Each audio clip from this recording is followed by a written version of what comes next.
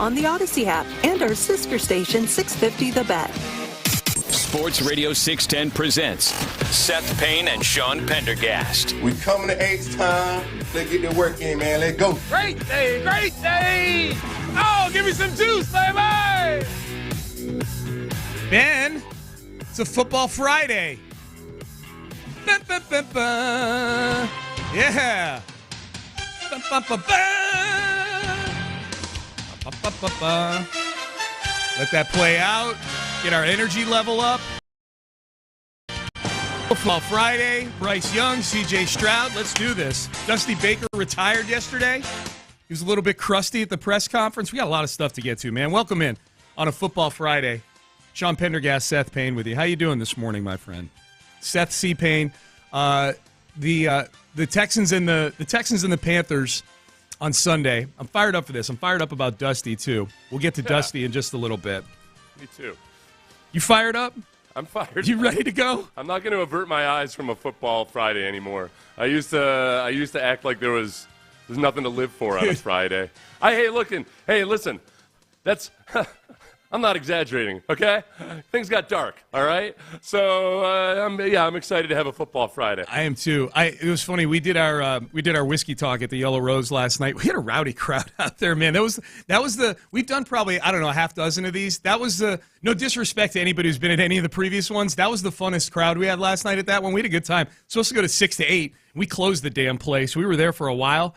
Really? But yeah, it was good. So we were out there just for about half of it. We're up there. I'm up there with the mic, and Lopez was there, McLean was there, and we're taking questions about the Texans, and we're having some fun. We did some giveaways, including an autographed Jalen Petrie football. And Seth, that was one of the next sort of little ticks of progress with this team. You know me, I'm about the one-loss record, but I'm about the little things, like discussing getting a game flexed or being in the hunt in the playoffs, like little things that show progress. Little sign of progress for the Texans last autograph stuff to give away at a station event that people actually want. Yeah. From somebody who's actually not only on the team, but going to be on the team presumably for like the next 10 years. Like if I had to handicap current young Houston Texans on rookie contracts who are going to be here in 2033, I would put Jalen Petrie, like Stroud obviously is at the tippy top of the list, but Jalen Petrie is on the next wave of players where I'm like, oh, yeah, he'll be a Texan for a long, long time because he's good. He's from here. He all those things. So, we gave away Jalen Petrie autographed footballs, and I was like, sorry, David Johnson, you're out of the autograph business for us. Yeah. No more Whitney Merciless autographed helmets for you people. You're getting stuff from guys who are currently Houston Texans. We might have – we should have exploited a little bit more while he was here was Danny Amendola. Because of the local connection. Yeah. We probably should have, like Danny Amendola versus Rex Burkhead. One of those guys at least has got some staying power in this area. Whereas Rex Burkhead, like all of our Rex Burkhead gear, like I don't know, maybe we could send it up to New England for something. Yeah. I don't know. Dude, the Danny... Now I think back to that season. I'm like, I think you're right. Like, he was from here locally. Maybe we should have. I think most people just want to get that whole season over with. Like, okay, which there was, you could have, from that season, the skill players from that year. Oh my God. Would it have been David Johnson? Yep. Brandon Cooks is still a relevant name. Yeah. Davis Mills. Chris Conley, of course. Chris Conley. Philip Lindsay. Remember Chris Conley, who may or may not have had in a team meeting room over something that David Culley had said. Do you get the sense here, everybody? Do you get the cut rate bargain basement add-on channel daytime television we're talking here? It was Chris Conley and David Culley apparently, I don't know, ganging up on Justin Reed, and that's what we had. That's what we had to sustain us. Yes, sometimes to appreciate what you have to pull the contrast from where you were, and that was a dark time. But the times are brighter. The times are brighter now, Seth, so much so that, as you and I were discussing yesterday, when we had Kyle Bailey from WFNZ on, and he's listing all the things that the Panthers have done wrong the last 2 years and where they are right now and what they're looking to get out of this game on Sunday, make no mistake, the people sitting in that stadium in Charlotte on Sunday are rooting for one thing, and it's not a victory in that game. They're rooting for Bryce Young to look like a competent NFL quarterback. That is it. And that's the place they are right now. I think the one thing that people in Carolina have been wanting or expected to see that they haven't is Bryce Young improvising. This is the really ironic twist of fate in all of this, where that was supposed to be one of the things that Bryce Young had developed and learned was how to improvise because he didn't have the cushy upbringing that C.J. Stroud did. And yet, when you try to look at footage of Bryce Young scrambling, it's kind of like him in an imaginary gerbil wheel inside the pocket that eventually goes off its axis and crumbles to the earth. He's the size of a gerbil, right. You know? Yeah. So he's just in there. It's just him. No, we're not going to make Richard Gere jokes anymore, everybody. Yeah, stop it, chat room. Just settle down. Yeah. He's not running around inside Richard Gere. He's like in an imaginary gerbil wheel on in the pocket, and then he goes down. Like there's no improvisation with this fella. Right. Whereas C.J. Stroud throwing on the run. Yeah. You know, buying time within the pocket, doing all these things that apparently I had been told that he had been so corrupted by Ohio State and how easy it was there that C.J. Stroud would probably be MIA within 3 weeks. Well, and the other thing, too, about the two quarterbacks, C.J. Stroud and Bryce Young, is that the narrative surrounding both of them last year during the season, Seth, because it was 2021 was when Bryce won the Heisman. Then he came back for another year. And the narrative surrounding 2022 was, well, this janky-ass Alabama team, by Alabama standards, is being dragged to wins every week by the heroism of Bryce Young. Like, he is carrying these teams to victory. And, boy, like you said, cushy football upbringing with C.J. Stroud. His guys are running wide open, and he's playing against Indiana every week, and he's got a clean pocket, and he never has to improvise. And Bryce is dragging all these guys to wins, so much so that the Carolina Panthers owner, and we'll hear this audio later, trust me, 5 Reasons I Hate You, 8:23 a.m., that they were duped into thinking, like, well, we can just get any Tom, Dick, or Harry at wide receiver, and we'll be fine with Bryce Young because he drags teams to victory. That's what he does. Whereas C.J. Stroud is going to need the ultimate in order to maximize C.J. Stroud. And I think we found out that C.J.'s wide receivers are more talented than they were given credit for before the season. I think C.J. has obviously a ton to do with their productivity, Nico Collins and Tank Dell in particular, and Dalton Schultz lately. Go look at the Carolina Panthers statistical page. If you're a Panthers fan, it has to be the most depressing thing to look at. Adam Thielen is by far their leading receiver with 49 catches. The next closest pass catcher has 16 catches on the season. Adam Thielen, who Minnesota kicked to the curb. He's 33 years old. And he's averaging 10 yards a catch. And you may go like, wow, that's not very much. Yeah, I know. And guess what? Their other wide receivers are all under 10 yards a catch. Right. It's depressing. It's the epitome of dink and dunk. Yes. And whereas meanwhile, C.J. Stroud is throwing the ball downfield. Like a lot of people have, talking about him not getting sacked and everything. Like I've seen a lot of people that haven't watched the game say like, well, yeah, because obviously they're protecting his dink and dunk quarterback. No, he's got the third highest average yards per attempt from inside the pocket in the NFL, behind Tua and maybe Josh Allen. Mm-hmm. He's stretching the ball. He's pushing the ball downfield. The other thing too that's happened. I'm seeing this now, Sean. People are starting to pay attention, but they haven't actually watched the Texans. They'll point out CJ's time in pocket, and they say, "Well, he's got to get rid of the ball quicker. He's 3 seconds per drop back time in pocket." That's a relatively recent development as teams have started to play more coverage versus them. They're starting to drop more people. They are intentionally last longer, but it's not because he's unwilling to check down. That's the furthest from the truth. Other people point out his completion percentage as evidence that he's not as accurate as they thought he was. And that's, again, if you haven't been watching, you don't understand just how responsible he's been about throwing the ball away. Yeah. And avoiding or just throwing low risk throws that might be contested but aren't going to be intercepted. That part of it, his accuracy is of zero concern. But you will see some people say 59% accuracy, that's no good. Yeah, he had guys they signed out of the local Subway playing offensive line for him the first 2 weeks of the season. No, if your take about CJ Stroud is if you have a negative take on, if there's a negative part of your take on CJ Stroud, and look, he hasn't been perfect. I'm sure there's things to nitpick, no doubt. But if part of your evaluation negatively is his completion percentage, you are completely telling on yourself that you just don't watch the games. Right, You're pulling out the stat sheet and go, oh, look at that 5-handle in front of his completion percentage. Oh, boy. Yeah, it's notable when he misses a layup. Like, that's where I saw, I won't even say his name because it's somebody that I otherwise really respect, but he said that CJ's got to do a better job of making the layups. He does a good job making the layups. It's to the point where when he misses one, you're kind of like, oh, that's not like him. Right.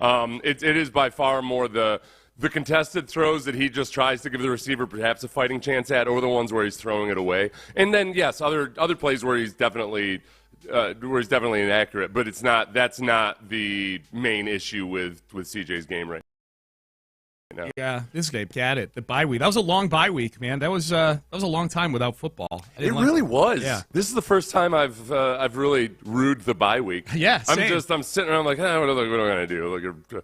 Look at a listicle about the Texans or something. I want some actually meaty stuff. Give me something. This is my juice, baby. Yep. This is the Texans beating Bryce Young and hammering down all the haters with a Z. Okay. How? Is there a part of you that doesn't want Bryce to finish the game?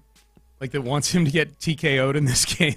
Not a part that I would admit to publicly. Yeah, no. I'm not afraid to. There's a small part of me, not a big part. There's a small part, not like stretchered off the field or anything, but just so beat up that they waved the white flag and put Andy Dalton in the fourth quarter. Part of it would be scoreboard driven, you know.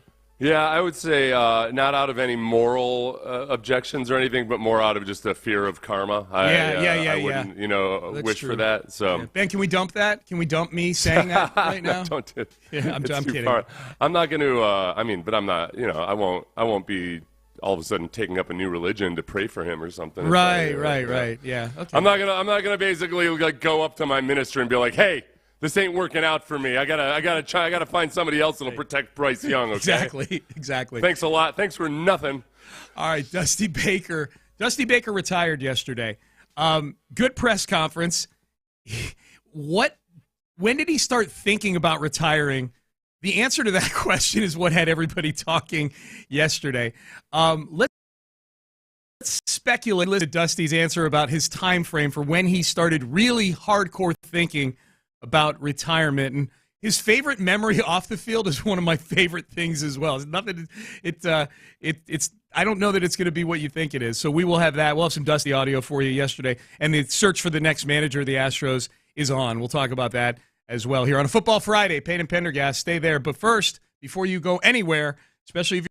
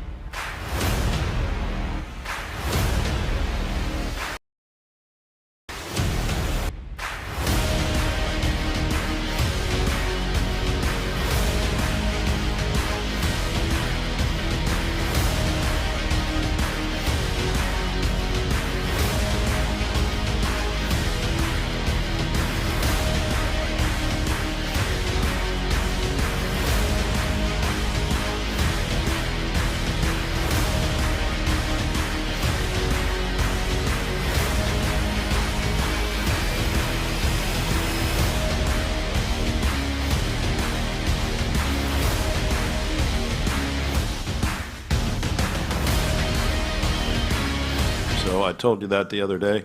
Did a fantastic job. The record speaks for itself. He'll be missed, and I know the players will miss him.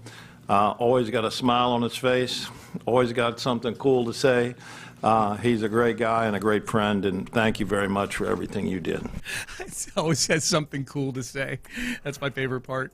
I do think the players will probably miss Dusty. I did, for all the weird decision making this past season at times in games that we probably maybe got overly agitated with at times. The players universally seem to really like Dusty Baker. From that standpoint, whoever's next has tough shoes to fill as far as just the pure interpersonal part of it. I think the biggest thing of it is Jim Crane saying there that maybe nobody else could have done what you did, in obviously referring to taking over a team that was in the midst of all those revelations and losing abruptly. World Series winning GM and manager. Okay, how do you maintain a steady course, and move on without any more drama? I think a lot of times just having someone like Dusty who's seen it all and done it all and been there, understands that not everything has to be as huge as it feels like it is. That okay, look, things happen, then you move on, and I'm not going to make a huge deal out of it. I don't know. You ever in a position where you realize that an authority figure isn't as worked up about something as you thought they would be? And it's kind of nice. You're in high school or something, and you realize your coach pulls you aside, and you think you're in trouble, and he's like, "Listen, man, look, I know you screwed up, but you just got to go back, start going to class, man. That's all you got to do." Now that you lay it out that, I think of times in my regular career or younger, younger days playing sports or whatever, where. You're right. Having an authority figure who you respect, you respect their authority, but they kind of dial back what you thought was going to be a pretty intense moment with them. It's a big relief. You're right. Dusty has that gene. I agree with you. You know who that was for me, real quick? Yeah. Jim Knowles, the Ohio State defensive coordinator. He was the defensive coordinator at Cornell one of my years, I think, one of those years when I wasn't going to class a lot. And he did the same thing. He kind of pulled me into his office, and I'm like, oh, crap. What's he know? What does he know? And he just basically was like, listen, man, I know how it is. He had gone to school at Cornell. It's just got to go to class and blah, blah, blah. And it was exactly what I needed to hear. I didn't need somebody crushing me because I had a lot of crap going on at home and everything. Yeah. So, I feel like the Astros team were the same way. That, they just needed a guy that wasn't going to make a huge deal out of everything that everybody else was making a huge deal out of. Yep.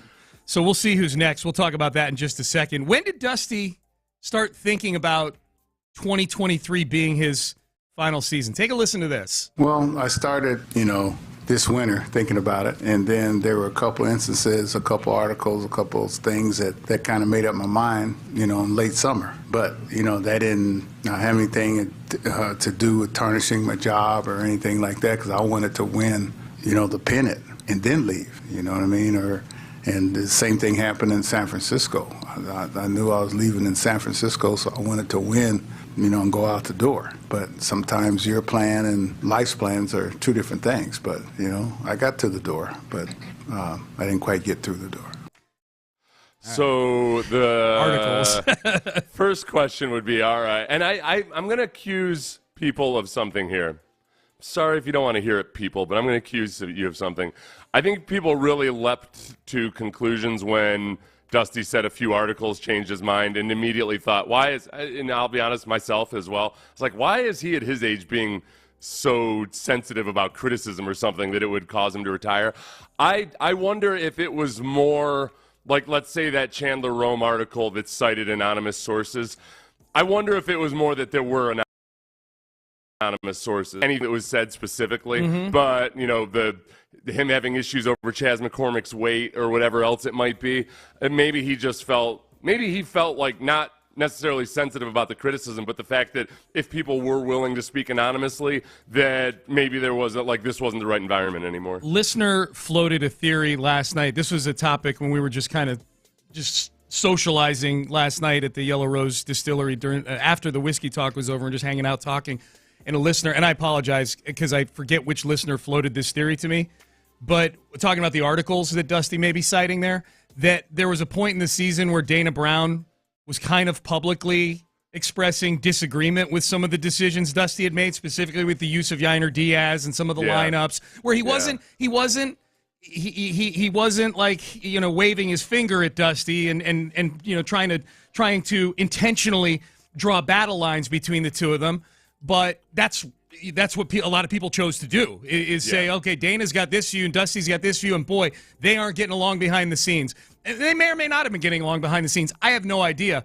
But I thought that was an interesting theory, that maybe the articles where Dana Brown started to become more public about his thoughts on how the team was being run on a day-to-day basis, I think that's a plausible theory for sure. I think that, and also, too, I think there's a way that coaches and GMs can use the media and reading getting a lay of the land of what's being written and what's being said. And again, who are the, how many, I trust Chandler Rome that when he cites anonymous sources, he's going to Dusty. Yeah. Dusty, the same way, understands that, okay, these are actual sources. Chandler's not the kind of guy who's going to fabricate a source. Even if Dusty doesn't like Chandler particularly, Chandler's just not that kind of writer. Right. So I think that he could have just kind of put his finger in the air and read the room as far as the environment with the GM, with people in the organization, maybe just with the times in general, where now anonymous leaks are just so much more prevalent than they ever were in sports until about 10 years ago.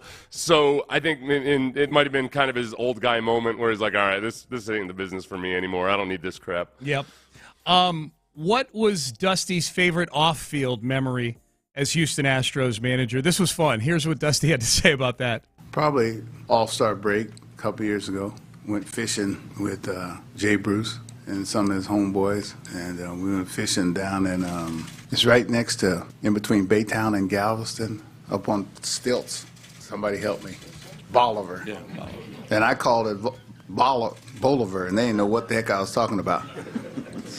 And we went out that day, about 60 miles out, and I get seasick. So Jay Bruce gave me a patch on my ear to sleep with that night before so I wouldn't get seasick. So we were way out 60. We caught a bunch of big old red snapper. It was beautiful. So I called my wife, Melissa, and we were coming back in, and I said, hey, baby, those patches, they really work. She goes, really? I said, yeah, man, I didn't get sick or nothing. She goes, well, I found this patch on the pillow. And then I started getting sick. Placebo. The power of a placebo effect. Yeah, man. Yeah, good job. and then it's the nocebo effect when he actually started feeling sick because he had Dude, if you had to play the game where you hear the answer first and then you have to guess what the question was, would you have ever guessed that the question was, what was your favorite off-field memory as manager of the Astros? This guy that never played for the Astros, but not with his homeboys. But has no real connection to the Astros, but lives in the area. Went to Bolivar. Yeah. Who, one of our loyal listeners, Jackie Goss, has a place on Bolivar. He's the freaking mayor of Bolivar. Not literally, but, he runs. He's the mayor of his trailer park. He runs the racket. That is true, yeah. Excuse me, RV park. Yeah. A lot of vehicles there, yeah. Jackie. Jackie's the man. Dusty, are you a seasick person, by the way? Are you a motion sickness person? No, you put me on any sea, and I'm fine. Do you do roller coasters? I was born with my sea legs. What's that? Do you do roller coasters? Oh, of course I do. You do? Except I start to worry about I've told you before, my issue with water parks. Yeah. My anatomy there's something unique about my anatomy, like the distribution of my body weight or something that it doesn't, people have seen me and thought, they were like, what happened on that water slide? It looked like you were going to fly off the corner. Yeah. So I don't do those anymore. And I worry that somehow, some way it could happen on roller coasters too, but I fight through fly it. Off. Roller coaster. It's not like a visceral fear. It's more of I got you. So the Astros are on the search for their next manager. Here was Jim Crane when he was asked about it yesterday. We've just started working on it. I mean, we've only had a day, so we'll work on it quickly. And Dana and I do the work, and hopefully we can find someone. Be tough to replace Dusty, but we'll have a fluid search and work as fast as we can to get somebody in place. All right, so a lot of people reading into the fast as he can. The Crane had another answer in there during the press conference where he talked about they asked about a timeline for it, and he kind of intimated that he doesn't anticipate it dragging out too long, which a lot of people, Seth, read into it that means that they're just bumping Joe Espada up to the managerial role. I wonder if maybe the one thing, though, too, I always wonder with Crane, like which parts of analytics does he like and which doesn't he like? It's not like they fired all their analytics dudes or all their former NASA engineers or anything, but I wonder if maybe one part of the analytics that he actually believes is just that the manager doesn't really matter that much as there are a lot of analytics nerds that want to believe that like managerial decisions actually matter very, very little. And I agree with them to a large extent, except when it comes down to like playoff series and things like that. Yeah. Like there's the biggest issue that analytics nerds sometimes don't understand is the difference between the regular season and the postseason. Mm-hmm. The large sample size and what have you, and how things even out over time don't quite work out the same way. Yeah. Well, in a 7-game series especially. Sure. When you're facing a team for 7 weeks or so, like a lot of the numbers kind of it turns into quantum physics. It's a mess. Espada's only dalliance into decision-making actually worked out really well for him in Game 5 of the ALCS. When brilliantly. Dusty got the boot, and he brings in Yiner to pinch hit, and he brings in Singleton to pinch hit, and they both get on base. He pinch runs Gray Kessinger, and then Altuve hits the 3-run home run. Man, like Joe Espada sits down in Dusty's seat at the chess table, and he's like, boop, boop, boop, checkmate. I wondered if maybe that's why I had wondered for a minute whether maybe that's why Dusty was spending extra time in the dugout and not leaving. And so I went back and watched that part of the game, and no, he was just sitting there. He was I thought maybe Dusty had been planning with Espada or something, and that's why they were buying time. But I think Dusty was just that genuinely angry at that moment. We've known for a couple days now Dusty's not going to be there anymore, so we've known that there's going to be a managerial search.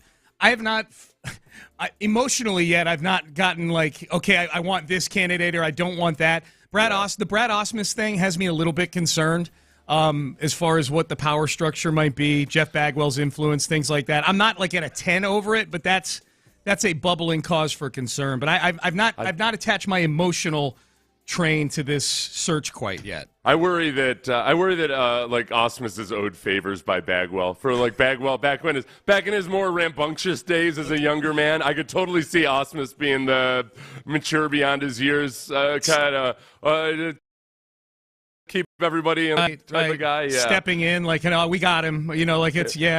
Bagwell might feel indebted to him in that regard. Back when God, that crew was tight back in the day, man. That Bagwell, Biggio, Ausmus crew. Espada, I guess the one interesting thing that Chandler Rome brought up about Espada is that he has interviewed for 6 managerial openings. Yeah. And nobody has hired him. So what is that an indication of anything? I kind of just wonder if maybe Espada has some kind of a loose agreement or understanding with Jim Crane. Maybe. That might be waiting for him. So who knows? That's complete conjecture. Yeah. I haven't heard anything about that other than has Espada turned down opportunities that he just didn't quite think were right, or is it that nobody's been that interested? Yeah. Is he always comparing him to this because he has in the back of his mind that this job here could be the one he's getting? I think is a fair thing. Or is he the Eric Bieniemy of bench coaches? Bum, bum, bum. Maybe. Who knows? So managerial search going on.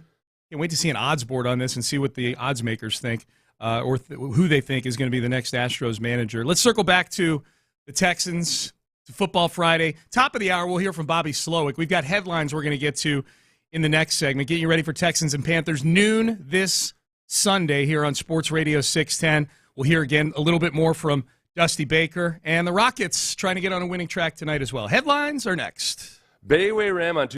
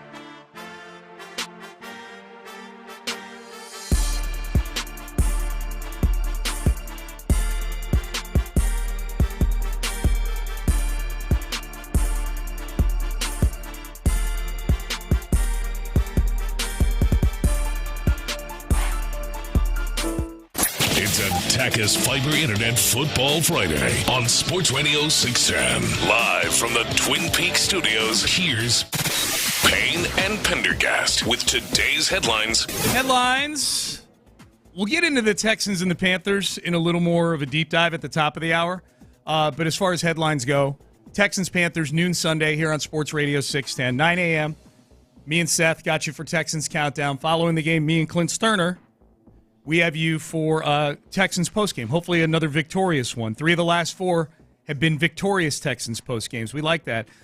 Seth, I've been looking in the chat in our YouTube channel. We're on YouTube and Twitch now. More and more people finding out about that. So you can watch the show if you'd like on YouTube. And in the YouTube chat, Stephen James says, I can't get over the 180 y'all have taken on Bryce Young. Leading up to the draft, y'all were all in on Young, and we're trying to convince folks like me that he wasn't too small. Looks disingenuous. Yeah. Steven's been lying for a couple days now on the text line. I already responded to him yesterday. You did? Yeah. Okay. He yesterday he claimed that we were acting like all of us were acting like Bryce Young's size was no big deal, that's a lie. Like every time, even like when I would talk about Bryce Young positively, I would talk about how first and foremost, though, I am terrified of his size. Yeah. So yeah, look, Steven, I don't know what you're looking for, man. Bryce Young and C.J. Stroud were the 2 top players in the draft. I was concerned about his size. A lot of the prognostications and a lot of the so far after 6 games, the people's opinion about Bryce Young versus C.J. Stroud were they were more inaccurate about Bryce Young. Yeah. I will also say, with full transparency, as soon as I realized what was happening and who the Texans were likely to get, I was flat out, but Steven, you weren't listening. I flat out said, look, there's a lot to like about C.J. Stroud, and I'm going to, you know how it goes with this, I'm going to convince myself of it because he's going to be the Texans quarterback. Yeah. And then it's up to that player to either live up to your hopes and expectations or dash them against the rocks. But I don't know if Steven's only been following sports for a year or 2. But, yeah, that's the break, Steven, okay? Things don't always work out the way you want. Yeah. Your fluffy little lie in the comments about things that I said in the past. My whole thing is whether we, about you guys said this or you guys said that. The overriding spirit of what he's saying there is, you guys were all in on Bryce Young, and boy, you sure are critical of him now, and you really love C.J. Stroud. And my thing is, I wanted Bryce Young. I've said it many times. Guess what? I was wrong. You can say the same thing about Brock Osweiler. Now, for the most part, I think most people were cautiously hoping that O'Brien knew what he was doing with Osweiler. It wasn't gung-ho. I know a lot of people try to act like the entire media corps was gung-ho about Brock Osweiler. Yeah. There was a lot of wait and see about it. But after a while, they either prove you right or wrong or what have you. But there you go. If you just wallow in your poor decisions and don't savor the moment that that I'm glad I got it wrong. Yeah. And I'm going to savor these next 15 years of C.J. Stroud, knock on wood, hopefully here, man. So, Steven, I hate to tell you, man. Plus, talk radio hosts get stuff wrong from time to time. No. Plus, Steven's lying, though, because it wasn't there was a clearly defined transition to when all the reports started being that Bryce Young was going to the Panthers. We've been through this already before. Steven didn't pay attention at all, in the weeks before the draft, and now is acting like all of a sudden there's been a C-turn or something. Yep. Stop lying in the YouTube comments. Right. Don't do that to Google. Don't disparage the good name of the YouTube owned by Google. All right, so the game is on Sunday at noon, and we'll dig more into the Texans and the Dusty Baker, he announced his retirement yesterday. Press conference over at Minute Maid Park. Jim Crane, Dana Brown, Dusty Baker answering questions from the media. What's next for Dusty Baker? He's not quite sure at this point. I just want to say thank you. Retiring from the field here in Houston, I haven't made up my mind yet what I'm going to do or where I'm going to go. First, I'm going to go home, talk to my daughter that thinks that she's my mother, and spend some time with my grandkids and let the Lord tell me where to go and what to do, with my life. And I still feel like I haven't done what I'm supposed to do in life, so I feel the Lord has some great things ahead for me. I feel like Dusty can pretty much design whatever job he wants in baseball. At this stage, an advisor, a consultant role, something in the league office. I feel like there's I don't know that there's anybody out there that would say no to having Dusty Baker around, just like in some ancillary role. It's all about what price. At what price? Yeah, yeah. But I think the world is going to be his oyster, man. At age 74, he can go do some things. He can design the job exactly the way he wants it. He said he hasn't accomplished what he wants to do in life. So what do you think that is? It was probably winning another World Series last year, because he mentioned that 3 more times in the press conference yesterday, how sad he was that he didn't win last year. But he's not going to, I don't think that doesn't seem like his plan is to go find another managerial job where he can win a World Series. But maybe it is. Yeah, I don't know. I wonder what and maybe he just meant that, kind of, you never feel like you're fully grown up. Right. The people if there's one thing about people that maintain productivity into their 60s, 70s, and 80s, they're constantly curious about the next thing. They don't necessarily feel like they've done everything they want to do. Yeah, they're never satisfied. Absolutely. Yeah. Absolutely, that's the case. So I don't know if satisfied is the right word, because that connotation would be that they're unsatisfied. I think they're just more curious. Yeah. They're just open to new challenges. Yeah. So now the search is on for the next Astros manager. Joe Espada seems to be the betting favorite. Brad Ausmus seems to be the one that has everybody worked up. Jeff Bannister is the one that we want because he's a listener to Sports Radio 610 when he's in town. At least he used to be. Yeah. I don't know if he... We'll get him back. He probably doesn't listen to the morning show. That was when we were on the midday. He told Meltzer that he listened to us. Okay. But, baseball people, they're not early risers. They're not up at the crack of dawn. No, that's not a lifestyle conducive to that. Jeff Bannister. And then there seems to be... Chandler Rome's got a really good article about kind of laying out who some of the candidates are. He's got 12 names in there. He does point out in there, Seth, that Jim Crane is not afraid to do something splashy. Like Jim, you could with respect to the roster, the trade deadline stuff with Verlander and the Greinke trade a few years ago. The story was that it was Crane that went to Luno to say, "Hey, man, we should look in on Greinke here and see if we can make that happen." I think Dusty Baker was name-wise a splashy hire when they brought him in. I don't think that's the reason they went and got him necessarily. But Chandler points that out. Buck Showalter interviewed for this job back in 2020. Oh, okay, yeah. So just a name in general. Yeah, like a big name. Joe Madden's name is in that article that Chandler Rome has in there. Joe Madden would be fun. I guess Joe Madden's the kind of fun though that wears on you if things aren't going right. Yeah. Right? Yeah. You're like, oh, you and your silly glasses. I like those glasses. You know what Joe Madden is? He's like Stephen James' version of Bryce Young, where we'll be all about him until all of a sudden we don't like him, and then Stephen James is going to come trotting in saying, "Hey, you said that you liked Joe Madden." Like, yeah, I liked him until he tried to have the closer go 3 innings in a row. Yeah, I liked him until then. Yeah, exactly. Madden said this to Ken Rosenthal after he was fired by the Angels. Quote, "I'm into analytics, but not to the point where everybody wants to shove it down your throat. Real baseball people have felt somewhat impacted by all this. You're unable to just go to the ballpark and have some fun and play baseball. It's too much controlled by front offices these days." End quote. Feels like a Bagwell candidate to me. You can't just go to the ballpark and have fun. I feel like I need a balance somewhere between him and maybe Tony La Russa on the fun scale. Yep. Like somewhere, you don't have to be as grumpy as old man La Russa, but you gotta at least have some drive to get there and maybe get an edge over somebody. That would be hilarious if they hired La Russa. You'd be so miserable. Oh, it would be a fun miserable because I would just be taking pot shots at him the entire time. But yes, that would suck, having Tony La Russa. All right, so that's where we are with Dusty Baker retiring. Rockets back in action tonight against the Spurs. So we get our first look as Rocket fans. We get our first look on the other side. The game is in San Antonio. Did you hear the story, like the further detail that's come out about James Harden and the Sixers, Seth? I don't know if you've heard this or not, but we know that he tried to get with the team to go on the road trip and go be a 76er, and the Sixers said, "Nope, you're going to Camden, New Jersey, our practice facility, so we can track what kind of condition you're in to get back on the court." That's what they said the reason was. Who knows if that's true? Apparently, Harden went to the airport to get on the team flight to go to Milwaukee, and security stopped him and said, "You're not allowed on the plane." Really? Yeah. And James was not happy about it, reportedly.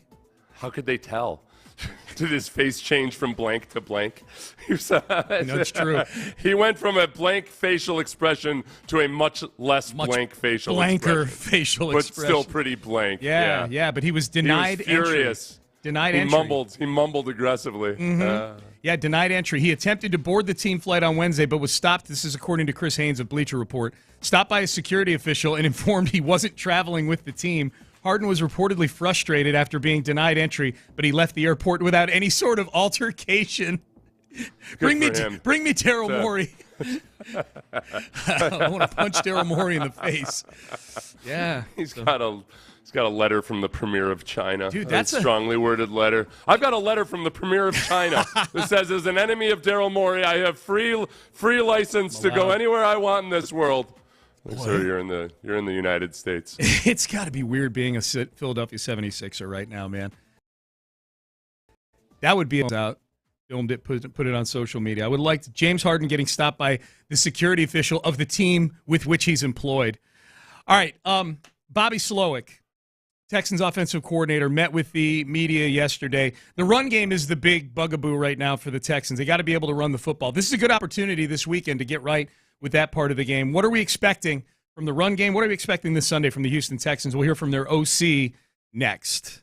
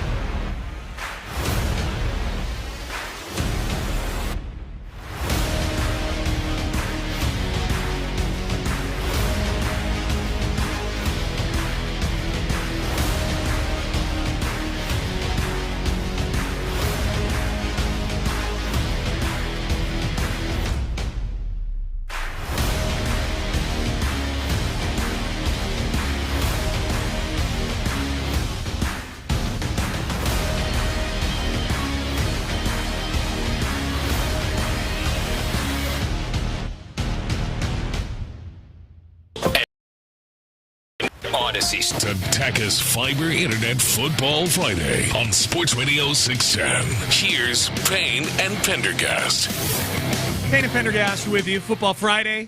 Speaking of football, I'm watching the last play of the Buccaneers-Bills game from last night on Thursday Night Football. We didn't hit that in headlines. Bills win last night, 24-18, against the Texans' next opponent. They play Tampa Bay at home next week. I did not see. The game was on at Yellow Rose when we were there for the thing last night, but there's a lot of socializing going on, so I was just kind of glancing up at the screen and have not watched the condensed version of the Bucs and the Bills yet. But apparently, the last play of the game was a Hail Mary attempt by Baker Mayfield. Yeah, and it did some. I don't know that I've ever seen this before. It was a Hail Mary from like midfield. Baker shuffles around in the pocket, does a good job, and then throws it up for grabs. And the ball didn't hit anybody. Like, no hands, no nothing. It literally, landed in the middle of the end zone and hit the ground directly. It was almost like nobody in the end zone knew there was a football play going on. They were all jostling with each other, and the ball was an afterthought to everybody. It was weird. There was some aggressive, a couple non-calls on potential pass interferences. Yeah. Or, tackles before the catch, which I don't know. I think officials are really, really nervous to ever throw an interference on a Hail Mary. Yes. The rule becomes it's almost like a free-for-all, but there's got to be a line somewhere, doesn't there? Yeah. There's got to be some kind of line in the sand where you can't just tackle people. No, you're right. I'm rewatching it again. You're right. There's a lot of that going on. I've just never seen the ball in a Hail Mary just go, bam, hits the ground. Yeah. That's wild. The Texans and the Panthers, a game that I'm hoping will not come down to a Hail Mary. Texans down to a 3-point favorite again, so this thing's been hovering around 3.5. I think the Texans are going to score a lot of points on Sunday against this Panthers defense. They're decimated with injuries in the secondary. They're not good against the run. This could be a get-right game, I think, maybe for the run game. I'll be interested to see how they distribute the carries between Devin Singletary and Dameon Pierce. Here was Bobby Slowick, the offensive coordinator, yesterday on the hopeful improvement of the Texans' running game. Yeah, I'd say absolutely. The nice thing about bye weeks is you really get a chance to self-evaluate. You constantly do it as a year goes on, week to week, but it's the first time you really get to just remove yourself from any opponent or game plan process for a couple days and hone in on, okay, where are we at right now, really in the run in the pass game? What are things we know we have to fix? What are things we do really well that we got to continue doing? And I think that process helps, in particular for us in the run game, where we've been growing every week and we want to keep growing every week, along with just having a group up front with continuity. That's obviously a big deal, being able to have the same guys up front every week. And then our backs just getting an understanding of the scheme and the system and what we're trying to get done, and managing the loads of all those guys. We really believe in a running back by committee. We really want to make sure everybody touches the ball, but we want guys to be fast, fresh every time they touch it. And I think last game against Norwich in that regard, as far as making sure that we had a share in the load right there. Yeah, there's going to be more Devin Singletary, and I think you have to at some point. It's not as simple as just, hey, they need to just call the plays that Dameon Pierce likes more, because being able to stretch the field horizontally and doing a lot of zone blocking schemes, that's part of setting up the pass game. You want to just make the defense defend every yard on the field, and you can do that better with the zone blocking scheme. I don't know how often running backs don't have a knack for the zone scheme the way that these guys coach it, and then all of a sudden figure it out. But it almost looks in some ways like it's gotten worse with Dameon Pierce. He's methodically thinking his way through finding the cutback, and then he takes 3 or 4 steps to slow down and then cut up field, where go back and watch some old Arian Foster shots of him with the cutback. It's just so fluid and smooth, and it's almost like he doesn't even look like he's changing directions almost. It looks like he's running a predetermined route because he's so smooth with it. Damien's the opposite of that. You were the first one to point that out to me, and when you see it and you notice it, it's pretty jarring. The fact that Dameon, his for whatever reason, his legs don't allow him to just stop on a dime and go.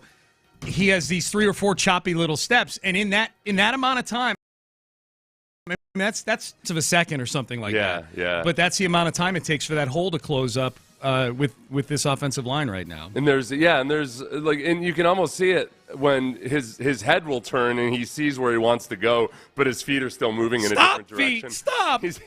It's the unintentional Tank Dell. Tank Dell's feet will be moving in a different direction than the rest of his body, but in a good way. Right. With Damian, it's like so Tank's feet will start going in the direction he's cutting while his upper body is still moving in one direction, and that's why it's so hard for defensive backs to figure him out. Whereas with Damian, it's his head and upper body is turned to where he wants to go, but his feet are still running in the other direction. Yep. His feet are built to just run over things and people. Yes, north-south.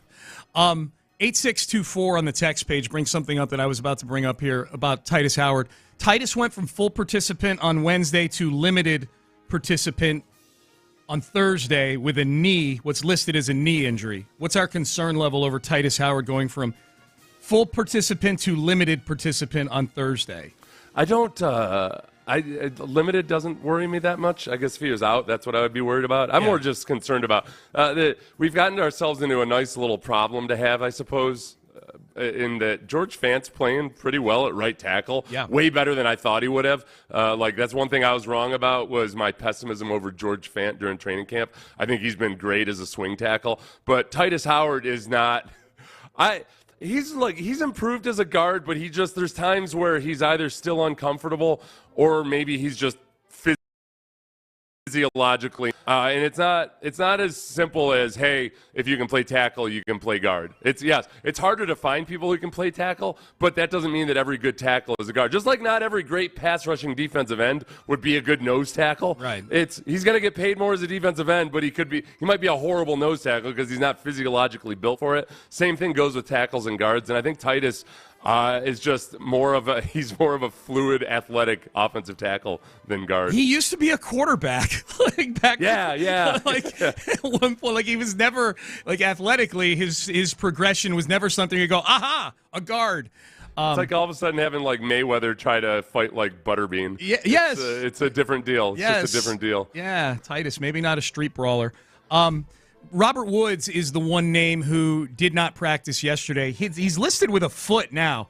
I feel like Robert Woods has had a litany of injuries here. It was a rib a couple weeks ago. Now it's a foot. He didn't practice again. Today's injury report will be the telling one when it comes to Titus Howard and certainly Robert Woods. Here was Bobby Slowick yesterday on what's the plan if Robert Woods is out. I've mentioned this before, but we have a whole stable of receivers that we feel really good about. We think all of them have traits and things that they do really well. And we want each of them, we want to put all of them in positions to take advantage of their skills, So Woody has his skill set that he's really good at and that we take advantage of, and he continues to grow in. Nico has his, Tank has his, Mech has his, Hutch has his. It's not so much like, oh man, if we miss any of these guys, we're missing this. As a group, these two guys do this other thing. Well, how do we take advantage of the same hole, maybe in a different way? That's really any time we miss anybody as a skill player on offense. I wonder, the interesting thing about the Texans right now that's different from Texans in previous years is that if you floated the idea of trading for Mike Evans, I think the first thing that I might have said a couple years ago was, well, Mike Evans is probably going to try to do everything he can to not come. Even if he doesn't have a no trade, he might make a stink about it, and people don't want to trade for an unwilling player at times. But that also, now I'm also at the objection to Mike Evans might be, well, you've got three guys that you want to get your targets, and Robert Woods is in that role of veteran wide receiver, can be a leader to the younger guys, all of those things. If all of a sudden Robert Woods' health was in jeopardy, I would be all in on Mike Evans, and who's still has a couple years remaining on his contract too. But yeah. Yeah, he wants a new deal though. That's the problem. Yeah, that's the thing. Yeah. But you'd have control, but you gotta give him a new deal. Okay, wait a second. I said all in. I shouldn't say all in. He's 30 years old is the problem. Yeah. And that's the biggest thing that keeps me from being all in on him. It would have to be with something reasonable. And now this is, again, if Robert Woods' foot was actually seriously 100% an issue. If his foot's just no big deal, and I don't need to mess with the distribution right now. Robert Woods is that veteran. Yeah, look, you raise an interesting question. We had this text the other day from somebody. We've had this text several times because of where we are the calendar, but the one you see the Texans actively buying at the trade deadline. If so, who are you targeting? And I don't think they're going to be super active at the trade deadline. I think Nick will make and take a lot of phone calls just to see what's out there. If I had to bet on it, I would say ultimately that if they do anything, it's probably something along the lines of the trades they made for like Josh Jones and Kendrick Green. I'm not saying for that position, but that level of trade, like a day 3 pick maybe for a piece here just to have some depth or whatever. Yeah. But look, I think this is a team set that should feel like they've got a chance to make the postseason and maybe win a playoff game, whatever the case may be. I think the expectations have changed with people who follow the team. I don't know what the expectations were in the building. I say all that to say that if there is some sort of injury this weekend at a key position, like a key guy, and you still feel like, man, we can win and we can make the postseason, we might win this division, then Monday and Tuesday get kind of interesting because I think back to 2018 when Brian Gain was the general manager and Will Fuller tears his ACL in that Thursday night game against the Dolphins, and 3 days later they trade for Demaryius Thomas because they had to have a wide receiver. They didn't have, it was DeAndre Hopkins, Will Fuller, and then a bunch of nobodies. So they make that trade. That'll be. I hope we don't have to experience that because, like I said, it would be contingent on losing somebody. But it's a reminder, the trade deadline's on Tuesday next week. The other position is pass rusher that people have talked about.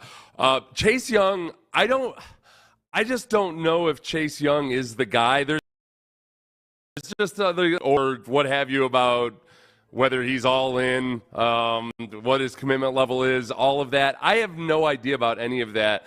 And if that's a thing, then I would guess that maybe D'Amico's doesn't want that in the building. If that's actually true, I question whether it's true just because he's also been playing for a dysfunctional franchise, and just like it was with Justin Reed here, sometimes being in a dysfunctional situation, a mentally healthy person suffers for it. So, and you end up wondering like, hey, why is this guy acting out just because he's in a dysfunctional situation? Right. Well, because it's the dysfunctional situation. It's not the guy itself. So I have no idea.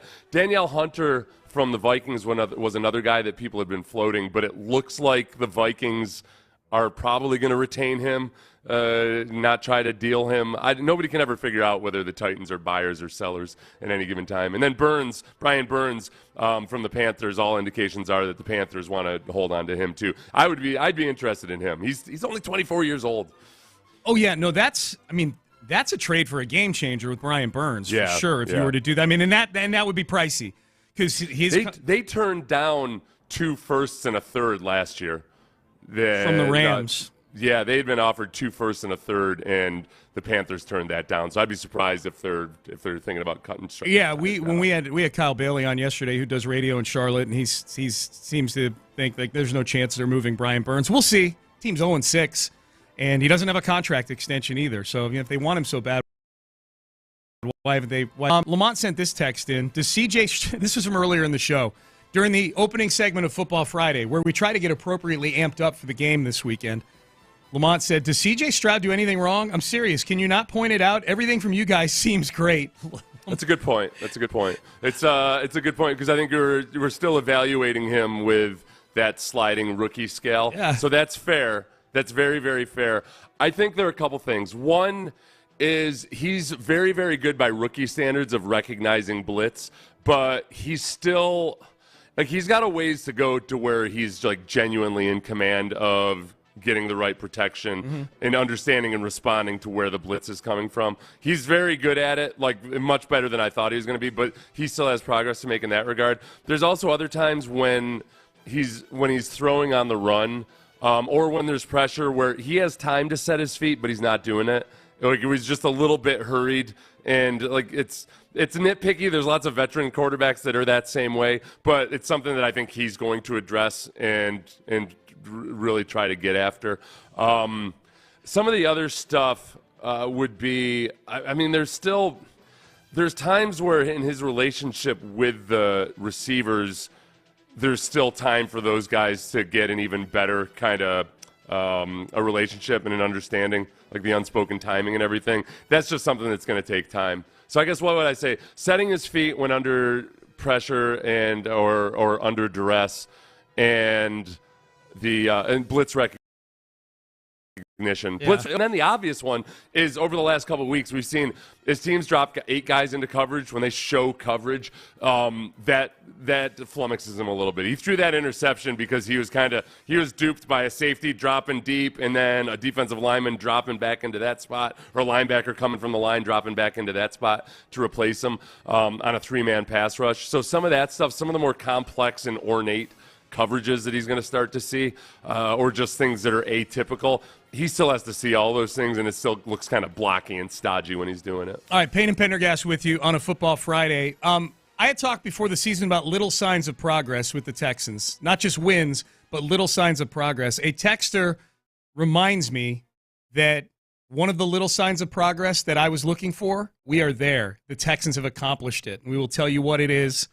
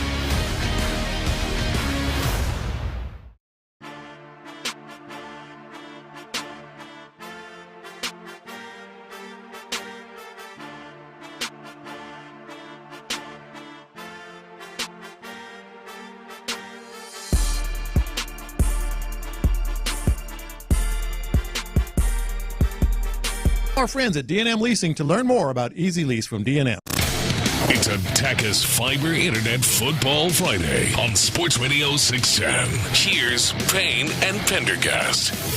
Payne and Pendergast with you. Football Friday. Good to be with you. Very excited. Panthers and Texans on Sunday at noon.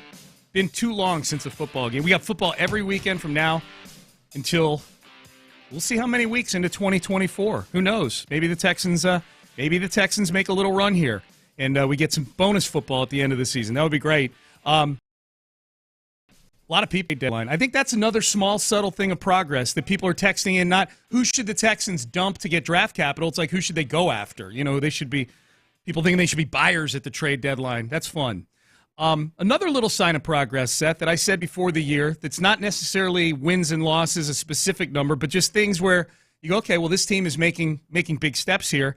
We had this text message a day or so ago, 9169. What are the chances Week 12 against Jacksonville gets flexed into primetime? It says Monday Night Football. We'll see. You can't tell me that people want to watch Chicago and Minnesota. That's who the Monday Night Football matchup is that weekend, Chicago and Minnesota. Look, it's week 8 right now. That's 4 weeks away. They'd have to make a decision on it probably in a couple of weeks. I think the mere fact that text gets sent in and my first reaction is not, who is this idiot that's texting about the Texans getting flexed into primetime? My first reaction was, oh, okay, well, I got to go look at the schedule in week 12 and see what other games might get flexed that the Texans are competing with. Sign of progress.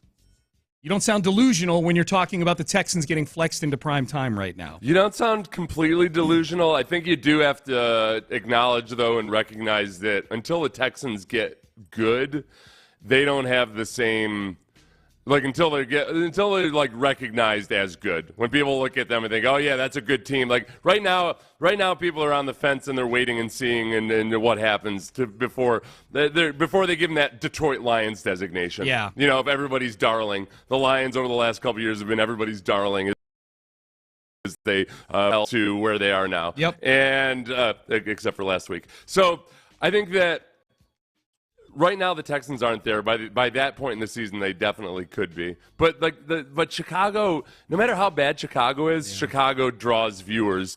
And like Minnesota, last year Minnesota was 5th in average national TV viewers. And you might be like, okay, yeah, they're good. They were winning a lot of close games, so people were going to watch those games. Whereas Chicago is still kind of like in the high teens as far as national TV viewers, despite being a really bad football team. The Texans were 3rd from last. The Panthers were 2nd from last. It's just not close when it comes to the big name teams, the old school teams versus some of the newer ones. Yeah, you're right. In primetime, there is an element to primetime games that it's about casual viewership is what really puts those games over the tops. And you're right. The Bears and the Vikings being in those uniforms on a football field at nighttime in primetime, there are people who are just going to casually watch it because it's Chicago and Minnesota versus think of the two teams that we're asking to be flexed into Monday night, Houston and Jacksonville. Two teams that, I mean, the older of the two of those two teams has only existed since 1995. The AFC South, look, that's the biggest part about the biggest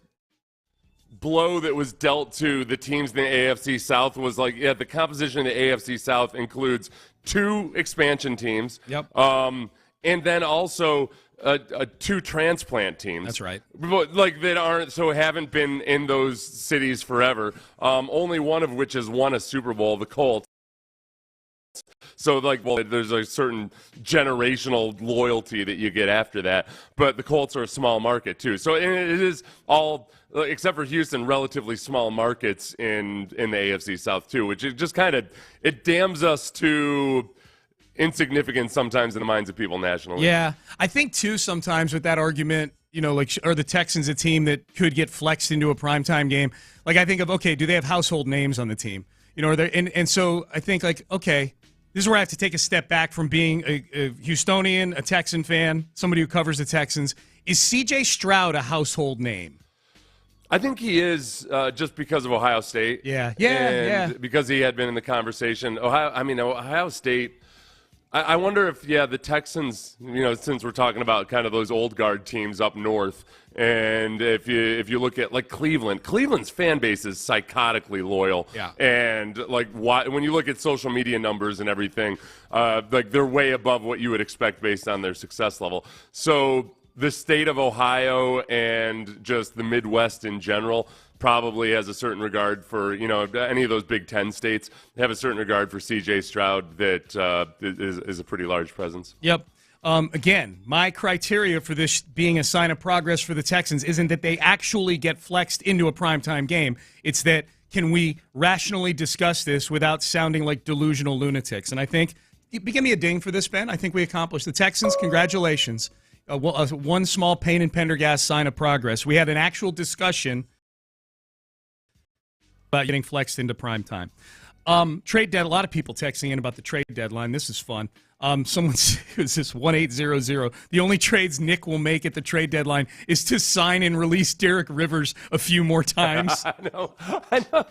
How many minor league options do they have left on him? What's the deal with? Are they allowed to call him up anymore? I think that he's got to be far past. There's some kind of limit on, when you lose the exclusive rights to a practice squad player, depending on how many elevations he's had.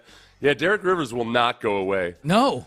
I thought I threw this sweater out 5 times. It's still here. Why is it still hanging here? It's a Derek Rivers sweater.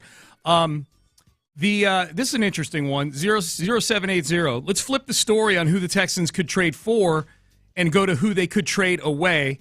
Let's say P.J. Walker struggles this weekend and the Browns lose this Sunday. If Andrew Berry called to trade for Davis Mills, do you make the deal? And if so, what would it take?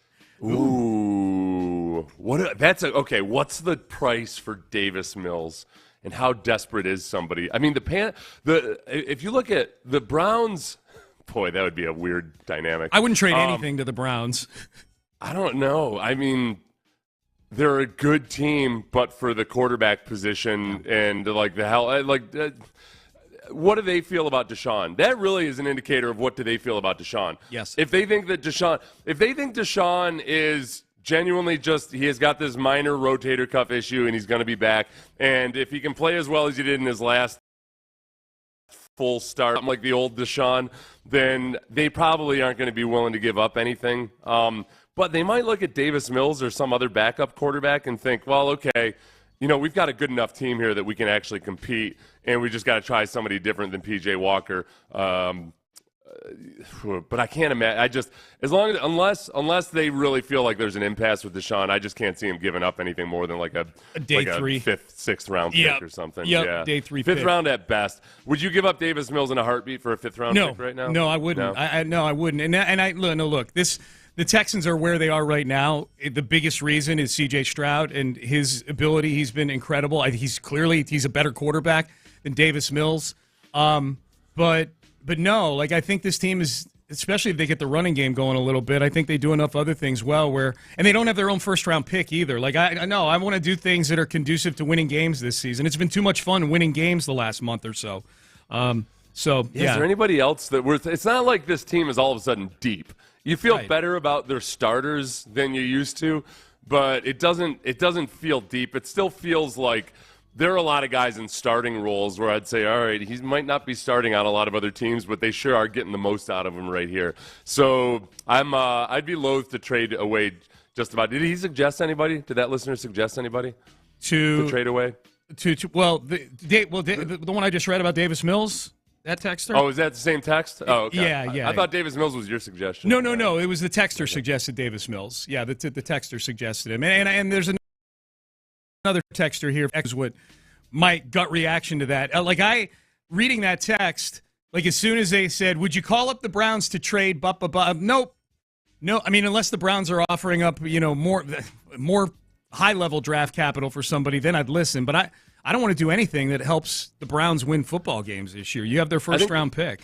The biggest change for me from August until now, or I would say even from weeks 1 and 2 until now, was the offensive line emergency patch-up job that Nick Caserio did was actually way better than I thought it was at the time. Yeah. George Fant And part of that is because George Fant has just played so much better than I expected. George Fant was struggling in training camp mess, in a bad way, like in a bad way. And it really, you say to yourself, well, like maybe the guy just had to get his legs underneath him in this new scheme. He's a veteran player that hadn't been on a team, so maybe he's just had to get in shape a bit. But like that's all stuff that you hope is true, and it looks like a lot of it was true. And who knows, maybe he was dealing with an injury or something. But George Fant has been way better, so I feel like you've gotten yourself. Hopefully, at the end of all of this, you might have wound up with a swing offensive tackle that you like. I thought that Kendrick Green, when he did fill in at left guard, was way, way, way better than I expected or anticipated. I was wrong on that. For our friend there, Steven, who claims that I won't admit I'm wrong on things, I've admitted like 800 times that I was wrong on Kendrick Green. Yeah. 1,000 times I'll admit that I was wrong on Kendrick Green, and I couldn't be happier about it. Still isn't ideal right now, but I also think that Jarrett Patterson, as a rookie center filling in on very short notice as a starter, has done way better than I expected to. Yep. Jarrett Patterson, when I watched Jarrett Patterson in college, I thought, all right, well, there's some things he's really got to clean up or he's going to get dumped on his face every time, every rep. And he did that very quickly in training camp. Like he cleaned up his game and transitioned from college to the NFL to where he was better than he looked. I wasn't saying he couldn't do it. It's just like there were obviously some issues he had to fix. So he did, and I think he's done a great job with some of the tougher mental parts of the game. And now it's just a matter of, okay, where does Juice Scruggs fit in? Does Jarrett Patterson move to guard when Juice Scruggs comes back, or vice versa? I feel a lot better about the offensive line. Does the seeming ability for Nick Caserio to have found these pieces to plug in as replacement offensive linemen and the offensive? Now, they haven't blocked well on the run, obviously, but they individually, these guys have each played probably above what we thought they were going to be. Does it make you at all think about, okay, should we have spent $18 million a year on Titus Howard? Was that a good allocation of resources? No, I think there's still things that you can do with Titus at tackle, particularly in the run game, where because I think there's some of the more egregious mistakes in the run game have been by some of those backups, and I think Titus or by Titus when he's trying to play left guard. I think you still want him at right tackle. George Fant, I think, is a good swing tackle. Yeah. He's a good guy to have as a swing tackle. The other thing with Laramie Tunsil, I think a couple people me about Laramie Tunsil in the last game, and they claimed that he got beat really badly a few times. And I'm like, I do not recall that, so I went back and watched again. And I think the plays that a lot of people think Laramie Tunsil is getting beat on were either – there was one play where Andrew Beck hit a horrible chip block, just really, really took a bad angle on it. And then there were a couple times where it was by design there was going to be a free rusher. Like just every time a guy comes free off the edge, it's not the offensive tackle's fault. Sometimes it's just that's the design of that's what's going to happen if there's a blitz on that particular protection. So like Laramie's been playing really well. I think he is improved a lot as a run blocker too. So like I've got zero issues with the way Laramie Tunsil has played. And so far, has he had a false start yet? Not that I can think of. I don't think he has. I don't think he has either. All right. It's progress. That is progress for Laramie for sure. All right, Payne and Pendergast with you. Football Friday. We'll get to our top 8 stories at 8 o'clock at the top of the hour. Busy 8 o'clock hour. 5 Reasons I Hate You. We'll do that. Carolina edition. Surprisingly easy to come up with 5 this week for us. And Lisa Ann is going to join us at about 8:45 or so to get you your fantasy football advice for Week 8. Fantasy football heating up as well. They've chosen the team for the in-season Hard Knocks. Do we approve of the choice? I've got a few teams that I would have rather seen in the in-season Hard Knocks, and we'll get to, again, headlines top of the hour. That is next.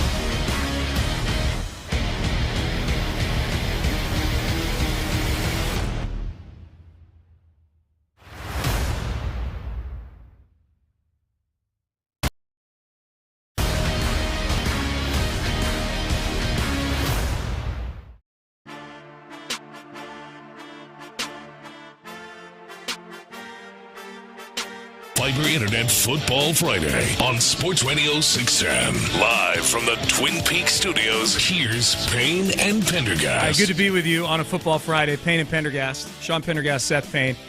We got you Sunday at 9 a.m. for Texans Countdown, leading up to the noon kickoff between the Panthers and the Texans in Charlotte. We'll talk more about that game, certainly, as we roll on the next couple hours here on the show. Got you covered all day long as well here on Sports Radio 610. In the Loop midday and then the drive in the afternoon. They're at Kirby Ice House today, by the way, right over here off of Richmond on East Side.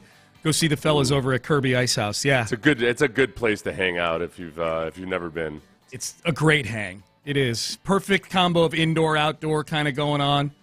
Plus, it's walking distance from where I live, so that helps me personally, which is really what it's all about. I feel like they've got like a quarter mile of bar footage as well. Like, you know, like even when it's crowded, you don't have to to wedge your way into. You don't have to do a tush push up to the bar. You can just casually. Seth, get over here. We need drinks, and we're all like pushing Seth to get over the bar. That's funny.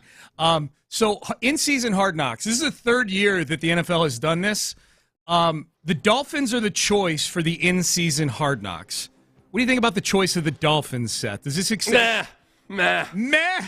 I feel like I've seen enough of Mike McDaniel. Yeah. I'm like Mike McDaniel to the point where, like, all right, I've seen enough of happy-go-lucky, no ego having, whatever, going to joke with his players, Mike McDaniel. Now, go do something. Just do something. Yeah. Yes, you're off to an incredible start, but we've seen this already. I get so tired of a team like being at a blistering pace for the first 6-7 weeks of the season and people acting like this team will never be stopped. It's just it happened with the Dolphins last year. Yep. It happened with the Dolphins last year. Yeah. And yet here we are again. Well, I just don't know who's going to stop the Dolphins. How about the two teams that already have? Well, yeah, but they've beat the crap out of bad football teams. They're bullies. Yeah, they're bullies. Yep. So I don't want to. I like Mike McDaniel's personality. It's all well and good, but I don't need to have him paraded around like he's just some kind of incredible breath of fresh air until he actually does something. That's a good point. Like, okay, do we think the nation becomes more pro Mike McDaniel, or does he wear thin on the nation as we get weeks and weeks of coverage? For example, Seth, I thought this was an in-season Hard Knocks. This was actual preseason Hard Knocks. I thought Bill O'Brien was more popular after Hard Knocks was over with people around the country than he was before Hard Knocks. Because he fit the type. He fit the mold of the tough football coach, but that still had a heart of gold. Yes. You know, he could mess around with CJ, or no, what's his name, with the Sox? Charles James. CJ. Yeah, he laughed at Vince Wilfork wearing overalls to the team bus and things like that. Yeah, but he swore a lot. He did. That was a big thing. He cursed a lot. Yeah, that was the big thing. I'm meh is probably a good way to put it. I'm like, I'll watch it. I actually like the in-season Hard Knocks better than the preseason Hard Knocks because the games actually mean something in all this. Yeah. I just, as far as the Dolphins go, real quick, just on without any deep dive analysis or anything, think about this: the fact that they've lost to the Bills 48-20. They lost to the Eagles 31-17.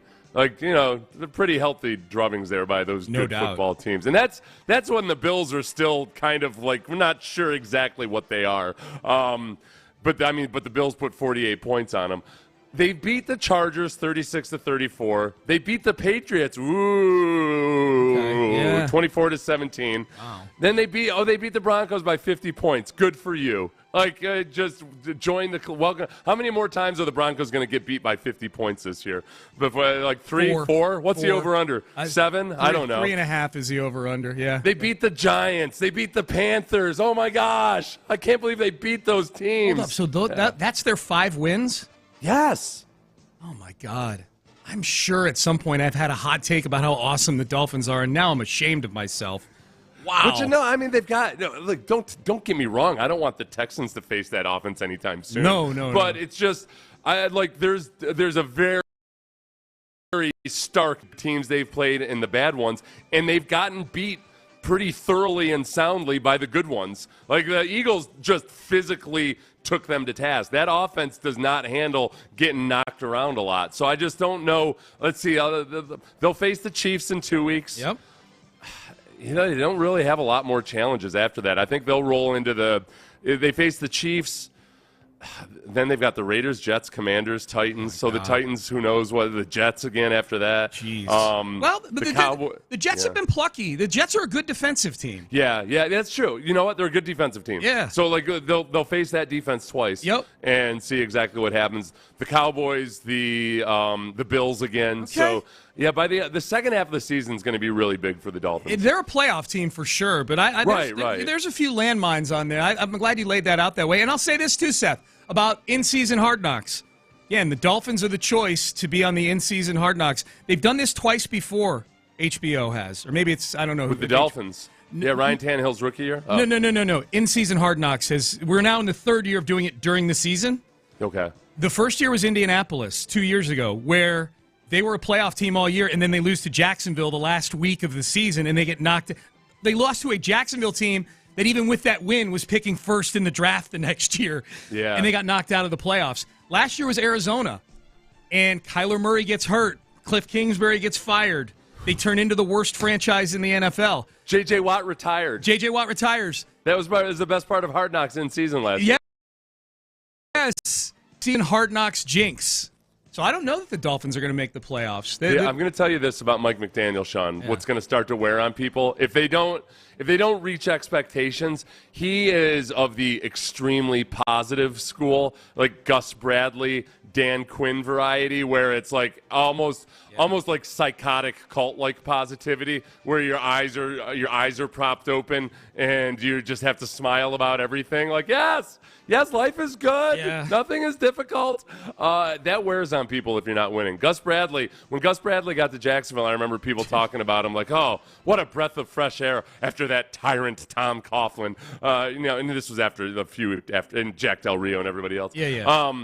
But that didn't last long. Then it turned. So after that Philadelphia loss, I read an article, and one of the writers was saying, these guys weren't acting. This writer wasn't saying it in a negative way. He's still under the charm of Mike McDaniel. He was pointing out how the team didn't look distraught at all, and everybody's just casually having conversations and talking about how they'll have to improve and everything.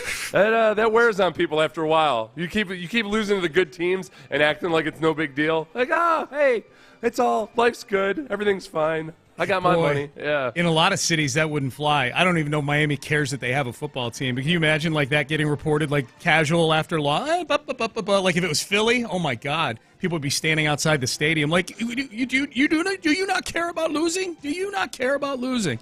I'd rather among the teams I'd rather see on there on this in-season hard.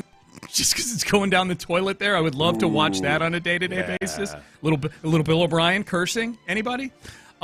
Cleveland for sure. Just because anything Deshaun Watson, I'm there to consume. Florio did something yesterday that I felt was, I don't know if he went a little too far or not, but he said there's a weird vibe between Deshaun Watson and the Browns.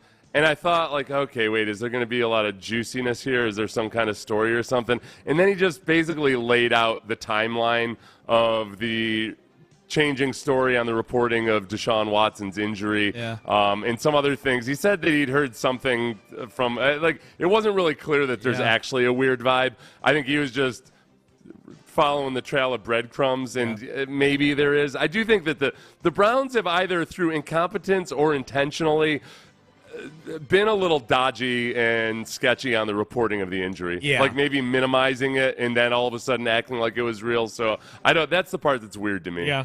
He got you to click, Seth. That's the big thing for Florio. I know. He got you to click. I would have done the same thing. I'm not throwing shade. New Orleans I'd like to watch just because I'm just pissed off. Yeah, we know that Derek Carr is pissed off right now. I saw Mike Garofalo and somebody else chatting. They did one of those articles where they just kind of both answer a question in print. But they're talking about the Saints potentially going out and finding another receiving option for Derek Carr.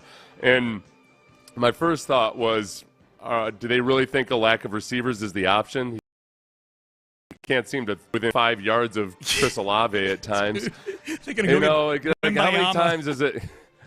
Like they brought like how many times are they gonna like bring in a receiver for Derek Carr and then realize that didn't fix Derek Carr? Yeah. Maybe Derek Carr is the actual issue. Eventually, the problem is Derek Carr, and Derek Carr's been shouting down his guys on the sidelines. That's what I'm saying. Like I think he is. We have fun with it, but I think he is actually pissed off. Pissed off, yeah. Well, and the other thing is like, are the Saints really in a position where they could do anything aggressive at all? Yeah, I don't know. They're in this multi-year resetting of the salary cap and everything, where it's not so easy for them to operate. I would imagine the Saints are more deciding to move on from Derek Carr right now than they are trying to figure out ways to help him even more. Great point. Peyton Manning was on the Pat McAfee show earlier this week, and they were talking about the Manning cast, as long as we're talking about stuff on TV in this segment. And Peyton Manning says they've stumbled onto a formula now with the Manning cast that I have been clamoring for over a year now, which is Peyton saying, we started out with 4 guests each game in year one. They had a guest each quarter. Then they went to 3 last year. And then they had some late cancellations last year, and so there were certain shows where they only had 2 guests.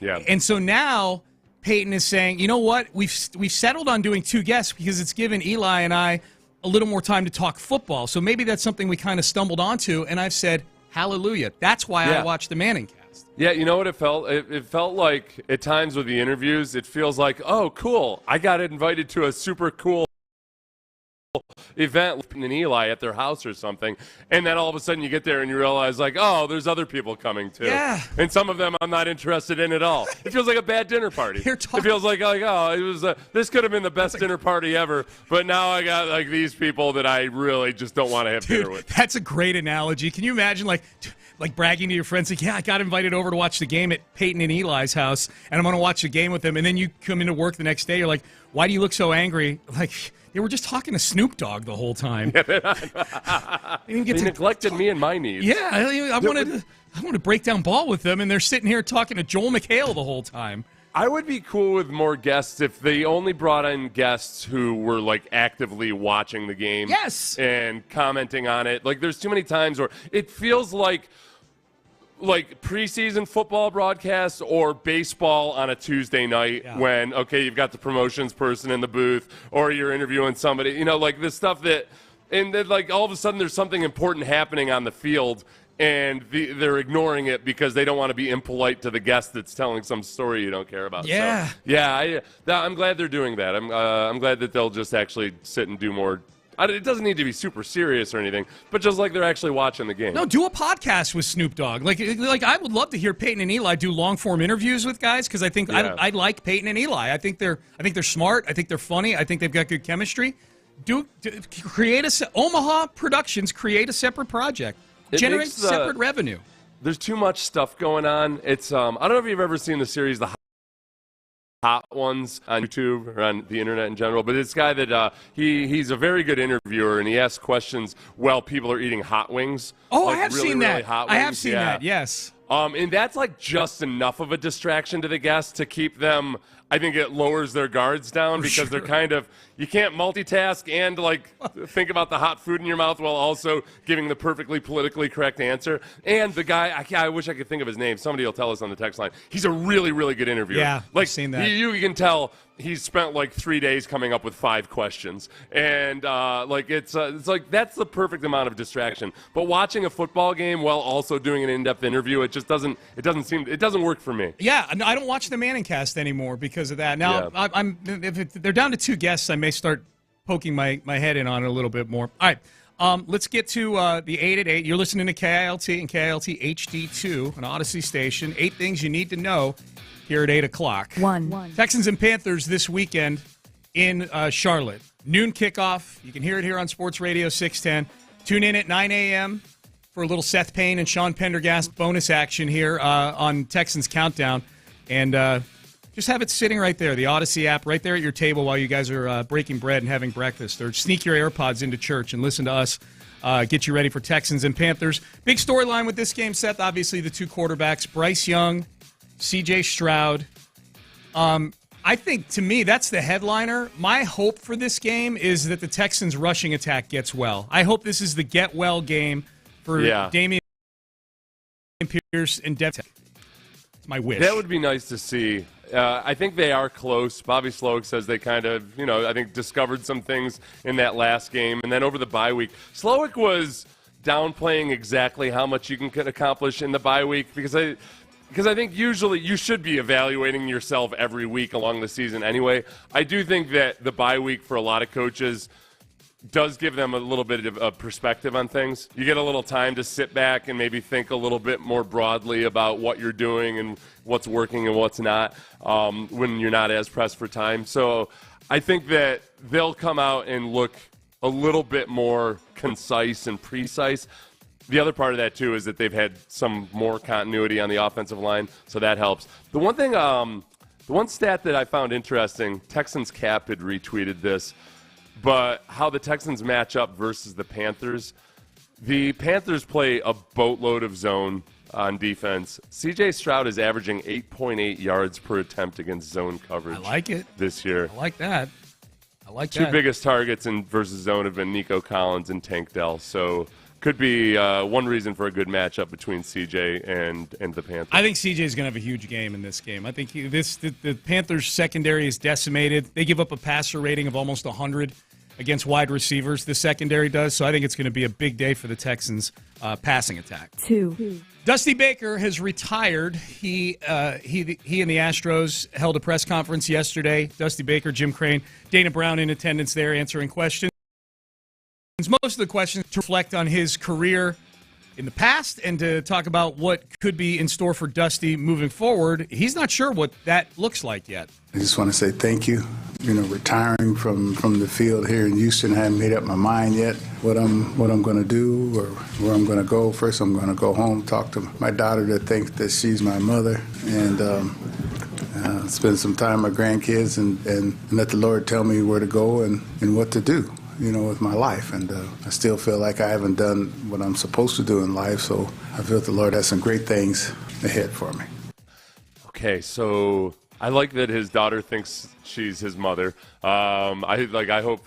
I feel like you should be lucky enough that when you're in your 70s and 80s, you've got at least one child that looks after you. Set you straight. Yeah, they'll be annoying every now and then, but they're going to watch out for you. It's good to know that. You need that. Him feeling like he hasn't done what he was supposed to do, and he's talking about it in the context of like letting God tell him what to do. I do wonder. The more I hear that quote, I think people have just assumed, he's going to go do consulting or something. He'll be latched onto a team somehow. I wonder if it ends up being more in like an outreach format, of either just working with kids or youth or working. Maybe he might decide to go work in Latin America or something. Oh yeah, that'd be interesting. Yeah.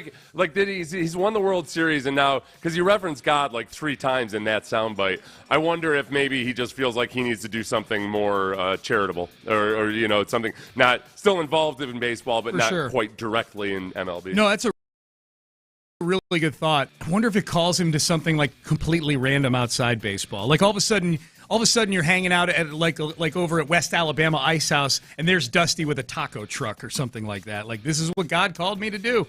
Called me to make tacos for drunks standing here at, outside the West Alabama Ice House. I don't think he's like a hobby chef or anything. So, like Garrett Cole, I could see Garrett Cole doing a food truck. Just like, give me like, this is like, no matter how much money he's got or anything, like he wants to have like a gourmet food truck or something because he's into all that. Yeah. Dusty, it might be, maybe he wants to do like a fishing show or something. Dude, that'd be fun. Okay, get the Dusty fishing clip, Ben. I know we're in headlines right now. But this was a great. We got to play this. The other headlines we're doing, we'll go through quick. I promise we'll get them done, Ben. This was Dusty when he was asked. I like where your head's at with this, Seth, speculating about what Dusty could do. This was Dusty's favorite off-field moment as manager of the Astros. Probably All-Star break a couple years ago. Went fishing with Jay Bruce and some of his homeboys, and we went fishing down in it's right next to, in between Baytown and Galveston, up on stilts. Somebody help me. Bolivar. Yeah, Bolivar. And I called it Bolivar, and they didn't know what the heck I was talking about. So, and we went out that day, about 60 miles out, and I get seasick. So Jay Bruce gave me a patch on my ear to sleep with that night before so I wouldn't get seasick. So we were way out 60. We caught a bunch of big old red snapper. It was beautiful. So I called my wife, Melissa, and we're coming, but those patches, they really work. She goes, really? I said, yeah, man, I didn't get sick or nothing. She goes, well, I found this patch on the pillow.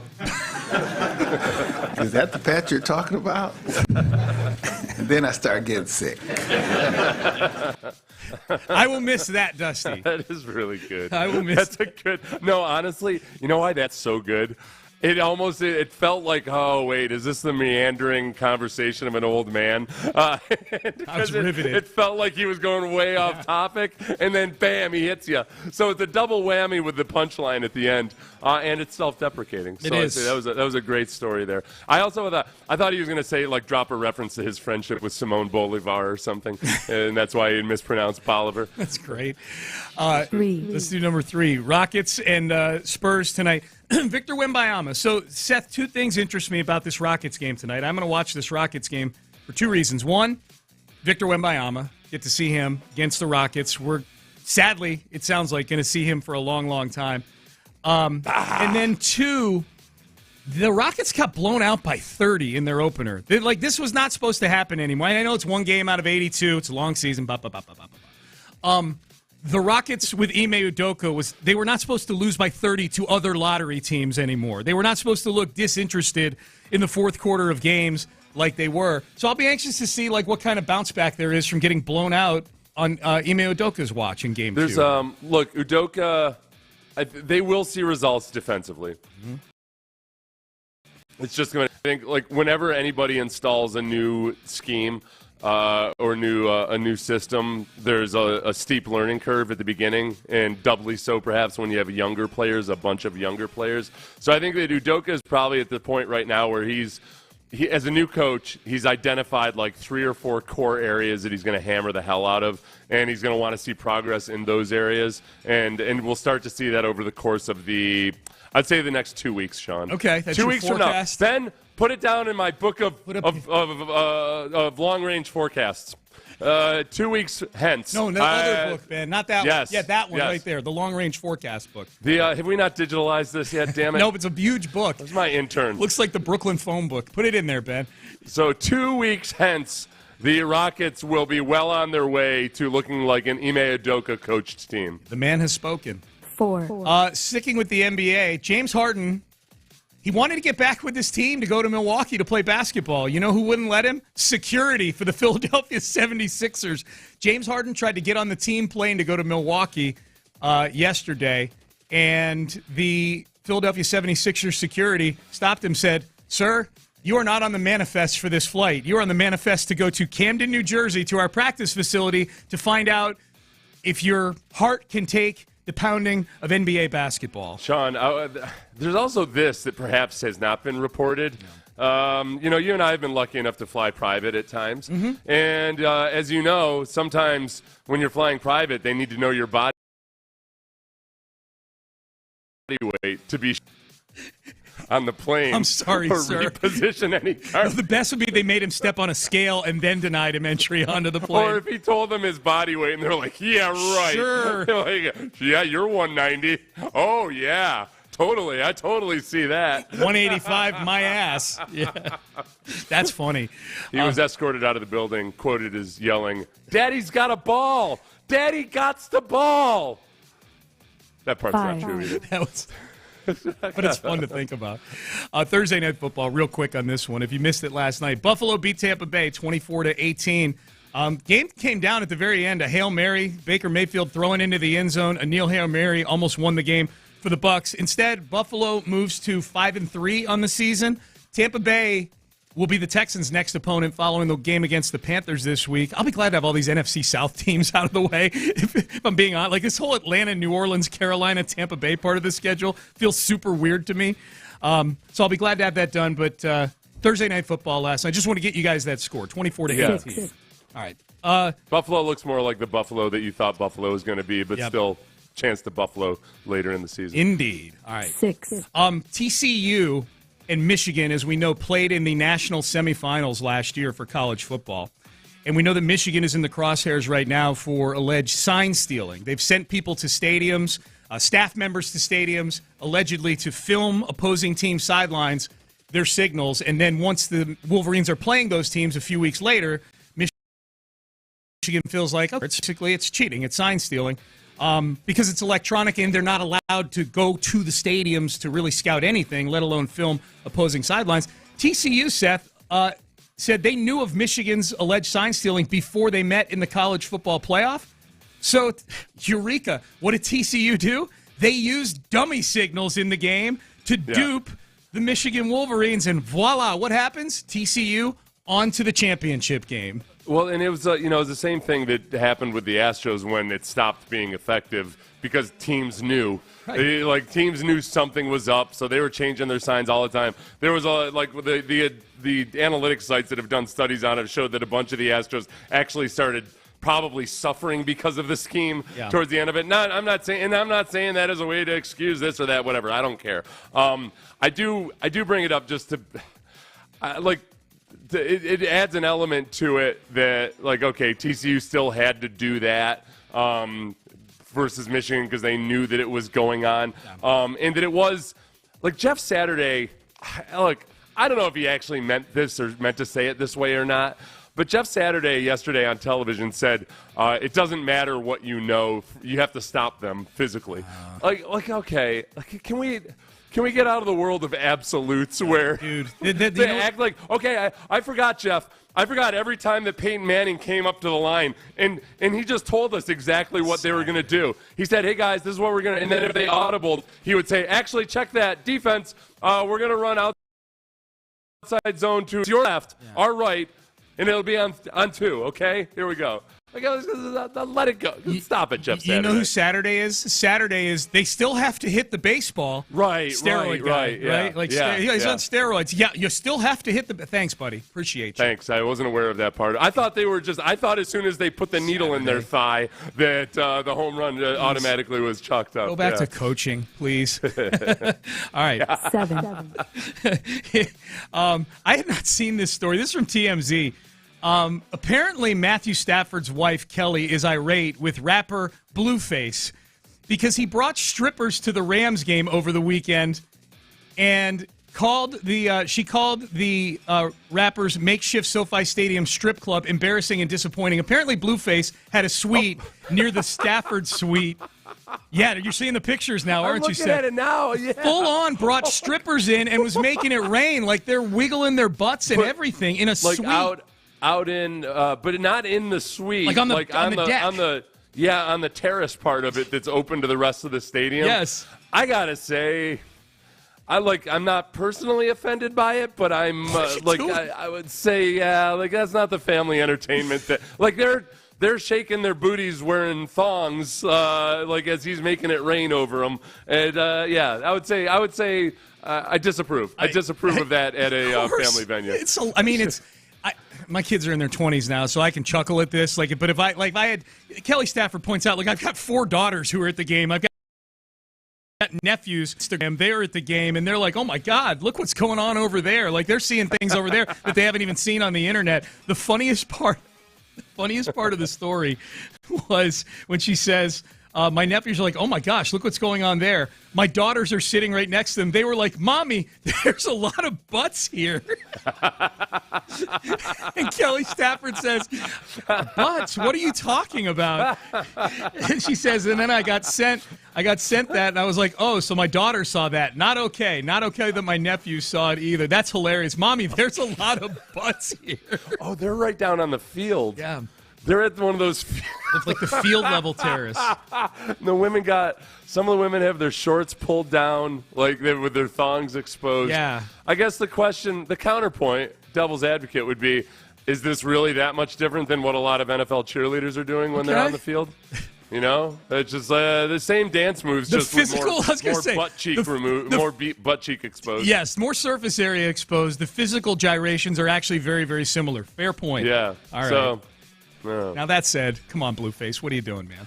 You know how much I hate myself in so many times these days where I'm like, I hear stuff, I see stuff where I'm like, I prefer kids to not see that, please. Yeah. Where when I was in my 20s, I was like, quit being such a grumpy old man. And I feel like I'm not grumpy about it. I'm like, let's just draw a line somewhere, please. Societally, bigger picture, don't do that, Blueface. The pictures are hilarious. The picture a blue face, like a big smile on his face with hundreds dripping off of his hands onto these women's backsides is go find it. The story's on TMZ. Mommy, there's a lot of butts here. All right. It is 8:15 on a Friday as we roll on here. We're going to do 5 Reasons I Hate You, Carolina edition, next, so you won't want to miss that. The easiest one that I've ever had to put together, 5 Reasons I Hate You.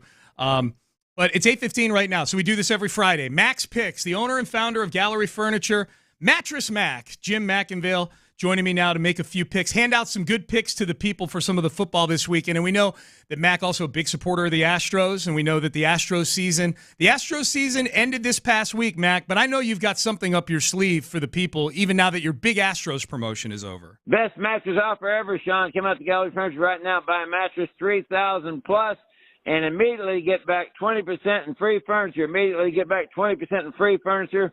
So if you buy a mattress, you get $600 back in free furniture, and you get entered in our Win It All elimination program, the college football playoff, the 4-team elimination. If the team closest to Gallery Furniture North Freeway wins both games, then you get your mattress absolutely free, like we did Kansas in the basketball tournament 2 years ago. They won. The customer got free furniture. So if the team closest to Houston wins both games, you get your furniture free, and you get the extra 20% free also. Oh, that is super interesting because we don't know who the teams are going to be yet. The one closest to Houston. That's fun. All right, so let's get to the picks, Mac. That's why the people are here, to hear about your promotion and to get 3 picks on college football.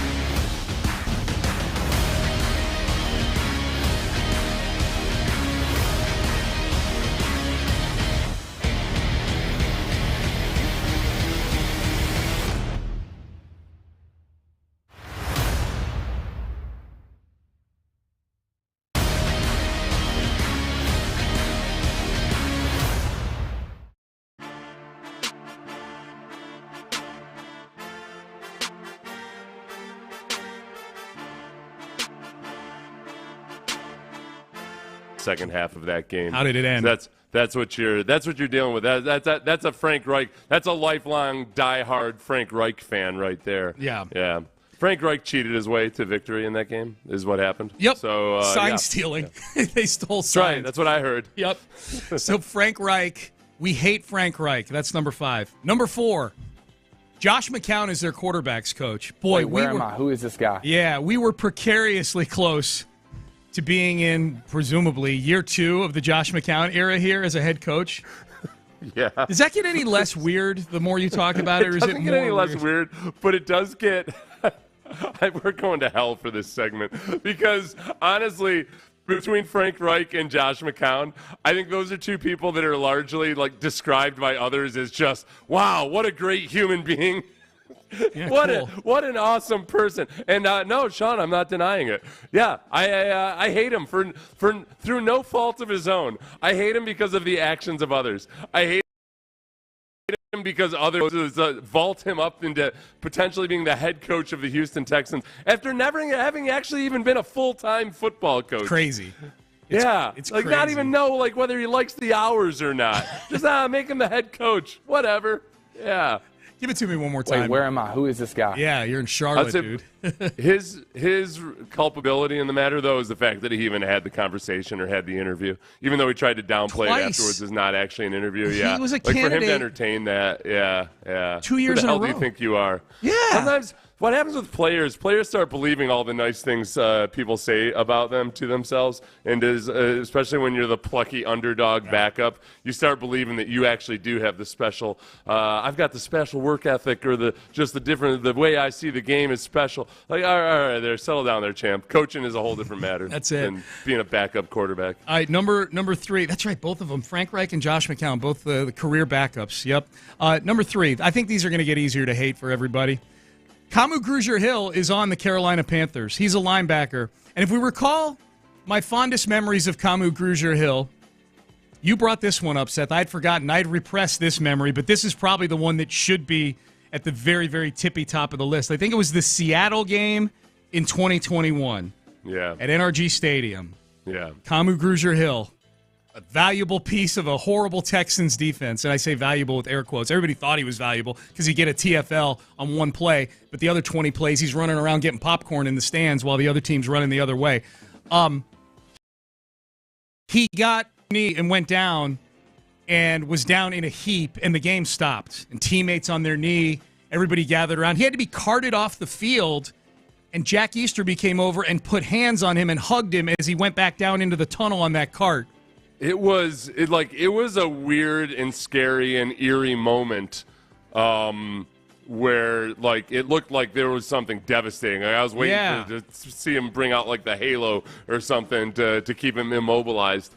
He came back and played 3 weeks later. He's practicing 2 weeks later. He's limited the next week or something. Yeah. It wasn't, again, this isn't even Kamu Grugier-Hill's fault. It was just everything that was going on there where there was just so much drama about stupid stuff. Oh, my God. And a whole level of nonsense on that football team and in that organization that was so needless and so stupid, and so much about people just hugging themselves over how revolutionary they were at sucking at football. That was the breaking point for me. That was where it was just, I'd had enough, damn it. Then Kamu the next year, midway through the season, asked out so he could go to a team that was winning. He didn't want to be on the Texans anymore. He got benched for sucking at football and then decided that, this will not stand. Yeah. I need to go somewhere where I'm respected. Right. Yeah, congrats. Is that where you are now? No, the place you went didn't respect you all that much You're either. on Carolina now, bro. All right, number 2. This guy's asking to quit. I'd like to quit now, please. Yeah. Could you please let me quit? It's the worst. Number 2, Carolina owner Dave Tepper, who of being an owner that will be a whole lot of fun to watch from afar and not be the owner of our NFL football team, because this dude, he has tried everything under the sun to get a quarterback, and it ain't working. I'm sure he was the fuel behind trading up. I must have a quarterback. Go get me Bryce Young. Here is Dave Tepper, the owner of the Panthers, saying why Bryce Young was a good fit for the Panthers. The way he throws the ball, the way he's a point guard, how you can use the different players in the field, how you might not have to have as many elite receivers because he's a point guard, right? So he distributes the ball to people with routes. So you can save some money there. You know, we believe we can save money other places because of it, and put that money into the defensive side of the ball. It's working the exact. So basically what he's saying there is Bryce is so good, we don't have to spend on good receivers. He'll make them good. Their receivers are all averaging 10 yards or less per catch right now. Like he ain't making anybody better. He ain't stretching the field. We need enough of these point guard analogies with Steph Curry and Bryce Young, guys trying to sound smart. You sound silly, and you are stuck with a quarterback with a tiny little bird frame who you think is a point guard. Congrats. I saw people bring up this point, Seth. Like, okay, you know why the analogy is bad? Because even the greatest point guards needed guys who could actually shoot the basketball on the other end of those passes, you know? Yeah, you got Ricky Rubio out there right now. Right. Like the worst version of Ricky Rubio. Yep. You can't, you're great at passing people that are open because nobody actually respects you, or that's the thing. Like they're the extreme epitome of dink and dunk, and the biggest thing that I was surprised that people weren't talking about this more, Sean, and you know I had brought this up a long time ago, was that like he's not that athletic. Right. Bryce Young. Right. And like this idea or notion that he was going to be an improvisational genius in the NFL, it just felt so much like various other quarterbacks that are athletic enough by college standards, like Johnny Manziel, like, oh yeah, look at him, run around, make some things happen. But when they get to the NFL, you see, oh, gosh, no, they're actually not that fast at all by NFL standards. And that's what's happening with him now, and that's one of the big things. Just from reading people in Carolina, they're kind of surprised that they expected to see him create more, and he hasn't created No, more. Not at all. All right, this is the one I couldn't wait to get to. Number 1, 5 reasons I hate you. We've gone through Frank Reich, Josh McCown, Kamu Grugier-Hill, and their owner, Dave Tepper. Number 1, the name of the person is Anish Shroff. He is the play-by-play radio voice of the Carolina Panthers. If you recall, this was Anish Shroff describing Bryce Young trotting onto the field for his first snap of his NFL career. And now we get to see the start of this new era. Bryce Young in the huddle, bounce of youth, shiny helmet gives him a seraphim's glow, eyes as wide as the Sphinx. And if he is what this franchise and this fan base believes he can be, the hour of the Panther begins with this shotgun snap. Dude, I hate that. The more I listen to it, the more I hate it. It's just trying so hard. Dude. Okay. He's like a poet. So, big surprise, Anish Shroff went to Syracuse. I'm sure he was coached up on being descriptive and whatnot. Yeah. Yeah. You need to be more than just a sportscaster. Right. You're a Hemingway. You're a verbal Hemingway. Eyes as wide as the Sphinx. Right. Seraphim's glow. Somebody along the way convinced him that what he does is actually really important. Yep. That's the worst mistake you can make in sports media, everybody. If all of a sudden you feel like your job is important. So I went and I found, Seth, on the Panthers website, a video where they followed Anish Shroff around for a day last season during a game, like day in the life of the play-by-play guy thing. He goes through a process where and I don't begrudge this process at all. I actually think it's a smart thing to do just to get the vibe of the stadium on game day. Like, a couple hours before the game, he'll go down on the field and just feel the weather and, just kind of get, just take everything in to help with the broadcast, which I think is great to do. But it doesn't make stuff like this any less insufferable. He said that he does that so he can start to get his descriptive mode kind of going, And so impromptu, he decided to describe what it was like on the field a couple hours before the Panthers played the Steelers last year. You look at the sky, right? So I'm always trying to find, hey, where are we playing? How are we going to describe? So you got a cloudless, glacier blue sky, right? Cold, wispy, wintry air, sun-spangled Sunday afternoon. So you're just trying to find ways to describe, and sometimes you got to feel it. Seraphim's glow. Yeah. Get out! Just do what all the other wannabe authors do. Drugs. I was like, come on. Your process. Shrooms, man. Yeah. Shrooms. All right, so that's 5 reasons I hate Mr. Want to be Dylan Thomas, just get yourself a handle bottle of whiskey and get at it. Get after it. That's my favorite version of this that we've done so far. God, I hate that description of Bryce Young. I hate it so much. I can listen to it over and over again. Like, I hate it so much, I want to keep listening to it. All right, that was 5 Reasons I Hate You, Carolina edition. Hopefully that worked. I don't know that we need too much hate. Carolina sucks, but we'll see what happens this Sunday. Noon kickoff here on Sports Radio 610. Carolina Panthers, Houston Texans. Fantasy football, Week 8. We're starting to get into it here. Lisa Ann, our fantasy football expert, she joins us next.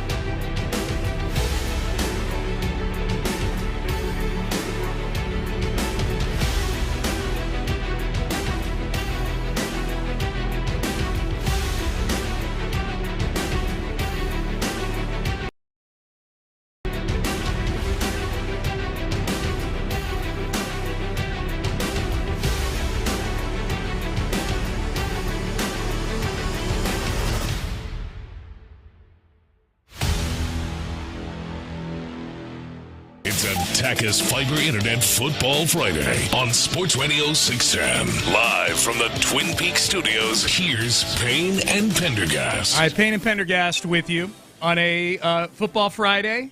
It's about 8:45. That means it's time for a little Fantasy Football Friday. Text in your lineup questions, start-em, sit-ems, to 713-572-4610. We'll read a few of those to our next guest. She joins us every Friday during football season at this time. She's our fantasy football expert. You can find her on Twitter at @TheRealLisaAnn. Lisa Ann joining us. Lisa, how are you? I am doing great. How are you guys doing today? We're great. We're coming off the bye week, and we've got a football team that's actually winning games. We couldn't be happier. It's funny. Most people that don't study the NFL as well as we did, I kept telling people last week my Cowboys had a great week last week, and what they didn't realize was they were on bye. Yeah, that used to be the running gag with the Texans. Like, I think they're going to win by this week, but yeah, we've been very, very excited about getting football back this weekend for sure, Lisa. So hey, along those lines, the trade deadline in real football is coming up next week, so that's always a big topic. Like, for your real football team, should be a buyer or a seller. In fantasy football, there's some big potential fantasy names that could be on the move. Which players are you watching most closely from a fantasy perspective this week, and who could be on? You know, a lot of conversation about Derrick Henry, which I think would be fantastic. And, of course, if dreams would come true, Derrick Henry would go to the Dallas Cowboys. I think we definitely need more help for Tony Pollard. I think this is going to be – it's so cool because everyone's inviting me to go out for Halloween. And I'm like, I'm sorry, but I have to stay home. I'm going to be dressed as Jerry Jones in my place. I don't like Halloween anyway, so I'm thrilled trade deadline is also waiver wire Tuesday. The stars align for me to be able to lock myself in. It's going to be an interesting time because we're going to see what teams have really decided, let's blow this up. Are we blowing up this team? I think before last night's game, we had some doubts about Buffalo. I think if Buffalo would have lost last night, we would have been like, okay, Gabe Davis definitely on the move. They pulled out the win, but Tampa put up a fight, and that defense for Tampa just keeps getting stronger. Do you actually have a Jerry Jones outfit? I think I could pull it off really well, right? I just have to look super old, and it'd be accent. It'd be like one of those annoying internet videos where like a guy dressed up as an old person badly goes and plays basketball, and everybody like you can tell it's obvious, like everybody's in on it because it's just an old man mask. Yeah, I don't know. I feel like it's a good idea. I'd rather be Jim Irsay though. He's just more wild. Oh, yeah. Jerry talks a lot, but I think I'd rather be Jim Irsay. Lots of people. I would love to be able to live like Jim Irsay. Yes. And get away with it because of custodial accounts, I suppose. Yes. Dameon Pierce and Devin Singletary. We saw some success and some more usage the last time we saw the Texans play. Is that making it hard to know exactly what to do with Dameon Pierce or the Texans running back situation in general? It sure is. It definitely is. This is not what we wanted. We wanted Dameon Pierce to be everything, but Devin Singletary will fade, and Dameon Pierce will come back, right?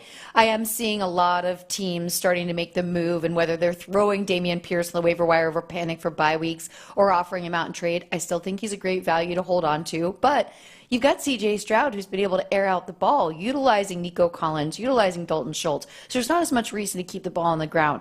I do still have all the faith in the world in the player that Dameon Pierce is. And I think what's going to happen next season, everyone's going to have that short-term memory. They're going to look at stats. He's not going to be drafted as high, and he's going to be a value pick post like round 9. So Singletary's the play in DFS because the price is still staying to be lower than Pierce, but I don't think it's that much of a worry. And Devin Singletary has moved around team to team for a reason. There's a lack of consistency there, and as soon as it dips, that's when Dameon Pierce is going to come back and do his thing. I'm guessing all the Texans, in terms of the passing game, you just rattled off the names there. I'm guessing they're all must start this week against the horrific Carolina Panthers?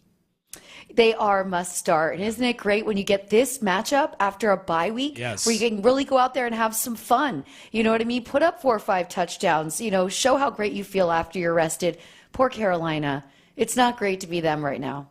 No, it's not. Lisa, there's been quarterback news.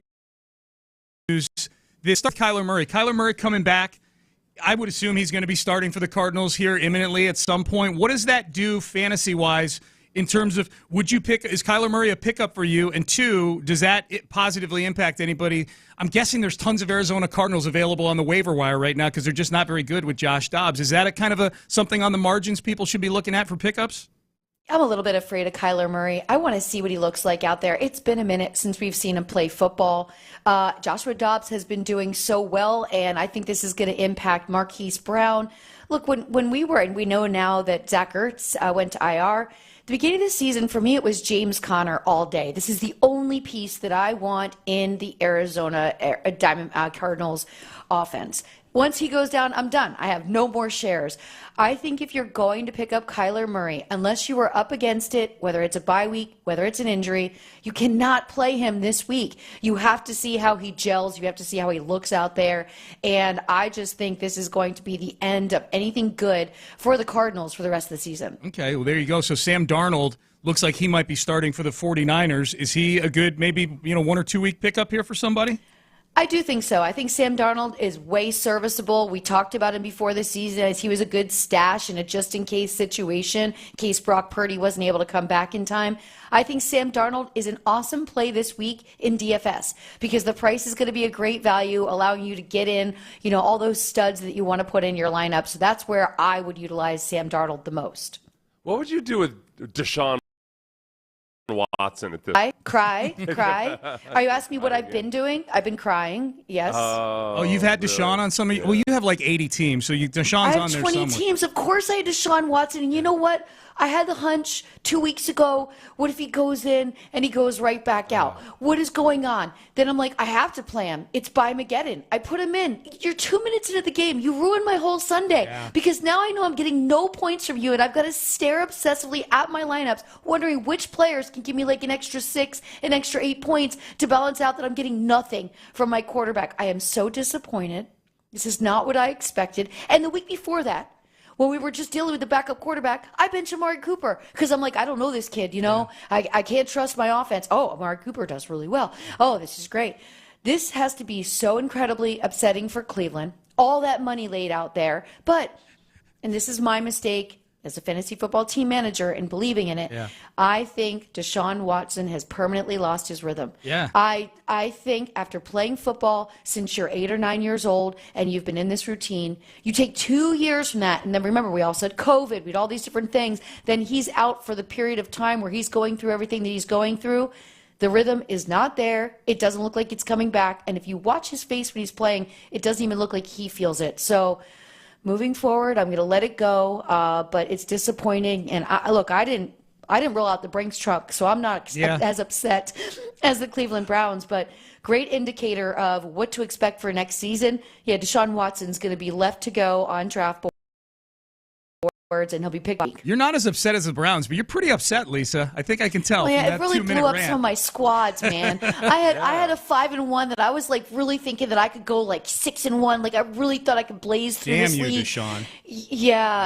And just and also the other players. Elijah Moore, I had high hopes on for this season. But when's he going to come back? We don't know. When's he going to look good? Maybe never. All right, let's hit a few lineup questions for Lisa here. Texting in 713-572-4610. Lisa, Nico, okay, 2 guys that are in the Texans game on Sunday. Nico Collins against the Panthers or Adam Thielen against the Texans? I'm still going Nico Collins. Even though Adam Thielen's been playing well, I still love the upside of Nico Collins. Those big weeks are just dynamic. Yeah. Adam Thielen will have 10 catches for 36 yards in that game. That's what he's going to do. Half a point PPR league, Deontay Foreman or Calvin Ridley? You got to play Calvin Ridley. I know it doesn't feel good because he broke your heart last week putting like 1.5 fantasy points on your lineup, which was painful. But we're going to see an uptick with what we do, so don't bench Calvin Ridley over your feelings from last week. Play Calvin Ridley. How about this? Small signs of progress for the Texans. Should I start C.J. Stroud or Patrick Mahomes this week? Okay, that's kind of a silly question. I love C.J. Stroud. Do not get me wrong. Let's see. Where are we looking at for Kansas Chiefs City? they're at the Broncos. Oh, my gosh. They're playing the Broncos. The team that had 70 scored on them. Yeah. Come on, look. I could put myself in that lineup. It could be C.J. Stroud or Lisa Ann playing the Broncos. I'm going to play Lisa Ann. She has a... No. Lisa Ann in a Jerry Jones outfit or C.J. Stroud, Yeah, by the way, the Lisa Ann in a Jerry Jones outfit has received broad condemnation on the text line. Rousing thumbs down. But one good suggestion, Colonel Sanders. I think that Colonel Sanders that's intriguing. Yeah. Colonel Sanders is also, I could pretend I'm many people if I do Colonel Sanders. All I got to do is change my accent. There I you can go. still be Jerry Jones. A sexy Colonel Sanders outfit. Make it happen, Lisa. Mhm. There you go. Mhm. All right. Let's see. Should I start Nico Collins and Tank Dell this week? Man, I think that's a bit rich. I would love to know what their other options are. Yeah, because you don't want to be too invested in Houston Texans in your lineup. You want to have some diversity in the lineup, right? You do, and also, will this game need to be a high-scoring game, which means everybody gets some? You know, if it doesn't need to be, it'll be a ground game. Really good point. Last one: Darrell Henderson, Ramondre Stevenson, or Michael Pittman? I'm sorry for all of these choices. I know that's the most depressing text that we have on the text line. Well, look, because Ramondre Stevenson, we're like waiting. You know what I mean? Like, when is this going to happen? No one's getting enough. It's not Zeke. It's not Ramondre. It's not. I am definitely going to go with Michael Pittman. Okay, I would go with deep prayer to that person. That's what I would do. Yeah. Pray hard. Lisa Ann joins us every Friday, giving out that fantasy football advice. Lisa, we appreciate you. Enjoy the games this weekend. Enjoy getting to sequester yourself on Halloween away from people. I will be just watching trade deadline and making moves in my leagues. I cannot wait. Have a great Halloween, everybody, and enjoy the games this weekend. You too. Thanks, Lisa. We appreciate you, as always. Lisa Ann joining. Yeah, big thumbs down on the Lisa Ann as Jerry Jones. I think a lot of texters feel that's a missed opportunity if that's what she's choosing as a Halloween costume. The Colonel Sanders thing has something to it, though. There's something there. The white outfit with the yeah. Absolutely. All right, Payne and Pendergast with you. Hey, let's circle back to the Astros and Dusty Baker yesterday. Dusty Baker, what's in store for him in the future? Jim Crane thanking Dusty Baker, his favorite moment off the field as Astros manager. We'll hear from former Astros manager Dusty Baker.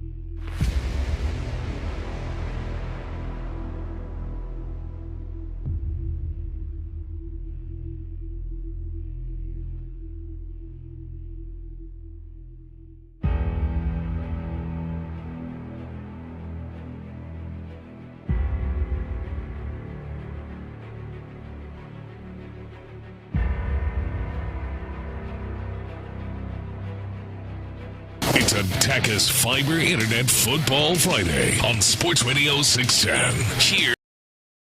Here's Payne. Payne and Pendergast with you on a Football Friday. Into the 9 o'clock hour we go. Football, a little bit of baseball still left over, though, because the Astros, while the other two teams here in town, the other two, the Rockets and the Texans the last couple years have gone through coaching searches.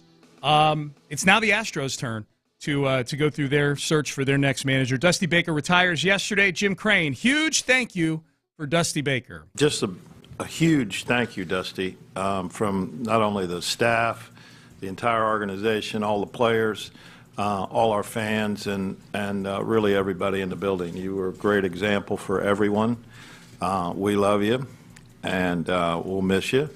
And you came in and helped us when we needed some help, and you did a great job. And I think you were the only guy that could do that in the business. So I told you that the other day. Did a fantastic job. The record speaks for itself. He'll be missed, and I know the players will miss him. Always got a smile on his face, always got something cool to say. He's a great guy and a great friend, and thank you very much for everything you did. All right, so that's Jim Crane. The search is on for the next manager. Here was Dusty Baker when he was asked, when did you start thinking about retirement? Well, I started, this winter thinking about it, and then there were a couple instances, a couple articles, a couple of things that kind of made up my mind, in late summer. But, that didn't have anything to do with tarnishing my job or anything like that, because I was and the same thing happened in San Francisco. I knew I was leaving in San Francisco, so I wanted to win, and go out the door. But sometimes your plan and life's plans are two different things. But, I got to the door, but I didn't quite get through the door. All right. If you had to bet, Seth, on the articles that he was reading, what do you think? Well, I think that this is the thing. I think a lot of people read that and thought that, he was being sensitive to criticism, and that's why he retired. I don't think that's a fair assumption to make, because it's not like Dusty went 40 years with zero criticism, and then all of a sudden it got to him and made him want to quit.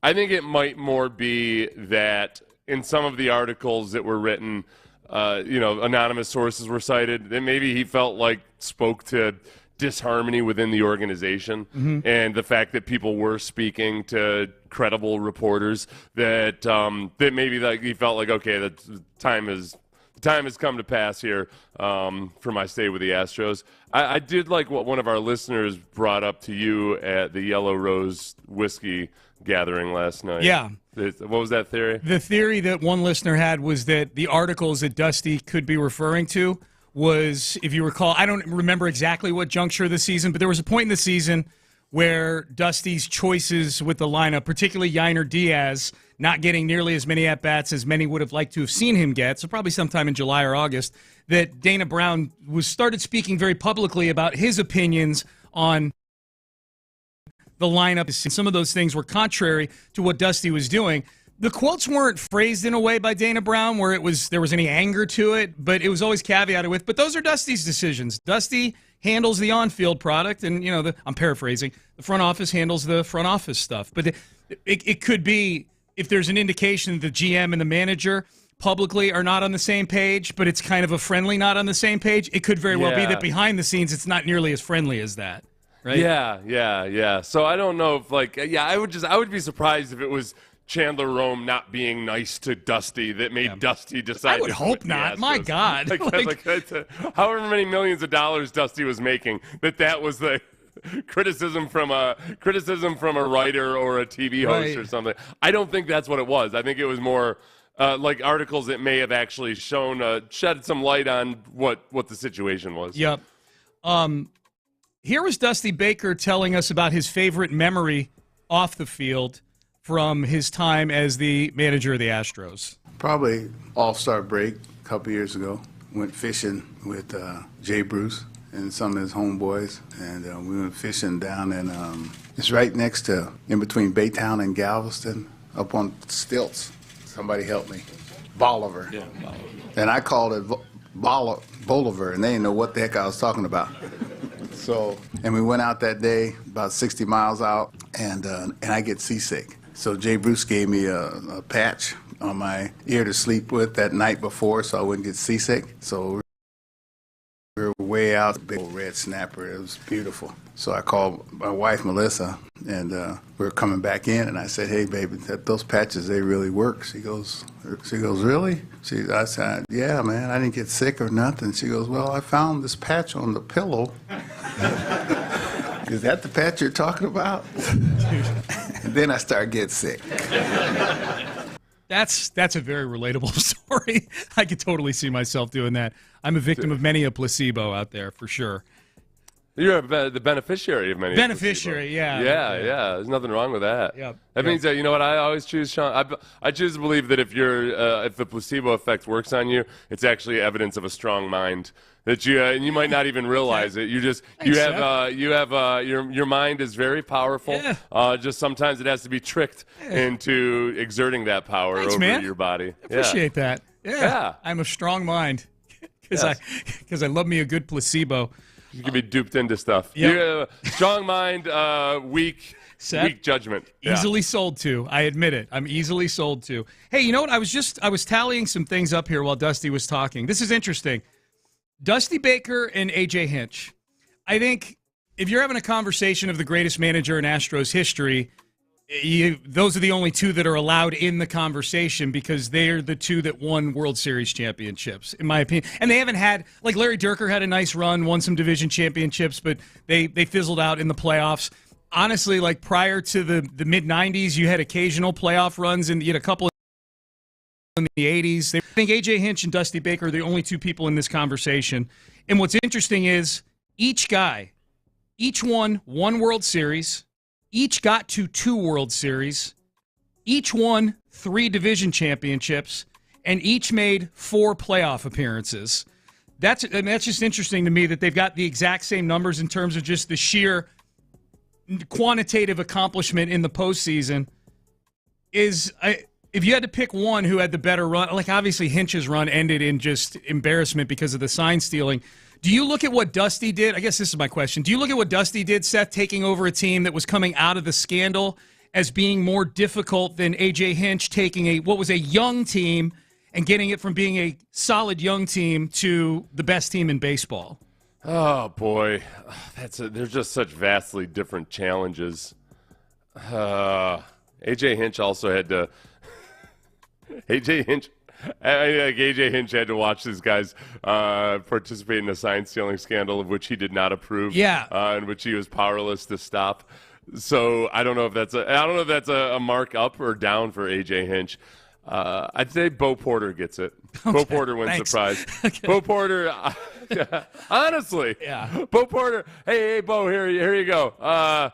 Here's this team. We're gonna just go ahead and trust us. You'll be around for the upside of it. Okay, we're gonna just ride out the hard part, and then we'll be fine. So I would say Dusty Baker had a harder challenge because A.J. Hinch were bound to turn and change directions, whereas Dusty had overcome a huge crisis situation. Yeah. Well, I mean, look, there's no argument who the greatest manager in Astros history is, in my opinion. It's Dusty Baker because of the way things ended for A.J. Hinch. To me, this only becomes an interesting argument as to which one is the better Astros manager if A.J. Hinch walked away the same way Dusty Baker did.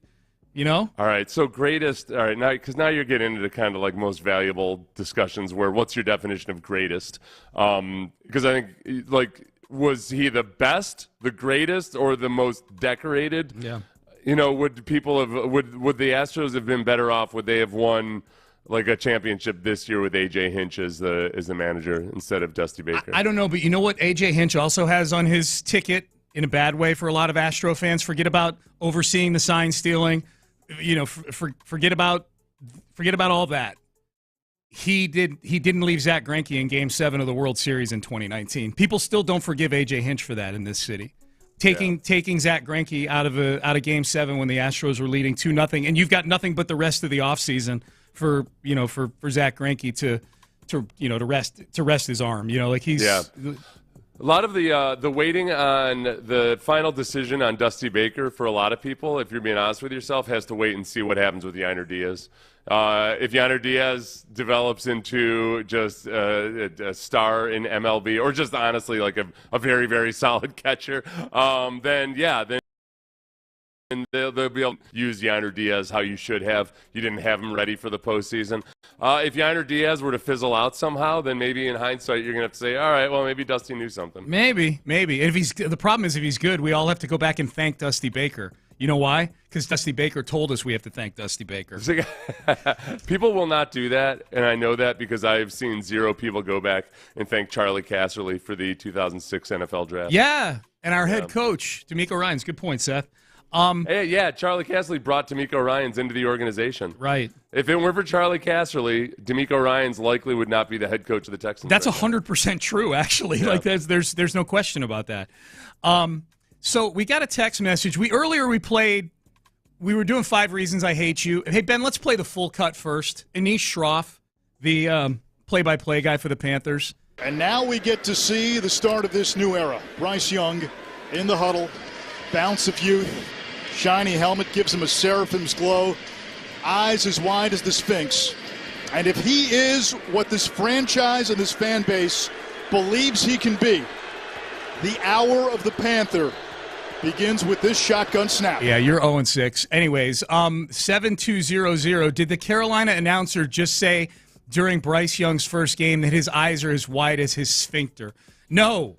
He said this. He said eyes as wide as the Sphinx. Sphinx, not sphincter. I don't even know what that means, though. He took you on a journey across multiple continents and cultures with that little spiel. That's right. Wasn't a spiel. I was riding on It's a Small World at Disney, riding around all these countries. Anish Shroff taking me through the world. He did Eyes as Wide as the Sphinx. He did The Hour of the Panther. Yep. Which sounds like a cheesy 70s song. Bounce of Youth. Seraphim's Glow. Shiny helmet gives him a Seraphim's Glow. Yeah. So he's bringing you to the supernatural realm there, not even a continent. That's right. Dude, I don't even get the Sphinx thing. Does the Great Sphinx have huge, wide eyes? It's got wide eyes, yeah. Okay. I mean, like in reality, I would imagine they're like 7 feet wide. Yeah, right? Probably. Let me look at the image of the Sphinx here. I mean, it's got no nose. Yeah. That's one thing that's distinct about the Sphinx. Yeah. I guess, I don't know. It's got eyes that are kind of just gouged out by the wind over centuries more than anything. Yeah. What the hell? It's not even a compliment. Eyes as wide as the Sphinx. Right. Did he confuse Cleopatra for the Sphinx? Did he actually mean to say eyes as wide as Cleopatra? No, because I'm going to say no because he sat and scripted that thing 4 days in advance. He had plenty of time to proofread. He definitely knows the difference between Cleopatra and the Sphinx. I think so. Or I guess, you know what? I think a lot of those old pharaoh images and everything, they'll have really wide eyes. Like, I wonder if maybe he doesn't know the difference between a pharaoh and the Sphinx. Does the Sphinx have a fake mustache and beard like Bryce Young does? I don't think his mustache and beard are real. There's no way that somebody that looks that young can grow a mustache and beard, a little goatee. I don't know. He looks to me like a guy. He looks like a beatnik. He should have a black turtleneck on, and he should be like snapping instead of clapping. Maybe saying things like "Daddy-o." Yeah. Hey guys, how you doing? Snapping. Yeah. Except what he is he's a narc. He's pretending that he's pretending he's a beatnik, but he's actually an undercover narc who's into catch these beatniks with their hippie lettuce is what they're trying to do. All right, Payne and Pendergast with you on a Football Friday. Hey, let's circle back to the Texans. Bobby Slowick had something to say about what I think is the Texans' best position group, but I actually disagree with part of what he said about that. Something I disagree with the Texans OC on. We'll have that for you next. But first, Yellow Rose. We just mentioned the Yellow Rose Distillery. Boy, we had a great time out there last night at the Yellow Rose Distillery for our most recent whiskey talk. We're going to be doing one again at the end of November, the Tuesday or Wednesday after Thanksgiving. Keep that in mind. You got to have passes to get in. I know the people who went last night had a blast. And but if you didn't go last night, you want to go to the Yellow Rose Distillery, go. Tuesday through Saturday. They do tours of it. It's really cool. They have a bar there. That's where we did our event last night. The bar is awesome. TVs, all the Yellow Rose you could have. there. Now, drink responsibly, obviously, but they got great bartenders there making you some awesome drinks with Yellow Rose, and they've got other stuff there as well at that bar. So check them out, 1224 North Post Oak. Take a tour, get yourself some Yellow Rose, make it a great weekend with some Yellow Rose whiskey. YellowRoseDistilling.com, and drink responsibly. Dusty is done. After 20 MB manager, the Astros skipper is calling it a career. 4 consecutive ALCS appearances, 2 pennants, and a World Series ring for our Astros. Thanks for all the memories, Dusty. We'll see you in Cooperstown in a few years. Houston's sports leader, Sports Radio 610. Johnson Fitness and Wellness stores are now open in Houston. They are the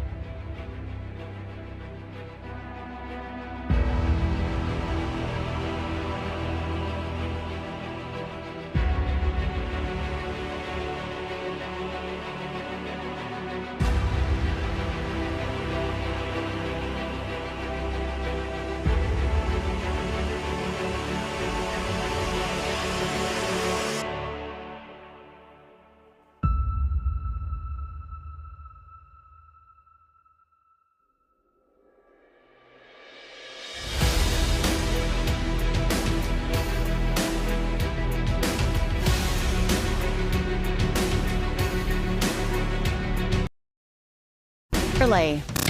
It's a Tachus Fiber Internet Football Friday on Sports Radio 610. Here's Payne and Pendergast. I'll get to Bobby Slowick here in a second. Just quick text, because we just got done talking about Dusty Baker and A.J. Hinch and comparing their two tenures here.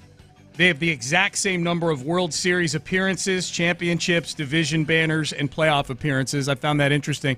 I brought up the fact that if we're comparing the two in their times here as manager, I mean, obviously the way it ended for A.J. Hinch impacts his grade tremendously in the eyes of folks. I brought up the fact that, A.J. Hinch also has a controversial decision that he made in Game 7 of the World Series in 2019 to take Zach Greinke out of the game. 7085 says, because Dusty didn't do anything to upset Astro fans with player decisions, LOL. No, he did plenty, obviously. We know that. You listen to the show, sir. You know that. He never did. He never made one that feels like it cost them a championship, potentially, right?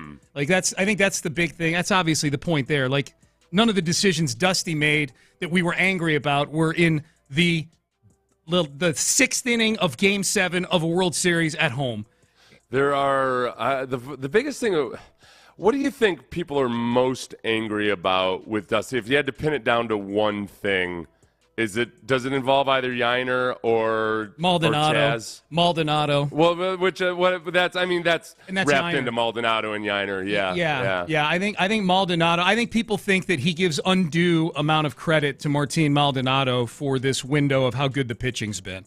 Yeah, and we may be wrong about that. Like, I've never managed a baseball team or played Major League Baseball, so I don't know. But like, it feels like to me there's plenty of other catchers out there that catch good pitching that don't get the same accolades that Martin Maldonado seems to get, while batting 175 all year long. I do think that the whole value of analytics should be. Usually it's okay. It can be a backstop for you. It can check your blind spots. Like, as a manager, as a coach, you've got feelings about how this player is playing or what your approach should be versus this team.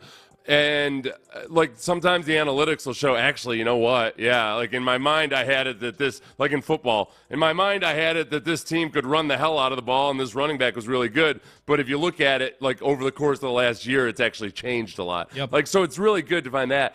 I feel like there were opportunities where Dusty obviously wasn't allowing the analytics to maybe look at things differently, and but at the same time, then he would weirdly and oddly cherry pick the analytics that to make too. Decisions. Like when he used Singleton a few weeks ago with the argument that at various times he would use guys where we're like, well, he's got a 50-point better OPS versus lefties than this guy does. Yeah. Like, all right, well, yeah, but he's also a 150 hitter in general. Dude, he was citing expected batting average out of nowhere one time. It was crazy. Yeah. So the cherry picking of analytics, I think, frustrated. To me, to answer your question, to me, anything having to do with Martin Maldonado, I think, is what frustrated people the most. At least this past season. Slowick, Texans offensive coordinator. Robert Woods right now has missed practice, or he hasn't practiced Wednesday or Thursday. We'll see what happens today. Robert Woods has been kind of a key part of this offense so far this year. What's the plan? If Slowick says something here that I actually disagree with when he talks about the receiving corps. I've mentioned this before, but we have a whole stable of receivers that we feel really good about. We think all of them have traits and things that they do really well. And we want each of them, we want to put all of them in positions to take advantage of their skills. So Woody has his skill set that he's really good at and that we take advantage of, and he continues to grow in. Nico has his, Tank has his, Mech has his, Hutch has his. It's not so much like, oh man, if we miss any of these guys, we're missing this piece. It's more, okay, well, as a group, these two guys do this other thing. Well, how do we take advantage of the same hole, maybe in a different way? That's really any time we miss anybody as a skill player on offense. I do think, Seth, the part I disagree with, I do think Tank Dell has some things that I don't know that there's a replacement for in this receiving core. Mm-hmm. Bobby made it sound like, hey, if somebody goes out, somebody else can. Like, Nico is probably the best big body go over the middle guy, but I feel like there's other guys that can go over the middle, maybe not as good as Nico. Tank's got an element to his game that I don't know. Like, when Tank's out, that ability to stretch the field, the ability, the way he gets open. Like, I don't know that there's somebody that replicates even close to what Tank brings to certain. Yeah, I guess I don't know if that's what he was saying though. I think he was more saying that they've got a skill set. So if one guy's out, you just figure out how to shift and work to whatever mix or melange works best for you. Yeah. But because you're right, yeah, I don't think anybody has that deep threat ability that Tank Dell has, or there's just that the immediacy of him, just how quickly and just how quick twitch he is underneath. It doesn't matter whether it's underneath, intermediate, or deep. He just puts stress on defensive backs because he can just shift so quickly. I'm very excited to have Tank Dell back this week against this defense. Panthers defense, and we'll talk more about this game in the next segment, some guys to watch in this game. Panthers defense gives up a just under 100 passer rating to wide receivers. Wide receivers eat against this Carolina, and they're playing against this Carolina defense. They're playing with backups at this point at some of the positions in the secondary. Like, they've got some bad injury issues in the secondary. Yeah, they play a lot of zone. They've got some good pass rushers and edge rushers that just kind of like with the Texans. Like, the Texans pass rushers are doing a better job than the sack totals would suggest. That doesn't mean that they're the best on earth or anything, but there are just there's easier opportunities because the Texans kind of are in a position where they got to play softer coverages. Their linebackers aren't incredible in coverage. So even when the Texans get a good pass rush, there are opportunities downfield. And there aren't as many sacks. I think likewise the Panthers are the same way, where they've got some good edge rushers. It's just they don't have enough time to really get to. It's probably not going to be any different this week. All right, we'll talk more about the game in the next segment. Larry Stafford was out at the Yellow Rose Distillery last night. He's here. What's going on, Larry? What's going on, son? Seth? Hey, before I get into my Texans take, son, was last night steak night at the Yellow Rose? I believe so, yeah. Could we have ordered food while we were in there? I think you could have. I do believe so. It's steak night on Thursdays, yes. I don't know how I missed that, man, because that Yellow Rose, Harris County, had 2 casualties last night, me and the missus, man, because we've been fasting, man, and I was hungry, man, and we came out of there, and it was a long night for your boy, man. So I wish I had known, because I'd have bought about 2 or 3 of them ribeyes they got in there, man. But look, Seth, let me ask you something. Do you think Hassan Ridgeway is going to make a difference in that defensive line when he gets back active and get up there with Malik Davis and Mo Collins? I think he can make a difference just in terms of he's a body type and the type of player that can – I don't want to call him like an outright run stuffer. He's not like a 345-pound, beast or anything. Mm-hmm. But I think that sometimes when they need to stop the run, he can be an asset there. Like, he can be a guy that sometimes with offensive linemen, it really is a simple matter of geometry. Like, you can, do I have to take an extra step to get around this guy to get up to a linebacker? And I think Ridgeway is more of that guy. With him and Khalil Davis now, you've got a couple guys that are a little bit more of the run-stuffing mold. But I don't think it evens into, the 2000 Ravens or anything like that. And the reason I asked that is because we was having a conversation last night about if we want to, trade for Chase Young. And here's one of the main reasons why I will always despise Bill O'Brien and Jack Easterby. And I know those are names from the past that we want to move on from.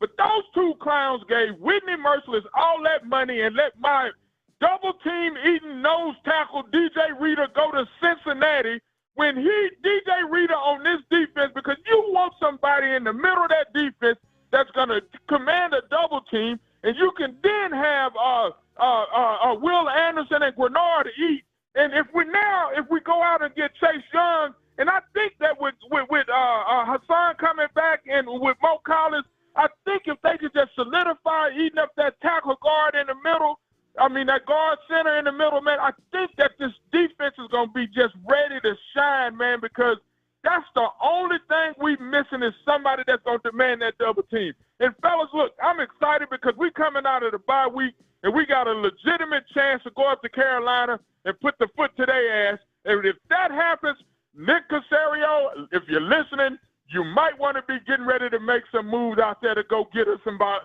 because we're going to start talking playoffs real soon if them boys keep eating like they eat. Sean, we had a good night last night, man. Like I said, I sipped that Yellow Rose, Harris County, as much as I could. And, boy, when I tell you, when I got home in our house. Hey, there you go. That was great. We got to meet to meet Mrs. Larry in Stafford. That's why I called her Mrs. in Stafford. Mrs. in Stafford. Yeah, we got to meet. Dude, super nice, super nice. It was great meeting Larry's wife. That was cool. Good time out there last night.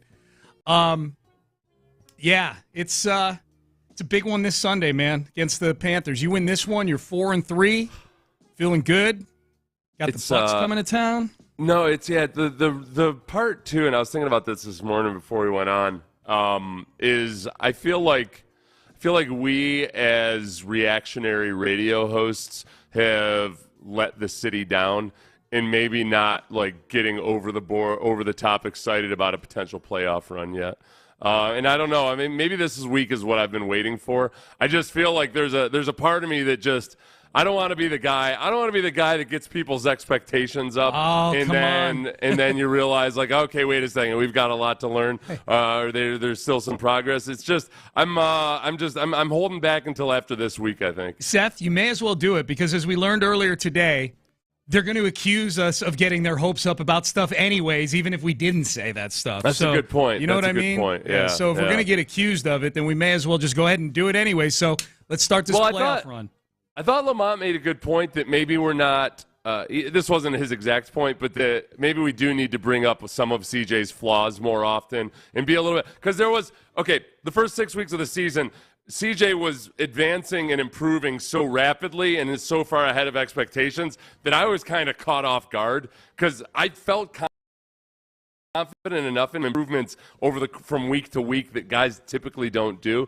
So at some point, we got to reset expectations and start judging him more like you would an established quarterback or more like you would a second or third year quarterback. So maybe this will be the week where maybe we come in Monday and maybe I'll be irate that the Texans only won by 21 or something. That would be something. Okay. Along those lines, we have a text. I'm going to get to it in the next segment. A text that again illustrates little things about the progress the Texans have made in the first 6 weeks of 2023. I'll have it for you.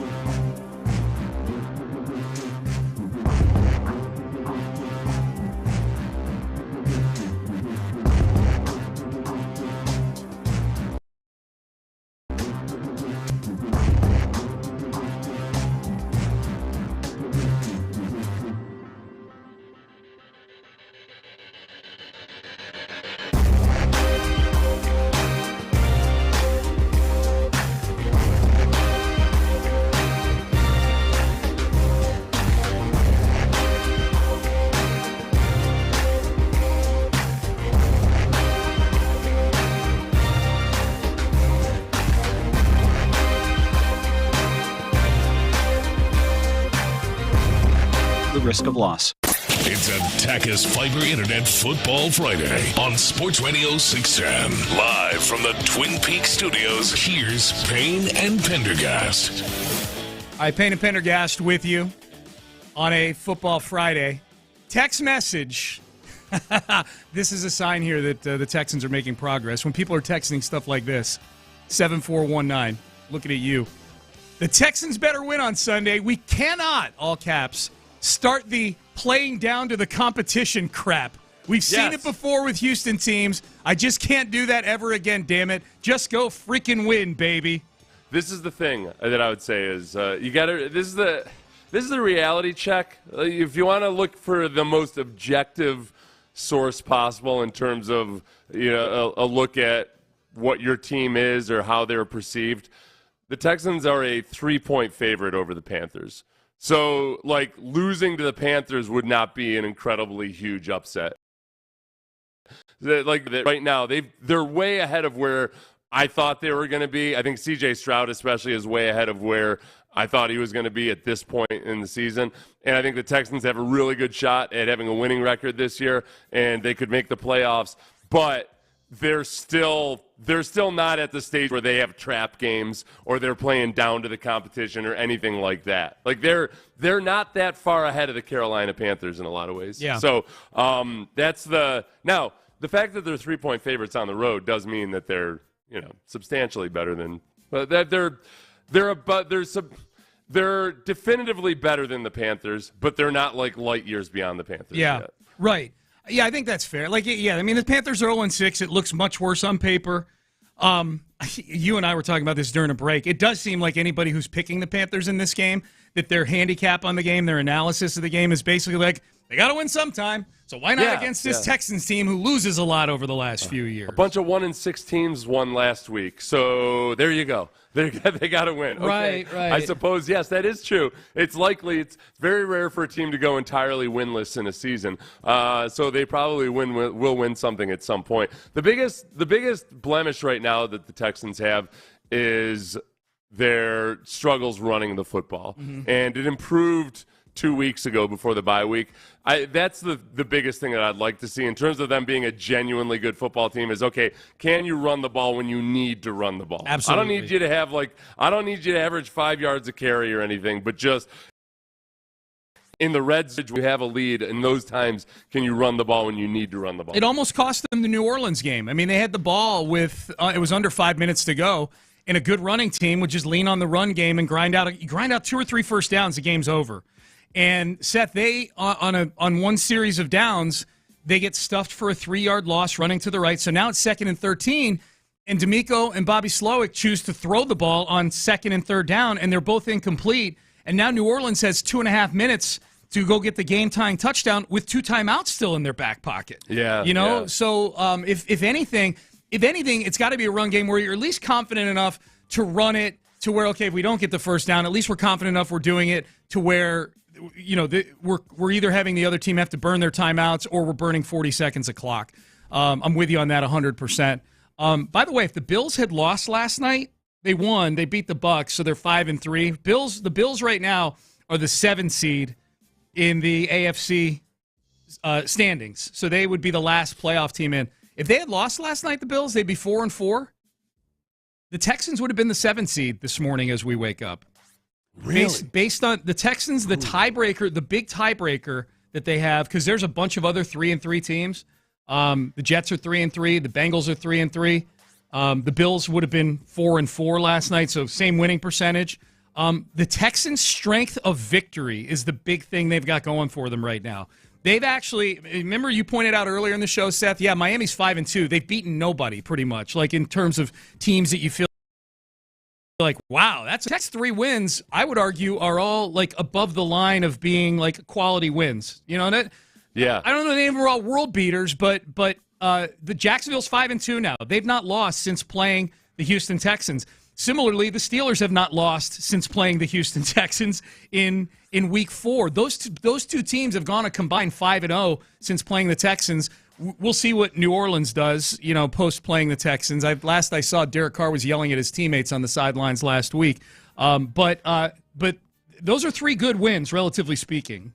I think like if you just maybe as a really basic way to look at it, if you look at outside of the AFC East, where the second-place team has scored 222 points. There's some offense at the top half of the AFC East because you have the Dolphins, they've scored 240. The Bills have scored 222. But then you look at, my God, second place in the AFC West right now. How depressing is this? This is the division that was supposed to be just so incredible. The second-place team, the Raiders, have 112 points on offense. Jeez. The Steelers have scored 103 points on offense as the second-place team in the AFC North. Wow. The Texans have scored 135 points as the second-place team in the AFC South right now. Wow.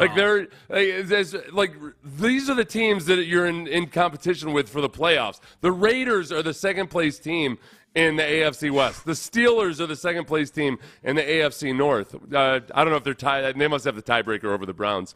They do. But yeah, this is like the Texans have already beaten the Steelers. They'll face the Browns later this year. It's a very, very in terms of the Texans' ability to compete. It's not like a light year leap that they're going to have to make to compete with these teams. No, I totally agree. Yeah, the Steelers beat the Browns in that primetime game where Deshaun had the pick six and the fumble six in that game. So they have the head-to-head tiebreaker. But yeah, the Texans are right in this thing, man. They are right in this thing. I love that we're getting texts. Can't play down to the competition. Those texts would have been impossible to send the last 2 years because it would have been impossible for the Texans to play down to anybody because they were the worst team in football. And now you literally, it would have been impossible. The NSA would have flagged that. That's right. It's suspicious activity. That's right. There's somebody spreading lies and disinformation here in Houston. We got to take care of it. There you go. Derwin is in Cyprus. He was at the Yellow Rose Distillery last night. How you doing, Derwin? I'm doing great, man. Antibodies to you guys. Thank you. I'm going to do like Mokaram Law, man. I'm going to keep it 100. That Harris County, man, what is it, 610 proof? Like, like Larry, it's got me on my tail, man. Hey, listen, my thing for the Texans, man, we have struggled for so long at the tight end position. And I think it's so important that Schultz continues his relationship, building it with CJ, and that we start to see more production out of that tight end position, because that's just going to open up everything else for Tank Dell and all of those guys and the motion and everything. But we haven't had a great tight end since Owen Daniels.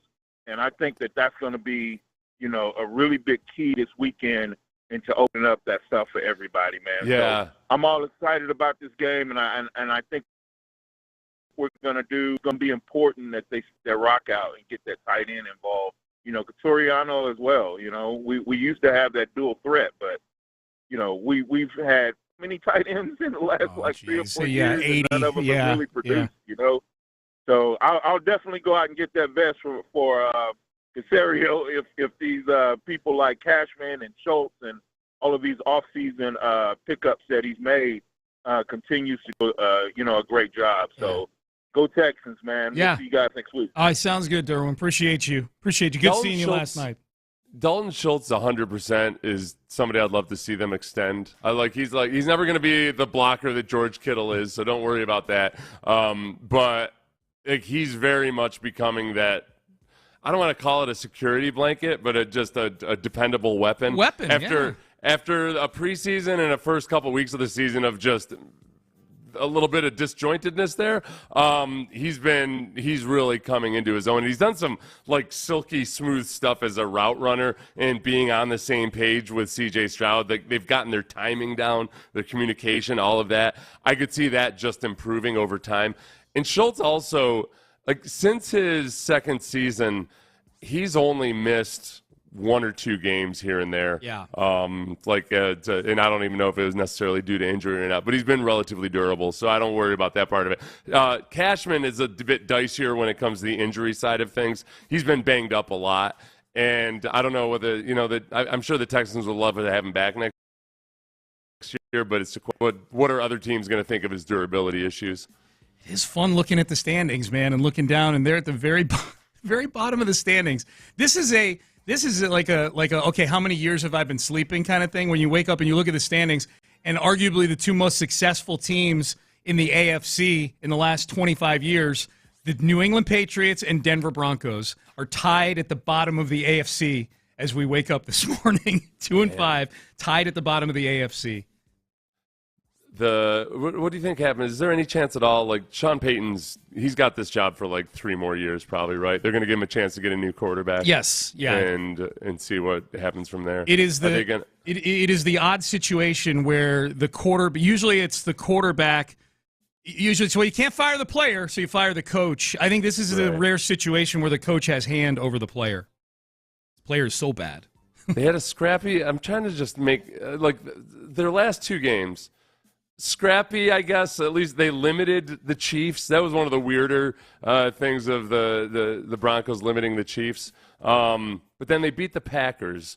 Are they on the upward swing? The Broncos. I'm trying. I desperately need Sean Payton to just flame out this year, just with a miserable performance. There are some signs that they're just starting to get it together a little bit. Yeah, maybe. I mean, Green Bay sucks too. That's the thing. Like, you needed a last-second field goal at home to beat Green Bay. I'm not ready to invest in that win as some sort of sign that there's things to go. And dude, they play Kansas City the bye, and then they come out of the bye traveling to Buffalo. This will be the big test because Kansas City looked as meek as they have in a long time offensively versus the Broncos. Mm-hmm. So now with 2 weeks to let that stew, that was just 2 weeks ago that they had that game. Now you get the Chiefs on the road in Denver, but maybe with an axe to grind versus the Broncos. Yep. They might hang 80 on them. They want to. I know. Yeah, you're right. They only scored 19 against them last time. I think the Chiefs may want to come out and make a statement against Denver for sure. All right, so game this Sunday, Seth. What are we thinking? Panthers, Texans. What are we predicting? What is today? Friday already? Today's Friday. Yeah, Holy man. crap! We've got 4 minutes left. Yeah, I've seen a lot of low scoring predictions in this game, and I think with Tank Dell coming back into the fray, we get after a bye week in which the Texans could prepare, plot, scheme versus this awful Panthers team. We have D'Amico Ryans, the veteran defensive coordinator and head coach, going up against first-time coordinator Thomas Brown, calling plays for a hapless Bryce Young. I think the Texans end up scoring for, I believe, the 3rd time over 30 points this year. The 3rd time, yeah.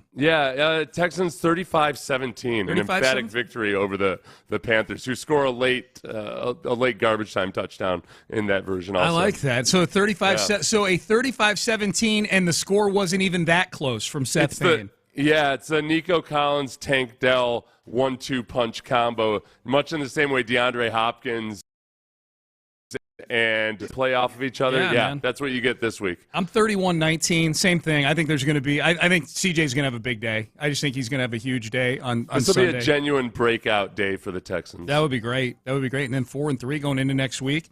John Lopez is here. Howdy. How you doing, man? I am great. Great event last night at Yellow Rose. You did a fantastic job. I appreciate you did too. Yeah, thank you. I appreciate you coming out, man. Man. That was cool. You also said 31-19 last night, so you're in on 31-19. That's my score. How do they get to 19?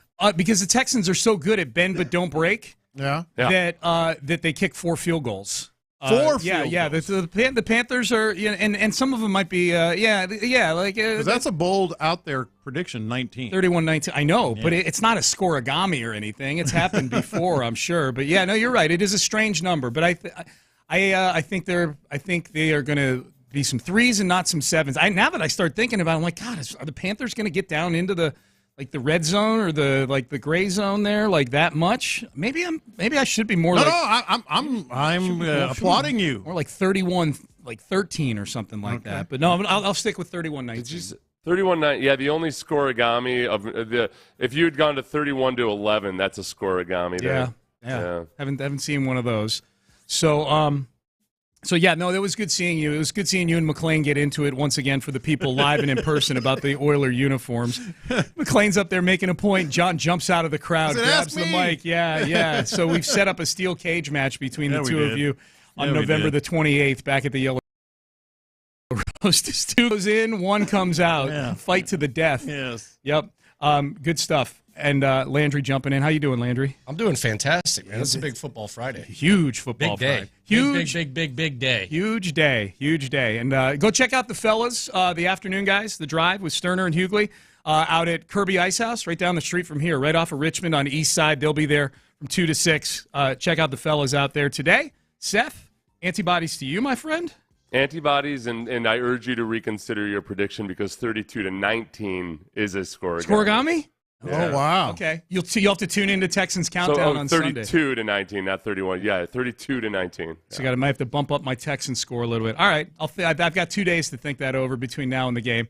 I'll be good. Stick to your guns. It's a lot. It's a lot to do over the course of 48 hours. You know what the great thing is? That's all I have to do over the next 48 hours. Seriously, I finally have nothing to do. It's great. That was Crosstalk, brought to you by D&M Leasing. You're listening to KILT and KILT HD2 on Odyssey Station.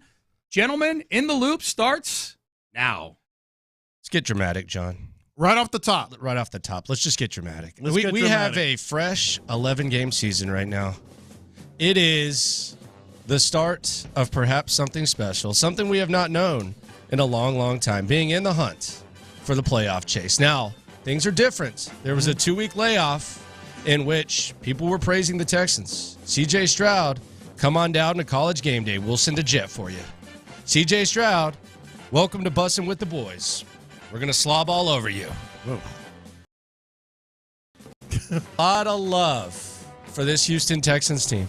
This young team has been getting a lot of love. This is DeMeco Ryans' biggest challenge, but this is also DeMeco Ryans' first massive opportunity. Without further ado, C.J. Stroud versus Bryce Young. The dramatic writing/reading from the OG John Lopez. Brothers are like stars. You may not always see them, but they are always there. You know they are there. You trust that they are there. C.J. Stroud has been there. Bryce Young has been there. Will Anderson, Henry To'oTo'o. They have had the comfort of growing up together and surviving together. They've had struggles and triumphs and glory. Brothers never let you face any problems alone. Life becomes better when you know your brothers are there. But on this day, brothers face one another for 3 hours of brotherly bad blood. While brothers make bad times bearable and good times even better, this day is about severing ties, because no fight is like a brother's fight. There will be no comforting glimmer of light in the sky. There will be only fire. One brother wants to prove something, so does the other. One franchise wants reassurance and justification, so too does the other. Texans, Panthers, brothers. Maybe a brother is the best gift any man could ever receive, the biggest partner in crime, the biggest supporter, a savior in life's travels. Maybe the world always seems to be a better place because your brother is in it. But on this day, brothers fight like the worst of enemies. When they come together, it will be like pickup basketball in the driveway, a board game on the living room floor. Which one? Siblings wrestling and fighting for, No Monopoly, right? for validation and pride. The biggest fights by brothers always are because nothing is more fierce than their love. When brothers are together, they can win any battle. When they battle each other, they fight until there is nothing more to give. That's what this day is about. Loving like never before, fighting like never before. One will win, one will lose. And when it's over, they will hug and trade gifts and laugh. Like jersey swaps? Okay. And know that nothing that happens on the field will change their love and connection. If anything, it'll be stronger. But yes, one will win. And until the next time, one will walk away knowing he won the biggest battle of all. He beat his brother. Okay.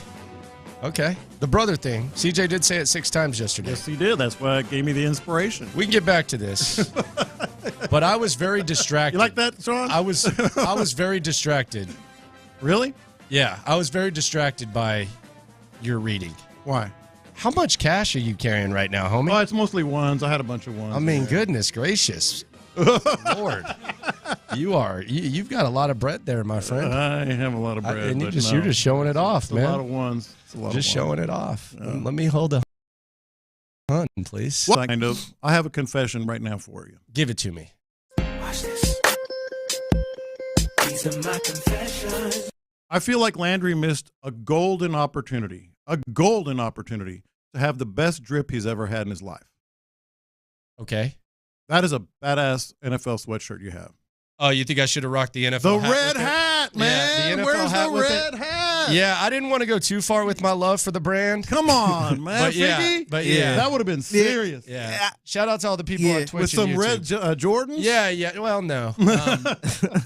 I'm more. You have been walking around looking like a NFL billboard. Yeah, I think it would have been cool. I've rocked that outfit before. I just, I'm just. There's only so much branding you can do. Yeah, but it's not. There's everybody only so knows much you don't play in the appreciation NFL. You can No show offense. to the NFL. Yeah. Yeah, and everybody knows you don't play in the NFL, and I don't mean that in an No, insulting I mean, manner. I think that's a fact. It would have just been like badass looking. That is very common knowledge. I want that. I want that sweatshirt and that red hat. You know how much I'm this buy 'em. costs? You know how much this costs? Don't tell me like $8. $15. God. Oh. $15. Where'd you get that? Ross? Just go Really? back in the hoodies, yeah. Little NFL stuff. Try it. I might go Rossing on the way home. I might just stop at all the Rosses and TJ Maxx's and try to stack it up a little bit. But yeah, it's a big NFL week, and you talk about the brothers and the relationships and all that. Henry To'oTo'o joined us yesterday straight off the practice field. They pushed practice back, Yeah. which I don't like. I don't like that. What are we changing the routine for? Yeah. What are we changing the routine for? But they changed it. We'll hear from Henry To'oTo'o at 11 o'clock. It was a good discussion. There are a lot of relationships. I really do think that the thing that is not getting talked about enough, Will Anderson has to be foaming at the mouth to get Bryce. Of course. Like, that is 3 years of pent-up frustration. Yeah. That is 3 years of pent-up frustration of not being able to touch a guy in practice. Apparently, there were arguments and stuff like that. Like I would have gotten you, you wouldn't have. And now we're talking about CJ, we're talking about Bryce. We're not really talking about Will Anderson very much. No, I do agree 100%. That is he's gonna be frothing at the mouth just to get a piece of him. All those discussions have already been texted between each other. A lot of times players don't text during the week. I guarantee you Will Anderson and Bryce Young have been texting. I guarantee you that. Yeah, and I bet they text all the time. Yeah. Yeah, but I'm saying a lot of times CJ. during game week they kind of. Same with CJ. Same with CJ. We got the slime off today. There's a lot of contestants in this week's slime off. I think John McClain needs to be thrown in there. And I was going over the contestants today.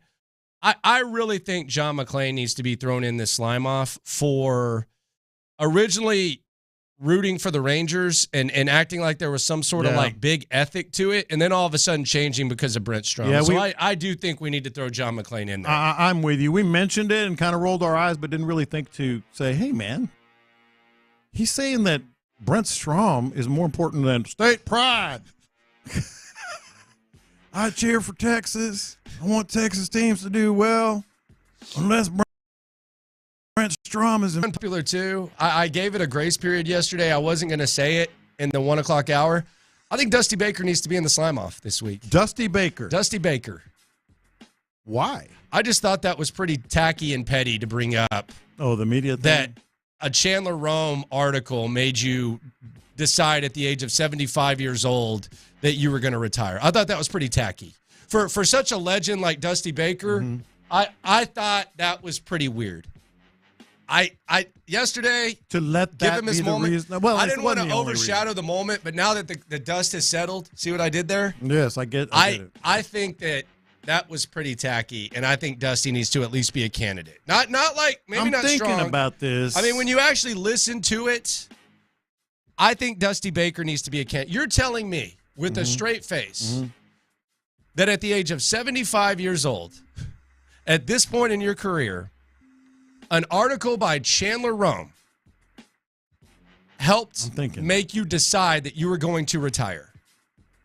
See, the reason I'm hedging is because I don't think that was the only reason, but he probably just said, But I don't think that had anything to do with it. Oh, okay. But he was asked that. He ain't just bring it up willingly.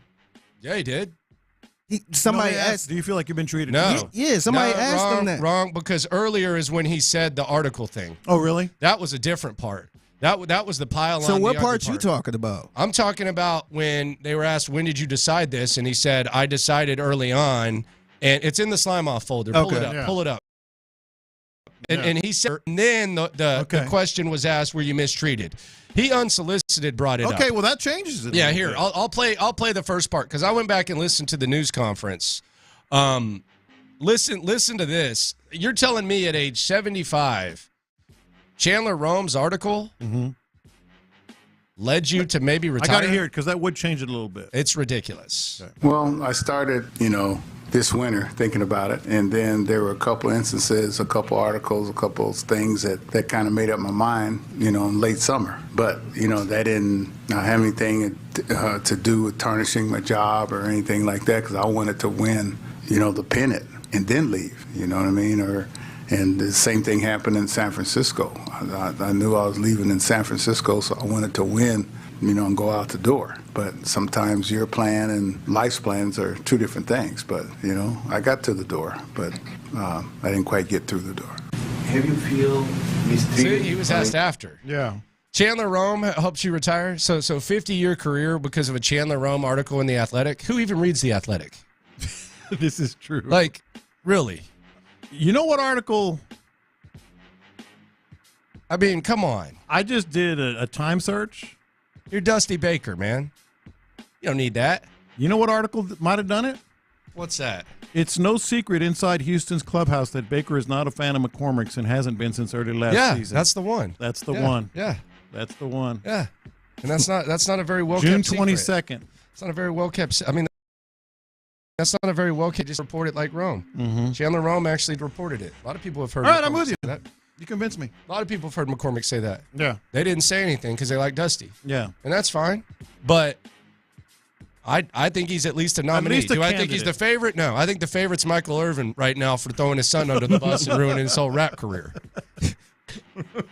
But I think Dusty saying that, like, trying to when everyone is there to love up on him, kind of taking advantage of it and trying to blame Chandler Rome for a half-century baseball career coming to an end, I think that's a little rough. Yeah.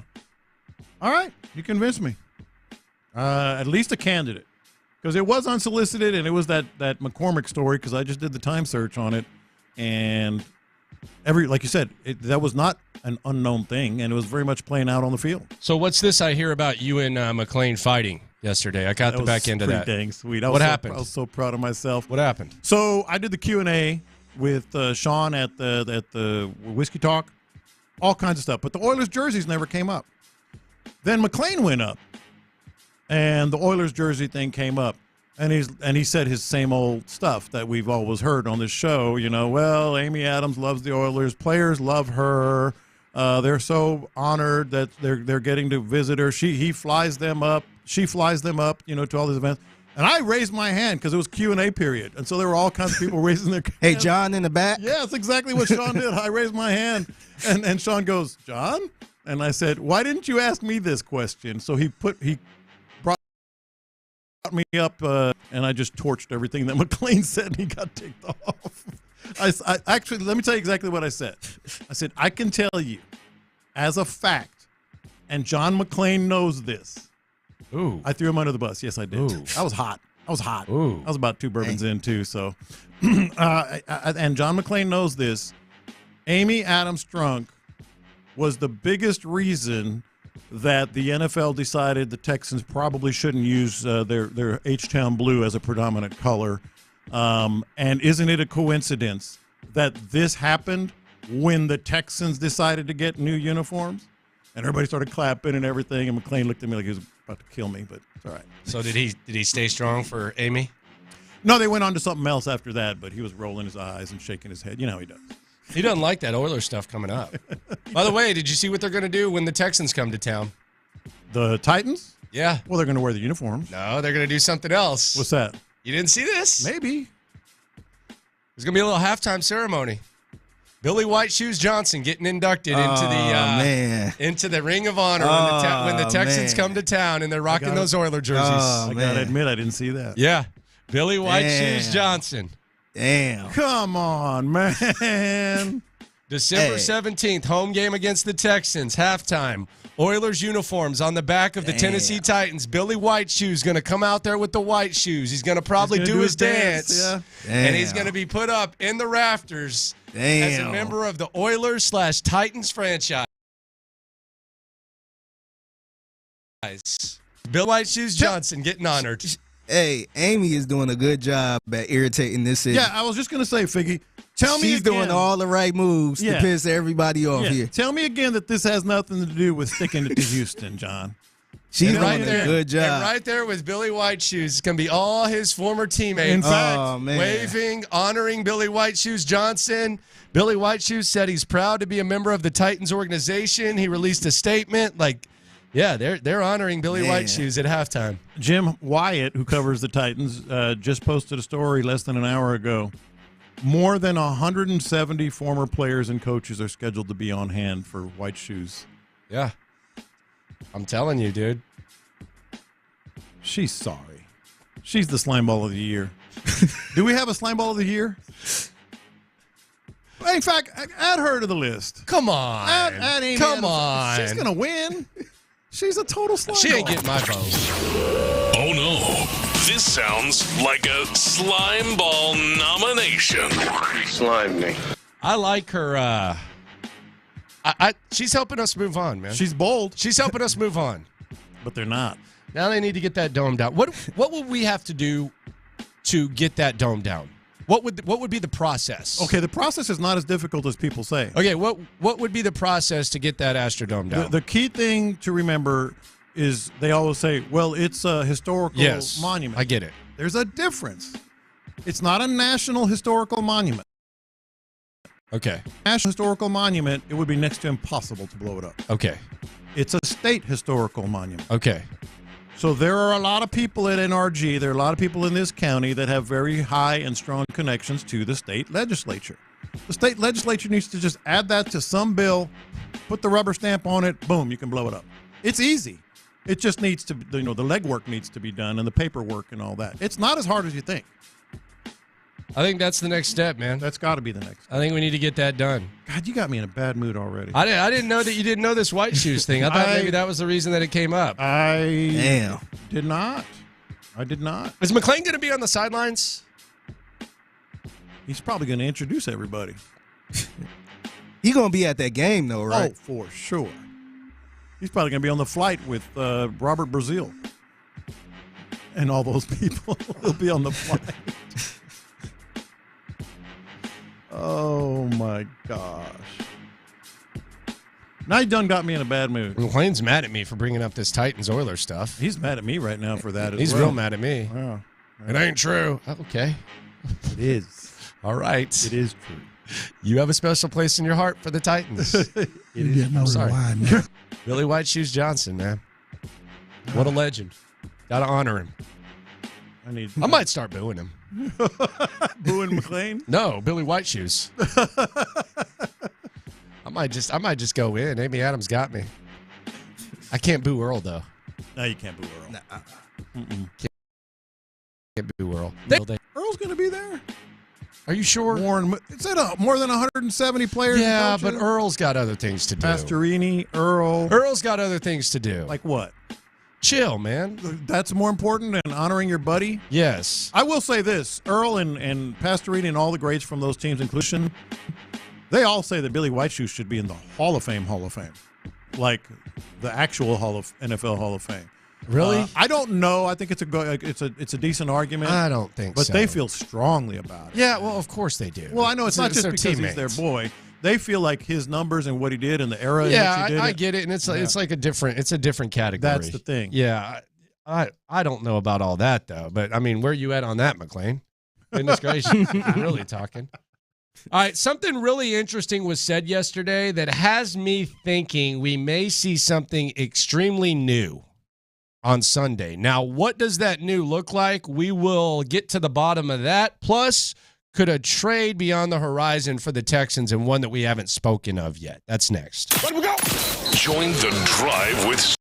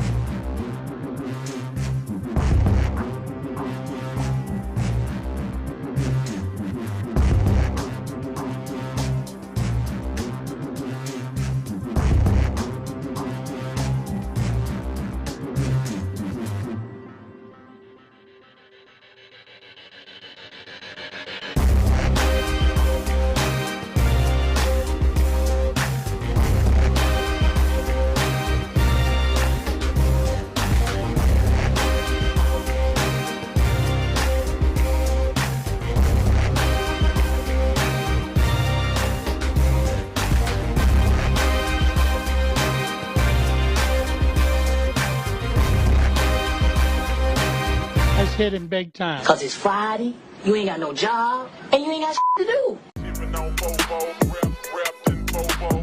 Houston, let's get in the loop. Oh, the jokes are coming fast and furious every time y'all talk about this guy. With Landry Locker. Landry, I mean, you're going to be in midday forever now. And John Lopez. On occasion, Lopez makes a statement that's so ludicrous, it makes me pick my phone up and call you guys. You're in the loop on Houston's sports leader. Your champ, 610.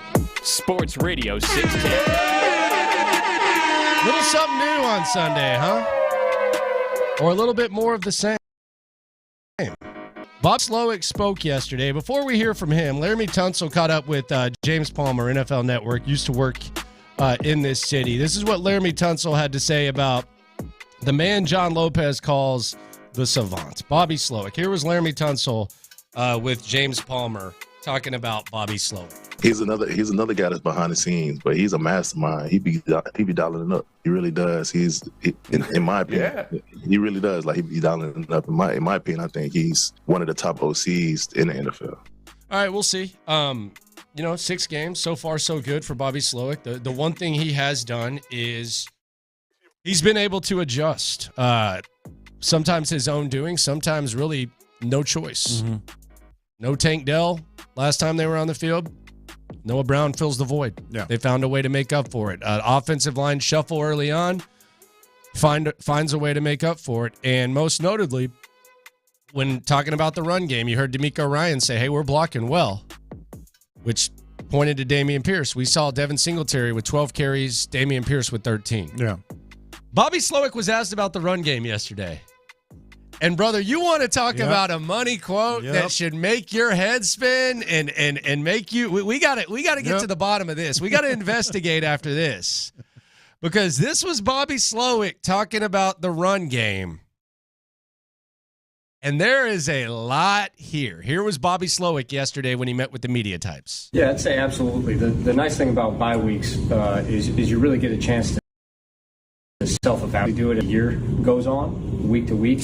But it's the first time you really get to just remove yourself from any opponent or game plan process for a couple days and hone in on, okay, where are we at right now, really in the run in the pass game? What are things we know we have to fix? What are things we do really well that we got to continue doing? And I think that process helps, in particular for us in the run game, where we've been growing every week and we want to keep growing every week, along with just having a group up front with continuity.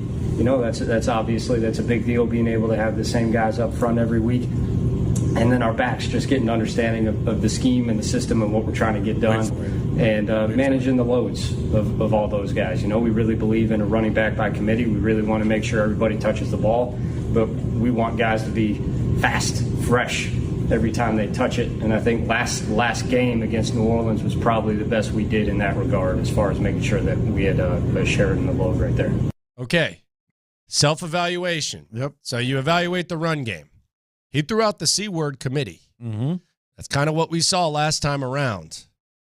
I don't know what this looks like. Do we see more Mike Boone? Do we see even less Dameon Pierce? Does Dameon Pierce do some of that self-evaluation and maybe figure out how to be a little bit more patient? I don't know that that is the way that you want him to run, but when he says that, it's very clear that we're either going to see similar to what we saw last time with the equal carry share between Singletary and Pierce, or I think we could see even less of Dameon Pierce getting Mike Boone in the mix and all that type of stuff, because he just said committee. Like he said, and D'Amico had said that at the start of the season. Yeah.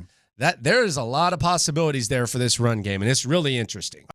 Look, it's very obvious to me what you said is going to be the case. In fact, he mentioned 4 times basically all if you're reading between the lines, pointing toward we're going to see more Devin Singletary. We're still going to see Dameon Pierce, but maybe even more Boone.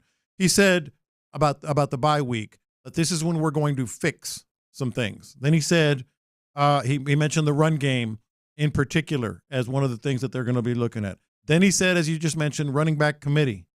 Then he said the last time against New Orleans was the best we've done. Well, what was different about that New Orleans game when this was, quote, the best they've done? It was Devin Singletary. I love this guy. I mean, I've been calling him the savant since before he called a play because I just had so much confidence in what he was doing in San Francisco. It is like when I heard this, I was like, all right, this is the guy right here. He gets it. He's not afraid to make the changes. And then there's this. Isn't it refreshing just to actually get candor from an offensive coordinator? Like actually answering the question. Well, it's substance. Yeah. It's actual substance. There's something there. Yeah, and we saw it put to practice. We saw an adjustment. Yeah. That worked out. And then the last thing I wanted to say, the reason I'm believing this, that it's absolutely going to be more Devin Singletary and that's going to be good for the Texans, is because in the first 6 games, I don't know if any coach on that team has clearly shown he gets better and better and better. Like he has gotten better over the course of all 6 weeks. I think we're going to feel like he got better this week. All right, I'm going to throw this out there, and I'm just going to ask you and Figgy if you think this is worth it or not. I don't know if he's cooked or not. But a few years ago, and we talk about how far we've come from, the beginning of the rebuild to now. Yeah. Something that really pissed you off. It irrationally pissed you off. I actually thought it was kind of funny because I wasn't very bothered by it. Mark Ingram being given to the Saints for nothing. I'm still mad. Just basically doing him a solid. He wanted to give him something new to do. Yeah. Dalvin Cook right now, you didn't want to pay Dalvin Cook what he wanted to get paid. You didn't want to do that. But he's in New York and he's behind Breece Hall. Breece Hall's a better back than him. Mm-hmm. And they have other backs that work well with what they got to do. Dalvin Cook is apparently on the market. Mm-hmm. Dalvin Cook has had success in this system. He's a 4-time Pro Bowler. He is a guy who, if you put him with Pierce and Singletary, and again, I don't know how cooked he is or isn't. I would think that he could probably be an effective piece of this squad. D'Amico Ryans has the relationship with Robert Saleh. So he knows Robert Saleh, and he knows what Robert Saleh wants to do. Would you be willing, because it's going to be peanuts to get Dalvin Cook. Is that something that you would at least look into, or do you think that the Texans, with their current running back layout, with Singletary, Boone, and Pierce, do you think they're going to implement those guys? I absolutely would look at it. And the reason is, this is now, you have to treat this team like a contender. They may not be. Hell, they may win just 2 more games. But you have to treat this team based on what we've seen as a contending team. In the division, I'm not saying for the Super Bowl. And wild card. In the division and wild card. So if you all of a sudden, we've changed kind of the bar here. The bar has gone up. Yeah. And if you consider yourself a contender for a wild card or a division, you make these moves. Yeah, and I don't know. I mean, again, if they think Dalvin Cook has anything left in the tank, and you can throw in a day 3 pick, late day 3. Yeah. Jets don't want him. They don't need him. Mm-hmm. At this point. That was an Aaron Rodgers thing.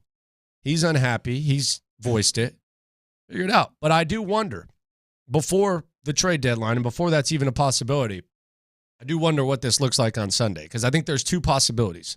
One, it looks just like it did against the Saints. Mm-hmm. 2, we see even more Singletary and less Pierce. Yes. Or we see more Boone and less Pierce. Mm-hmm. I think that's where we get, where Dameon Pierce is kind of your short yardage / finisher type of guy, which I think is a perfect role for him. Yeah. But he's saying committee, and D'Amico says committee. So we're definitely going to see a decent split, and it'll be interesting because they're going to be without Robert Woods, so they're going to have to adjust. C.J. Stroud's going to have to do something that he's never, ever done. Coming up, we got tired of talking about cheating scandals, but it is nice to talk about a cheating scandal with the best team in town. However, one of the biggest stars in town was closer to the situation than you may think, and he had some interesting things to say about it. We'll hear from C.J. Stroud on the latest cheating scandal next.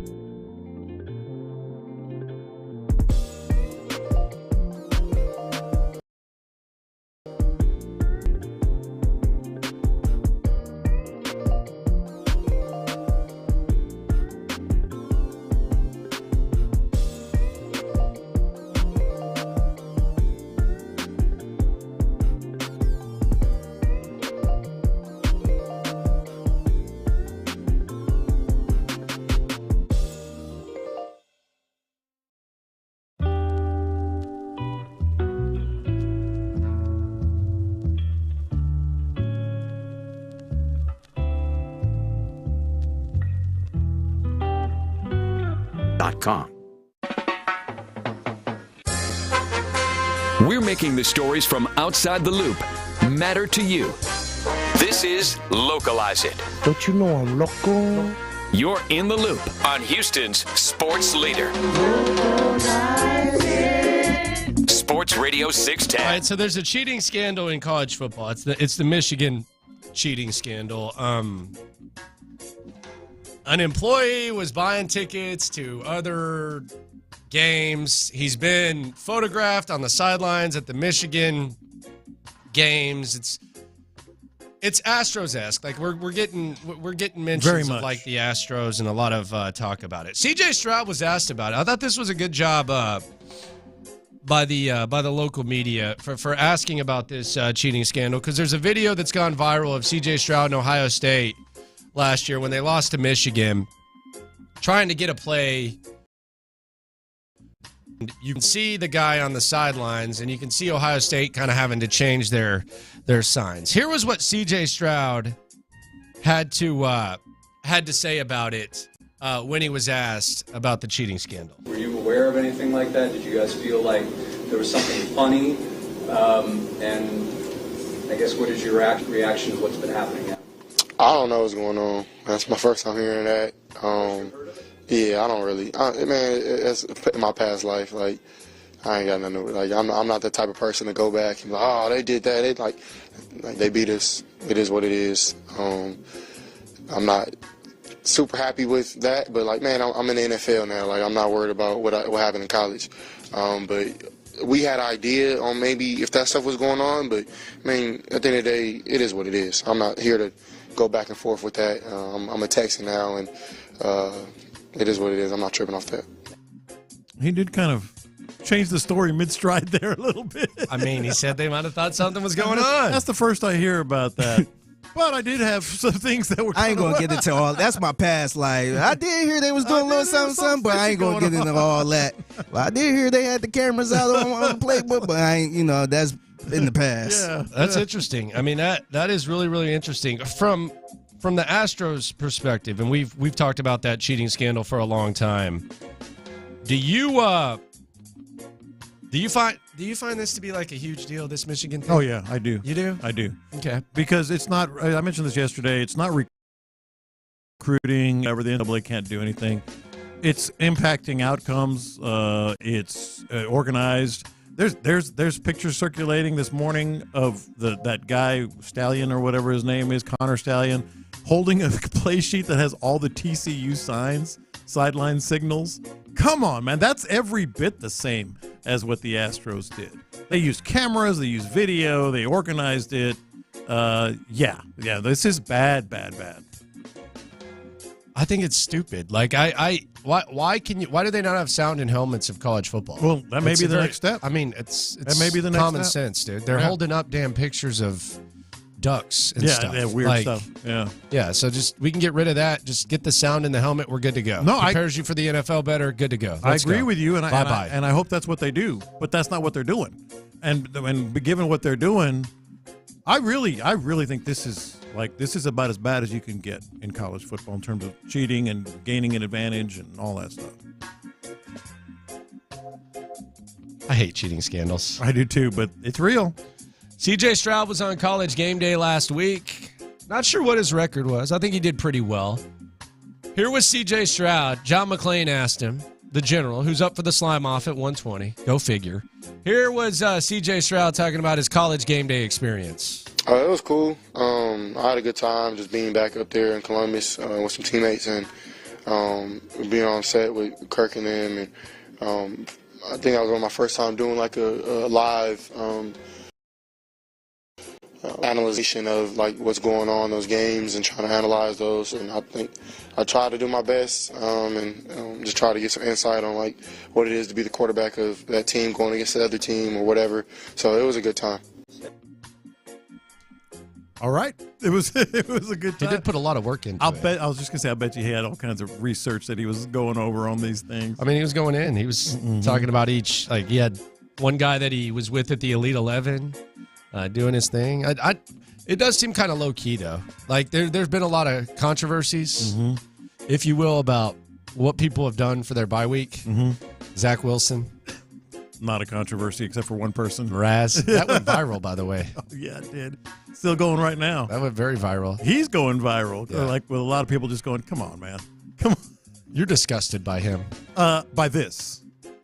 I like Sean. I think he's funny.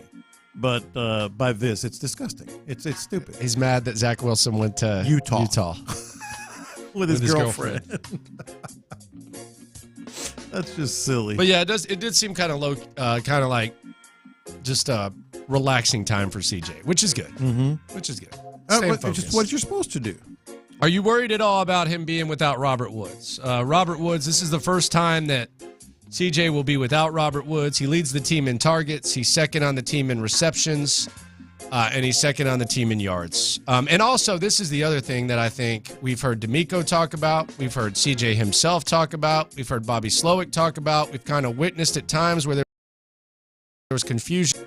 He is a guy who's been familiar with this system for a while. He's kind of the OG of the team. So there has been some hidden value, if you will, that has been expressed about Robert Woods. Are you at all concerned about Robert Woods? Clint seems to think it's I don't want to speak for him, but it seems like he just kind of thinks, well, he's taking targets. He's not a threat. This could be like something that opens up the offense. I do not feel that way. I think somewhere in between that, because I think it is a concern because of what you just mentioned, but he's not going to Utah. I mean, he's going to be on the sideline. You know, he's going to be around. But then the other thing is, I think this is the reason I'm not concerned. You get all kinds of other guys that are going to be able to fill, various roles on the offense. I mean, Mechie's going to be playing. Tank's back. Obviously, Nico has had such a good start. It's not like, oh my gosh, they got 3 guys on the injury report. They have a key guy. But I think it can be replaced. I don't know. It seems like the huddle presence of Robert Woods is strong. No, it is. And no it doubt. does seem like he's trusted when it matters most. Mm-hmm. Like when on third down, how many times do you see CJ go to Robert Woods on third down? No, I get it. But I think I have confidence in Slowick, as we've talked about. Obviously, confidence in CJ. Like, what do we see? Mechie? Do we see more Mechie? I think Do we see Mechie. more That's Noah why Brown? I mentioned Mechie. Noah Brown's the one that it seems like is going to be the. I didn't even mention him. The but replacement. Yes. I mentioned Mechie first because I could see where he maybe gets his role increases. I'm very impressed in a way that even though he's only had 8 targets, he's got 7 catches. That's pretty dang good. I mean, that's a high percentage. So that's one of the adjustments that Slowick was talking about. Now that Mechie's got his feet under him, he kind of has been on and off the field, has an off week. Maybe he's a guy that kind of steps in. That's the one I would suspect anyway. Mitch, Yeah. I think it's going to be Noah Brown. I think Schultz is going to continue to eat. I think we're going to see more of the other tight ends. Quintariano. I'd love to see that. Brevin Jordan. Yeah. I think we see a little bit of that. Slowick has shown that he can adjust. I think Robert Woods is, I think the value is a little bit deeper than the obvious, which the production is good. But they've shown that they can adjust, and they've shown that they can win without guys. Exactly. They did so without Tank Dell. So Exactly. It'll be just another challenge for them. They're coming off 2 weeks. It's going to be a fun game on Sunday, little noon action. Excited. And let's remember what we've been talking about. The running game is going to have a different look, I think. So that's going to affect. Keep doing it. If they have Keep saying that he's not the same guy he was a year ago. Keep doing it. I thought, okay, I will. If he builds on that and Singletary all of a sudden, keep doing it. Let's say Singletary rushes for 95 yards. Keep doing it. The passing game is going to be a lot more open, and I just feel So where's like Pierce fit in? 48 yards, 38 yards. Keep doing it. I want every radio host in the city to hear me and hear me well. Man, what do they say about aging? Not aging well. Keep doing it. I'm sorry. Better running game, but more Mechie, CJ, and Slowick on the job. I'm feeling pretty Better good. defense. Better defense. More playmaking on defense. Yes. That's the thing to keep an eye on. How about a forced turnover by Will Anderson? How about that? a forced turnover? How about by a Will Anderson? touchdown on defense? How about a that? Will Anderson touchdown? How about a little on more defense? swarming? How about that? Sunday at noon.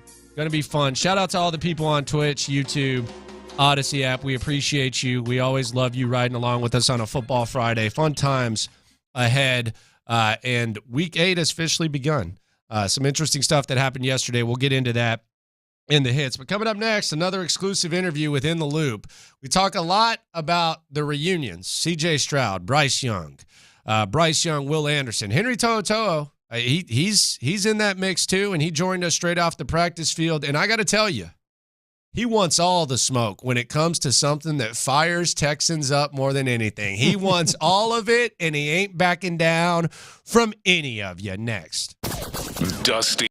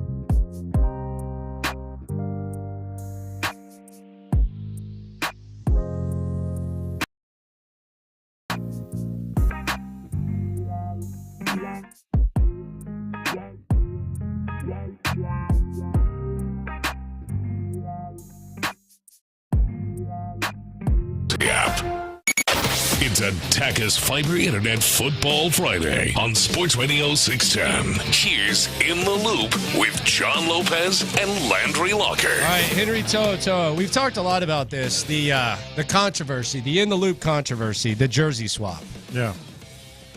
Will Anderson has to get Bryce Young's game used. I think so. Like, if he doesn't, I know CJ and Bryce have this history and they're brothers and all that, but Will's got to get After that. all that he went through at practices, they became men together. and with him. Yeah. They became men together. They did I believe battle they were in the together. same recruiting class. Yes.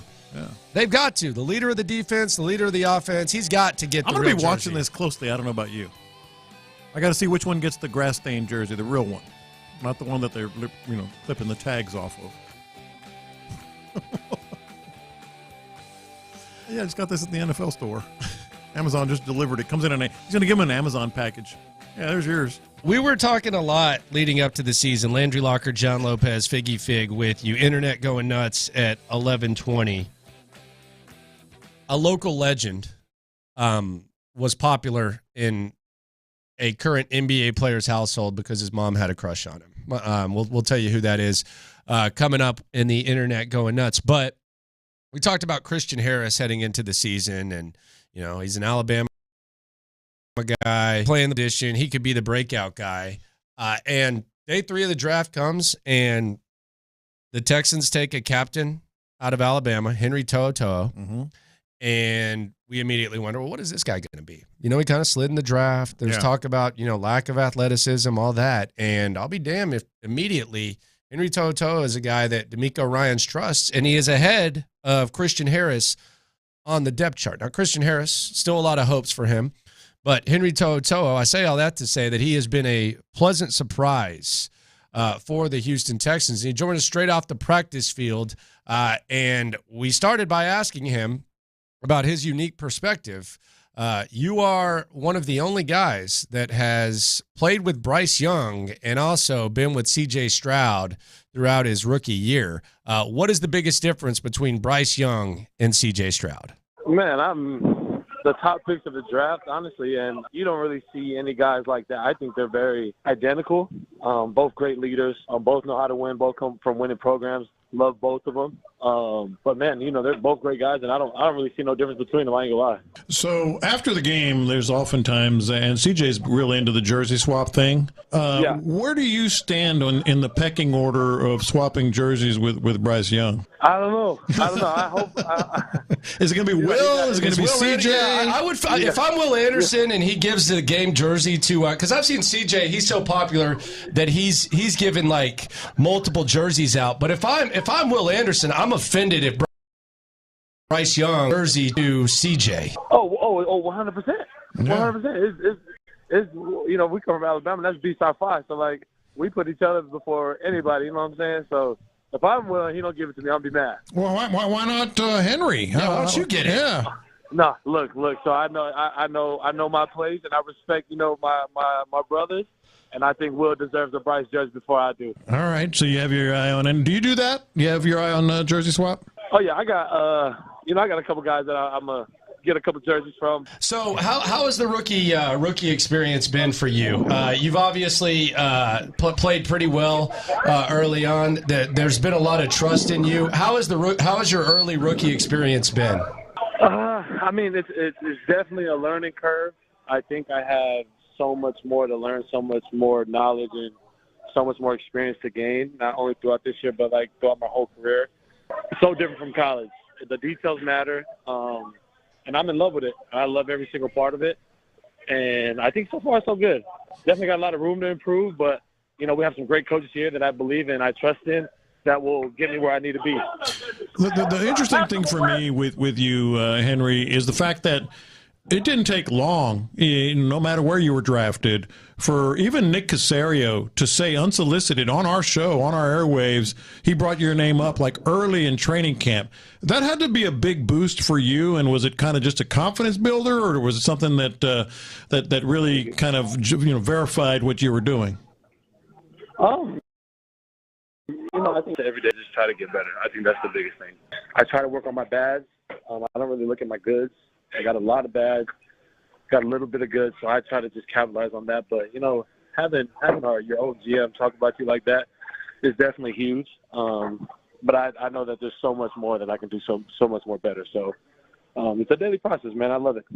What are the bads and goods? What do you think you need to work on the most, and what do you think that you've done well? I don't want to go into too much of that. I don't want other teams listening. You know what I'm saying? I'm gonna let them figure that out themselves. But I think it's my daily routine that I'm gonna continue to get better at. Being a pro, I think being a better pro is what I'm mainly focused on. Watching film, getting to diagnose the teams that we're playing, and obviously be better, a better leader on this team, and a better linebacker. Will was on with us, and he said, he's really kind of been antsy to sack Bryce because quarterbacks are treated a certain way in practice, and he wants to get his hands on Bryce. Do you kind of have that same feeling as someone who practiced with him a little bit? You kind of want to take him and fling him down to the ground a little bit? 100%. Bryce has – we're trying to get Bryce. Every time we'll get close to Bryce, Coach Saban will throw a fit. So Bryce is definitely has a little target from the Bama guys. Well, Will was saying that he would even get into arguments with Bryce about that would have been a sack, that wouldn't have been a sack, et cetera, et cetera. You want to meet Will at the quarterback, I'm guessing. Yeah, we're going to be racing there. We'll be racing. Hey, let me ask you this, because we just kind of get the backgrounds of all the players coming in, especially when we're interviewing them. And, I picked up a lot on your background and where you grew up, and there were some tough times and all that stuff. But one thing that jumped out at me, tell me if this is true. There was a story I read that said when you were 6 and 7 years old, that you were doing 100 push-ups and 100 sit-ups a day? 100 push-ups, 100 sit-ups, man. My dad was one of them ones. So my dad was one of them ones, guys. I ain't gonna lie. So he pushed us super, super hard. Had us in there, me and my older brother Sos, definitely just grinded throughout my whole childhood. So it was crazy. That is crazy. Are you still doing that, or you've kind of grown out of it, or what? No, the body. You touch the weights a lot more, but the body's got to rest. I passed that tradition down to my younger brothers. How did you spend your bye week? First bye week, was it easy to get away? Was it hard to get away? How'd you spend it? I went back home, but it was kind of hard for me to stop thinking about, football and trying to get better. I mean, because I'm a rookie and I'm trying to just get better and be the best that I can be. And I'm so eager and anxious to learn stuff. So I think it was kind of hard for me to stop thinking about football. But, I kind of went back home, just chilled with my family, went to a little high school football game and kind of just ate some good food, and came back to Houston after. What's good food? Oh, man, some tacos. I'm a Mexican food fanatic. Not a baby. I love me some tacos, some birria tacos, some nachos, but definitely stuff like that. Some stuff that I can't eat during the season, I ate it throughout this bye, and then, came back and started rolling. But you got that California Mexican food, and that's a little different from Texas Mexican food. different. Yeah. A lot better. I'm going to tell you. Come on, man. It's a lot better. I'll tell you that. I'll give California the fish tacos, but that's about where I draw the line. We got the hookup for you here in Houston, man. Trust me on that. I gotta send you some spots that I think is top I'm down with tier. that. Yeah. So I guess you're in and out too, since you got this California food buzz. I'm an In-N-Out guy. Okay, so In and Out over Whataburger, right? Oh, 100%. Okay, no hesitation. I like See? your confidence. No That's when he comes hesitation. into Houston saying, "Yeah, man, In and Out, baby." Not even hesitating there. Not that. What foods do you enjoy most here that you can't get in Cali? Some good barbecue. I ain't gonna lie. Okay, yeah. So we can get down on the barbecue. Yeah, get down on the barbecue. Man, I eat anything. Like I've been eating a lot of Mexican food down here. Some great Mexican spots down here, but don't compare to my home. I got you. You got the bias with the California there. I found some good sushi spots with my wife. We've been chilling, just trying different foods out here, so it's been good. Hey, one more thing. And this is kind of weird to ask this question so late in this interview, but John McClane has pronounced your name a certain way. He said Toto, like in Wizard of Oz. Wizard of Oz dog. I don't know what he was doing. I've often said Toto with a little pause right there. Right there. But I've also heard some broadcasters say Toa, like A. It's Toa, right? No, yeah, you got it. You got it right. Toto. There you go. With the little pause in there. And this is apropos of nothing. I'm just curious if you how familiar you are with it, or if you've ever participated. I know you come from cement, right? Yep. I'm a huge fan of the haka. Do I have that wrong? Is that Yeah, you got it right. So have you ever I think that's the most badass thing in sports when players do that. Have you ever been involved in that, gotten the guys at Alabama to do that? You got them to do it? I haven't got the guys to do it. But I've been a part of many hakas. Like my family does it. My wife's family. So like we do a lot of them. It's awesome. We had a team in our district, Trinity. That. They had a Gatorade commercial, and they whooped our ass. Good God! But they did it before. Yeah. It's intimidating. Well, the message being what, though, when you do it? Who you're playing for. You're playing for your coach, your ancestors that came before you. And honestly, just trying to put fear into your opponent. Yes, it works. That's the biggest thing to me, is I'm putting fear into your eyes. I'm telling you what I'm about to do and how war ready I am, and we're about to battle. So this is the final question. We'll get you out of here, Henry. It's been great. We appreciate you very much. So you went to Tennessee, then you went to Alabama. So who do you hate in the SEC? Texas A&M and who else? Hey. Damn, that was fast. You hit me quick. Texas A&M and you know where I went to school. Okay. Let me see. Coming from Alabama, I claim Alabama 100%. So for me, I don't like Tennessee. Okay. That's one. I don't like Tennessee. And then I gotta say LSU. That's fair. LSU. Yeah, that's fair. No, Auburn? LSU. Auburn's just not enough of a threat, are they? Auburn hate Auburn. Right. Don't like Auburn. I think there's a LSU and Auburn. Everybody loves the Aggies. Nah, that's a lie. That's a damn lie. Henry, we appreciate you. Good luck. Safe travels. Are you a window seat guy? I'm a window seat guy. There you go. It's the only way to go. Guy. All right, we appreciate you, man. Good luck and congrats on a good start, and hopefully you get the dub and even better times ahead. Appreciate it. Thank you, guys. All right, there you go, Henry Toto. You're on In the Loop on Sports Radio 610. Toto. No, John. Well, he wants all the smoke with that Mexican food. I don't get that. Awesome. Yeah, I don't know about that though. No, he's wrong. I know about that California Mexican food. I mean, he's wrong. I told him. He was wrong. I can understand like an In-N-Out more than Whataburger. Like I'm not gonna sit here especially if you grow up on it. No, I mean it's good. I mean, yeah. I mean, I can understand. Yeah. But I like his what's that food? That Jewish word? His chutzpah, his courage of like standing on it. Like Why are you using Jewish words right now? You just because that expanding the vocab. No, that's a word that fits. His chutzpah. Chutzpah. You got to go chutzpah. Chutzpah. Yeah. I mean, why not just coconuts? Because there's not really an English word that translates. There's lots. It's kind of like confidence, bravery, brashness, all that, whatever. Yeah. Are you trying to be like civilized now? It's basically like What's saying this guy doing? He's got some boys. I'll put it that way. Yeah, you could have put it that way the first time instead of being weird.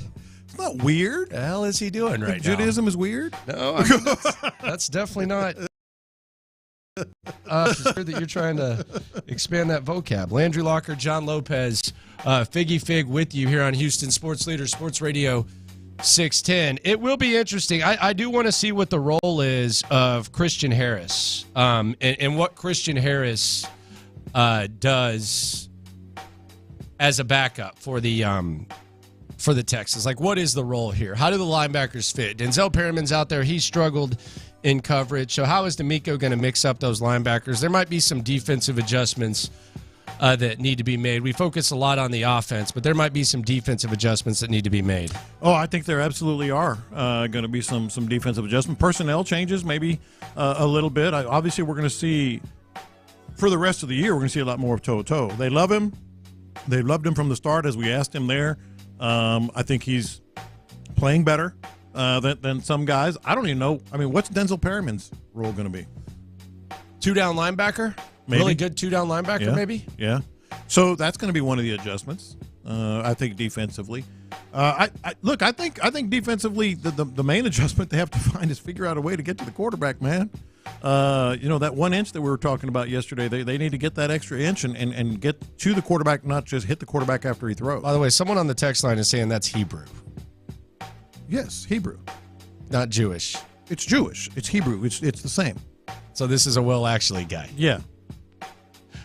Will Actually guy on the text line, 281. Yeah. Ooh, Will Actually guy. Yeah. This one. Yeah, I don't know. I seen too many people get canceled. I would have just gone with balls, personally. I don't know when Lopez became Finch from American Pie. Like the Hebrew word. I don't know what he's doing right here. I'm confused by that. He does know his place though on the jersey swap. Henry To'oTo'o. And McLean seems to really like talking to Henry To'oTo'o, asking him he likes saying Toto. The questions that John McLean has been known to ask and not ask. Mm-hmm. Fresh off the fight with Lopez and McLean yesterday. By the way, I saw Sean came in here and left you a bottle of whiskey. How about that? I don't know if you caught it, but I got it right here. Okay, yeah, he left you some of that Yellow Rose Premium American whiskey. Yeah, left you a little some of that. How about that? It's a nice little parting gift. There you go. Was T-Mill drunk yesterday? I don't know about drunk. I mean, he had some bourbon. What are we doing? What? I'm asking. He wasn't drunk. No, he wasn't drunk. Okay. Yeah. I'm just asking. Okay. I mean, it's whiskey. Yeah. It's very smooth. Mm-hmm. I had 3. That was the perfect number. Good for you. Yeah. Not too much. T-Mill was fine? Yeah. He was good? Yeah. Okay. Mm-hmm. Just checking. Wouldn't put his drink down for a picture, though. That's what I was going to say. It's like, put your drink down, man. You're a put the drink down guy? Yes. Okay. Well, especially in this. It depends what type of drink. Well, especially in this scenario. There were 4 Aggies there, and we were talking, and somebody said, let's get a picture of the Aggies. So all 4 of us posed for a picture. It's on his time. Look at his tweet. Okay? And there's a picture of us 4 Aggies all doing the gig 'em. And they said, do gig 'em, Tyler. And he said, no, I got my drink. I was like, put your damn drink down. Look at that picture of Tyler. I was like, come on, man. Coming up, Internet Goes Nuts. An H-Town legend apparently was crushed on by one of the most polarizing current athletes in sports. That's next. First, though, I want to tell you about Orchard's win-win program, which is helping a lot of people.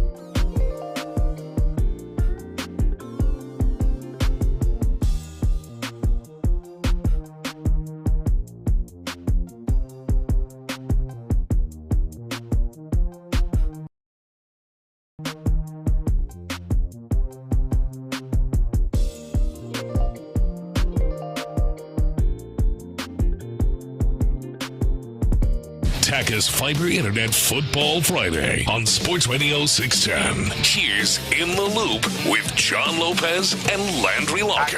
I got the internet going nuts. All right, internet going nuts here on In the Loop on Sports Radio 610. Kevin Durant. Apparently, his household was not a Michael Jordan household. Apparently, it was a Hakeem Olajuwon household.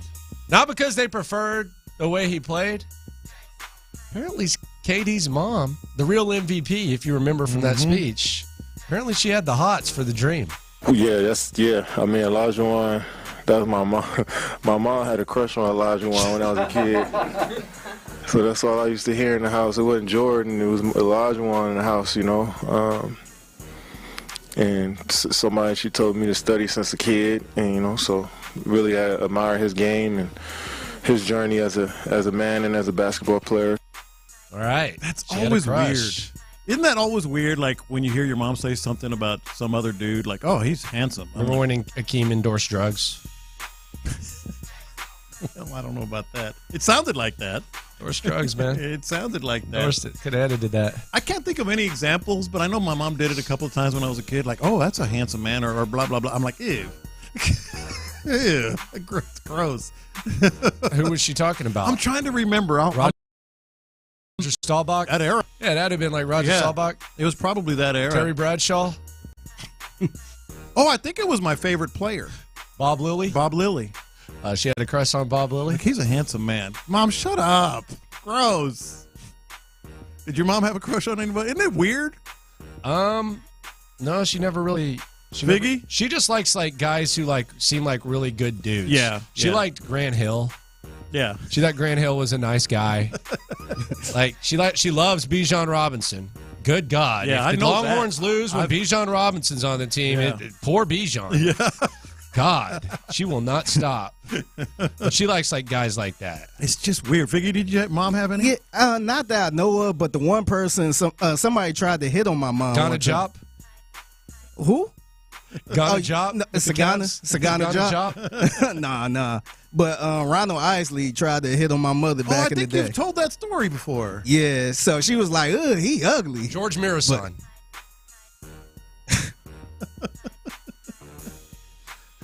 Was it Matt? Did George Mirasan have groupies, you think? Absolutely. No way. Everybody has groupies. Come on. Yeah. Absolutely. Really? Yes.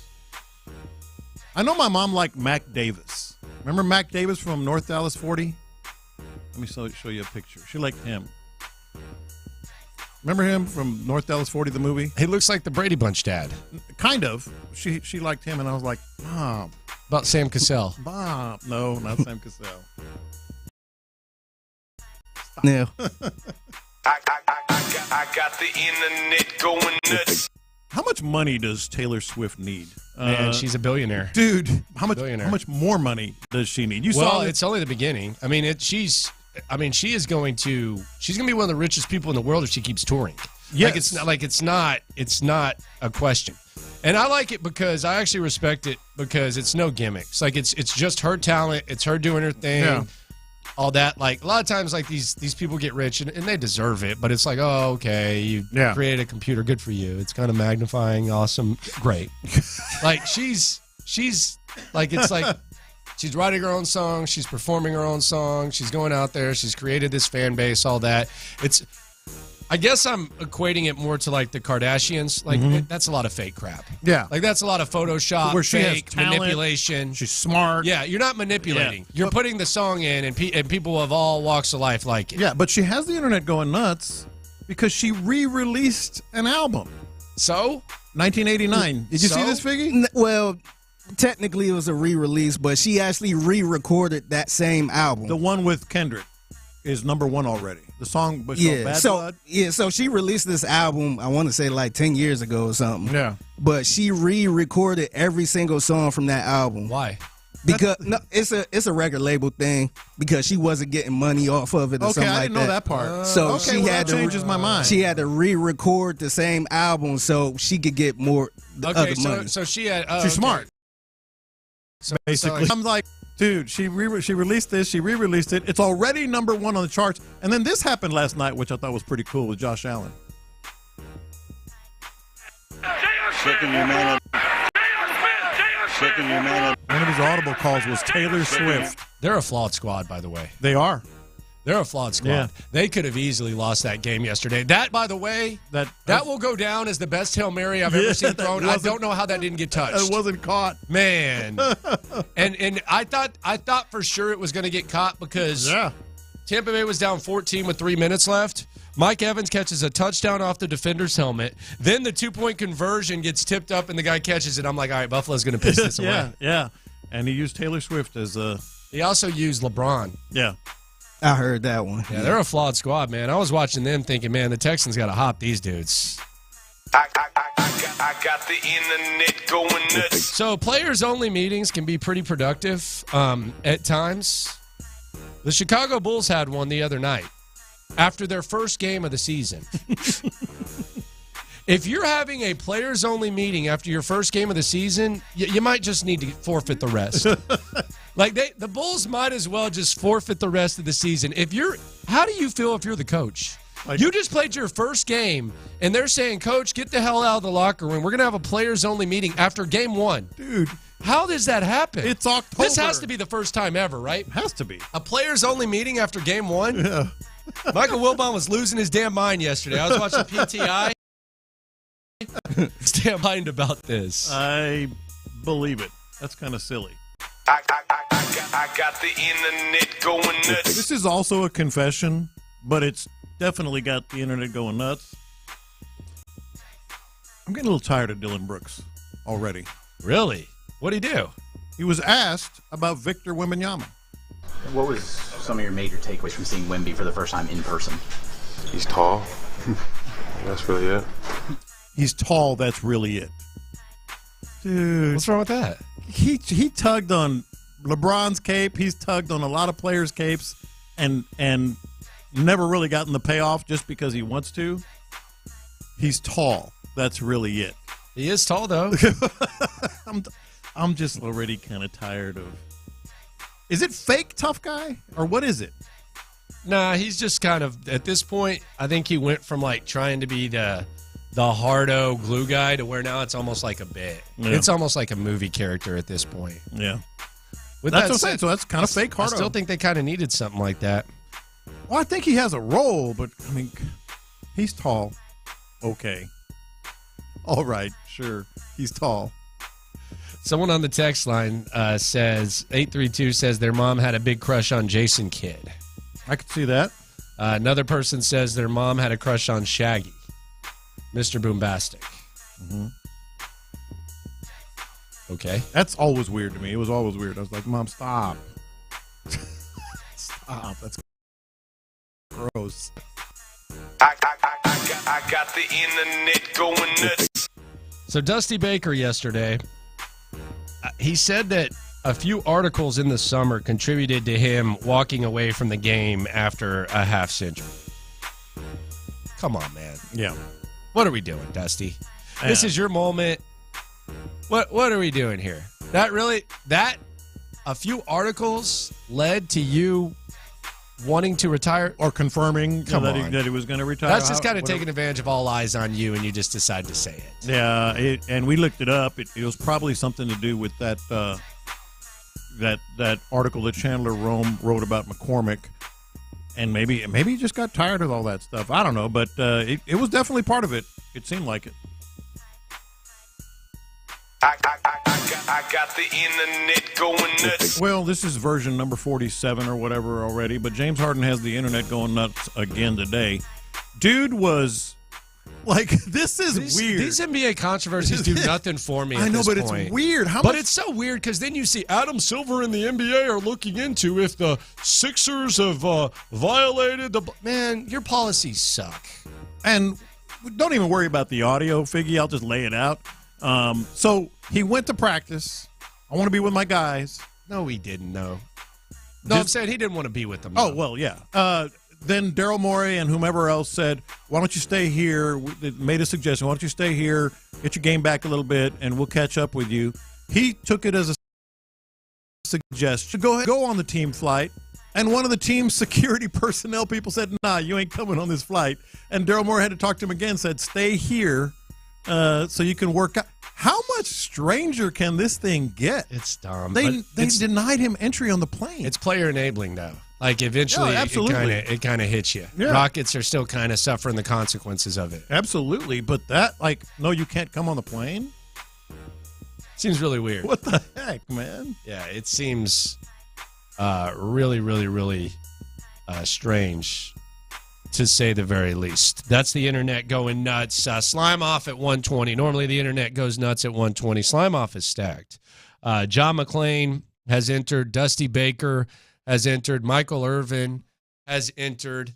Lincoln Riley, the head coach at USC, has entered. Tom Verducci has entered. This is like a Royal Rumble of slime, and we're safe for the first time in a long time. We're safe. That? So how about that? No me or no you. Although we do have a couple hours left, so that's more than enough time for us to perhaps make our way into the slime off. Coming up, CJ Stroud. He's going to have to do something he's never done before. Plus, someone begs for the Astros gig, and will you watch it? We'll tell you what it is in the hits next. Let we go.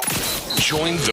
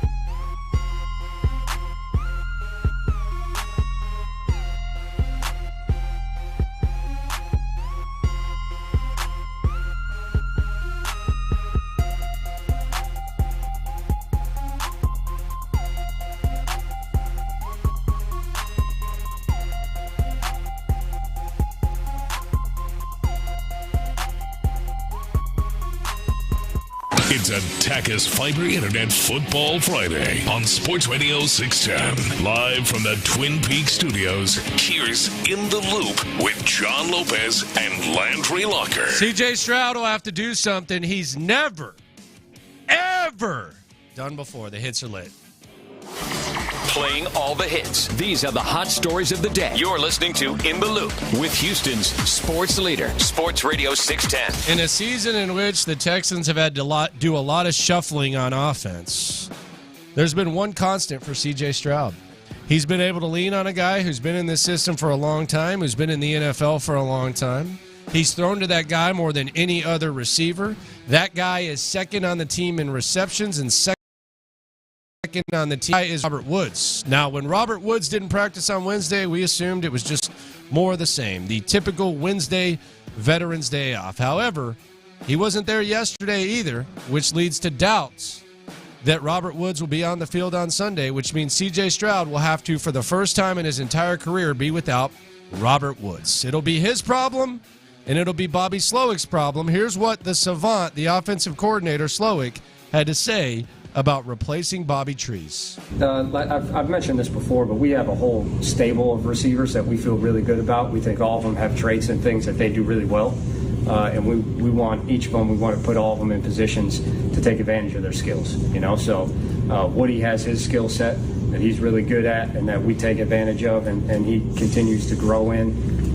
Nico has his, Tank has his, Metch has his, Hutch has his. So it's not so much like, oh man, if we miss any of these guys, we're missing this piece. It's more, okay, well, as a group, these two guys do this other thing. Well, how do we take advantage of the same hole, maybe in a different way? That's really any time we miss anybody as a skill player on offense. Yeah, I mean, it is a hit, no question about it. I feel like this is between Bobby Slowick and C.J. Stroud, and as he put it, the stable, which is quite a good endorsement. The stable of receivers that they have, that they're going to not make do. Maybe that's kind of a backhanded compliment, but I think they're going to be able to replace him. And by the way, practicing for the Texans this morning, except Robert Woods and Brevin Jordan. So Robert Woods is out. Brevin Jordan is out. You don't practice Friday, you probably aren't going to play. What's up with Brevin? What the hell happened to him? I know. Maybe he is. Was he at Yellow Rose too? I think he's feeling it today. Between the Andre Ware and that. Sean Bajani says foot. Something with his foot. Robert Woods, something with his foot as well. So Brevin and T-Mill were hanging out? Robert Woods and Brevin Jordan are the only two not practicing. So they're going to have to make do. They're going to have to find some replacement. I feel like Mechie is going to – this is a good opportunity after the bye week for him to take another step. And he mentioned Hutchinson as Xavier well. Hutchinson, yeah. Yeah, he mentioned him. So it'll be interesting to see because they used him, in a couple of reverses? A couple sweeps. Sweep, reverse, whatever. Maybe he's going to find a little. Which, by the way, I like that better than Tank doing that. Very much so. To be honest with you. Yeah.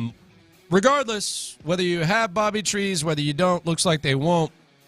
Improvements are going to have to be made. Mm-hmm. You're 3-3 right now. You're going to have to improve. You're going to have to start to adjust. There's more visual for the league to catch up to you. But what specifically do they need to improve on? Here's the leader of the team, C.J. Stroud, talking about that. Yeah, it's a lot of things to improve on. A lot personally, a lot as a team, a lot as offense, defense, special teams. Offensively, we want to get better in red zone, getting better at that all around. And even sometimes working on being better on third down is not getting to that. And just finishing drives in the red zone. So that's definitely at the forefront. And me personally, just being better with my eyes and keep my eyes down the field, not looking at the rush, and getting through my progressions better, things like that. So all things that can be fixed, which is a good thing. And like you said, just want to keep that momentum rolling and keep that swagger that we're playing with. So those are some things that we want to keep as well. Those are all good things to improve on. I'm with you on that one, CJ. Those are all third down. I think it's connected to the run game, which we've talked about. Yes, so you got to figure that out. And red zone, Kaimi Fairbairn has a lot of field goals, which is a good thing because he's got. I think going into the last week, he had as many or more than anybody. but you don't want a lot of field goals. You know, Nah, you don't want a lot. Yeah. Take a few every once in a while. It'll be interesting to see how this goes out. I'm looking forward to this one on noon on Sports Radio 610 on Sunday. Pregame gets started at 9. Week 8 got started yesterday. Tampa Bay falls to Buffalo 18-24. Buffalo, had they lost, they would be tied with the Texans in the loss column. They hold off the Buccaneers on a last-second Hail Mary, perhaps the best Hail Mary throw that I've seen in my entire life. Yeah. And somehow it just hit the ground. No one touched it. Godwin didn't turn around. Mike Evans was back there kind of wrestling, and it just hit the ground like nothing. By the way, he's only been doing this for a couple of years. Kirk Herbstreit deserves better. He deserves better. Figure you're with us, too. Yeah, he deserves better. 100%. He deserves better than Al Michaels right now. Just complete checkout. Because because I don't know which excuse is more valid. Like Al Michaels is pushing 80. He's used to being on the biggest game of the week. So there is that. Like you're 80, maybe you shouldn't be as good as you were before. Kirk Herbstreit works every freaking minute of the day. He never stops. And he has all the research down. He's doing everything. And he's just he's in a different class than Al Michaels. He absolutely And he's a college football guy. I guess the thing that bothers college football is a different sport, let's be honest. Like I know it's the research is completely I know different. You can say, well, it's football. No, that's a lot different. No, even the football is different how they play it in college versus the NFL. I think the biggest problem I have with Al Michaels is like even the calls that we don't necessarily highlight, he just sounds like it's all beneath him. You know, like, I'm better than this. Come on, man, you're not. I mean, just give me a check. Yeah, like it's beneath him. He screwed up so many calls last week, man. It was ridiculous, man. It was. World Series starts tonight, 7-ish. You going to watch? Oh, yeah. I love the World Series. You can check it out. I'm gonna have different feelings. So you're pumped for it? No, I'm gonna watch it. I like watching the World Series. It's something that I just always connect to, and maybe it's from my youth or whatever, but I just like it. So you're locked in? I didn't say locked in. I'm not gonna have the pressure of watching a team that you're invested in. Absolutely. Are you? Aren't you? By the way, next manager might be there. Maybe. I'll check it out. Yeah. This was John McClain earlier this week talking about who he was rooting for. The Texas Rangers winning the World Series would be the worst result for the Astros possible. Hey, Kid Figgy, I think it'd be the best result because the team that beat you won a championship. And I'm pulling for the Rangers over the Phillies. Oh, here we go. That was going to be my next one. I'm pulling for the Rangers. They're a lot of fun to watch. What they did, choked the last game of the season. And what they accomplished under Bruce Bochy is amazing, and they got my respect. I cannot believe you want the Rangers to win. I do. And then he changed his mind because of Brent Strom. That's a slime-off nominee right there. Yes, it is. John McClain. Former Ranger manager Jeff Bannister, he is the bench coach for the Diamondbacks. He was believed to be a potential candidate for the Astros the last time around. He's a pride of U of H. He grew up around here. And he was asked by Jose de Jesus Ortiz about potentially being the Astros manager. Really didn't sugarcoat it. No, he didn't. Here he was. Right off of Garth Road and I-10. First of all, the guy that has shown all of us what it's like to combine competitiveness and grace and the ability to connect. If you're a manager in today's game, especially an aspiring manager, and follow what Dusty has done in his career. We lost a manager out of the ranks today that for me, that's an incredible ball club. When you just look at what they've done, still got a great core group, and that's a hometown team from University of Houston right across the street. But that would be another one of those pinch yourself moments to have an opportunity like that. Dude. Pinch yourself moment, huh? He's just throwing out his whole resume. Pinch yourself moment, huh? He is all about that job. I'm in. I said it yesterday. I'm in with Jeff Bannister. Jeff Bannister, I like that idea. Sign me up for it. Yeah. Why not? I don't know if Jeff Bagwell's in. He's the one who matters. I don't either. I think Jeff Bagwell might have been in on the Dusty thing, though. I was playing the video of Dusty Baker going to the press conference. He was listening to In the Loop, by the way. You could hear it. Yeah. Tweeted it out. He's a loophole. Shout out to Dusty. You can actually see it. Yeah, you can see it. You can hear it. You can hear it. We're talking. He's smiling. He's liking what we're saying. Yeah. I like those guys. Yeah. And you know what? That Landry guy, not such a bad guy. No, the Maldi probably didn't like what I was saying this year, but it's okay. Much respect to Dusty. But it seemed like Bagwell was a part of that as well. I don't know what they think of Bannister. I know Bannister in the past. I guess there was like a little bit of like a disconnect between he and the Rangers, like front office type thing. They were in like kind of that awkward, like, are we going to rebuild? But look, man, you can learn from your mistakes. You can figure some stuff out. I would like him to get at least a. You need to talk to him. Yeah, I would like for him to get at least an interview. Did you see McTaggart's tweet yesterday? Or I guess somebody was, he told somebody anyway. There was a tweet yesterday I saw that said that it would probably be, the leaders would have to be considered Espada and Osmus. Yesterday, apparently, he said he didn't really expect Osmus to be one of the ones that gets the job. So maybe things have changed a little bit. What did he say? He said originally Espada and Osmus would have to be considered the leaders. Yesterday, I saw a tweet that quoting McTaggart saying that he didn't think it would ultimately be Osmus. Well, good. Yeah. I mean, that's awesome. I mean, I don't give you credit for that because it never should have even been brought up. But, yeah, that'd be great. Yeah. Yeah, no Brad Osmus. But according to although him, you seem okay with it. Which, by the way, I was driving home yesterday. I was like, I cannot believe Effin Lopez is acting like this would be okay. I think Osmus is fine as a manager. Oh, God. I didn't like the fact that it circumvents Dana Brown, clearly. It would be a Bagwell-type influence. That's the part that hits me funny. Osmus as a manager, I wouldn't mind. Oh, yeah? Yeah.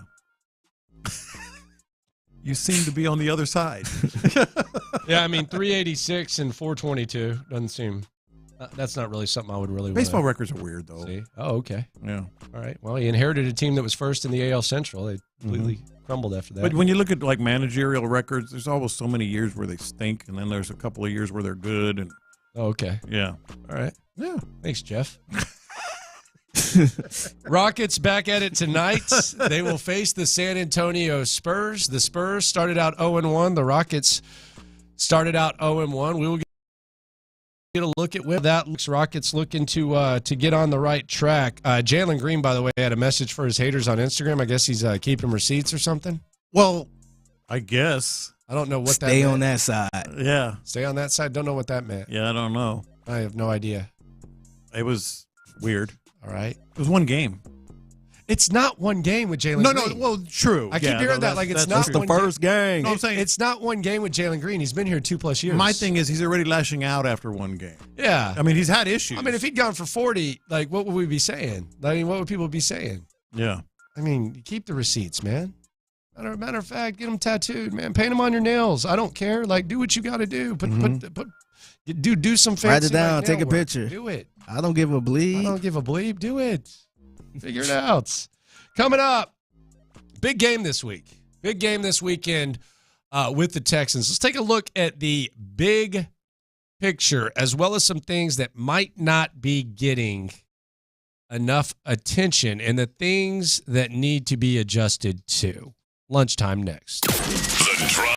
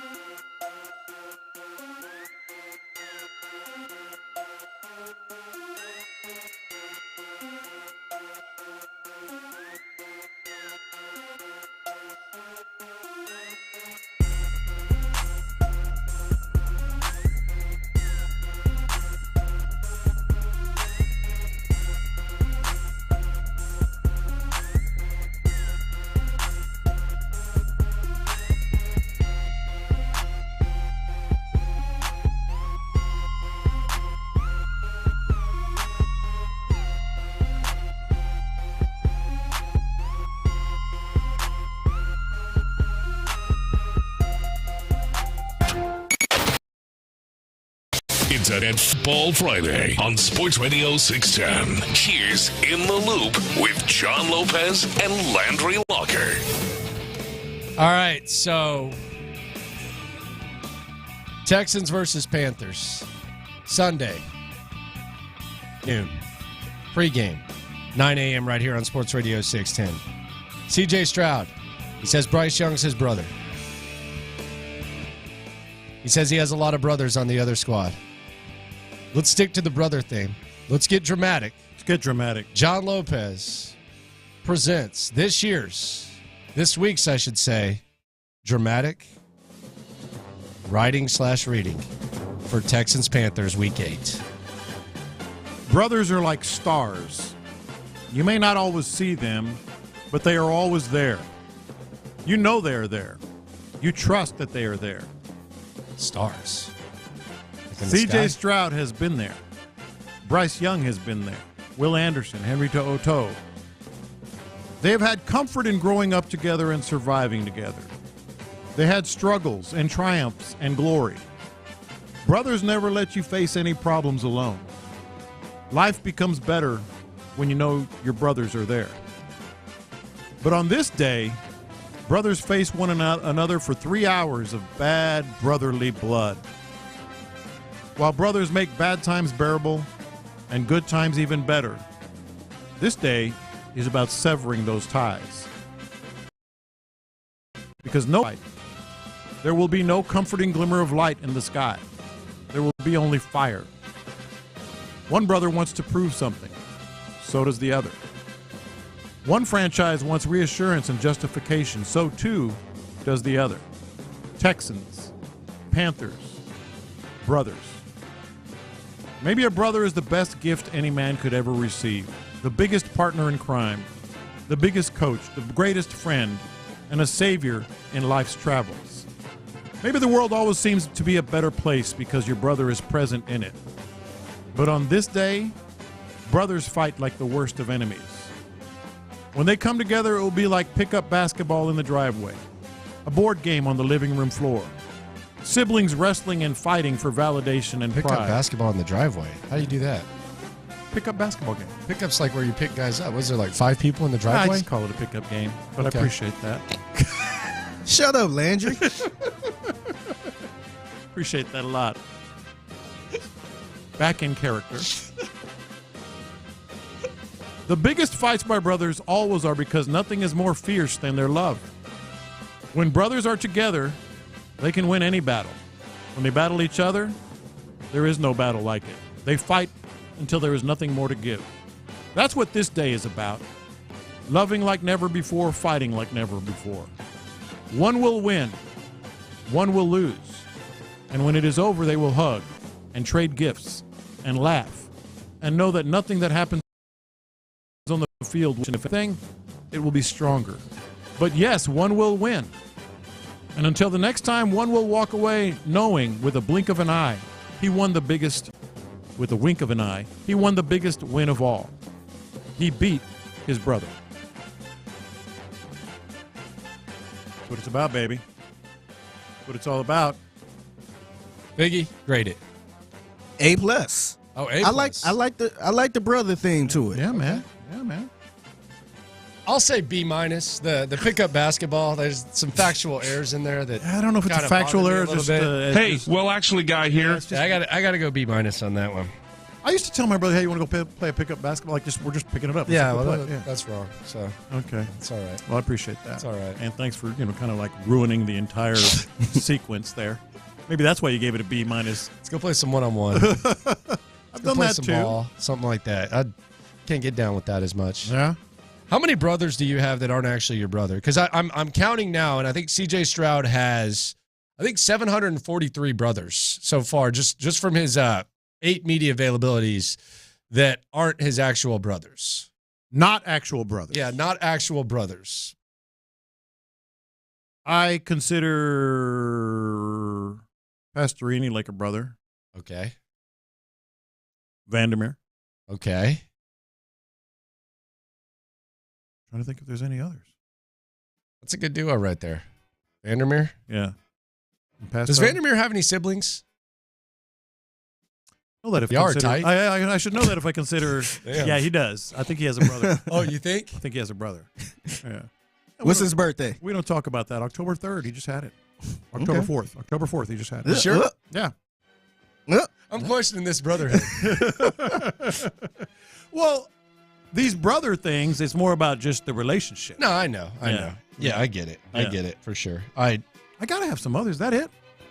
I mean, dude, you're living a different life, man. You fish. What about Scott Knoll? Why ain't Scott Knoll there? He's a great friend. Maybe probably become a brother at some point. Really? Yeah. You like Guess that? he ain't that cool. You like his beard right now?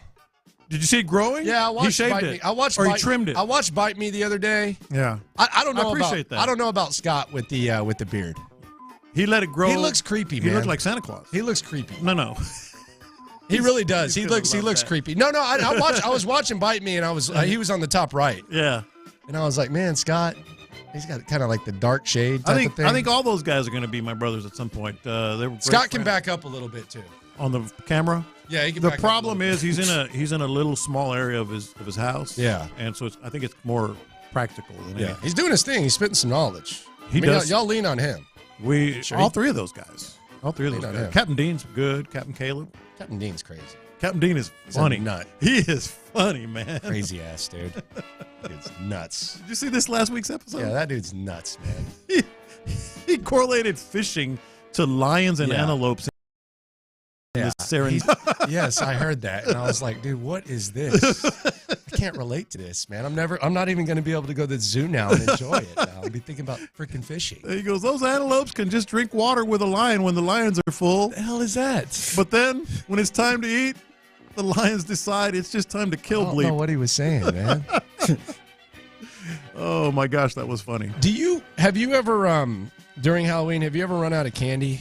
Oh yeah. Really? Yeah. I ain't gonna run out of candy this year. I got like 6 bags, and I'm a little Of the concerned. little ones? Yeah, That's I got more the than little enough. ones. Yeah, I was gonna go get the big bars, but then I was like, man, what if a bunch of kids come and Yeah.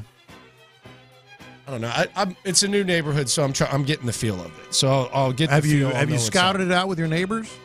Like what is Halloween like? Usually ask, so they'll know how many kids. Well, it's a new neighborhood. They haven't completed. Oh. Got like five That's more right. houses being Yeah. built. So Yeah, that's right. But I mean, it's a big. It might be like development. popping.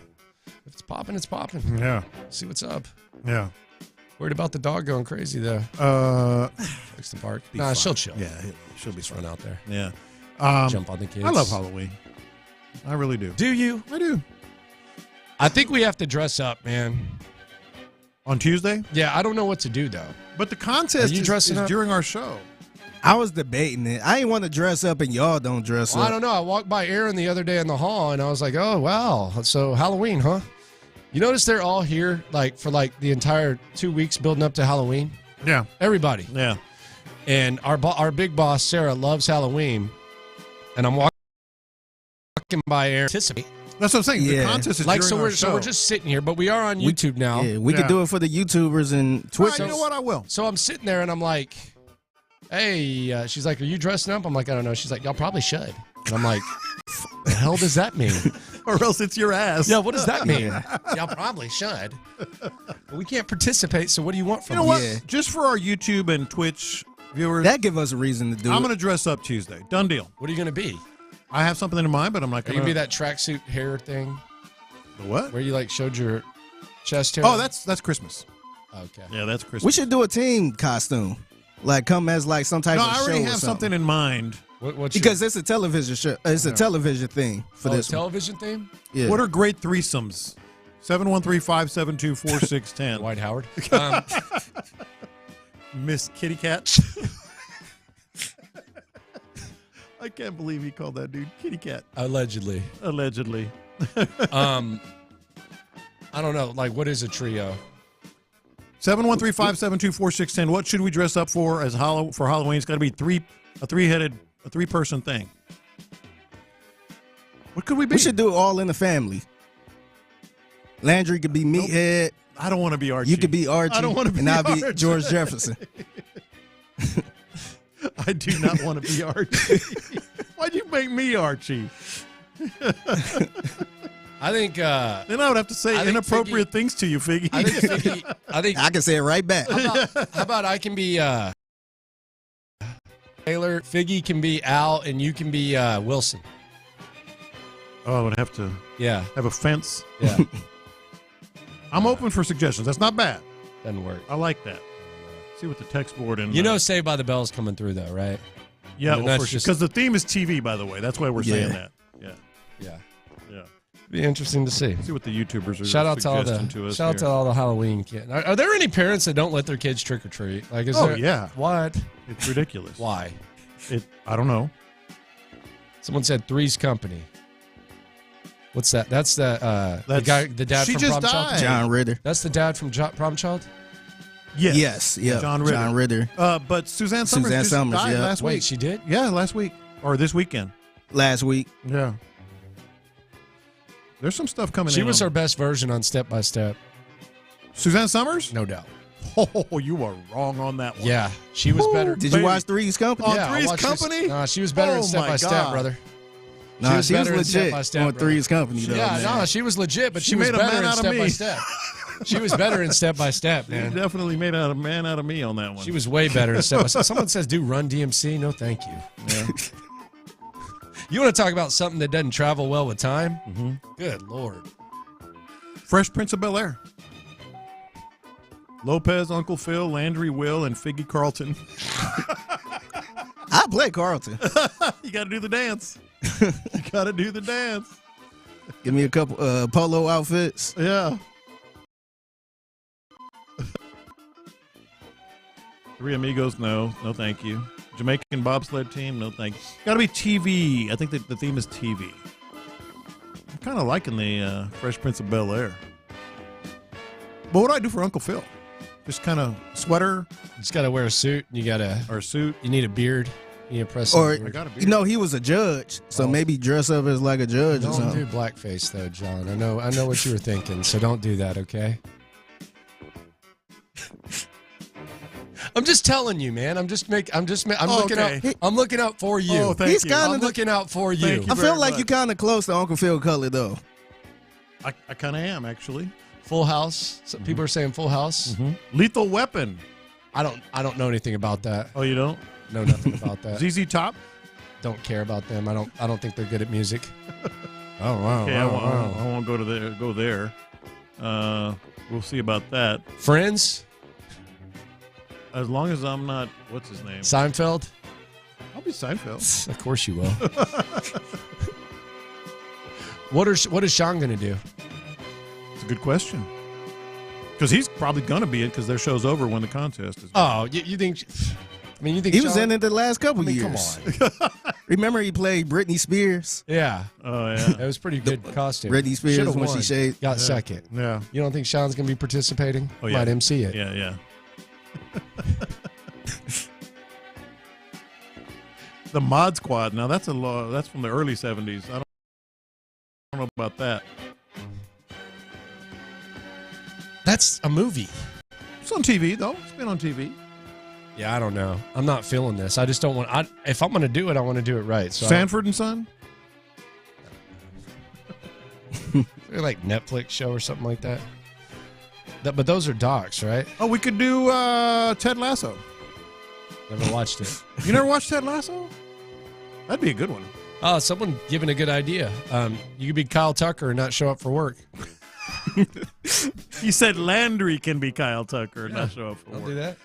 That's a good idea. Rock Boys. Yeah.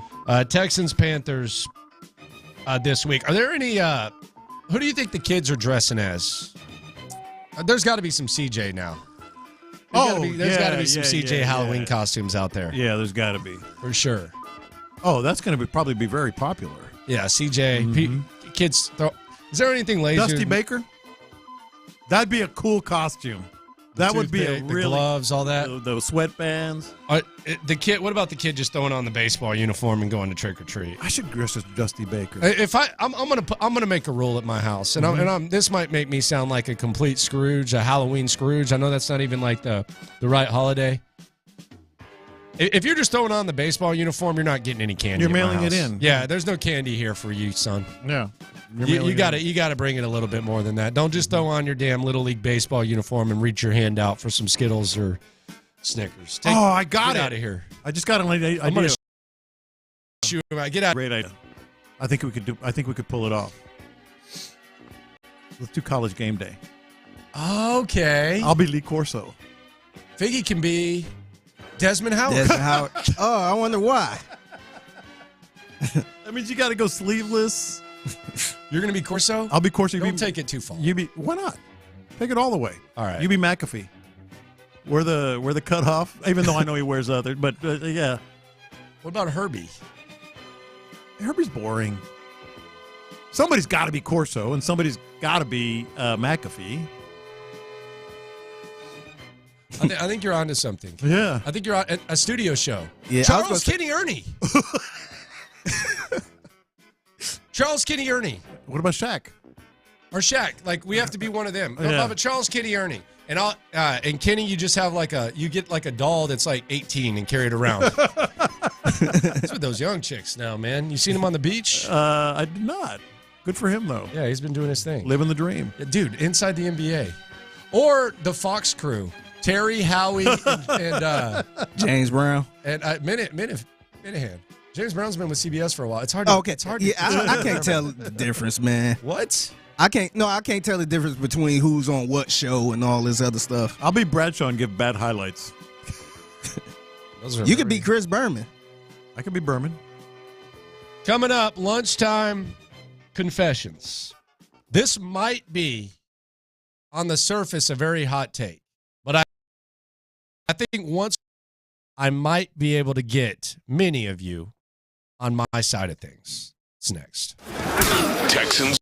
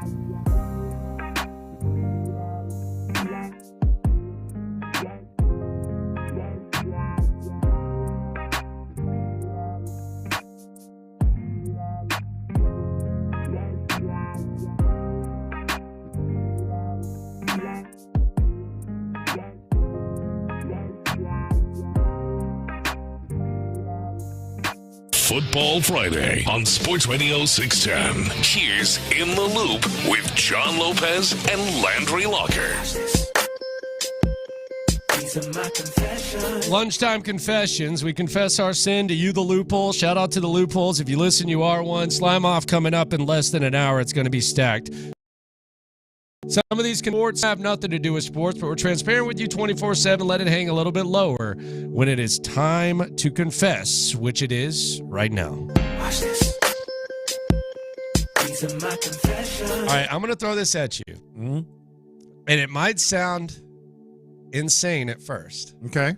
But I think the more we discuss it and bring the venom loophole, 713-572-4610 on the text line. We got the YouTube, we got the Twitch up.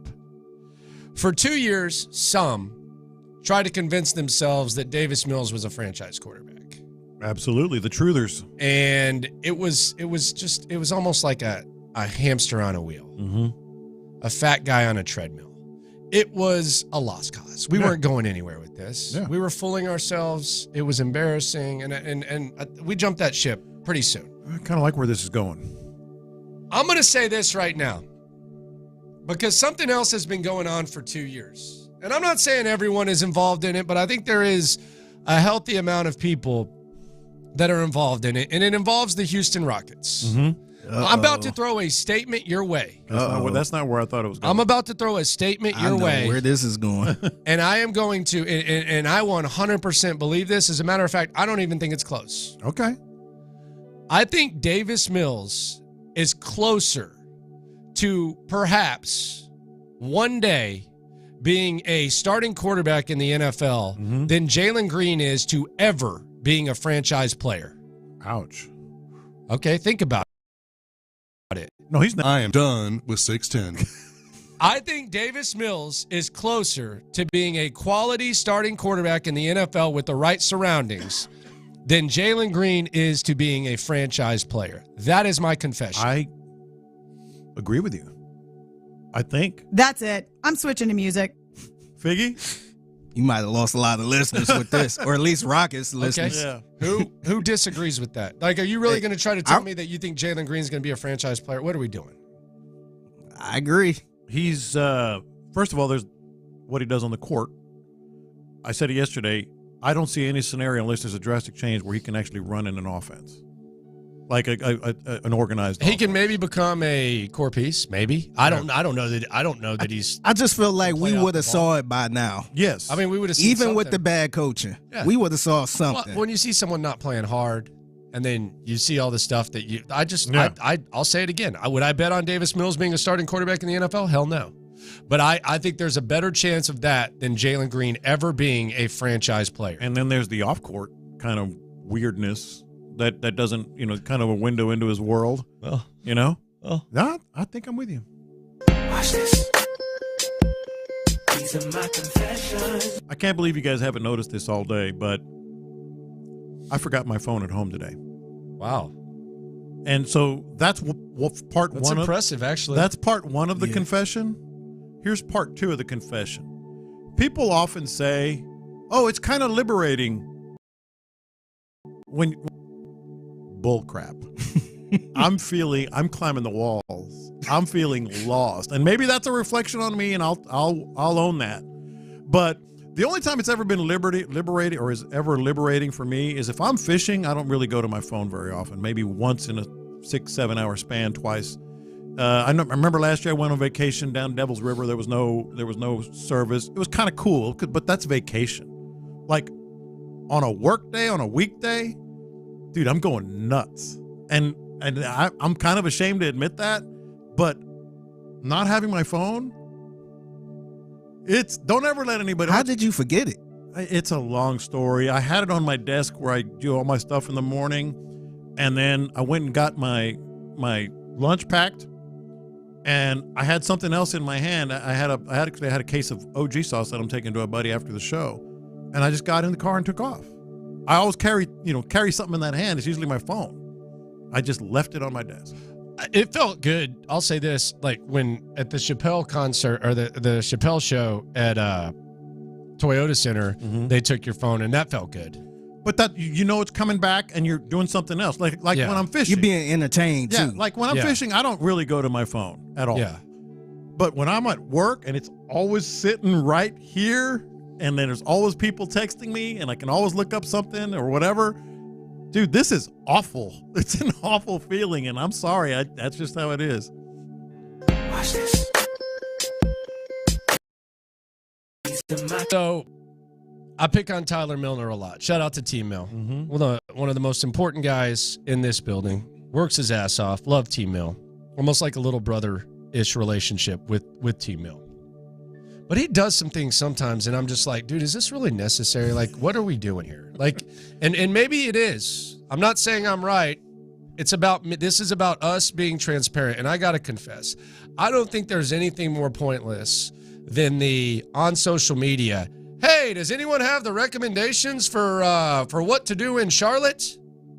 Brother, you can Google everything that you want, and it will show you what you need. Are you just trying to brag that you're going to the game or something like that? Yes. Are there someone specific in Charlotte? Like if I'm going to Charlotte, I'm going to text Nick Wilson or Jonathan Alexander or something like that and say, hey, what should I do? I'm not just going to go on my Twitter and say, hey, folks, any recommendations for must-dos in Charlotte?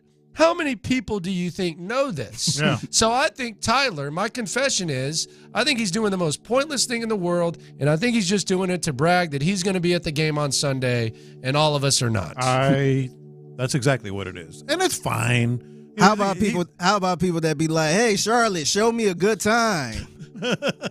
Like Charlotte is going to be like, okay, we'll show you a good time. Now there is this, like if you get very specific, like I'll get texts. Not right now, but I'll get texts like, "Hey, what was that Mexican restaurant in San Antonio?" That's different. Bro, but if your base is in Houston, you can say, "Where's the best Mexican spot?" in that word. Yes. If I'm sitting and I'm saying, like, "Hey, where's the best? Where's y'all's go-tos for breakfast?" You can get like 100 comments on that. Charlotte, yeah, brother. How many people from Charlotte do you know that? Come on, man. Yeah, come on, T Mill. I hear you on that. Come on. Watch this. These are my confessions. I gotta admit, I kind of like Henry To'oTo'o more based on something that's completely irrelevant to football. Just the confidence. He said Texas Mexican food. Yeah, just the good. confidence he said. What do they say? What's that term that people like to use now? He said it with his chest out.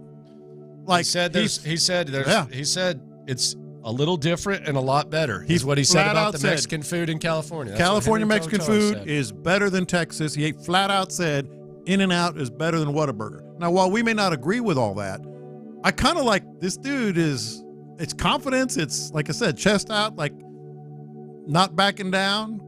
I kind of like Henry To'oTo'o better now even than I did before.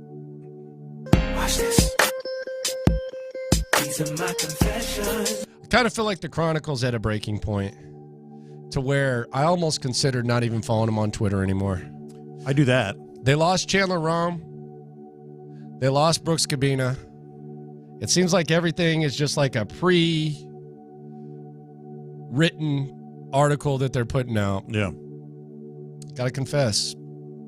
Saddened by the state of the Chronicle. It's very sad. Saddened by the state of the Chronicle. It's very sad. It's been a John McClain. I don't know why you would blame John McClain for that. For the fake retirement.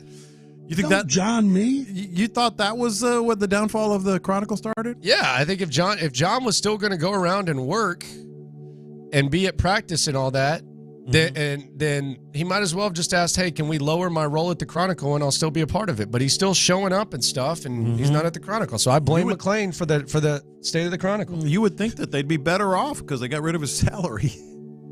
Well, there is that. It is sad. I don't really blame McClain. I'm kidding. And of course you don't. Watch this. These are my confessions. I'm not normally a fashion police kind of guy. I would hope not. Or a fashion. I would damn sure hope fashionista, as they say. But I feel like Landry Locker. Didn't you wear that shirt yesterday? No, it was another one. It was the one from. No, it was the one from. Oh yeah, Costco. Same color though. Lighter. It was a little lighter. A little lighter. Yeah. I feel like Landry missed a golden opportunity for some serious drip, and they could have seen you on YouTube. People would have taken some screenshots. You have what I think is my favorite hoodie that you own. NFL? Yeah, and you also have my favorite NFL hat. NFL hat that you own, but you didn't Big wear brand it. Guy. Big brand guy. You didn't wear the red hat. I know. I just decided I was going to mix it up with my. Oh man, you could have been. Might have dropped the ball. Styling. Might have fumbled. Styling on that. I walked into the studio this morning. I was like, "That's a pretty good look. Where's the hat?" Sometimes it happens. Where's the hat? Sometimes it happens. And some red Jordans. I don't know about that. You're the Jordan guy in this in this bunch. Figure you're not a Jordan guy, are you? Original Jordans, yeah. Oh, but I don't have any. Yeah. Wow, look at him. Okay. Original Jordan's the only way to go. Okay. Yeah. There you go. Big time right there.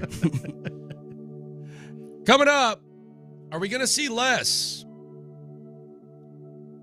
of a fan favorite? The clues are there. We'll get to the bottom of it next. Dusty.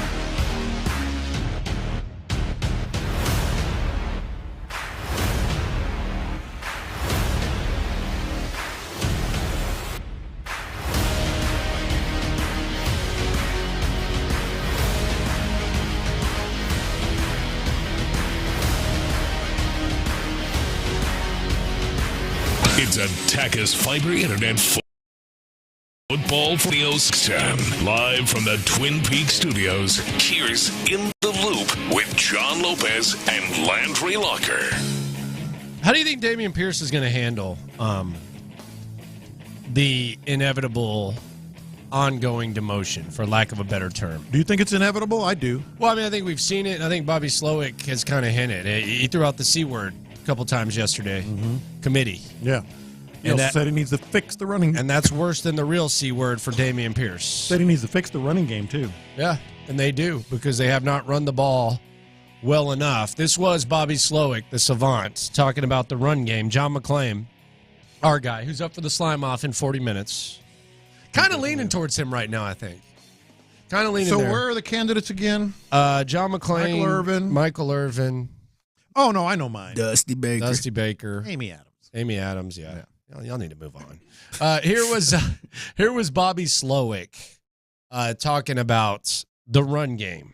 Yeah, I'd say absolutely. The nice thing about bye weeks is you really get a chance to self-evaluate. You know, you constantly do it as a year goes on, week to week, but it's the first time you really get to just remove yourself from any opponent or game plan process for a couple days and hone in on, okay, where are we at right now, really in the run in the pass game? What are things we know we have to fix? What are things we do really well that we got to continue doing? And I think that process helps, in particular for us in the run game, where we've been growing every week and we want to keep growing every week, along with just having a continuity. You know, that's obviously a big deal, being able to have the same guys up front every week. And then our backs just getting an understanding of the scheme and the system and what we're trying to get done, and managing the loads of all those guys. You know, we really believe in a running back by committee. We really want to make sure everybody touches the ball, but we want guys to be fast, fresh every time they touch it. And I think last game against New Orleans was probably the best we did in that regard, as far as making sure that we had a share in the load right there. Man, there is a lot there. And it all points to more Devin Singletary. Let's just go through it. Keep doing it. Maybe I brought that up just because I like to hear that. But obviously heavy on the run game discussion. Running back by committee. Last time was our best. Well, what was different about last time? Devin Singletary got 12 carries and Dameon Pierce got 13. In particular, want to keep improving in the running game. That's interesting. And our back, and this is the other one, our backs need to get a better understanding of the scheme. Well, that kind of points to more Devin Singletary in every way.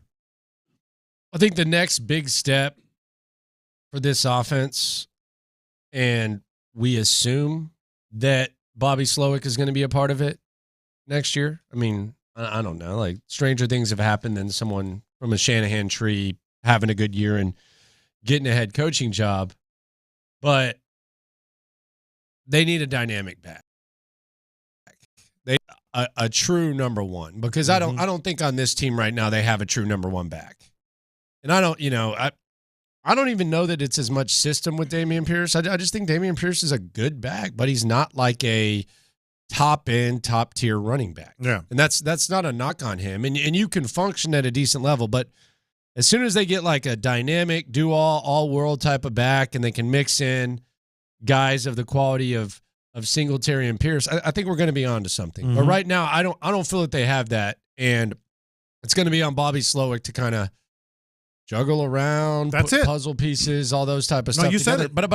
But I feel like he's already on to something. Right, and you said it. Juggle. He's going to have to start juggling priorities, backs, plays, reps, all that. And I'm with you. We've said it from the very start. It's not about like, oh, he stinks, Dameon Pierce.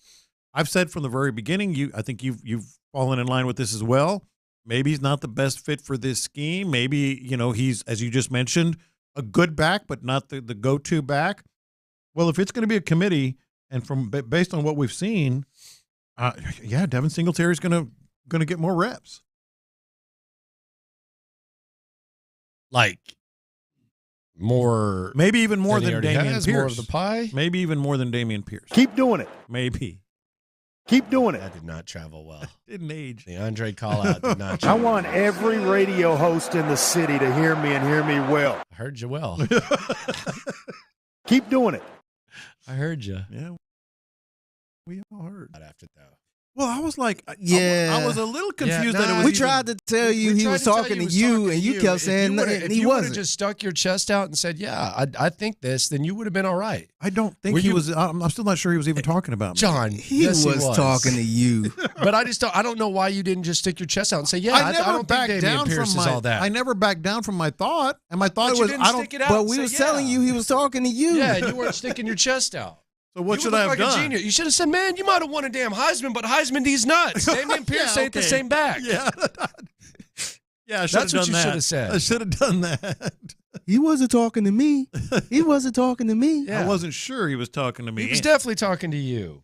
And what I said then, I still say now. Like, I don't know if he's the right scheme. Keep criticizing Damian Pierce. He hasn't been able to get started in this offense yet. All those things that were true then, they're true now. Keep saying that he's not the same guy he was a year ago. You damn right I said that. Keep doing it. You may have won. John a F. and Heisman. Lopez. What'd you say? You may have won a Heisman, but Heisman D's. That's what you should have said. Maybe next time. Yeah, well, might not be a next time. Yeah. And he wanted to call your ass out, too. Wanted to? That goes all around the damn state, man. All our affiliates and stuff. No, they're all, boy, that Lopez was right. Who are these radio hosts? And then Vandermeer was just like, okay, moving on. All right, well, 11-yard gain. 1st and 10. 11-yard gain by Damian Pierce. Little rock and roll. What's it like traveling with Vandy? It's great. He's easy. Yeah, he's. Have y'all ever had to room together? Oh yeah. Oh yeah. Yeah. Is he back in the day? Is he messy? No, the exact opposite. Very clean, very flexible in terms of like what do you want to do kind of thing. Who's the worst guy you've ever had to room with in your career? Josh Ennis. You didn't even start. Man. So Josh is always Tell me a story, OG. sits really far back in his chair on a couch or whatever. So one time we were watching TV. What, y'all had a couch? There was a couch in the room. It was a house. Okay, it was a house. Yeah, it was at the Super Bowl. And so this wasn't like a one-bedroom, but he was right. This one like It was like an Airbnb. Yeah, kind of. And so we're watching TV. He's kind of laying on the couch with his back up, like on the corner of the couch, without a shirt, gym shorts, and no underwear. Okay. And puts one of his legs on the back of the couch. Now, is he trying to mess with you, or is this just like normal? He was He's watching just going TV. about his business. Yeah. And I'm watching TV, and I kind of turn, and I'm like, Josh, you may want to put that leg down. Oh, okay. Rooming with Cody was fun. Stoots? Yeah, but it's also funny. But that was also when he was at his fattest. He was at his... That was when he was off... That's when he burned that towel. Remember that towel? He used the same towel 5 days. He was off the rocker at that point. Yeah, he was at his fattest. He used the same towel for 5 days. He's great to room with. He's a great guy. He brought his own towel for what? That's the benefit of like a hotel. major hotel. Dude, you do the towel, you throw it was on like the a floor. Marriott or something. Yeah. And he brought his own towel and used the same towel for 5 days. That's disgusting. But he was also eating pizza in the bathroom. The funniest thing about rooming with Josh is he ate some pizza. You're talking about Cody. I mean, Cody. He ate some pizza in the bathroom. Watching wrestling. And then I go down to get a drink or something with someone or maybe pick up some food, whatever. And I come back and he's got like a T-shirt and shorts on. I mean, fine. It's no big deal. Sitting at the desk in the hotel room. Watching the Royal Rumble. With a pizza and wings on one side and his drink on the other. And he's got the Royal Rumble on his laptop. Like locked in.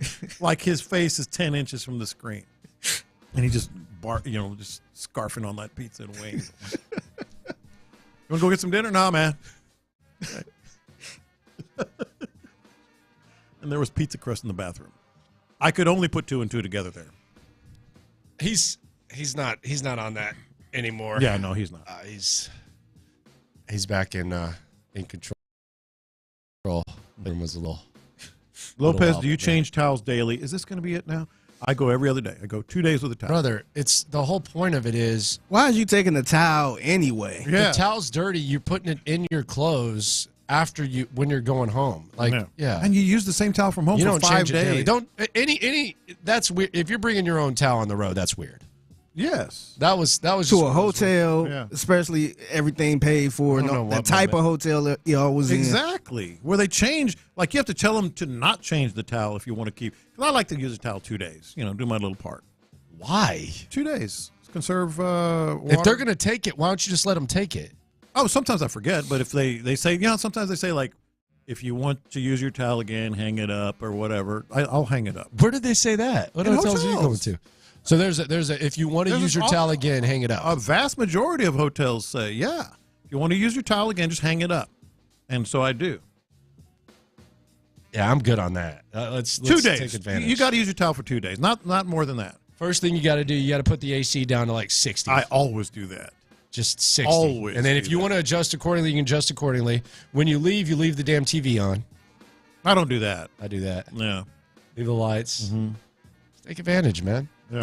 the temperature of the thermostat always in the 60s, like 68, maybe even cooler. Yeah. If you want to adjust accordingly, you can adjust accordingly. The reason is because, like, I don't know why, and maybe I'm unfair here, but it feels like most women get cold easier than guys.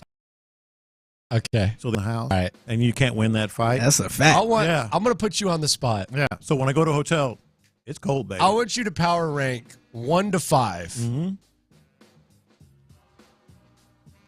Guys that you would most and least want to room with if you had to share a twin bed hotel layout on the air. Like 2 queens. Between me, Clint, Show, Sean, and Seth. 1 to 5. 1 to 5. And Figgy? Yeah, put Figgy on there. Put Tyler on there, too. And Tyler. Yeah. I'm just going through the shows in my head. 1 might be you. I am very clean. I'm very neat. I am not going to, I'm probably not going to blow up the restroom. I'll probably even go like in the common one. I do that. Easy. I go downstairs. I'm very easy. Yeah. I go downstairs a lot of times. I'm going to go get a coffee. And then, of course, I take care of business. But I would say you first. Probably. God, I think Clint's got to be. I think Clint would be pretty easy. I was going to say Clint. But then I started thinking, I got to go with Clint because I don't know if he's a snorer or not. I think Sean would be great to room with, but he snores loud. Snores way too much. I think that snoring left because he took care of it. Dr. Salento. Okay. Oh, that's hooked right. him up. So that's I don't think he's snoring no more. Okay, then I'd go Landry, Sean, Clint, and then Figgy. Why is Figgy so low? He's not low. He's on the top 4. Figgy. Seth would easily. Just because he gets up at 3 in the morning. I just easily for me. I would probably wake up. I would sleep in the car. I would fear that he's waking up at 3 in the morning, like standing over my bed or something. Like I would probably get some Adderall and just stay up and walk around town all night. And I don't know about Ron. So I guess just by default he's going to be right above him. Am I missing? Oh, Tyler. Tyler'd be fine. I don't know. He doesn't sleep, bro. He doesn't come into the room till you're already asleep. No, but he might He'll be up all night. He'll probably be up playing video games. Up on his phone or something. But he wouldn't bother anybody. He never sleeps. But he wouldn't bother anybody. No, he's laid back and but chill, see, that he does not sleep. But see, that would bother me because I like to sleep in the pitch black. That fool does not sleep, and he gets up earlier than everybody. Yes. Like, even if you have to be in at 10, he's up at like 7. That you would not be able to sleep with Tyler. He'd be up here at 6:30. Tyler's like very right easy. Above Seth? No, he's very easy. Like if it's gonna be like one of those where you're gonna like pass out late, then Tyler's perfect to where it's gonna sleep through. But he does not sleep. He does not sleep. And if he does sleep, it might be during the day when you're trying to do something normal. Yeah, you might have an effed up sleep All right, schedule. so I'd go Landry or Sean, and then Clint, Biggie, Ron, Tyler, Seth. Yeah, see? Yeah. We're going, and spoiler alert, Might be going to the Super Bowl in Vegas, so we'll see how that Ain't goes. nobody going to sleep there. Coming up, I found the place to gamble. This is the best spot that I've found in a long time to gamble. $5 craps, I want to go there. $5 roulette, $1 blackjack, Yeah, I right wanna there go on there. the cut. Pretty clean, too. Nice. Hidden gem. Coming up, one of the most fun weekends of the year when it comes to the NFL, and there is a lot of trash talk going on. Plus, C.J. Stroud's going to show you your opponent. Let's go around the end.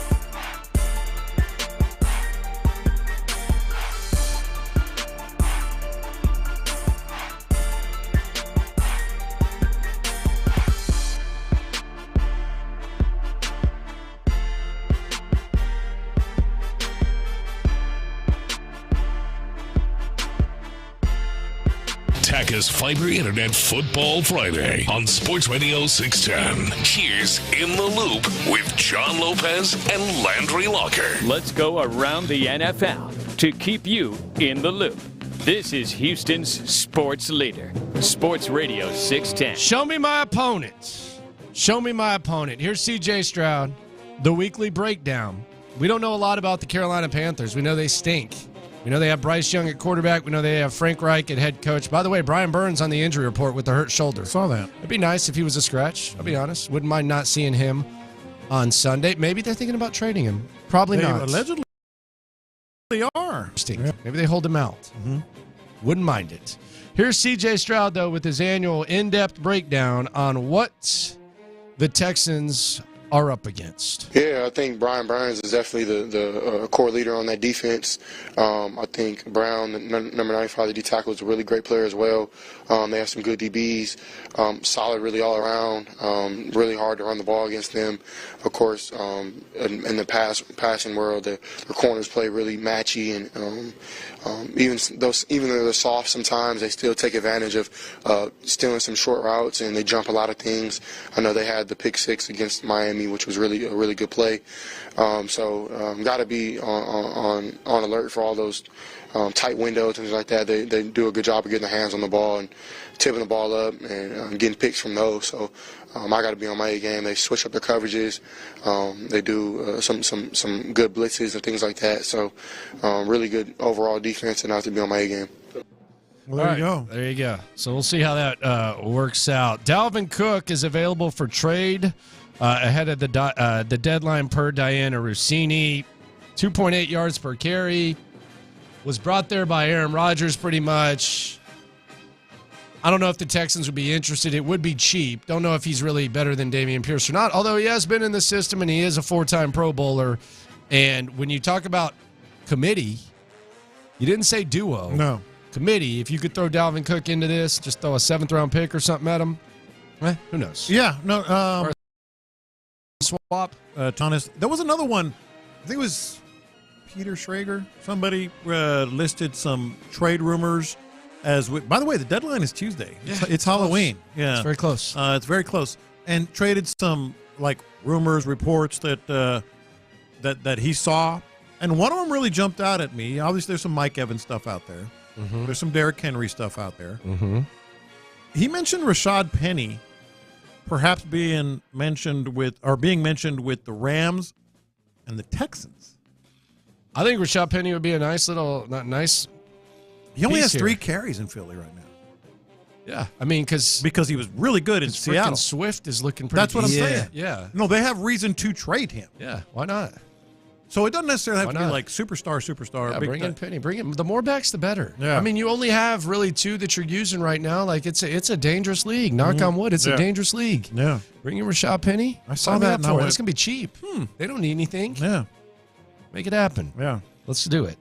Deshaun Watson don't want to play. That's what the talk was this week. He met with the media yesterday. Normally he meets on Wednesday. We'll get to that in a second. This guy is... Yeah, he's lost. Yeah. But here was Deshaun Watson answering the accusations about whether or not he wants to even play football. How frustrated are you by the current situation? What situation? Well, just being injured in and out. I mean, all I can really do is control. That's right now is just rehabbing. That's all I can really do right now. Perhaps maybe that you don't want to play. So can you just address the notion? I wouldn't want to play. I just worked my ass off for 2 years to get back to playing. So why wouldn't I want to play? This is what I've been doing since I was 6 years old.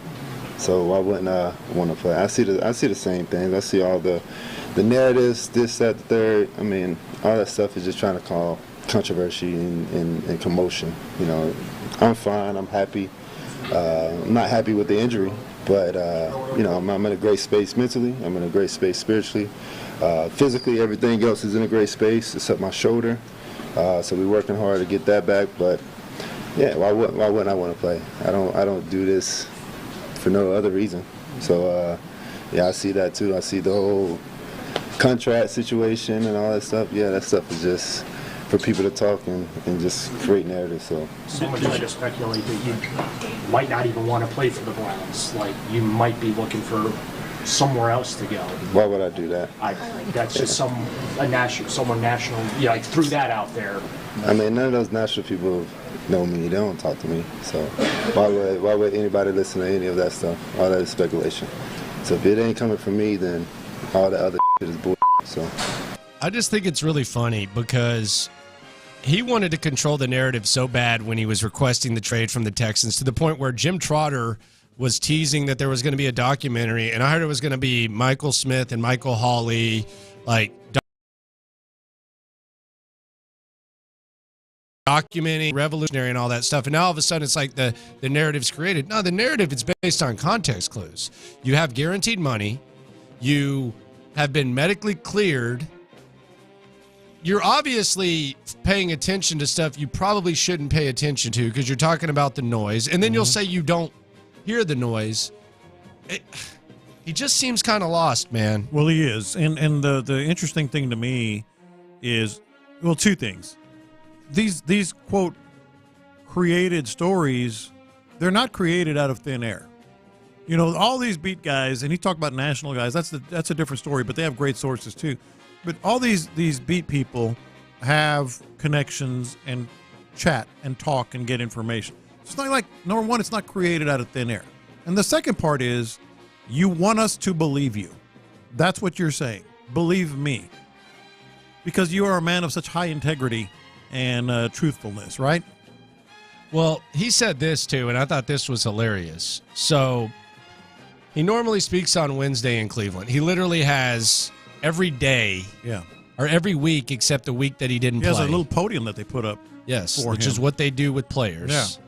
He said this, and I thought this was really weird because we kind of have knowledge of this. This was Deshaun Watson talking about why he decided to speak yesterday. You want to address the talk today because there's just so much stuff swirling around? Did you want to address it even in a week that you're not starting normally?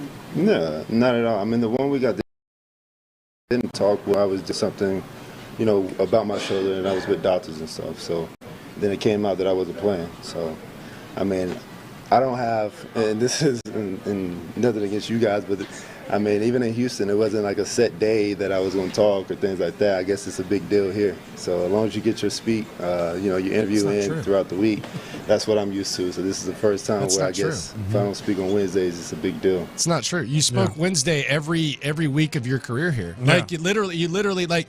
Now it wasn't a hey, he must speak on Wednesday or else. But literally every week of his career, he spoke on Wednesday. It wasn't, I might just do it whenever. So I don't know what he's saying there. Yeah. That's not true. You spoke Wednesday. And that's an obvious NFL thing. For him to act like that's just a Every Cleveland team thing. has that. Dude, you know when people are speaking. Like let's just be serious. Like what? I mean, and the teams want it that way too, so people can schedule their, you know, it's strange availability. Really strange. Really strange. George Pickens of the Pittsburgh Steelers. They take on the Jags. This is a game of interest because it's a win-win for the Texans. If the Texans win, they're either going to gain a game on the team they're competing with in the wild card in Pittsburgh and match them in the loss column, or they're going to gain a game on the team that they're battling in the division and match them in the loss column. George Pickens, we saw Tank Dell get behind that Jags secondary a couple times. George Pickens had some not so nice things to say about that Jacksonville secondary. George, why has Jacksonville been susceptible for the pass? I mean, I think they have one of the worst pass defense, especially. Yeah, I think their D-line, they depend on their D-line a lot. With their team, you know, having a lot of first-round guys on that D-line, that's what they depend on a lot. And they kind of, you know, hope, you know what I mean? Hope the guys hold up long enough, hope. So it's kind of a hope defense for sure. I love that. I hope they hold up. No, I like that, actually. That's what you want. You want to have that stuff in the games. Bye week drama. This was Sean Mraz on Zach Wilson. Zach Wilson spent his bye week in Utah. Sean Mraz, friend of the show, WFAN, had this to say. A new issue with Zach. What's the problem? Zach Wilson, in what is about to be the biggest stretch of his career, decided it was a good time to take his girlfriend to Utah to apple and pumpkin pick and go to a haunted he wanted house. to meet the family, man. He's a professional athlete. The family could fly to New York and New Jersey. I'm sorry. The Jets stink after buys.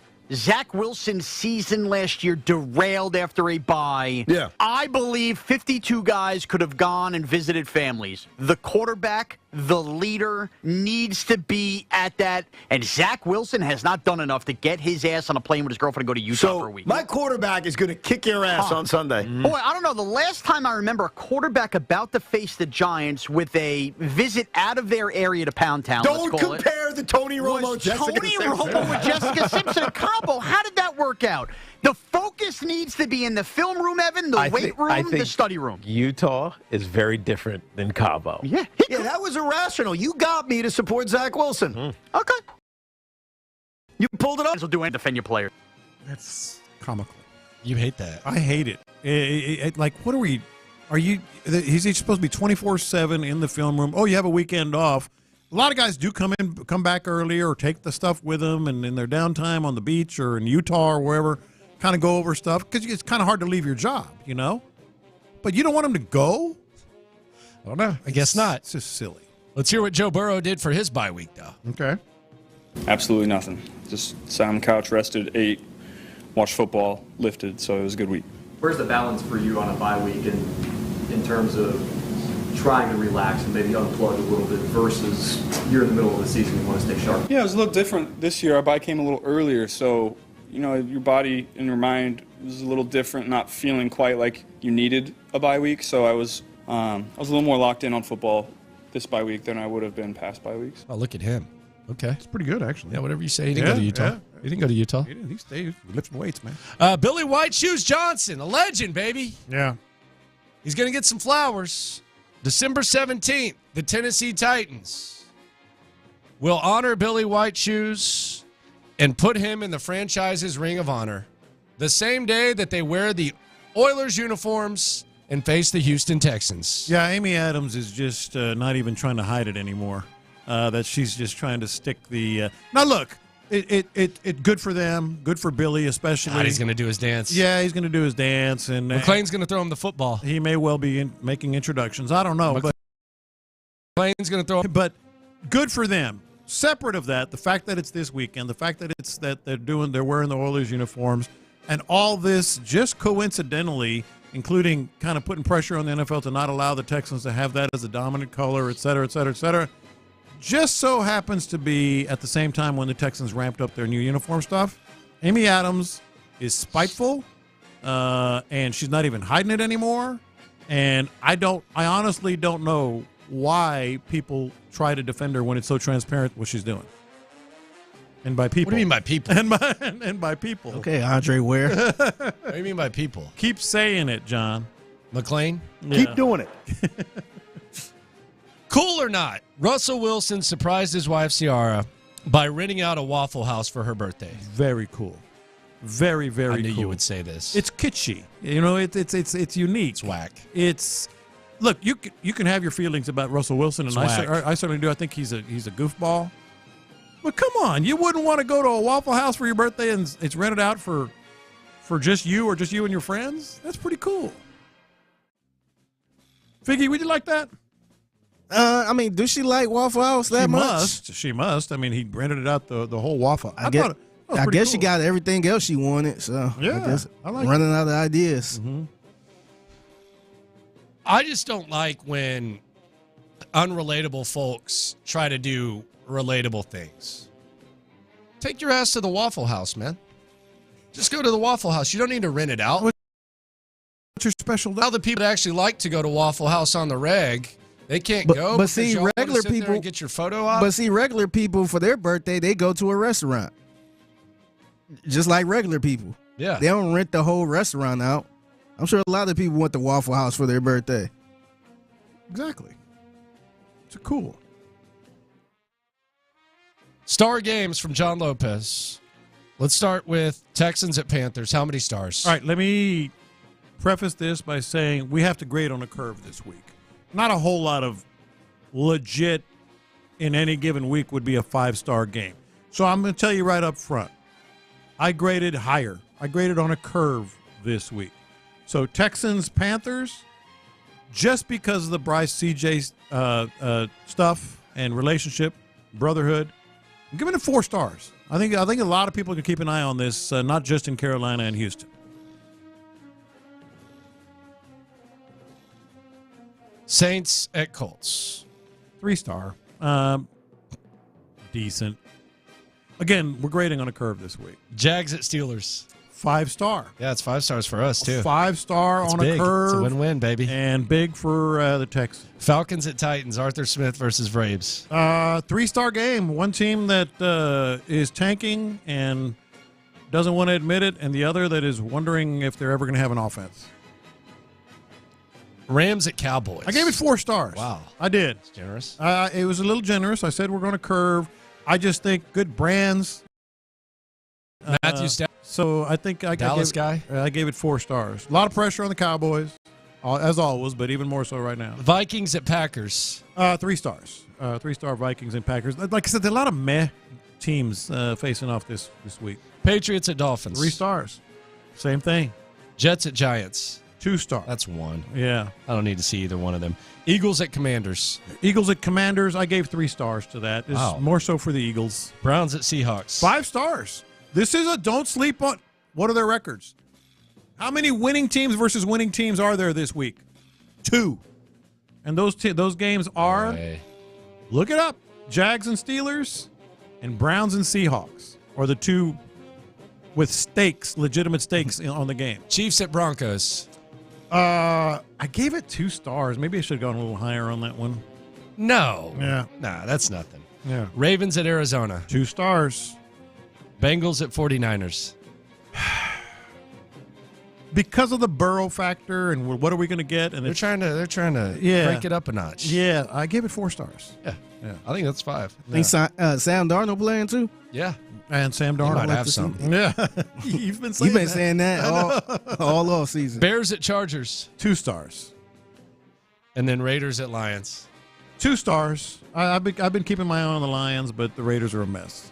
There's some like winning team versus winning team. There's like 2 games like that this week. Very crowded slime off. I don't know how we're going to decide this one, but we're dang sure. Crowded competitive slime offs of all time as Football Friday continues here on In the Loop. Let we go. Join the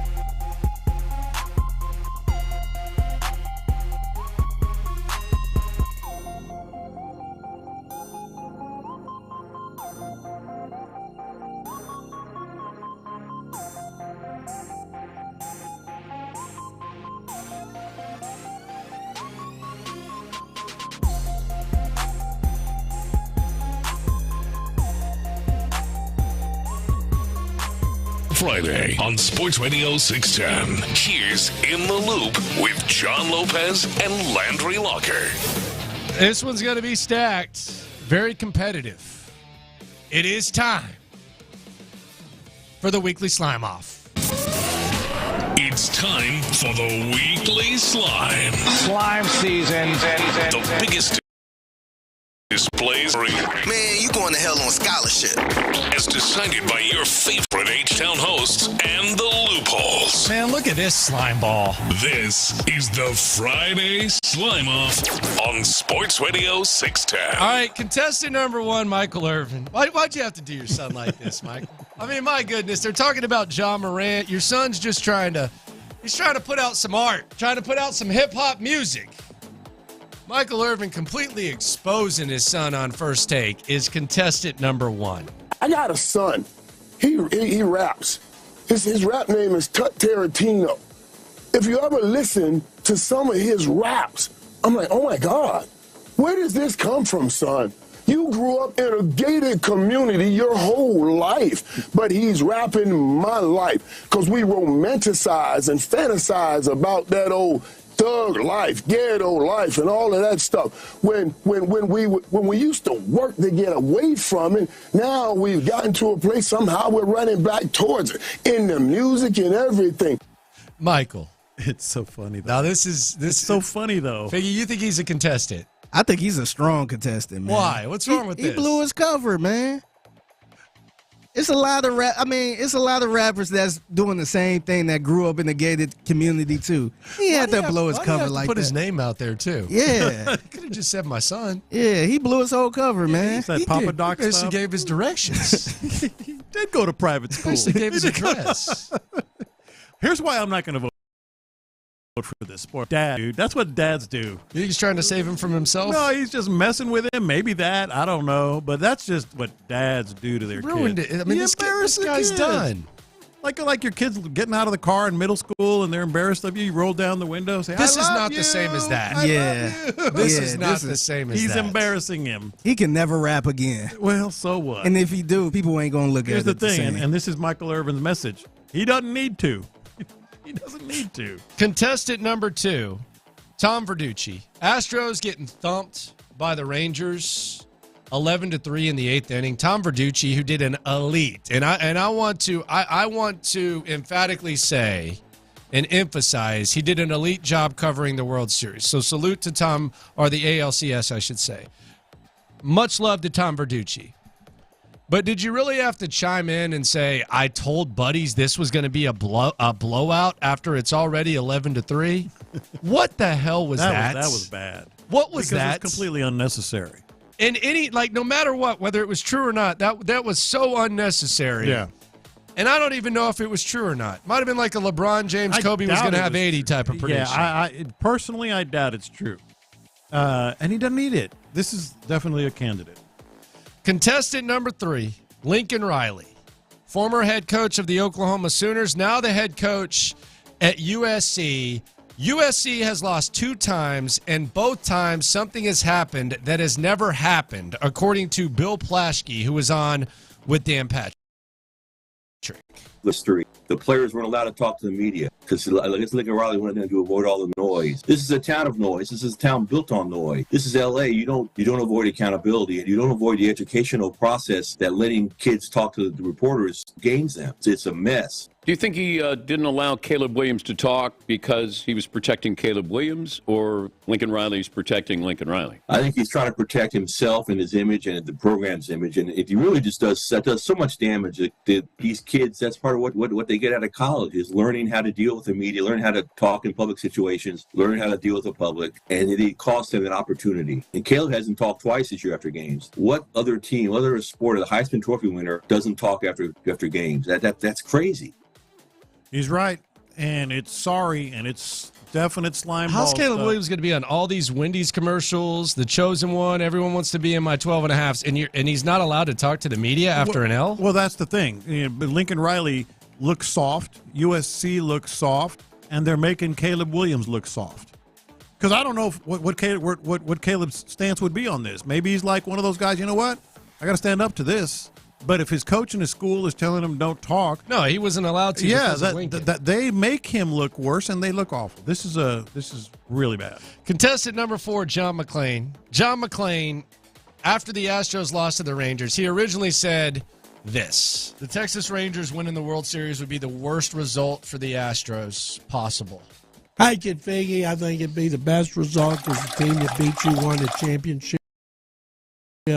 Rangers over the Phillies. Oh, here we go. That was going to be my next one. I'm pulling for the Rangers. They're a lot of fun to watch.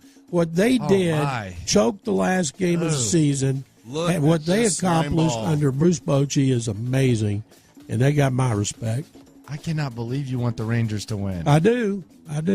So he had all these. Yeah. It's not even necessarily like the initial belief, but he laid out like all these beliefs, these and foundations, the reasons, and then he changes his mind because Brent Strom and the Arizona Diamondbacks. He knows the pitching coach for the D-backs.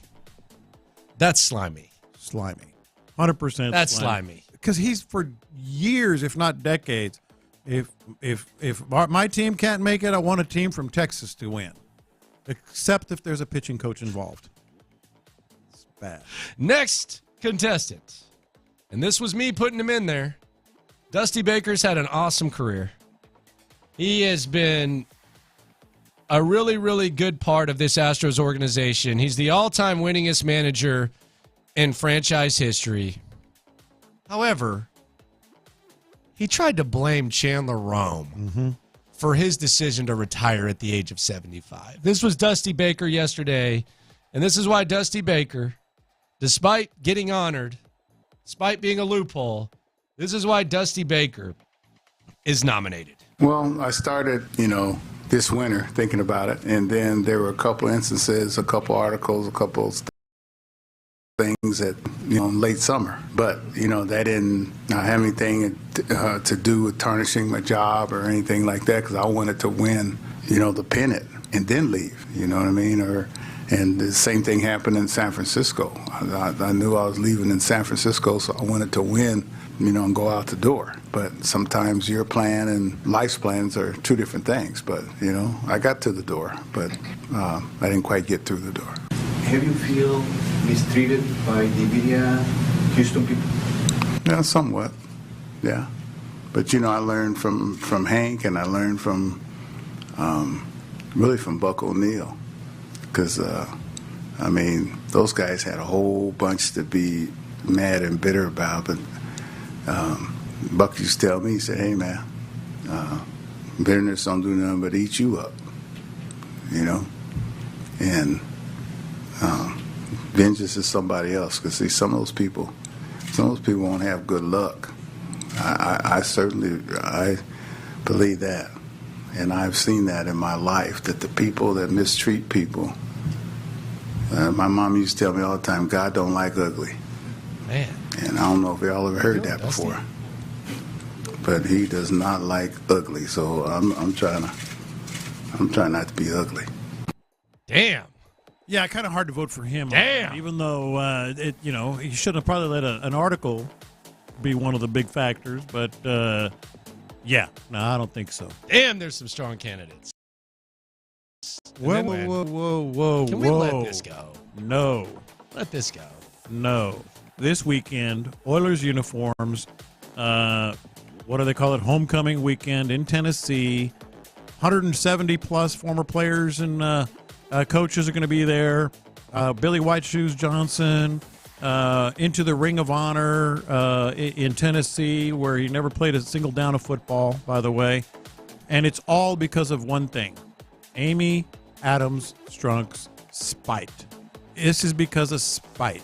They haven't been doing these things, especially the uniform thing, until the Texans decided to try to get back that H-Town blue. Now, they will, apparently, but she is fighting it tooth and nail, and she's sticking it to the Texans, and she can stick it.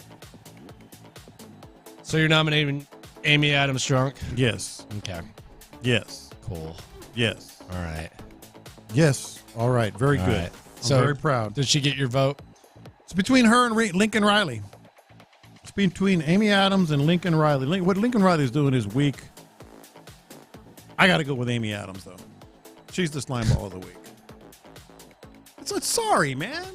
You go enjoy Tennessee. Go play your team. I mean, go have fun with your team, and don't worry about like what the actual history of the Oilers is, and why do the Texans get under your skin? Why are you trying to stick it to them? So again with Amy Adams. Amy Adams, slime ball. Okay. Yeah. All right. Kind of over this, man. I'm not. Obviously. Kind of over this arguing about Oilers uniforms. I want the Texans to create their own legacy. It's really that, but it's also just her, like, being this way. Yeah, she sucks. Yeah, she's terrible. Yeah. Figgy? I'm leaning towards either Michael Irvin or Tom Verducci. He's mad about the Irvin stuff. I just think that's dad just messing with his kid. Yeah, he just totally blew his career up, man. He could have had a nice little rap career. Well, I'm gonna go with Tom Verducci, man. Okay. I thought that was corny. Yeah. Saying that. Like, why did you say it at that time in that moment? And you ain't even have to say it. You guys make strong points. I'm not voting for Amy Adams. She sucks, but I don't really. She's the unofficial slime ball. Yeah, I ain't got to vote for her. I'm over her. Like, whatever. Like, do whatever you got to do, Amy Adams. I'm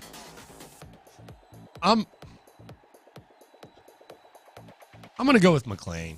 Oh, I thought you were gonna go Lincoln Riley. I'm gonna go with McClain. Wow. Because you get this lecture about, his principles and his Texas pride and all this crap. He's already pulled this crap with Wemby, where we were talking about Wembanyama, and he was happy for the Spurs to get him. By the way, we'll get a look at that for the first time today. And then he just changes his mind because of Brent Strom. Like, come on. Did you even know Brent Strom was on Arizona before? Because you didn't even say if you would have. It rang a bell. I mean, if you were such a Brent Strom fan to where he is going to be someone that would take your principles and your beliefs and your state pride, then wouldn't you have said that? Well, I'm actually would like for the Diamondbacks to beat the Phillies because despite the lecture I'm giving you all about state pride and how fanhood works, I love Brent Strom so much that he would completely trump that. Nah, he didn't even know he was there. Yeah. So you know what? So we got a tie. I'm going with McClain. Amy Adams, McClain, and Verducci. And really, my other case for McClain is him and Amy Adams basically the same thing at this point. So yeah, maybe he wins. They both win. 713-572-4610. Who do you think should win the slime off? We'll decide it coming up. We'll also talk to the guys from the Drive who are at one of the best bars in town, and we'll also have the final stretch into a massive, and I am not overselling it, it is a massive, massive, massive weekend for the Texans. In the Loop continues next.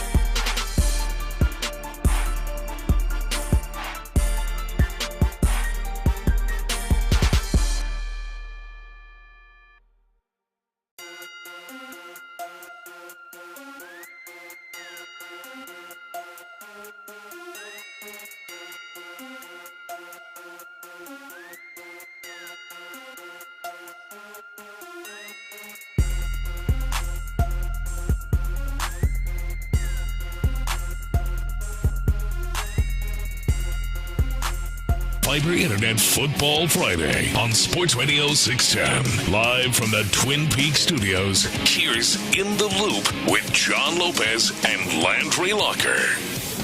All right, Slime Off is close right now. The votes are coming in. Amy Adams getting a few. McClain's getting a lot.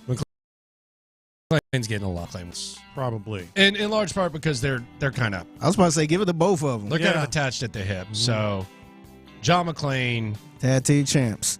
Wins again. In large part because it's both things. So, Ethical McClain wins. He is the all-time winner. There we go. Texans versus Panthers on Sunday. Going to be a fun watch for sure. Brian Burns on the Carolina Panthers injury report. I do wonder, are they considering trading him? He's been mentioned in trade rumors. A lot of people close to that situation say it won't happen.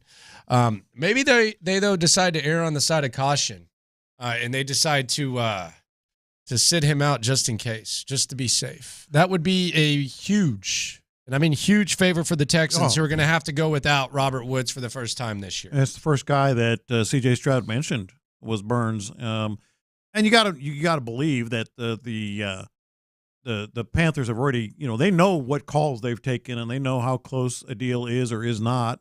So maybe it's just a combination of he's got this little thing, let's hold him out, see what happens. It's kind of silly for them not to at this point, right? I don't know. I mean, are they trying to compete? Do they want to build some sort of culture? Are they going to try and play to the end? I mean, we saw the Texans. We were kind of disappointed that they didn't lay down. Now, Carolina doesn't have their first round pick, too. Yeah, that's problematic. So there is that. By the way, new play caller for Carolina, too. So they've already. Any you here? I'm not sure whether he did or didn't. Thomas Brown. Yeah, he was mentioned. Yeah, I'm not sure if he did or not, but yeah, he's going to be calling plays for them. So they already have a new play caller, Frank Reich, just chilling there. It's kind of feels like he probably should have waited.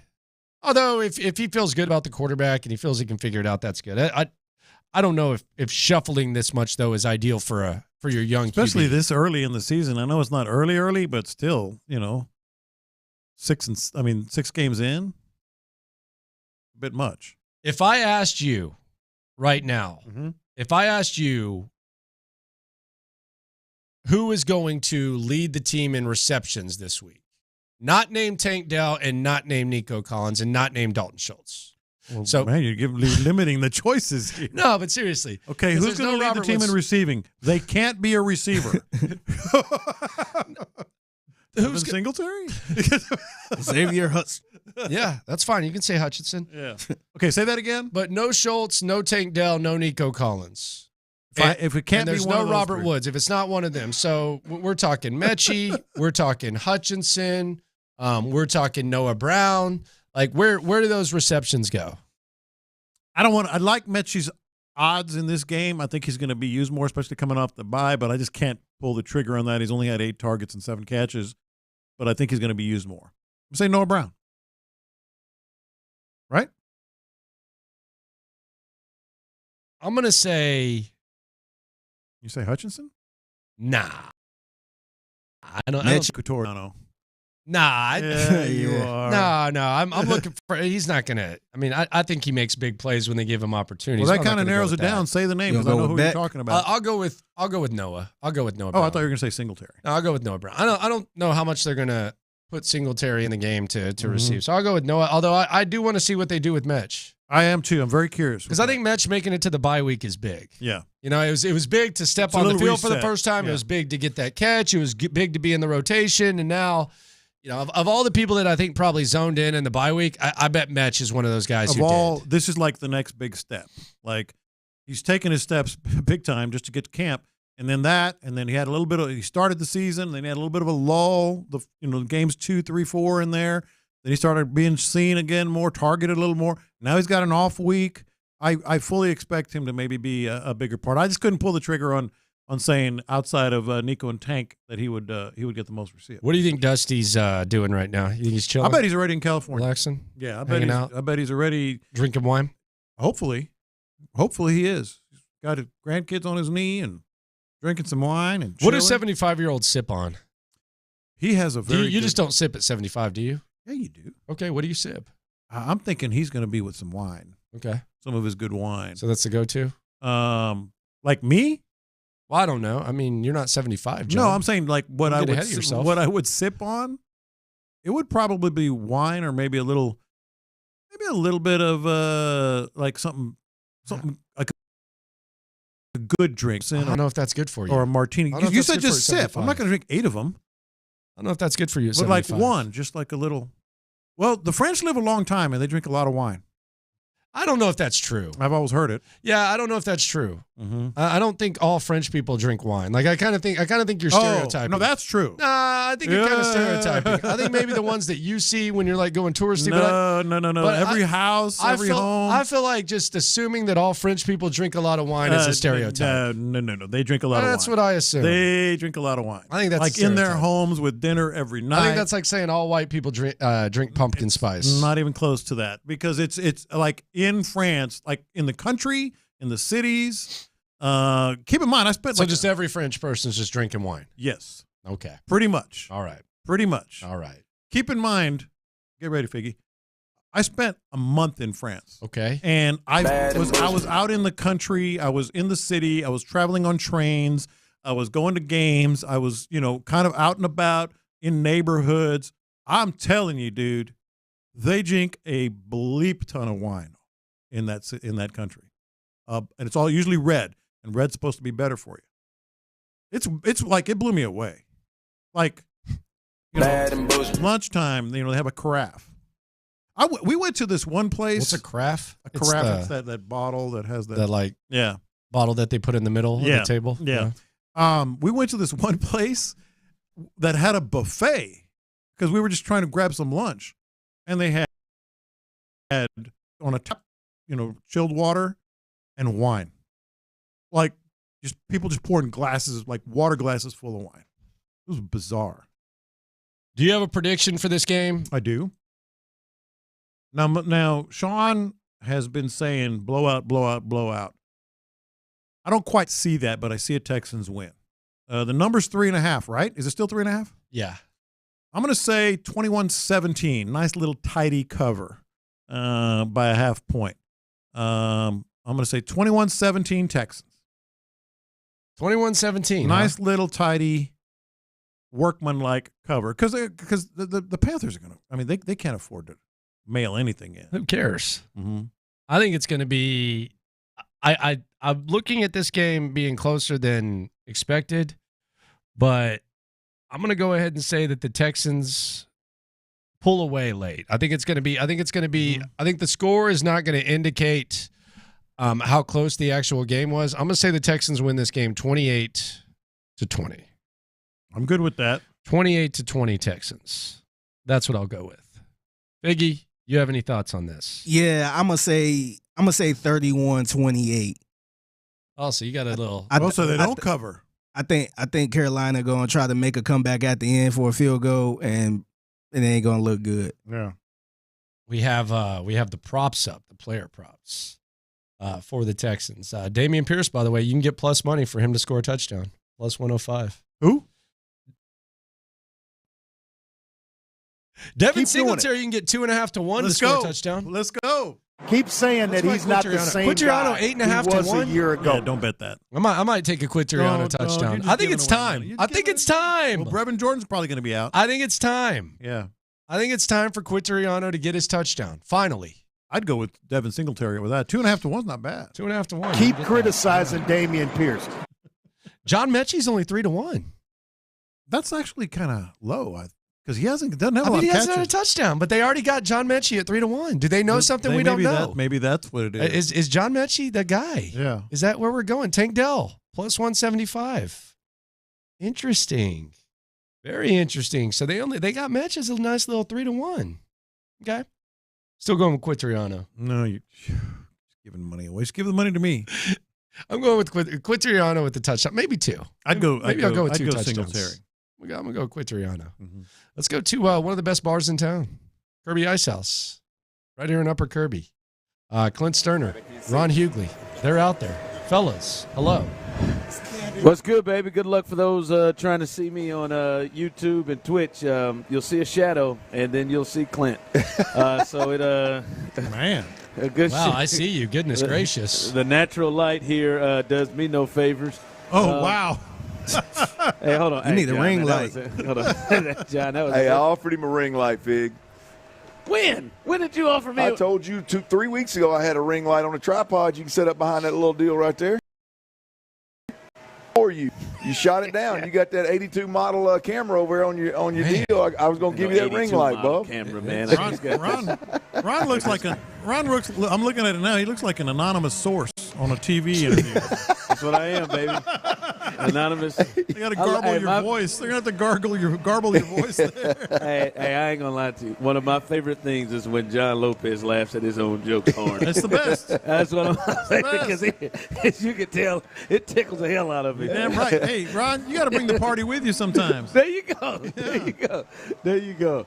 No, man, it's one of the best spots. Hey, y'all can go ahead and make a trip down here. I know Sean Pendergast, who I heard you all say expects a blowout. He says he's going to make a trip, hang out with us. So, it's a good time down here at Kirby Ice House. There you go. Crosstalk brought to you by D&M Auto Lease and Landry Locker. John Lopez, Figgy Fig, talking to Clint Stoerner and Ghana Jop right here on NLE Sports Radio 610. There you go. There you go.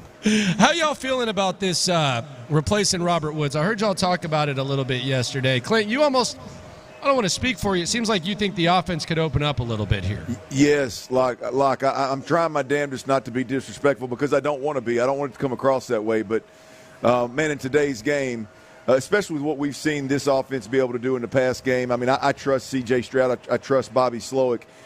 I'm just looking forward to the guys, all of the guys at this point that are going to be targeted are a tad bit more explosive than Robert Woods. And I don't want to minimize the possession receiver and the chemistry kind of job. I mean, I get it, but the exchange here could be, we get Tank Dell or Nico or a guy with a little bit more explosion touching the ball. We could see some big plays that aren't necessarily thrown 20-plus yards down the field. Kind of feeling Mechie in this one.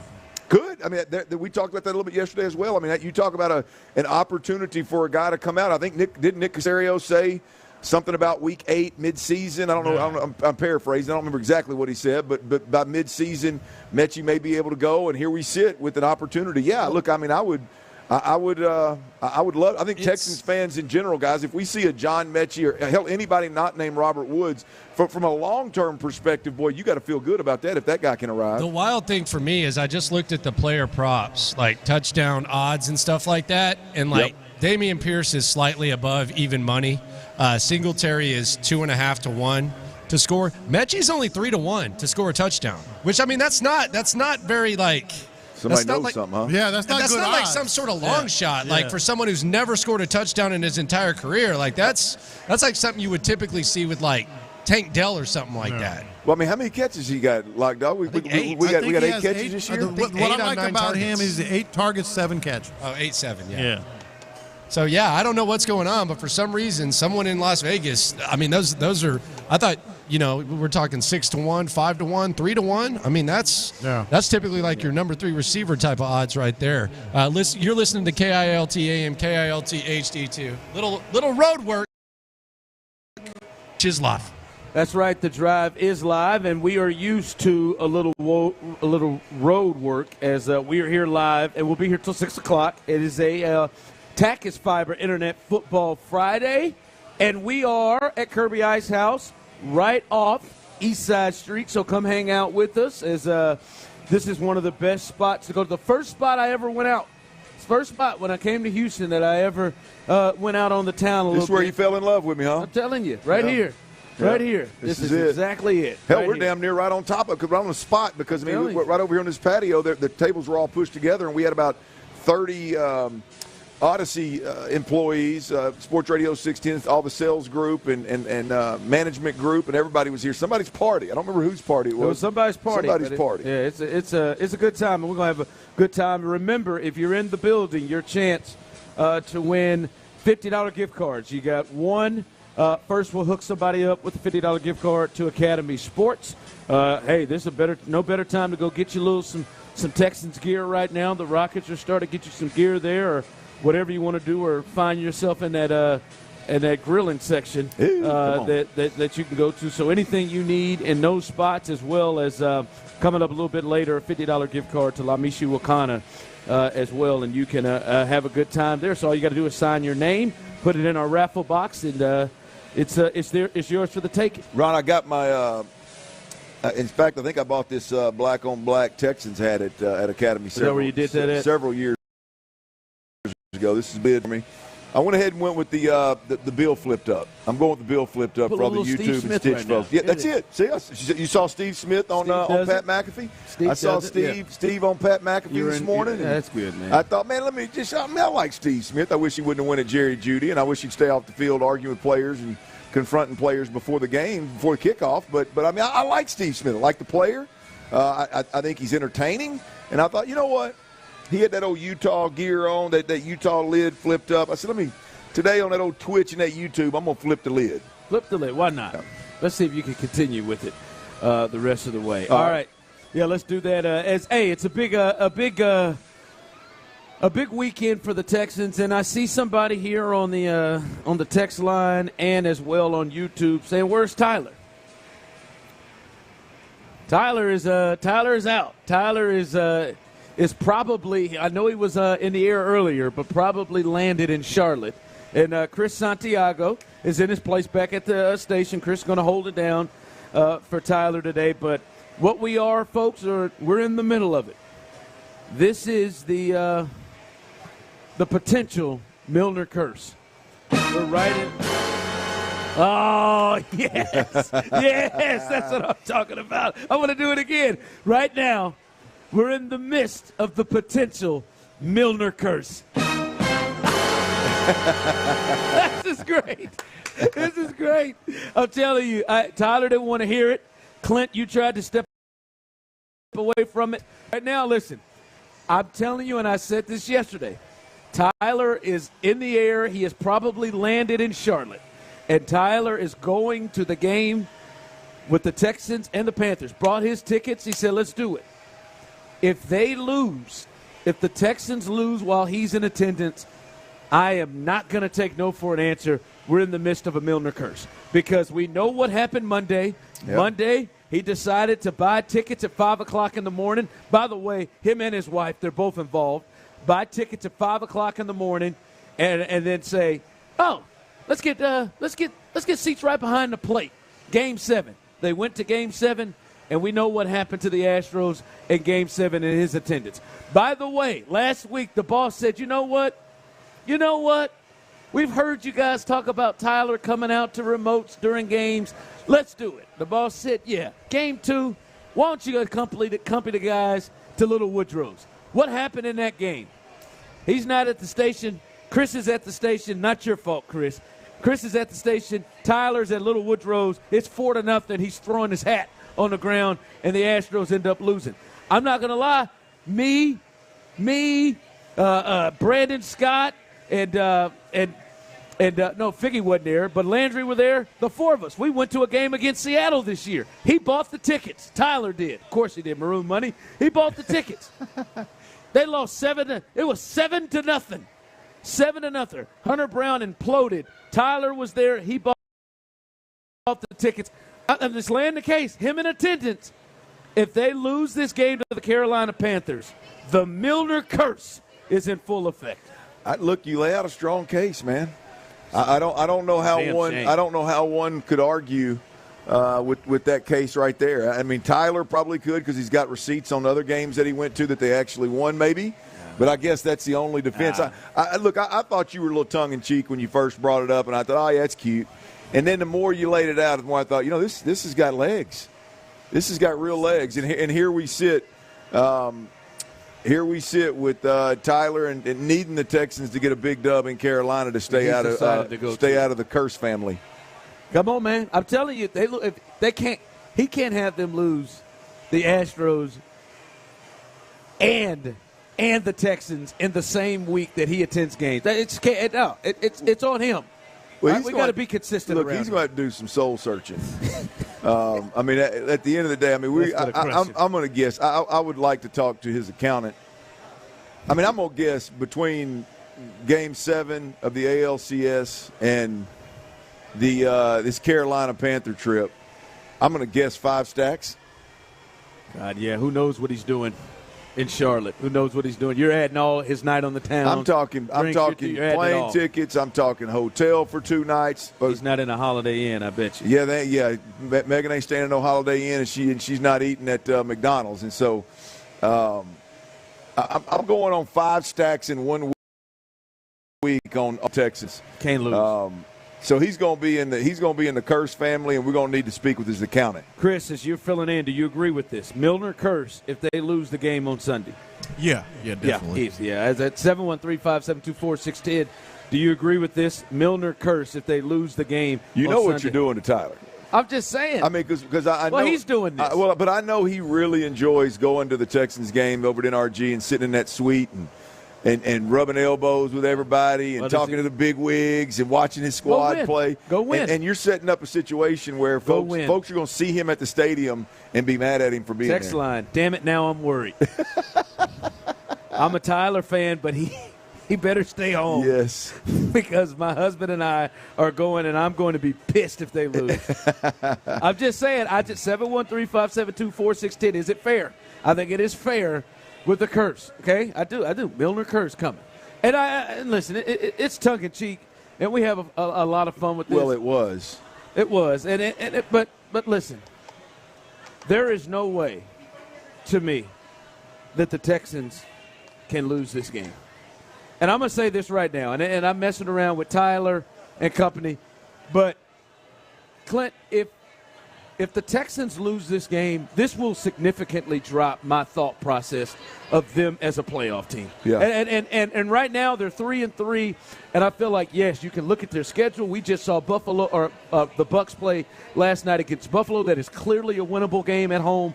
You can win these next 2. It's a real team now, folks. I said that a couple of weeks ago. This is big boy expectations that have now shifted because we got new evidence.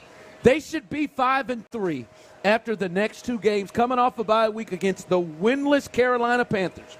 They cannot lose this game. If they do, I completely look at them differently in terms of a playoff team. I couldn't agree more, Ron. I think when you look at a winless football team, that you can point to reasons why they're winless, right? And I'm talking about on both sides of the football. They've been bad on the offensive side of the football. Really at the quarterback position on the offensive line, and they lack weapons at the wide receiver position. On the defensive side of the football, they're one of the worst teams in the league versus the run. So you can look at this team and say they've struggled in the trenches on both sides of the football as much as anybody in the league, and it's resulted in a winless season to date. I agree with you. If the Texans aren't above losing to teams that not only are winless but have major issues at several different levels of offense and defense, then I'm going to have to back off of where I think the Texans are as well. Right now, look, I think the Texans are in the hunt for the division. I've never been as high on Jacksonville as some have been. Now they're playing good football. What are they sitting at 5-2 right now? They're 5-2. And that helped. Yeah, they beat them in Jacksonville. They just don't scare. If I'm the Texans, they don't scare me relative to this conversation. So right now, I got them fringe playoff and potentially winning the division. Is it 0-6 or 0-7? They've had their bye week, right? So it's 0-6. The Panthers. You lose to that football team, then we got to pump the brakes just a little bit on really how good a football team we think the Texans are. Now, I don't think that's going to happen. I don't either. But if it does, then we got to pump our brakes a little bit. Agreed. You can't lose this game, because you lose this game, then it's like, all right, well, you can lose to the Bucs. Like, you start looking at it, because there are 3 games on this schedule to me right now that we've seen how these teams play, that I just feel like the Texans, if they want to get to the postseason, they got to win. This one, the Arizona Cardinals, who are sitting at 1-5 or 1-6, and the Denver Broncos. Those last 2 are in NRG here in Houston. Yeah. Okay, those 3 games, those have to be W's for the Texans. And you're just talking about foundation, base level. If you're gonna remain in the fringe playoff, yes, in the conversation, in the division, you've got to be locks to beat the teams that are currently in the basement. Because one of the big reasons is the schedule. You look at it, you're like, we really believe in the schedule, and those three teams are clearly worse than you. Those are top 5 drafting teams that you have on your schedule that you got to beat. You got to beat. And if you don't believe us, JT O'Sullivan, you were talking about a bit yesterday, his podcast, The Quarterback School. He talked about and broke down the Panthers' offense and how rough this offense is. This was him talking about, as he dubs it, the black hole. Carolina Panthers. There's an element of those guys just being able to sit on routes when there's no vertical threat, when there's no explosiveness on the perimeter. And you couple that with not being able to protect the quarterback, and now we're just in this kind of like black hole of offense where there's seemingly not a lot of creativity. There's a lot of static combinations that, with a lot of coverage that's just sitting right on top of you, not threatened by a vertical opportunity, and a pass rush that is excited to get off the rock, pinning their ears back. And it's a tough situation. All right, I mean, boy, that's got football horny clip written all over it. Good job, JT. It's got lay in your bed and drink if you're a Carolina Panthers fan. Right. I mean, your offensive line can't protect. You got everybody sits on short routes because there's no vertical threat. Yep. The quarterback has some blame too with his issues, as you talked about with Bryce. You can't lose to this team. And when you hear that, I see what this defense was, and it is checked. They're the eighth in scoring defense in the league right now. And what you've done and what this defense has done and how they've been able to really shut down some teams like they've played. This may be the worst offense they played all year. And they've been able to suffocate some and do what they did to the Saints and do what they did to Jacksonville. They got to be able to dominate this game. They should be able to dominate this game with that team. Yeah, look, I think the matchup of the game, the number one conversation, if you're doing this telecast and you're putting together a rundown game, is DeMeco Ryans versus a rookie quarterback. DeMeco Ryans, one of the top defensive minds, first-year head coach in Houston, versus the number one overall pick and a loaded offensive staff, including the offensive-minded head coach Frank Reich. I think that's the lead-in, and DeMeco should win that 10 out of 10 times. I think, and in terms of conversations that you can have that are going to correlate with how this game unfolds, DeMeco Ryans and his defense should have this offense completely flustered. That's just when I hired DeMeco Ryans. In moments like this, it's not to be good, right? It's not to hey man, you're good against the run, but you gave up 350 passing. It's not just to be okay. When you hired DeMeco Ryans, you come into a game like this versus a rookie quarterback that has not shown anything like C.J. Stroud and C.J. doing things like a damn 10-year vet. This guy has looked like a rookie in Bryce Young. DeMeco Ryans should have his damn head spinning by halftime. He should have his head spinning by halftime. Now let me get this. Poor decisions, holding the ball, creating turnovers, creating sacks. That he should have his head spinning. There's no reason he shouldn't. Now let me get this. They're coming off a bye week 2. They've clearly made some changes. Frank Reich has given up play calling to Thomas Brown, the offensive coordinator. They're clearly looking at some things, and we do notice there are adjustments made from teams coming out of their bye weeks. You would hope for them that there are some real adjustments more than just changing of the. I think that is something that could potentially give DeMeco and this defense some sort of an issue because they may potentially make some adjustments and do some things different. No, look, changing play callers. When you're a head coach, you're an offensive-minded head coach, and you're a play caller, and you give up play calling duties week 6, that tells me there's something seriously wrong. Hell, my alma mater right now fired an offensive coordinator and made the wide receiver coach a play caller. You know why he did it? To save his damn job. Yep. Right? That's a save your job kind of decision right there. Frank Reich ain't going nowhere. Clearly they're spinning their wheels and trying to figure out what's wrong offensively. And to me, this is a panic move. To me, it's a panic move.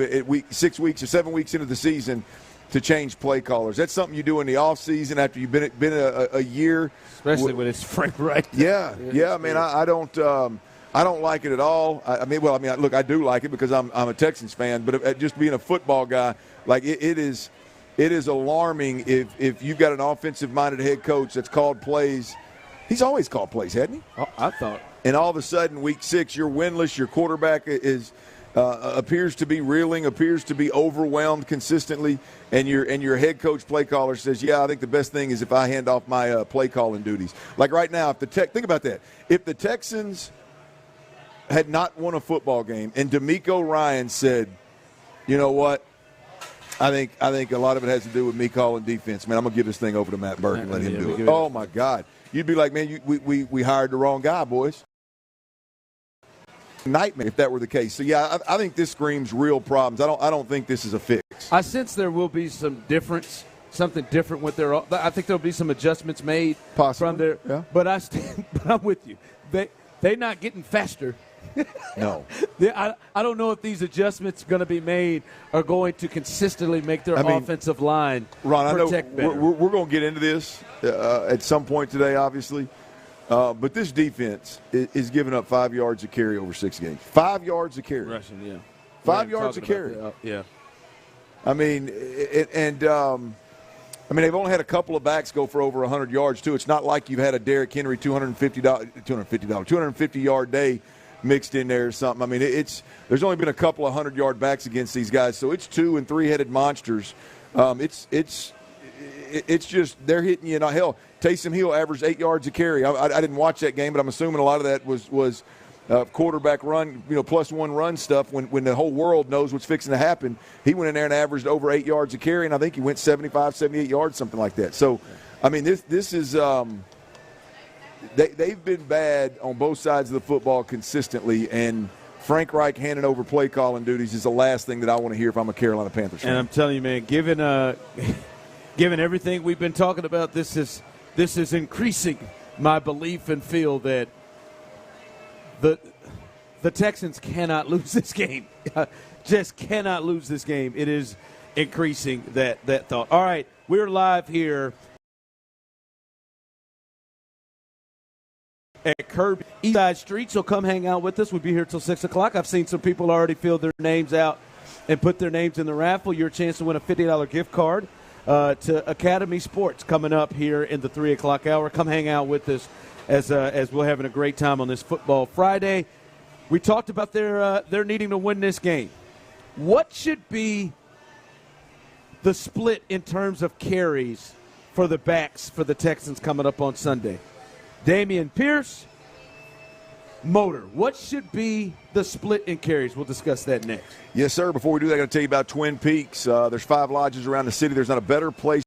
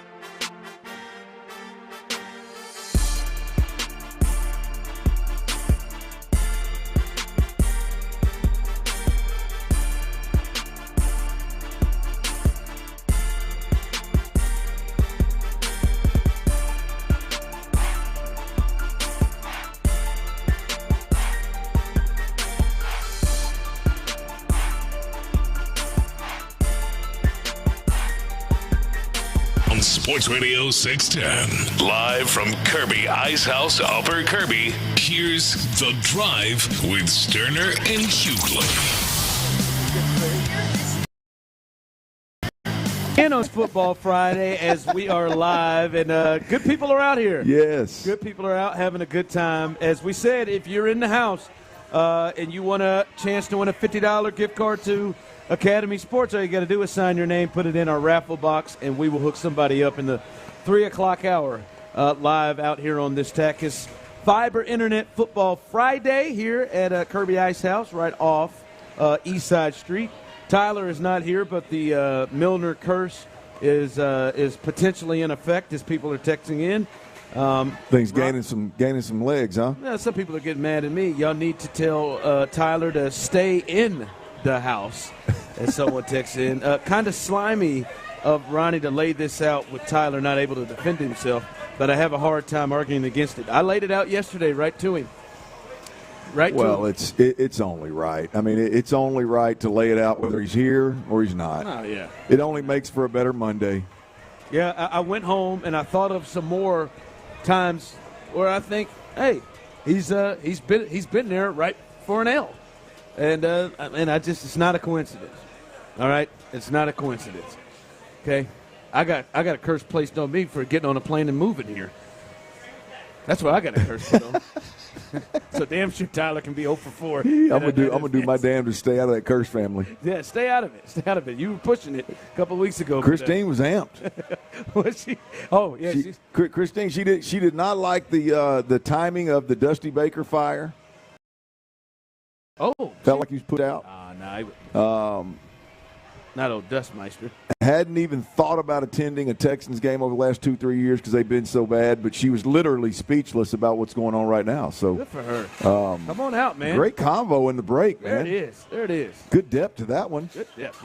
Yeah, good for her. Usually it's like, aren't you the guy that fumbled? Aren't you the guy that... People don't ask you that. Yeah. That's a good one. They don't ask you that. Good for that. All right. Bobby Slowick talked about the run game yesterday, and that is the thing I think, as much as a W, that a lot of Texans fans, I feel like it's win and then somewhere in the CJ outperform Bryce, and then can this run game get going against the 31st ranked run defense? Well, Ron, you talked about in the last segment about this being a must-win game, or not a must-win, but they got to, got to win, must-win, same thing, right? And I think that's more of got a little bit of a negative connotation on it, right? Is if you don't win this game, you're not as good as we thought you were ultimately. But if you look at what I think the two biggest factors are for this team in terms of what they should have worked on in the bye week and what they've got to get better at moving forward, it's the pass rush on defense and it's the run game on offense. What we've seen from the Texans right now, if they come out of this Carolina game and we go for they allowed 144 yards per game, I believe, 146 yards per game. They're the 31st ranked rush defense in football. If the Texans go in there and they got a 100-yard rusher and they go for 100.5 team, which is average. Yeah, I was going to say what they give up. If they do that, the conversations next week about the Texans have to change on a positive note, right? They have to change from a standpoint of not only do you have a rookie quarterback that's playing like a 10-year vet, not only do you have 2, sometimes 3 wide receivers that are stepping up when look, I mean, I don't think I was the only one, but I'll take it. I didn't know where the hell they were gonna find production at the wide receiver room. Your $10 million prove-it-year contract tight end has caught a touchdown in the last 3 straight games. You start running the football well, this is as complete an offense as there is in the NFL. I'm not saying they're better than the top offenses. I'm not saying they're going to go win a Super Bowl. Damn sure not going to win a World Series. They're not going to win a Super Bowl. But running the football is their clear weakness right now. Yes. Yeah, but Ronnie, if you can run, if you're like a legit balanced team, if you're good enough in the trenches to go out there and run the football well, and again, whatever that defense is giving up on average, 150, go get you 150, go get you 160, have one guy light it up, get you a couple of explosive plays. This offense is going to take a huge step in the right direction, even more so than they already have with C.J. Stroud. And you all can jump in on this, 713-572-4610. How do you see the carries needing to be split in the game on Sunday? Because Bobby Slowick has already come out and talked about this is a running back by committee. That this be split up 7-1-3-5-7-2-4-6-10. And I'll give you a little context. Last week, their last game against the Saints, Singletary had 12 carries, and then Pierce had 13 carries. So that's damn near right down the middle. The way they wanted to, the way they came out in terms of the run game between those two. How do you sense this should be in this game? Go ahead. Where are you at in this game on how these carries should be split? Well, look, I don't think it's about carries. I think it's about drives. Right, I don't think that Bobby Slowick and DeMeco Ryans can legitimately go into a game with a plan of like, all right, we're going to get guys even carries. I think what you do is you go in and you go, okay, Dameon Pierce is going to get the first drive, or he's going to get the first 2 or 3 drives, and then Devin Singletary is going to get the next two drives, and we'll go from there. And I don't know if the 3 and the 2 is right, but that's the job. They may go one drive, and alternate drives. But the point is, a handful of those are going to be 3 and outs. And if Dameon Pierce catches 2 3 and outs and Devin Singletary catches 2 scoring drives of 7, 8, 9 plays apiece, then clearly the carries I would think are going to somewhat be out of whack there if you're looking for an even number of carries. I think it's more of a drive count, drive comparison for these running backs early on. And then whichever one you feel like is seeing it better, then in the second half you got to adjust and you got to ride the hot hand. This was really hard for me because I just so badly. I really believe in Dameon Pierce, and listen, I'm being proven wrong at this point. I believe Dameon Pierce is a lead back. I believe that what we saw last year was the real deal, and we got a glimpse of it. And it is just hard 6 games in to kind of give up on that thought. And I feel like he's going to be the starter, and I feel like he should get more carries. And now, I don't think it should be like it was the first 5 weeks. I mean, there was a game there, I think, against the Falcons where he got all 20 carries and nobody else got one, except for Tank Dell as a receiver. Yeah. No other backs got one. But I still feel like he should get the majority, whether that's 60-40, whatever that is. Because I still believe he is the more talented of the 2 backs. And I get that one part we're seeing is potentially the difference of how he runs in the system that they want to run. But damn, boy, he's somebody that you give the ball to, and in the fourth quarter he's a load, he's a problem. It's hard for me to get some of those games out of my mind from last year, like against Jacksonville and just how he ran against the Chargers and how he ran the ball. Look, I think I think that's fair. I think it's spot on. I think it's the way to look at it, right? But I can't ignore the fact that what we're seeing that Singletary deserves some more touches than. Well, he deserves it, and if they're going to ever run the football well, there's got to be 2 guys getting touches. Now, what I'm looking for, and I think Bobby Slowick and DeMeco Ryans are as well, is that they're looking for Dameon Pierce to be the guy that in the first half earns more drives in the second half. He's the hot hand. He's the guy that's getting the hard yard. He's the guy that's going to be in there in short yardage and goal line situations. And so, that's where this thing's going to get a little bit sideways is Dameon Pierce. If he's a big short yardage goal line guy, his per carry average is not going to be what Singletary's is if he's out in the field more used more like a scat back. So we'll see how it all unfolds. But I agree with you. I think it's way too early to give up on Dameon Pierce. And I'm going to tell you, I'll be shocked if Dameon Pierce at the end of the year doesn't end up being the lead rusher for this team. You'll be shocked. Yes. I certainly would have said that at the start of the year. I'm not as certain now. All right, coming up. Listen, generally Clint at times can be my voice of reason, and maybe I'm stepping out a little bit on this thought, but I want Clint to help me out because I truly in my heart believe this is the case, and I know it would be potentially running out one of the best coaches or at least accomplished coaches around this city, but I can't help but my feeling. We'll discuss that coming up next. But before we get there, guys, now is the time to sell your car, your truck, any of your vehicles. It's what I'm thinking about doing. And if you're thinking about doing it like I am, think about selling your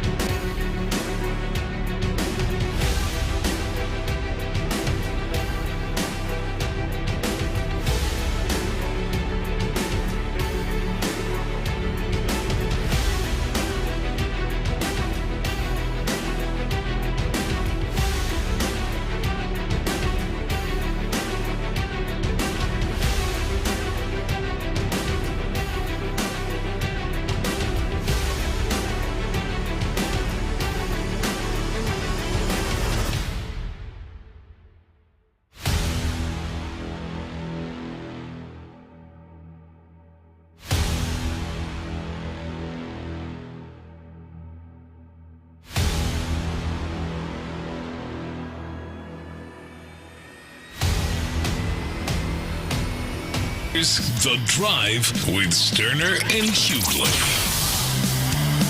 That's right. Welcome into The Drive. If you are in the building, good. You're in the right spot. All you got to do, come up, sign your name, your chance to win a $50 gift card to Academy Sports. We'll be hooking somebody up in the 3 o'clock hour. If you are on your way, come on out. Where? We are at Kirby Ice House here for this Football Friday. We're the location right off East Side Street. So come on down, hang out with us. Clint's out here. Tyler is not here. He is in Charlotte. Traveling with the Texans. Sean Pendergast just rolled out here. Traveling with the Texans. And Tyler Milner, who is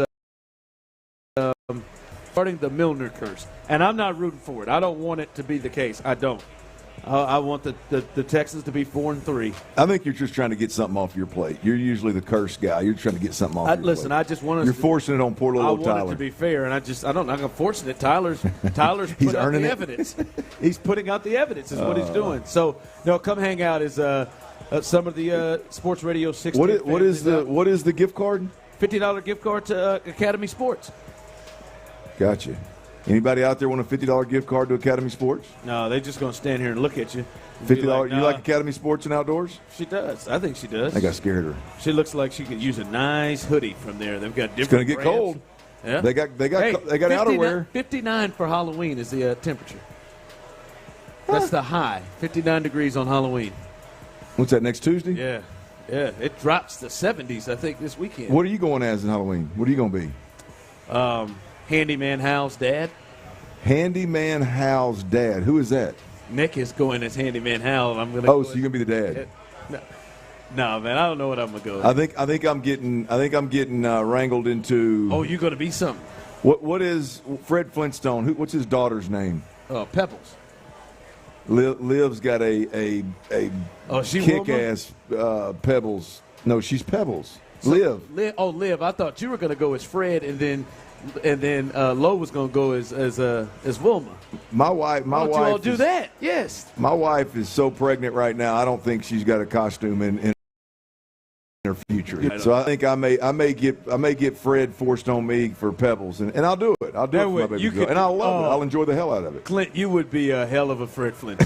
Wow. Hey, you're dead serious. I don't know if that's a compliment or not. You're dead ass serious. I could just see you putting that on. Oh God, if you're serious about it, got something good. Oh my God, I could see that. A good Fred Flintstone.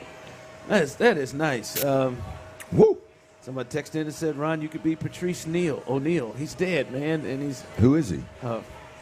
An overweight black comedian. Well, that was low-hanging fruit. All right. An overweight black comedian who had a foot issue and he's passed. But what's the old boy's name? The overweight black comedian that did Piano Man sitting next to Piano Man sitting next to man sitting next to piano player sitting next to piano player sitting called the piano player MFer. I don't know what you're talking about. Gosh dang, what's his name? To look that up. Maybe somebody. I'm sure I'm butchering that right there, but you know what I'm talking about. Robin something. Robin Harris. Bebe's kids. Yes, that's exactly who it is. Robin Harris. That's what I was thinking you was talking about. That's the only one that came to mind. He did the piano player. The man sitting next to the man that called the piano player. Yeah. Let me ask you this, man, because this has been on my mind, and I believe this.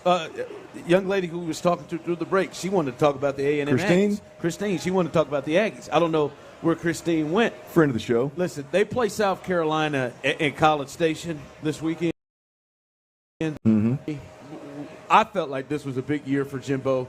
They made changes. He gave up play calling. He brought in Bobby Petrino to run the thing.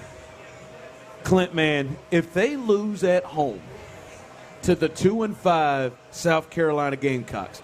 And listen, you never know what quarterback of Spencer Rattler you're going to get. All right, and what Gamecocks team you're going to get. But if they lose at home to the 2-5 South Carolina Gamecocks, Clint, man, this one's hard for Jimbo to stay. This we ain't one's going hard. nowhere. This one's hard. I've heard John Lopez talk about, hey, man, we're getting close. If they lose this, to me, in my mind, I'm like, yo, they need to go ahead and give Bob Petrino that interim role and let him go on next week to whoever they play. Because 4-4. Now Tyler have a connection, by the way. I wonder, has Tyler shown up to any of those A&M Aggie games? Maybe that could add to it as well. I think he did go. I think he did attend one earlier. Remember with all his buddies? Yeah, man. But they cannot lose to South Carolina. They can't lose to South Carolina and him continue to be the coach. I just 4-4 at this point. 4-4. I know they got games against LSU left. I know they got games against Ole Miss left. They haven't played. That to me, man, if you go 1-1 in that group, and I think they're both on the road. Yeah, that's 5 losses. If you're sitting at 4-4 and you got Ole Miss, Mississippi State, Abilene Christian, and LSU on the table, you're going, based off of the sample size that we've seen, they're going to be sub 500 again. And boy, I don't know if there's ever been a coach waste the number one overall and the top rated recruiting class of all time that A&M had two recruiting classes ago.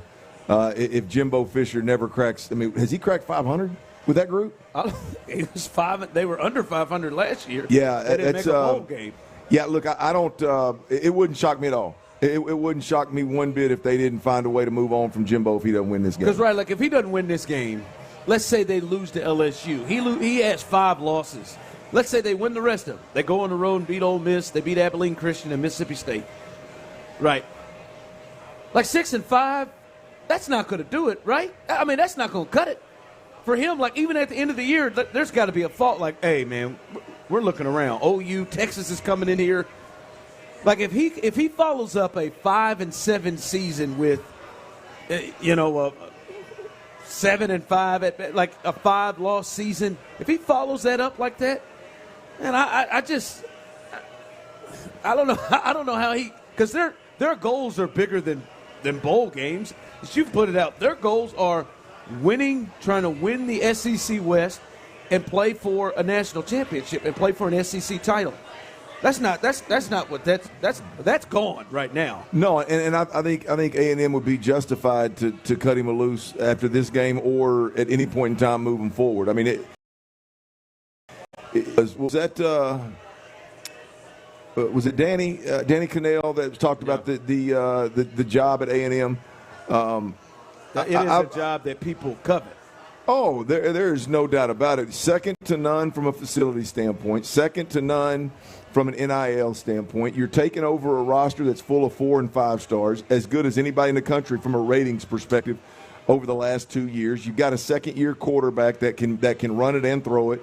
I mean, it will be a job that you would think, and the powers that be at A&M got to believe that they would be able to go and poach damn near whatever coach they wanted, with the exception of your top 5 Somebody guys. Just maybe text in, boy, I hope the Aggies lose so Coach Prime can come. Now, I don't think that's happening.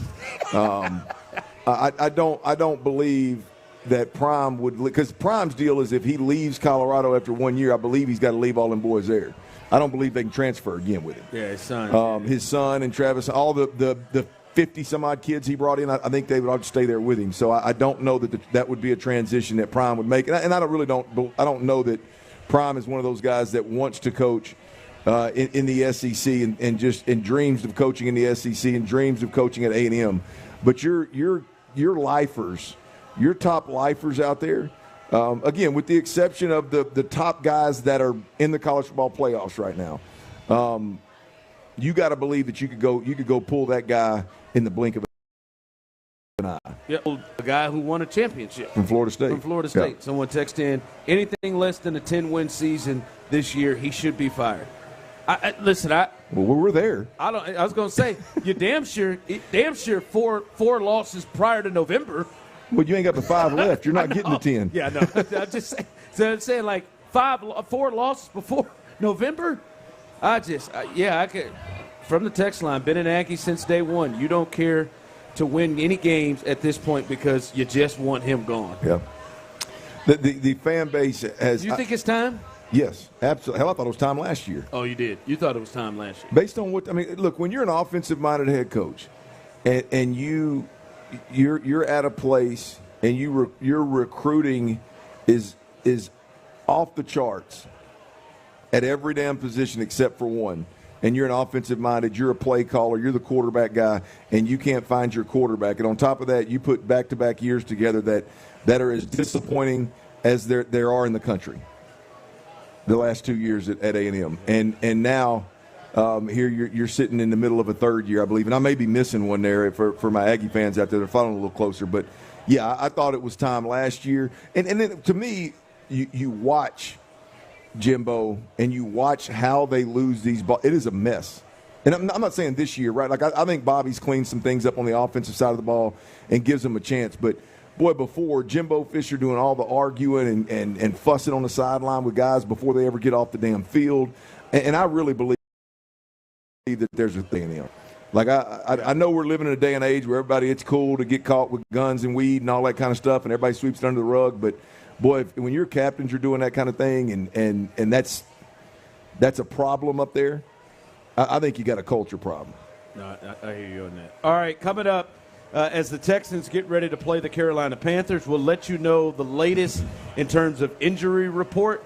As we heard about Robert Woods, there is another player, another starter that may not be able to play in the game on Sunday against the Panthers. We'll let you know that coming up next. Before we get there, guys, we're close to November.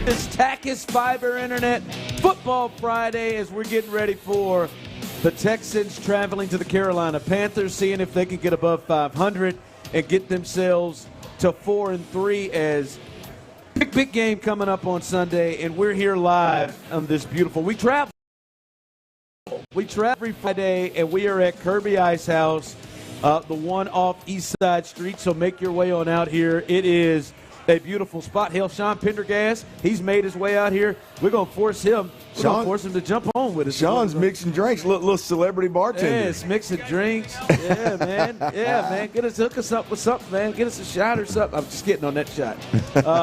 But no, man, we're having a good time out here. And I'm telling you right now, if you are in the building, coming up in 18 minutes, we are going to pull the first name out of the raffle box, $50 gift card to Academy Sports. All you got to do is sign your name, put your name in the box, and you have a chance to win $50 to Academy Sports. So go ahead and do that now. But first here, as Tyler is out today, Chris Santiago is in, filling in. Clint, of course, is with us. And Clint, the injury report is not officially out, and we will see what that looks like because there are some interesting guys that I'm interested to see their designation. But we're seeing some reports. Aaron Wilson reports this. First, Clint, Texans wide receiver Robert Woods not practicing and not expected to play against the Panthers. That's not a surprise. We started to see that coming out yesterday. But then this one.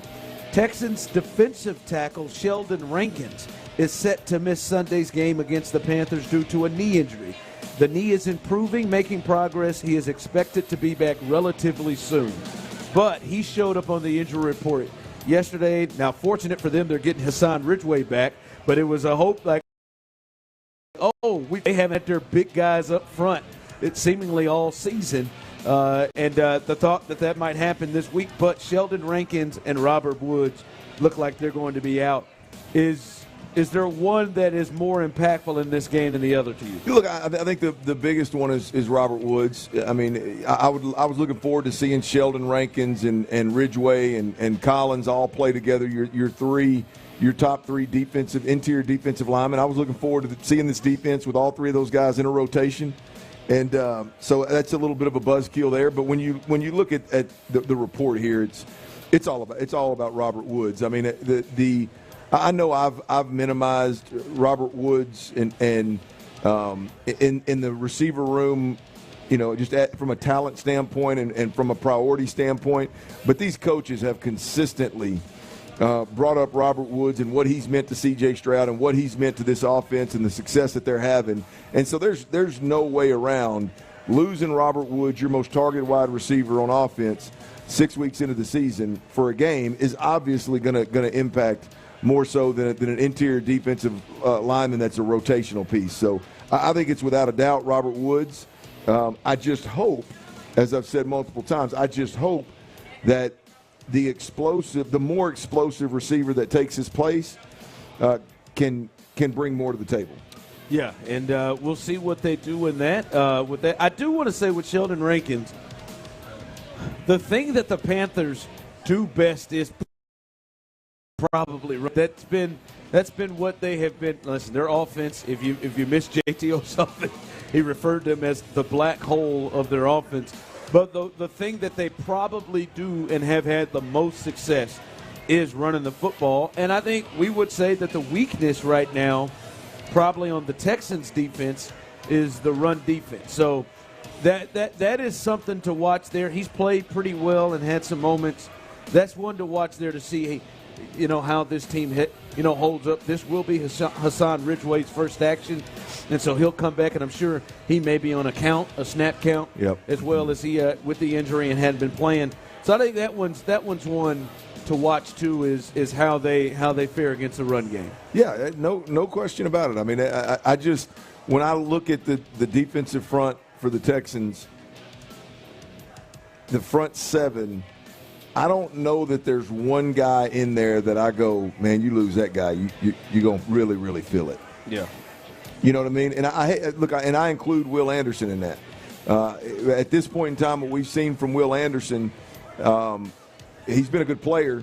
He's played well, but he's not doing things that I don't think Jonathan Grenard and Hughes could do if they had to play a little bit more. From an interior defensive line perspective, Malik Collins is the better one in there, but I don't know that Malik's doing anything that's like, oh my God, you're just going to miss that. The linebacker crew, hell, those guys have been rotational all throughout. Guys in and out, starting, not starting.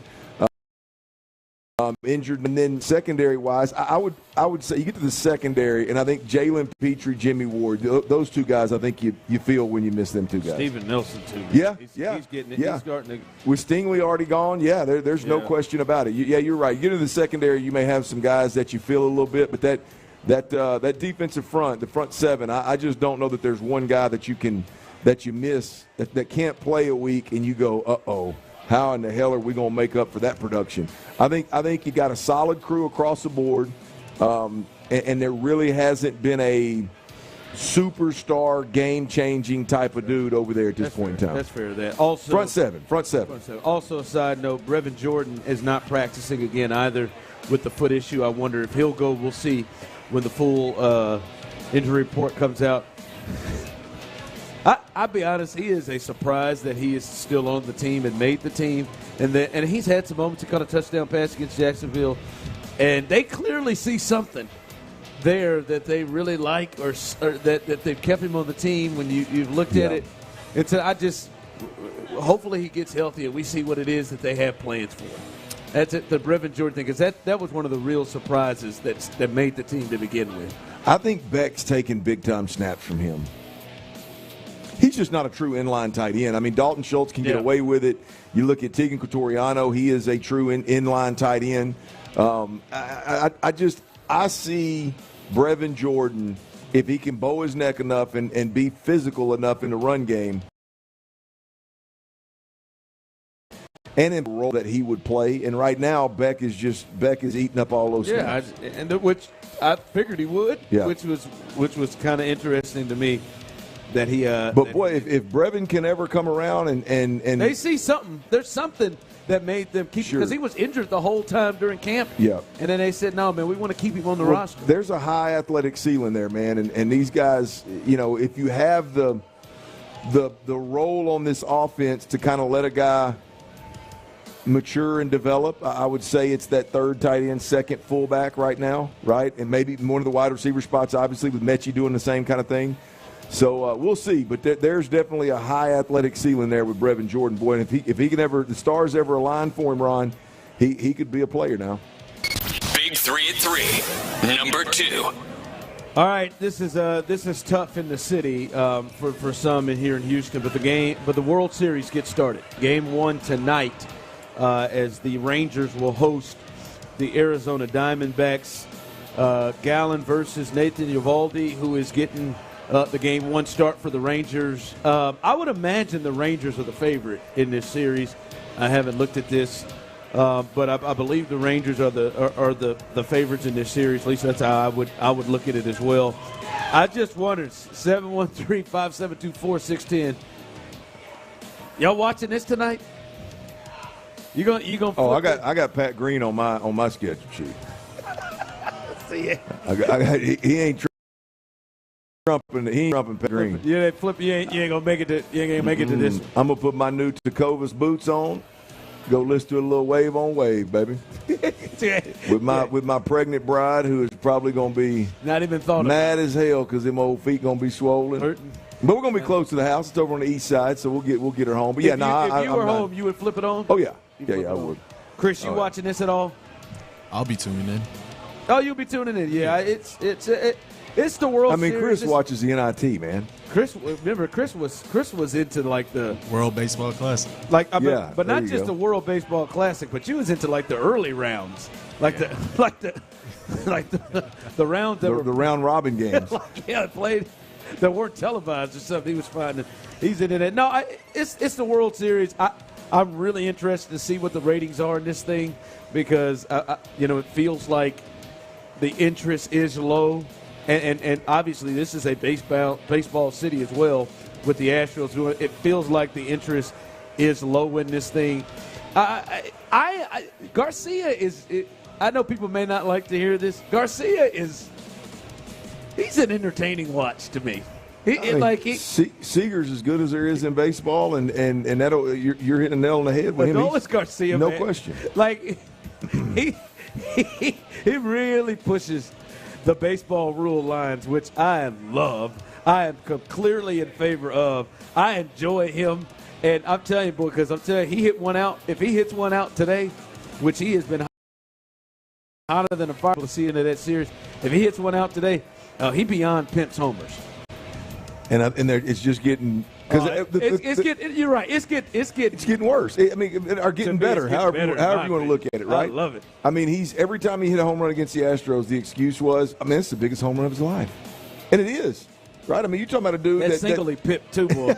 That single off the top of the wall. Yeah, he stood up there and admired that sucker. Yeah, so I can only imagine anything he does in the World Series is going to be the biggest hit of his life, and so because he hits him and he'll turn his back to first base and face like maybe the bench and back. Like I think he gonna moonwalk down that first base line here for a half a second. But by the way, we got John McClain at 4:00, and John was.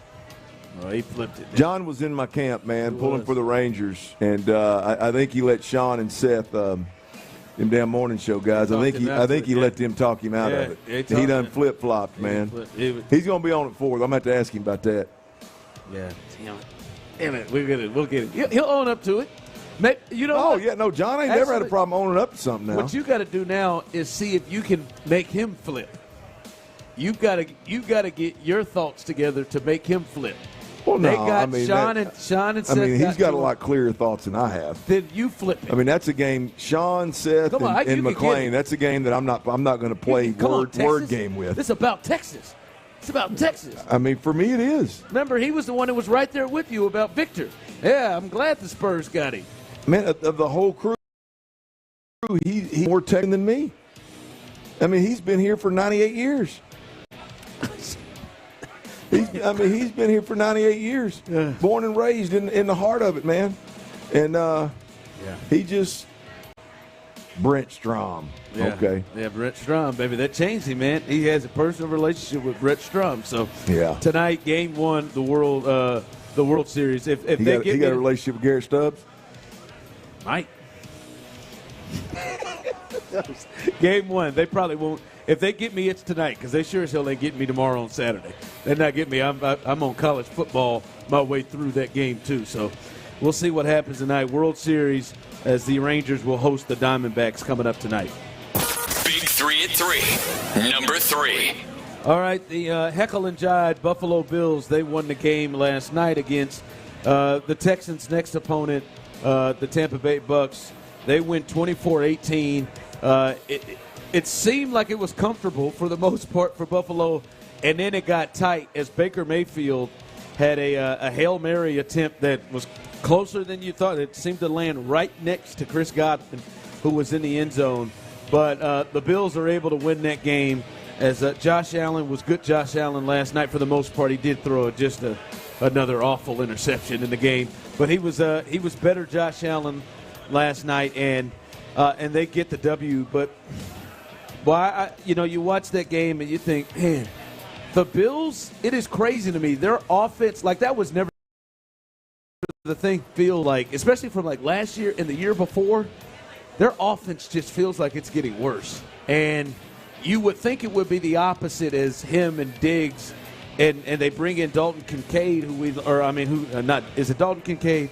Sounds right. Kid from Utah, tight end from Utah. Dalton Kincaid. Him and Knox feel like I was messing up first name.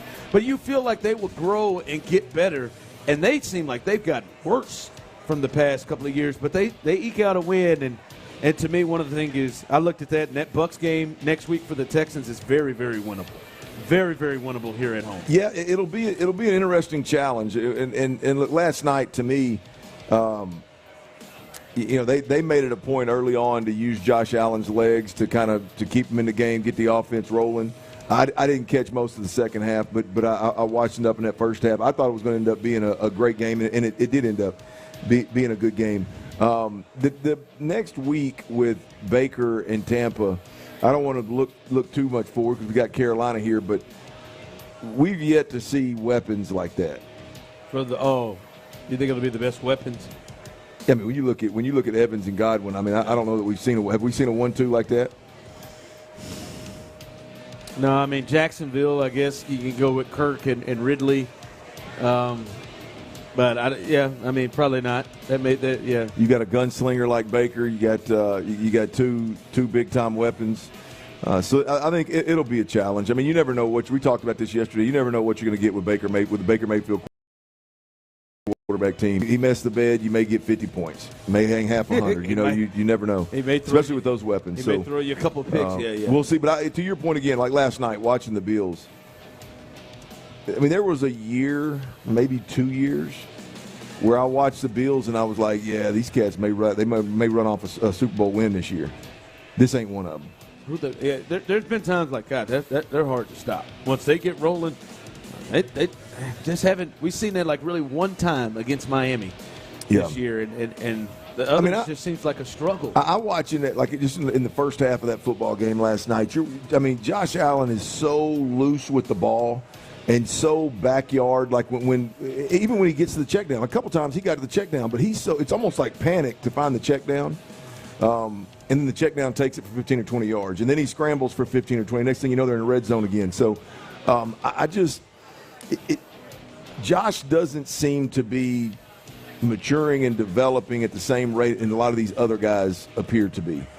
The better veteran quarterbacks in this league appear to be in control of their game, their offense, across the board, win, lose, or draw.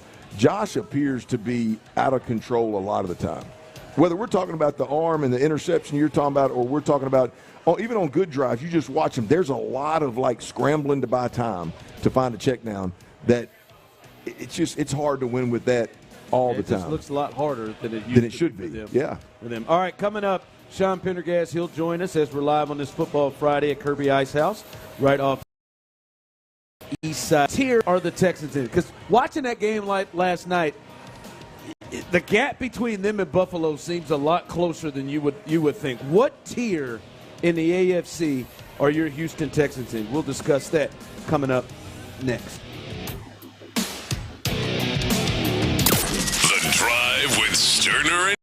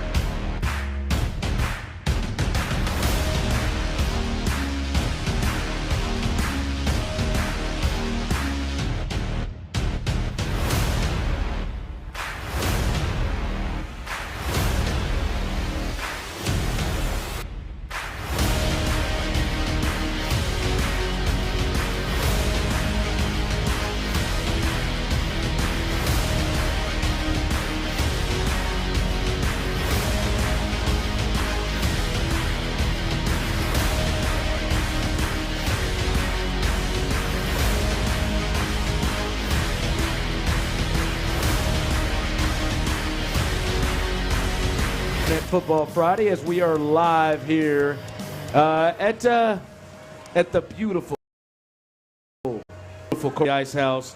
East Side Street location. Come on out, hang out with us on this Football Friday as we get you ready for the Texans as they travel to the Panthers. Remember, if you're in the building or you're on the way, got a couple of gift cards you can win. $50 to Academy Sports, $50 to La Michi Wakana.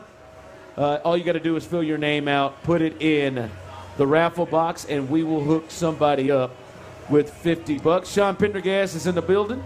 He joins us. How you doing, man? A little extra work in here. Why not, man? Have a few drinks here at the spot. Then come hang out a little bit. You're 2 blocks from where I live. If I didn't come here and see you guys, I would have a tough time living with that. I would personally believe you just don't like us. Yeah, which is not the case. I got my issues with Clint, but I think Clint knows that we're still friends. We got to work. It's going to be a tough week. We got to work through this. Man. We got to work through it. It really is. It's unbreakable, man. It is. I knew you would take my assessment of your fandom appropriately. Wow. I'm taking your assessment appropriately, and come November 2nd or 3rd or whenever it's all over, we'll be able to put our weapons down. But I feel bad for you because the one person following you through the gates of hell to root for the Texas Rangers flipped on you. I would not want John McClain as part of my mob crew. Got him. He would start squawking in a second. He would dime you out, and you'd be in prison like that because he flipped on Brent Strom, of all things. You didn't work hard either. It was easy. Yeah, look. We weren't even trying to sell him. I'm shocked. Yeah. I am shocked. I mean, McClain. What is he, 94? 4 years of Texas running through his veins, and he flipped to Brent Strom's Diamondbacks. Are you kidding me? Unbelievable. He's so old, you can just say his real age, man. I don't know how old he is. I think he's like 73 or something like that. He's in his 70s. I mean, he's been in Texas 94 years. He's pushing How do you Dusty. You got to be kidding Right, me. he's pushing Dusty. Right, he's got to be right. We're going to get to the bottom of that at 4 o'clock. 4 o'clock. There you go. go. I was thinking this, man. I'm watching the Bills last night, and you watch around the league. You were in Tampa last week. You saw 2 teams that are in playoff hunts, the Falcons and the Bucs, and you look around the AFC and you start to kind of look at the tiers of teams. And I'm watching that Buffalo game last night. We just talked about it, and honestly, you don't know what Buffalo you're going to get at times, but there's been a Buffalo we've seen multiple times this year where I look and I'm like, the Texans feel like they can play with that team. That you feel like they can play with that team. So I'm looking at this and I'm like, I wonder what tier the Texans are. And I'm going to throw out my tiers, and I'm sure you're Okay, good. I heard you tease this when I was standing over there, and I immediately started going through the tiers. I'm going to throw out my tiers. 713-572-4610. If you want to jump in, what tier do you think the Texans are in the AFC? For me in the AFC, Tier 1, I think, are the Chiefs and the Ravens. I think those 2 teams have beaten other good teams, and they seem to me, I'd say, are above the others. They're in a tier by themselves. Tier 2 to me, Dolphins, Jazz, and I'm sorry, I still have the Bengals there. They're getting better. Joe's going to get healthy. I think in the end, to me, they're a team that's been there at 3-3. They're starting to come on. I put them in that second tier. Then Tier 3, Steelers, Browns. I still would say the Chargers there. And then Tier 4, the Jets and the Colts. What tier, 713-572-4610, and Sean and Clint obviously could jump in, what tier do you think the Houston Texans are in? I would say I'm probably a little more bullish on them than you are, Ron. I think they're probably like at the lower end of Tier 3 because they've got the coach and they've got the quarterback. They got the 2 most important things. Like, if you're going to put the Chargers in Tier 3 right now, then I would put the Texans in Tier 3. I'm just not impressed with the Chargers. I've never seen a quarterback get more adulation for ultimately accomplishing nothing, but piling up stats, than Justin Herbert has gotten. And he's a super impressive quarterback in terms of his skill set. But I think I agree with how you have it laid out. I think the key thing with the AFC tiers is that it is the Chiefs and the Ravens, and right now, and then it feels like there's a big drop-off after those two. Those two are playing really good football. I've got an under bet on the Bills this year for under 11 wins for the Bills. So and if the Bills had lost last night, if we pulled up the standings this morning, if they had lost last night, The Texans would be in the 7th seed right now. I was going to say, yeah, they in have the more AFC. they got the same amount of losses. They have the same winning. They would have the same winning percentage as the Texans. They'd both be 500, but the Texans have a stronger set of victories than the Bills. You have them in tier above the Jets and the Colts right now. Yeah, I think they're better. Yeah, they've got better quarterback play and better coaching than both of those teams. Boy, I'm typically not this guy, but I'm gonna push the envelope a bit here, guys. Number one, I would have the Dolphins in tier 1 for me. I know they've messed the bed a couple times. Ryan, you and I were talking about it, but it's still the best rush offense in the game and the best pass offense in the game statistically. I'm buying how explosive they are. And in today's game, when you're that explosive, you can compete with anybody, including Pat Mahomes and him. So I would put the Dolphins in tier 1. And the only reason I bring that up, Ron, is not to buck your tears here, but I look at tier 2, and it wouldn't shock me one bit if the Texans didn't play with those guys and be in that tier. But I would put them at the bottom of tier 2. They're playing 2 of them in the next month or so. I mean, they're going to play the Bengals in Cincinnati in a couple of weeks, and they're going to play the Jags in Week 12. They've beaten the Jags convincingly. The Bills, while talented, it's just literally a roll of the dice. We talked about Baker Mayfield earlier. He might mess the bed, or they might throw up half 100. I think the Bills are the same team. And the Bengals, to your point, I think it's just a matter of time before they're in that top tier again. I would put them at the bottom of tier 2. I can't believe I'm saying that after 7 weeks of the NFL season. I'm not ready given to go there yet. what we've watched the last 3 years. I think they're ahead of the Steelers. So if the Steelers, me, are into – like the Jags thing, and I see people are texting in, hey, Ron, how the hell do you have them below the Jags? They beat down the Jags. Listen, there was some weird things that happened in that game. Did I text that? You might have. Did I sign it? Tyler may have sent that. Is that 6460? There were some weird things that happened in that game. Yeah. Obviously, Beck in the return and some weird stuff that happened in that game. But the Steelers game, there wasn't nothing. They just dominated. That was an ass Steelers. kicking. Right, Yeah. they just dominated. Like they could have played 10 times. It seemed like, and they dominated the Steelers without some of their guys, like Laramie Tunsil and Titus Howard. So to me, I would have them in that 3rd tier. We'll see. They beat the Jags again, and now you got to say, well, hell, they beat them twice. Yeah. You got to look at that. But I do have them a shade. Like for me, with the Dolphins, you just got to beat. They got to beat somebody. They didn't beat anybody. They're bullies. That's fair. That's fair. That would be like. I mean, we saw the Ravens obliterate the Lions last week, and then the Chiefs. They've got the pedigree and beaten some good teams as well. But that's my thing with them. But just it's hard for me to say, all right, when it matters, like they're going to play with the Bengals. When it matters, even up and down with the Bills, if you get the good Bills, that the Texans are ready to play with that crew. So that's just 6 games in. We'll see a little bit more. But last night you watched that game, you're like, damn, man, the Bills are in the anywhere thought of being contenders. No, the Texans could win that game. They could play. They could have won that game yesterday. No question. You go look at their schedule the rest of the year, guys, and they have 11 games left. I was going through this exercise. There's 6 games of those 11 that they're for sure going to be favored in, like for sure. You know what I mean? Yeah. Like they're going to be favored. They're favored this at home against the Bucs. They're going to be favored against Arizona.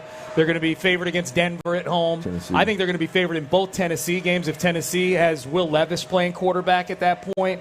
And then, so that I'm being kind and like conservative. There's 4 other games that I didn't even mention. They're at the Jets. They're at Indianapolis. They've got the Jags here. There's one other game I'm missing right now. Oh, the Cleveland game here at home. Yeah. Like those are 4 coin flippers, I think, right now. Like as far as who would be favored. The only game that's on their schedule as of right now, if you were to put odds on it, is the Bengals game in Cincinnati. And this is thus far not the dominant version of the Bengals that everybody expected. So I think the Texans are in your tiers, Ron. I think they're at the back end of that tier 3. But they've got a schedule where they're going to win a bunch of games, I think. And I don't know if we're going to truly know what they are because they're not going to have played any of those teams in the upper tier of AFC or the NFC. I got them in the front end of it. I would have them like I have Steelers, Browns, Chargers. I would have the Texans in front of the Steelers. They would lead my tier 3. Tier 3. Oh, okay. I thought since you didn't mention them that they were. I just mentioned the tiers, and I want to see. Well, you guys mentioned some things that I think are critical. Right? Is you look at the Colts, they got a quarterback problem. You look at the Jets, they got a quarterback problem. Look at the Chargers, they may have a head coach problem that surfaces here sooner rather than later. The Browns, I think that's much worse with Deshaun Watson in Cleveland than just, well, he's got a bum shoulder. I think there's some layers to that. The Steelers, I mean, Mike Tomlin and Pickett obviously are I think at least kosher and decent. I'm going to tell you, I feel pretty good about my tier 2, boys. There you go. All right, I do he's too. got him in the tier I 2. think I don't. I may have to flip flop like McClain. Come on, man. Yeah, McClain this thing, is baby. Brent Strom involved in tier 2 in any way? That might flip me. Brent Strom lives in tier 2. Brent Strom going to be the OC for one of those tier 2 teams. I'm 10 toes down on this tier 3 right now. I can move them, but I'm 10 toes down right now. That's good, man. It's a good spot to be in, man. Look like you're 5 in and 5 out. Yeah. I'm straddling a little bit. All right, that's Sean Pendergast. Coming up, our Saturday slate. There's some games coming up on Football Friday, not just Sunday, but Saturday. Man, can Texas survive with their backup quarterback? We'll discuss that coming up next. Texans GM.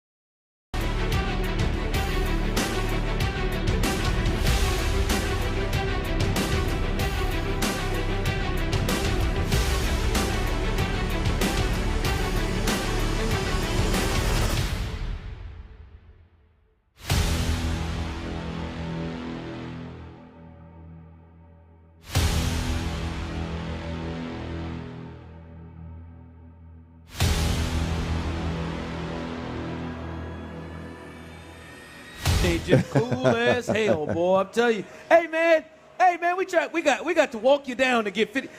And look at it, all of them. All of you signing this thing. I've been sitting there telling you, hey, you can win $50, $50. Everybody in the building, you can win $50. And you keep looking at me like, oh, no, man, I must got to pay 20. He got it out. Now, my man got to walk around here in these hot-ass jeans and try to get all of y'all to sign it. It's $50.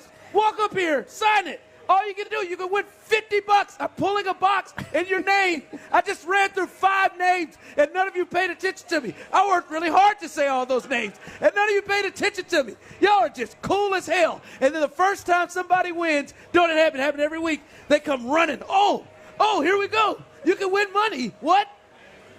Good God. You don't have to give your Social Security number either. Just a name. No, just sign your name. Bart Scott, Willie Jones, Ashley Mills. It's probably not your name, but whatever. Not even close. Don't feel like an Ashley. If you gave me close. Come on, man. It's easy, man. We're trying to hook people up. You got 2 more shots. Let's see how close you get. Trina. No, damn it. Let me hurry up here because we probably need to talk about something else. On the spot. Tina.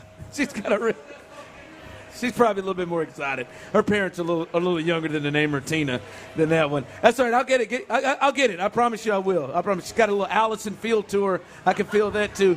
All right.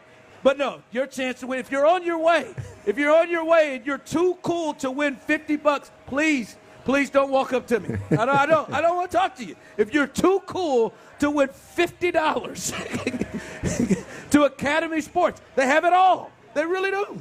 Everything you need. At prices you'll love. Okay. Absolutely. Camping. They choose not to pay the happy hour. No, yes. Those people here, push away the happy hour. Push it away. From the text line, did Ron really say Heckle and Jive earlier in reference to the Buffalo Bills? I did a double take. Jekyll and Hyde, come on, man. I like the guy, but he butchers the English language daily. Greg, yes, I butcher the English language, but I did that one on purpose. Come on, man. That was that was Roflo. That was Robert Flores, we've been calling it. He's as well spoken as Sean Pendergast, and he butchered it. We do. That's what we've been calling Heckle and Jive. He created it. He created it. We've been calling Heckle and Jive. All right. He created an opportunity for Ron to butcher the English language. I did it. We've been calling it Heckle and Jive since he said it. It's Heckle and Jive. All right. So come on out as I just blew a blood vessel there just because I don't understand it. I don't understand it. They look at me. Scared that group off. I'm just saying, they look at me. They said, like, we're going to go sit in the rain. Yeah, go sit in the rain. But while you're sitting in that rain, you got a chance to win $50 to Academy Sports and or La Michoacana. They got great outerwear, rainwear, tents. And as hard as I have worked to learn that word, La Michoacana, your asses is going to sign up and put your names in that book, in that box. I'm going to tell you that right now. Jesse. Is it Jesse? Is that off too? Is that not right? Is it Jesse? Damn it. God. I'm warm. I know I am.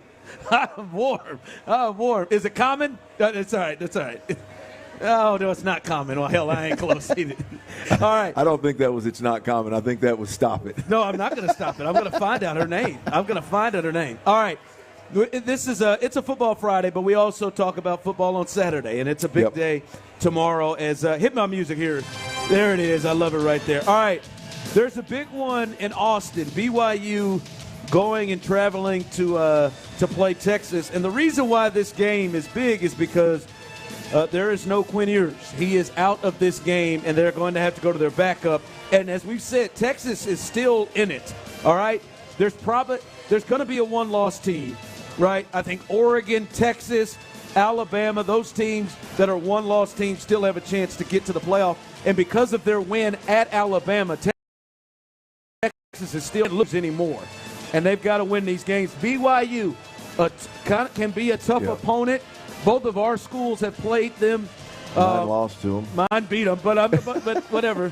Do you think Texas is in any trouble first week out without their quarterback? No, I don't. I've seen BYU play a couple of times. They are a good football team. They're 5-2. You mess around the way that Texas did last week here in Houston, or the way that, who was that earlier in the year, they struggled with somebody along the same lines. They've had weird games where they just haven't beat teams until late. They've added points. Right. And BYU is one of those teams, if you let them hang around, you could be in trouble because they can go now. They can play. They've got good guys on both sides of the ball that can be a problem if you allow them to be. They're clearly not the guys, the caliber of what Texas brings to the table, and so Texas should walk away with this very, very, very convincingly. I think the biggest thing about this game is if Malik Murphy goes out there and balls out. Yeah. I believe you're going to have a quarterback controversry at Texas. Quinn. You think so? Yeah. I do. Quinn has been playing at a low kick hit. No, he has not. No, every time I see him, he's been in like the low-key Heisman conversation. There was week 2 or week. Well, yeah, they tried to. People out here tried to put him as a first-rounder after he played one game at Texas. I mean, if he was a first-round quarterback, mentioning with all the top guys, Caleb Williams and all that kind of stuff. Now, there's a controversy. I'm telling you, if Malik goes out there and balls out, because if he does, he's going to have to run it and throw it. Because it's going to be a different look. Yeah. And if he goes out there and balls out after Quinn Ewers has struggled a couple of times this year, struggled last year a couple of different times, I'm telling you, it hasn't come together for Quinn Ewers the way that everybody thought it was going to. It hadn't been as pretty as everybody thinks it is, as if those conversations about Heisman and first-round quarterbacks, I think those are way out of line. I think they're way out of line. He's got a lot of work. He impressed me against Alabama. No. He's had games where he's been unbelievably impressive.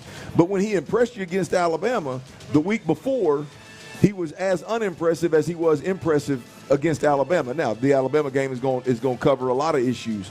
But there was a time, I think it was week 2, when he struggled. They ended up winning the game barely. But he missed 2 touchdowns to Worthy, throwing the ball out of the back of the end zone, throwing the ball out of bounds. It's not been – I'm telling you, here's the deal. The quarterback situation at the University of Texas right now is not out of quarterback controversy range. If Malik Murphy goes out there and balls out, they're going to have a decision to make in Texas, and it's going to be a problem consistently for Quinn Ewers. Now, it looks like they're going to split time in this game with Manning, so Malik Murphy Arch is going to get some time. Malik Murphy may not get the shot to do that. But to me, that's what I'm watching this game for, is if Malik goes out there and they play to his strengths and he is a problem with his arm and in the run game, quarterback run game, yeah, you better. There'll be some questions asked. Real quick, I think the game of the weekend is in Salt Lake City. Oregon travels to Utah. And a lot of things that people have said with the college football playoff expanding to 4 teams, that the regular season loses its luster.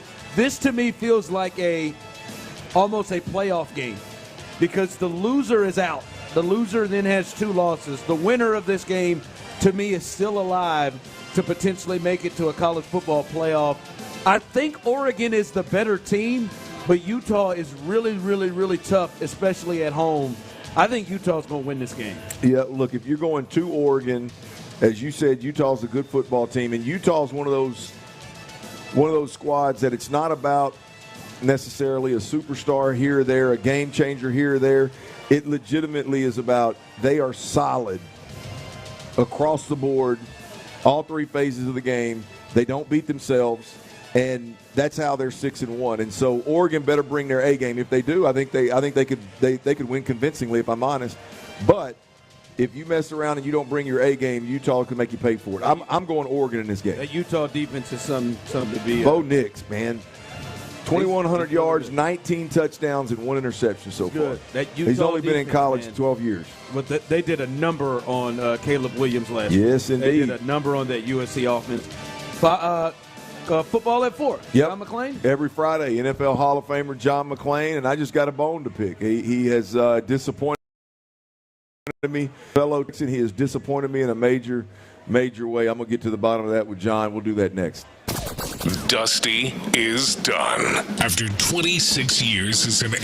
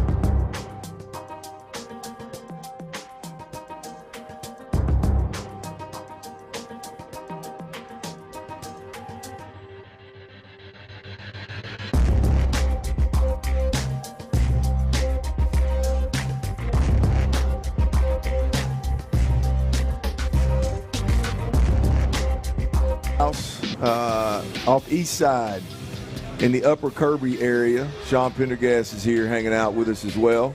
Come through, hang out with us. Grab you a cold beer, grab you a drink. Let's cuss and discuss what we got going on this weekend. But every Friday at 4 o'clock, NFL Hall of Famer John McClain joins us. And usually, I'm pretty amped up about this. You should be. I'm pretty amped up about McClain joining us. But I got a bone to pick, and I just feel like the conflict avoided is conflict multiplied. I feel like I need to go ahead and address this thing off the top. John, how you doing? I'm great, guys. How are you? Well, I was doing really good until I pulled my phone up and saw your tweet about how you've now flip-flopped and you're rooting for the Arizona Diamondbacks, and you let Sean Pendergast and Seth Payne, you let those two guys done it now, John. Flip you, huh? It wasn't Sean. It was Seth. I forgot Brent Strom, the greatest pitching coach in Astros history, one of the greatest ever, is the pitching coach for the Diamondbacks. You don't hear much about him, and so I want Brent Strom to get another ring, and so I'm pulling for the Diamondbacks. I'm predicting the Diamondbacks will win in 7. John, I'm disappointed in you. Yeah.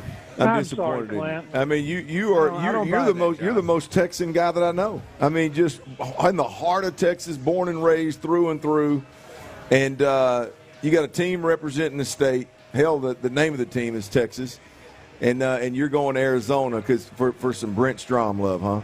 Yeah, my family and friends, my radio station in Waco, they've all told me I folded like a cheap suit. Oh. Well, add Clint to that list of your Waco friends and your radio friends and all that. I thought you were the one guy that was going to hang in there with me and be part of that. What was it, 34% said they'd root for the Rangers and 66% said they'd no way in hell. I thought you were going to be in there with me, John. But I thought about it. I was for one day. Well, I'm going to be honest. I think less of you today, man. I think less of you today. That's all right. I can handle it. I can live with it. Well, you fall on Ron's level, but I think less of you today. But, hey, John, we got a little news on that on the Texans front, and I think it's kind of been building as the week has gone along here with Robert Woods not looking like he's going to play this Sunday for the Texans. I mean, he is the most targeted receiver, pass catcher for C.J. Stroud, and being a quarterback that's performed well above expectations. How big a deal is this, man? It'd be a big deal on third down because that's where he makes his biggest catches. But Tank Dell's back. Noah Brown came back last week. He had a 31-yard catch. I think they'll survive. I believe, as you believed a few weeks ago, to have 2 weeks to get ready with the running game against the defense that's 31st against the run. I think the Texans will have their second breakout game of the season on the ground, and I think they will have their season high rushing, and Dameon Pierce will as well. I agree with you, John. I think they go for at least 100.5, and I think one guy, I don't give a damn if it's Dameon or Devin at this point in time, but I think one guy goes for 100 yards. I think they have their first 100-yard rusher. I agree 100%. Tell you what's interesting to me, and you're talking about Robert Woods. Sheldon Rankins has played really well. Hopefully they get back Hassan Ridgeway. But they've had so many injuries that they've been able to overcome. I'm almost immune to whoever's out as long as C.J. Stroud is playing because everything runs through him. What's interesting, they're giving up 8 games. That's 8 in the NFL. And over the last 3 years, they averaged giving up 26.7 points a game. That is a remarkable improvement.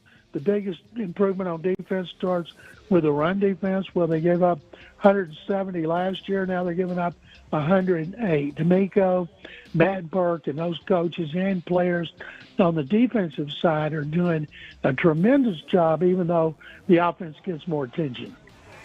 John McClain joining us as we're live here at on a Tachys Fiber Internet Football Friday here at Kirby Ice House.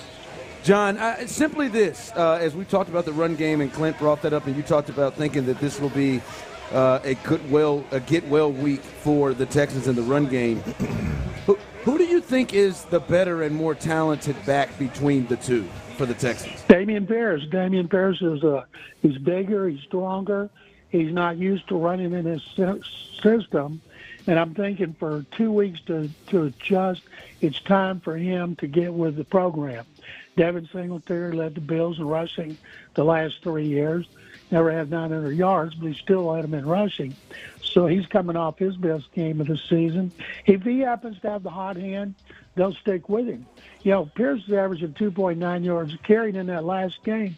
He had 3 negative carries inside the 5 because the offensive line just got stoned in the short yardage goal line offense. So I think with the line back in for third, that kind of continuity up front will benefit the running game no matter which back is in there. John, what's your thoughts with, as you said, Damian Pierce is the more talented of the two, and you also said he's got to get with the program because he hasn't appeared to completely understand and grasp this system. What are your thoughts on potentially in the bye week them looking at saying, hey, let's maybe run some things that he's more comfortable with because he is the more talented of the backs and the guy that can get the most if he's getting the most carries? Well, that'd be a great idea. And, you know, if coaches are asking players to do stuff they can't do, then the coaches have to adjust. And it wouldn't surprise me at all, Bobby Slowick, who is proven to be an outstanding offensive coordinator and play caller, doesn't find a way to do just that against the run defense that's giving up 144 yards a game. This would be the time to do it. And I think that is a great idea. John, on the other side of the football, Carolina has been a mess. I think offensively and defensively. I mean, as you mentioned earlier, they're the 31st worst run defense in the game, and offensively they're just not very good. And when I look at this game, I think the headliner, man, first and foremost is DeMeco Ryans, your defensive play calling head coach, versus a rookie quarterback with no explosive weapons, with a leaky offensive line. This should be one of those. DeMeco Ryans is a real X factor, and potentially we could see some breakout performances from guys getting turnovers and or guys getting sacks up front. Well, it's interesting because Thomas Brown, the offensive coordinator for the Panthers, who came from he was a position coach for the Rams, he's calling plays for the first time. Nobody knows what to expect. Frank Reich gave it up. We don't know if it was taken from him by the owner, David Tepper, because it doesn't seem that Reich would give up after 6 games. But so a lot of people I've talked to over there think that they're going to have Bryce Young coming out and throwing more. Texans have 9 sacks, fewest in the NFL. They get good pressure. They beat their guys. They're just not closing the deal. And this would be a good one to do it. And I think DeMeco, a proven play caller against Thomas Brown, calling him for the first time. You hope it's a mismatch, but this is set up so much in the Texans' favor, kind of like that trip to Chicago in 2020 when they were favored and got hammered. John, you mentioned the play calling duties in Carolina, and a lot of times, you know, I do think there are some situations, although rare, I think there are some situations where maybe a staff is, hey, they're just trying to figure out which guy's the best and give guys opportunities and that kind of job. When your offensive play caller drafts a quarterback number 1, calls plays for 6 weeks, his team's 0-6, and hands it off to the offensive play caller, I can't look at this as just like, oh, okay, well, they're just going to give old boy a shot. Like, it seems to me that screams some real problems offensively for Carolina, right? I mean, an offensive play calling head coach isn't just going to hand over the damn play calling duties. It screams owner interference. And Frank Reich's been asked about it. Frank Reich was asked this week, did David Tepper make you take Bryce Young over C.J. Stroud? And, of course, he denied everything. Now, the Texans ought to score some points. The Panthers are giving up 31 a game. That's tied with Denver for the most of the season. So it's kind of scary. Everything is pointed in the Texans' direction. We've seen this with some other Texans teams, and they've not played the way we thought they would. One of the benefits of having really good coaching is the coach doesn't let the players allow the moment to be too big for them. If they beat the Panthers, they're going to come back here and beat the Buccaneers and be 5-3. People are going to be talking about D'Amico for Coach of the Year. No, I completely agree. That's why I said it earlier. This feels like a game that the Texans got to win. They got to, in terms of this is a real thing. This isn't just about getting better. This is about the playoffs and the potential of winning this division and winning the playoffs. And they cannot lose to a winless Carolina Panthers. So this game is, to me, is I know you don't like to hear the must-win thing, but they can't let this one get away. Well, you wouldn't think, but if they do and then they beat Tampa, they're 4-4. Nobody envisioned that. But they're thinking playoffs. They won't talk about it, but they are, and they should. The way they clobbered the Jaguars in Jacksonville, if they keep playing the way they are, they're going to lose. They'll probably lose at Cincinnati. They may lose another one. But that game on November 26th against Jacksonville could be the biggest game in team history against the Jaguars. John, there's when I look at this game, yes, it is a game that if the hype is real, they got to win this game, and probably got to win it convincingly, right? But on the flip side of that, and if the Texans are able to go out there and run the football effectively, I don't care that it's the 31st, worst run defense in the league. It's not. If you go out there and run for 100 and a half or 175, nobody's going to stop and think, but it was the worst run defense in the league. If they're able to do that, this offense takes a huge step in the right direction, right? It's amazing that C.J. Stroud has played as well as he has without a running game. The Texans are averaging 88 yards a game. That's better than they did last year. They were 86-8. But it's still nowhere near the running game they want, nowhere near the kind of running game a rookie quarterback needs to help him. And he hadn't gotten that help, and yet he's still been outstanding, not just the best rookie quarterback, but one of the best quarterbacks in the league. So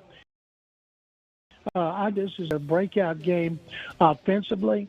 Then what they unveil when they come back home against the Buccaneers who are reeling. This is a great these next two games are a great opportunity for D'Amico Ryans and the Texans.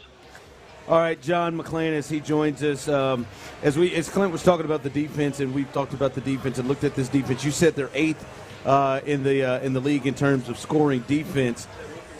How surprised are you that they've been able to do this? And you look at all the guys that have been in and out. I'm not surprised that the Texans' defense has been successful.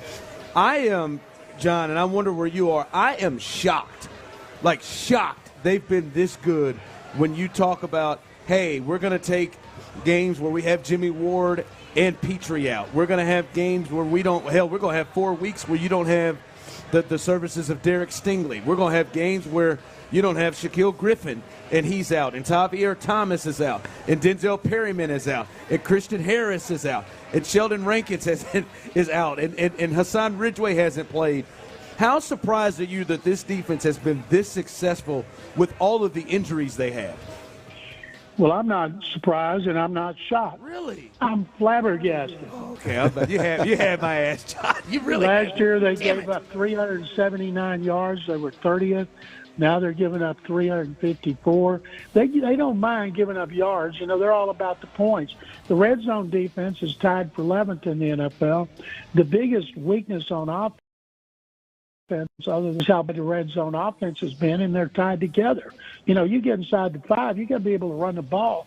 You can't get getting stuck for losses when you're in your goal line offense. And so I think what the defense has done, led by D'Amico making the calls and Matt Burke as a coordinator, has been tremendous.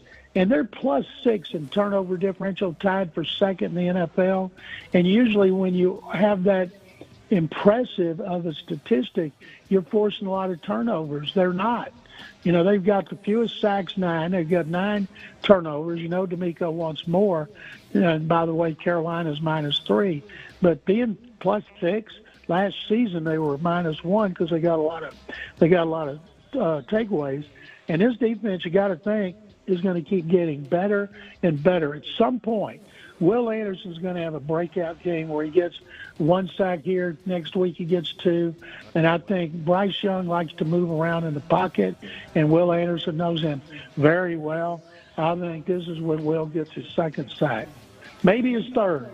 I think the biggest takeaway from what you just said, John, is how much room for improvement is there for this team on both sides of the football. I mean, obviously, statistically, what they're doing defensively, keeping guys out of the end zone, and you still don't, there are going to be big-time pieces that are added, whether it's guys get healthy and they play better or it's off-season where they sign in free agency. Offensively, this run game, I just trust that Bobby Slow is going to get the run game going at some point in time, and when that is the case, boy, they're a power to reckon with.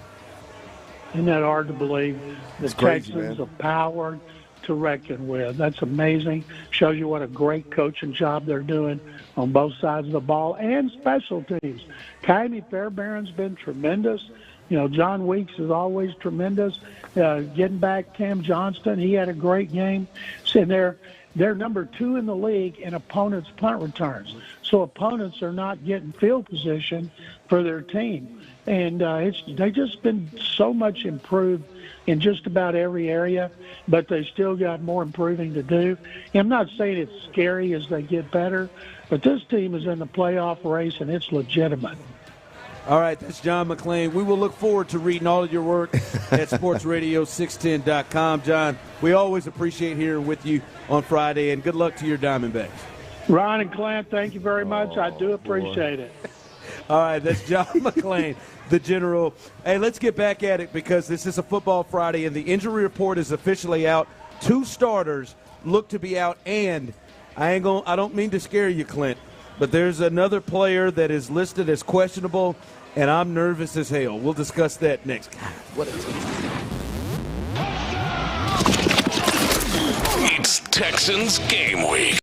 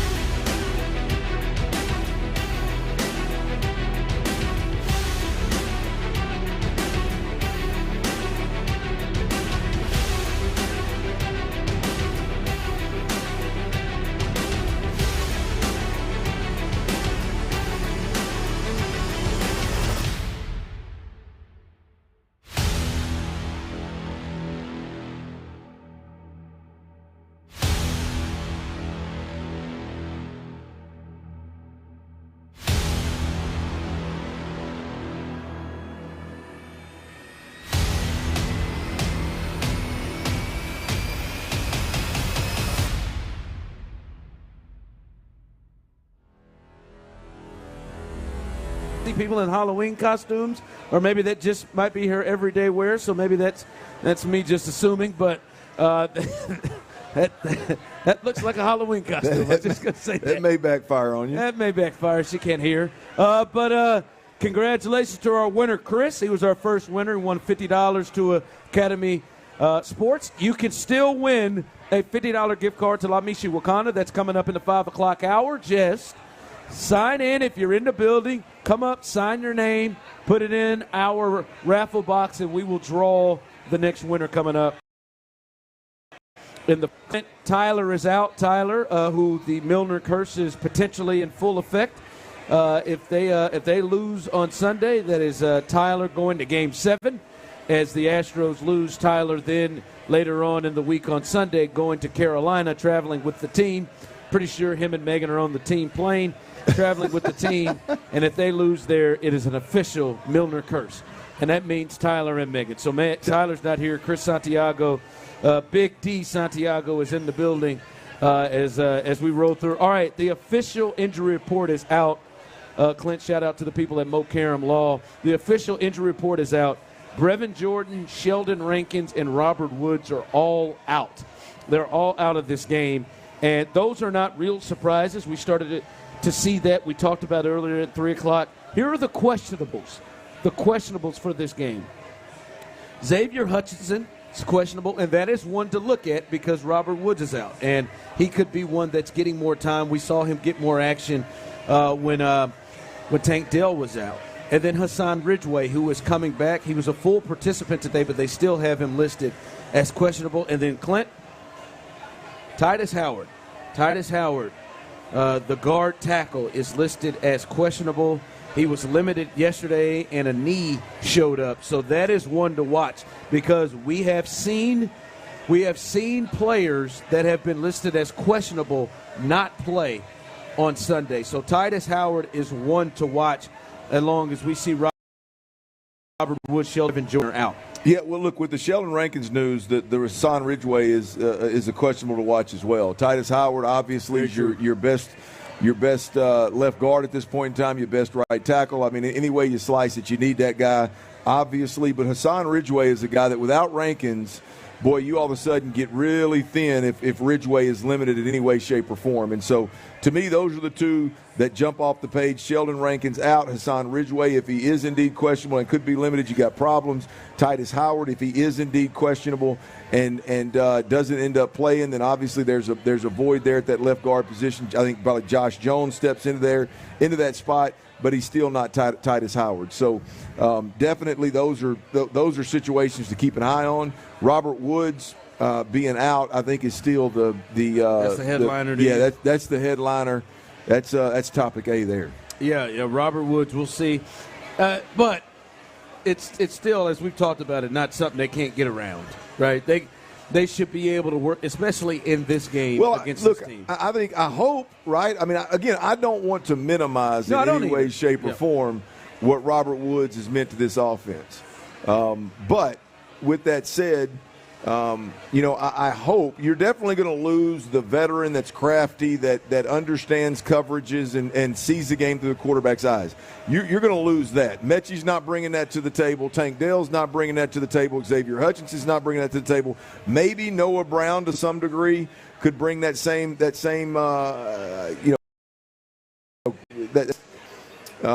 ability to the game, but I just don't think there's anybody that's going to bring that to the table. So the thought is that you hope the more explosive receiver with a little bit more shake, with a little higher ceiling, you hope that guy gets those touches, and then that guy can go make plays for you, and the offense takes a step in the right direction. There is a possibility that this offense takes it, from a passing game perspective, takes a step back with no Robert Woods. I don't want to minimize that in any way, shape, or form.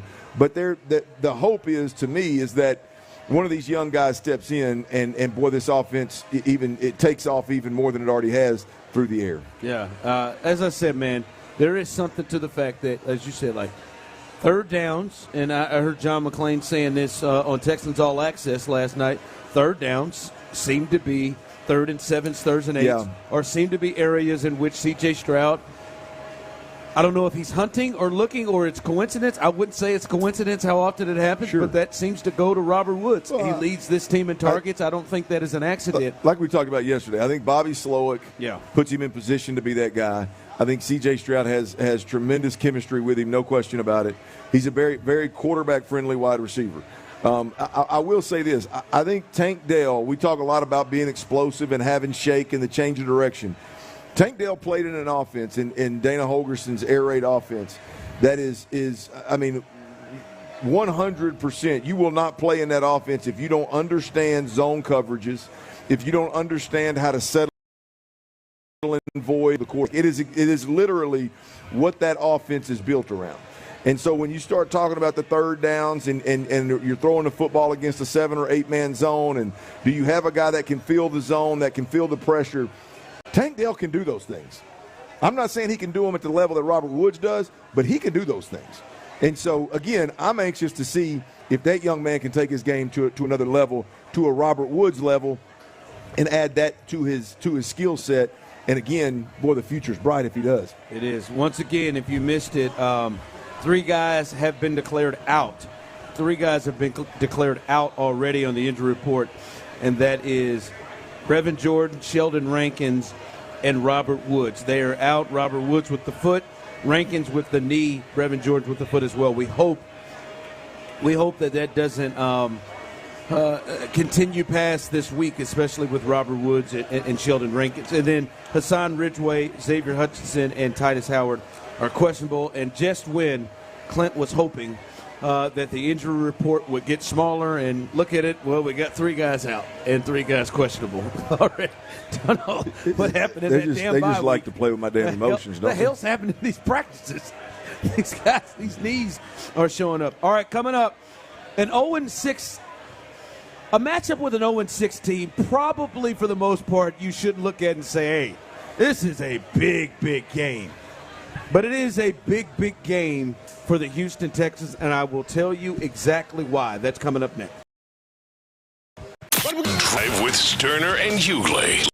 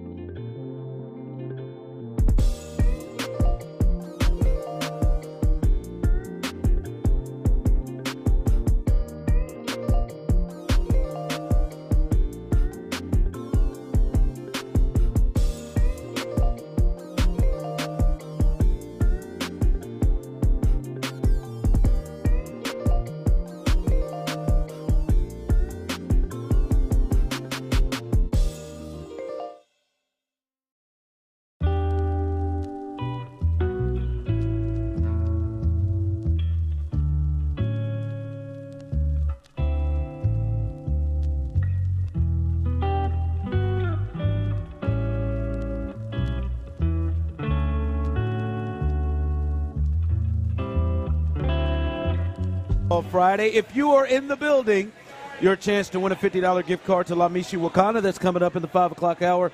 All you got to do is come right here, sign your name, put it in the box. Don't need anything more, and you have a chance to win a $50 gift card. I just saw somebody smoking a dart, and it reminded me of. I really judged the hell out of somebody on the elevator earlier today. Somebody smoking a cigarette had you had you feeling bad about who'd you judge? I don't know if you've seen. There's a young lady. She's not really young. She's probably in between our ages. But well put together, solid look, good look. Can we get is she? What is she? She's black. Okay. Nice, solid look. I don't know where she works in the building, but somewhere in the building. Always dresses nice. Good look. But, I mean, she is banging away Newports like it's nobody's business, and always has. And I see her all the time banging away Newports. I've seen her just 2-3 times in a day that I'm here, just hitting it. And, I mean, it's maybe the most unattractive thing I've ever seen. I literally sent Courtney a text when I saw her smoking. Thank God that's not your habit. It's a deal breaker for me. Cigarette smoke, now you smoke whatever else you want to. I can get with it. Cigarette smoke, I'm out. Can't do it. And then I saw her hit that bad boy, and she had that drag, and she let it go. And then she walked in behind me as I was coming in, and we got on that elevator together. You smelt her. Oh, God. And I know the look of disdain I had on my face towards her. I was acting like I was looking at my phone, but I was looking at her. Yeah. It was just disappointing. I mean, she is a well put together young lady. Sounds like you're a tad bit disappointed because she's so well put together and maybe so attractive that the smoke turned you off than you are necessarily to smoking. There may be some. The smoking thing is awful. I'll tell you. I hate it. It is a deal breaker for me. And I mean, she just hit. I mean, I've seen her. She just threw that Newport down. My father growing up was a smoker, and I had breathing problems because of it. So I'm not a big fan of cigarette smokes either. But I tell you, besides crazy, that is the number one turnoff for me. Hell, I'd prefer a little crazy. I ain't gonna lie to you, a little crazy ain't bad. A little crazy ain't bad. If you're young and dumb and chasing, crazy ain't bad. Hell, in fact, most of them are. There's some good that come out of a little crazy. But this old gal, a little nasty. This old gal from Crosby, name was Natalie. Good-looking gal. Real good-looking gal. Very similar to this young lady. Yeah, I mean, just a real good-looking gal, boy. We was younger. We was running them streets in Baytown, and she somehow ended up in the same truck with me. And, boy, I was excited about being in this lady's presence. Hell yeah. She was mighty fine. And the night went on. We were at a buddy of mine's house named Big Sal. Big Sal tipped them scales about 400. Oh, lived by himself somehow. And we'd always party over there, and we're over there partying. And me and old Natalie, man, we eased on out to the truck. It was after dark, obviously. And, clearly. And you know where my mind's at. And I get that candy apple red Chevy extended cab step side pickup. I throw that old door open. We lean on that door, and she leans in for a kiss. Oh, God, no. And was straight Marlboro Light. Oh. I may throw up on her. I didn't. I didn't cancel. Tasted it. I smelt it. I tasted it. Oh, and you went in when you smelled it? I did not. I did not cancel the kiss. But I immediately lost interest. And that's hard for a man to do. I mean, I'm talking 16, 17 years old. Knowing you got to win. 10:30, 11 o'clock at night. You got what you believe is a dime piece out in the rig. And this is a W. It's hard. It's hard to be like, no, I'm out. I'm out, boss. I'm out. Oh, I'm definitely. I wouldn't have gone on with the kids. So I tell that story. As soon as I smelt it. I tell that story to just let you know that I'm on the same page with you. I just anytime you come in the building and you get in the elevator with somebody and it just consumes you. It was right there, man. She didn't even try to spray or anything. Yeah, man. It's for all the smokers out there, we love you. We appreciate you listening. I just don't want to be on the elevator with you. It's not for me. I can't, 713-572-4610. I'm seeing people texting in. You can't tell me a bigger deal breaker than, yeah, man, she smokes. Well, I can think of one outside that's not appropriate for radio. Outside of O.J. Simpson stuff. You can't tell me a bigger deal breaker than, yeah, she smokes. Yeah, because you just got to smell it 24/7. Yeah, you got to do it. No, I can't kiss you. I'm with you, man. Again, to all the smokers out there, man, I love you. Just don't blow it on me and don't get in the elevator with me. We'll be all right. Text line, what do you think it smelled like, Clint? What do I think? I'm assuming you're not talking about Natalie's cigarette. I don't know. I don't know. I don't know care what. To know it. At that point in time, I didn't care anything. I didn't care to know anything further about Natalie. If I'm being completely honest. Someone said cigars. Cigars isn't a killer for me. That isn't a killer for me. It's something about them damn. It's something about them damn cigarettes. I've been cigarettes. That's a different thing, man. It absorbs into your skin and your clothes, and you can smell it everywhere you go. I've been around a lot of dudes that smoke cigars, and I don't know that I've ever a dude walked up. I'm like, "What's up, man?" Like Ken Hamlin, he smokes. Like, Ken, what's up? And I'm like, "Whoa, damn, Ken!" I've never been around somebody that smoked cigars like that. Like it hit me in the face as they started to approach me. Yes, you can see teeth when they smoke. Chris, is that a turnoff for you? Yeah, I don't do that. No. I can't do it, dog. I can't do it, man. It used to be cigarettes and big ass tattoos. They used to be turnoffs for me. I've come around on the big ass tattoos. Yeah, I got a feeling that tattoo bothered you for about 10 minutes. I got a feeling that one's subject to the build. Yeah, I can't do it.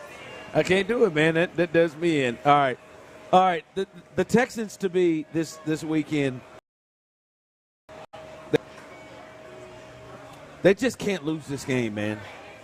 They can't lose this game because right now, and I think every Texans fan is fair to think about this and view them this way. Shout out to Figgy who just walked in the building. Fig in this piece. I think every Texans fan should view it like this. You got a real playoff team. This is no longer the, we're still building, and you are, but we're still building and all this. No, you got a damn playoff team. You got a team that you got to look at and say, hey, it's not this every week. We're about trying to get here. We're about trying to put together enough wins to be able to win this division or get to the playoffs. And with that being the new expectation, you cannot lose to the 0-6 Carolina Panthers. You cannot lose to a team that seems to be struggling offensively and defensively the way they are. You cannot lose to this team. You have the better quarterback in this game. You appear to have the better coach in this game, the way this thing has appeared to shaken out. You've got the better players. You cannot lose this game. You cannot go to 3-4 and lose to the Carolina Panthers. This game, to me, is a must-win. And I'll even go. I think they're a real legit playoff team. They lose this game, Clint, I'm going to change my whole entire thought about them as a potential playoff team. Let's look at it like this, Ron. The Texans have an opportunity to prove themselves from the lower tier teams in the NFL.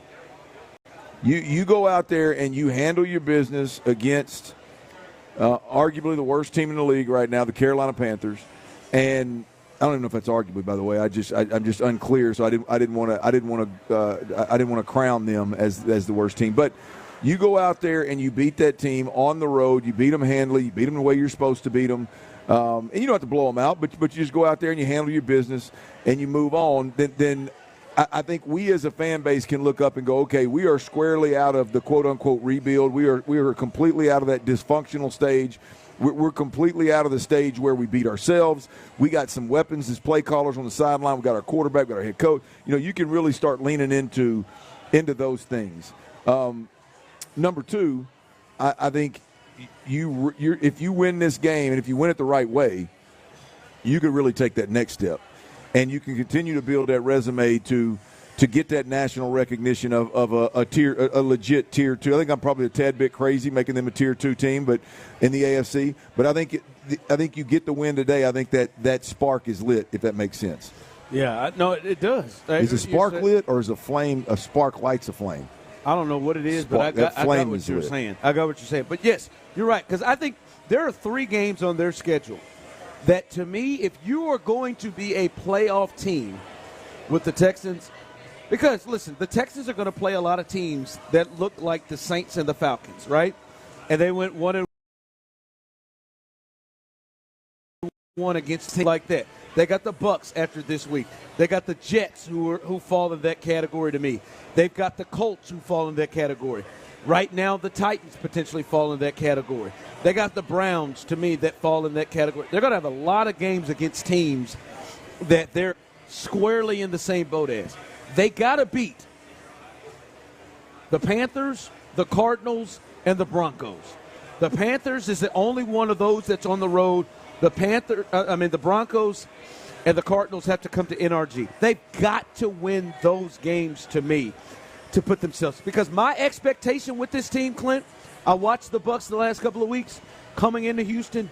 They should be 5-3 after the game against the Bucs next week. They should be 5-3 to me, and then it's like, hey, let's roll. We got a real conversation about winning this division. You got to make that Jacksonville game here in Houston mean something, and you can't lose this game to Carolina. I'm with you. I'm with your overall. I think your overarching point. I don't know how I feel about Tampa though.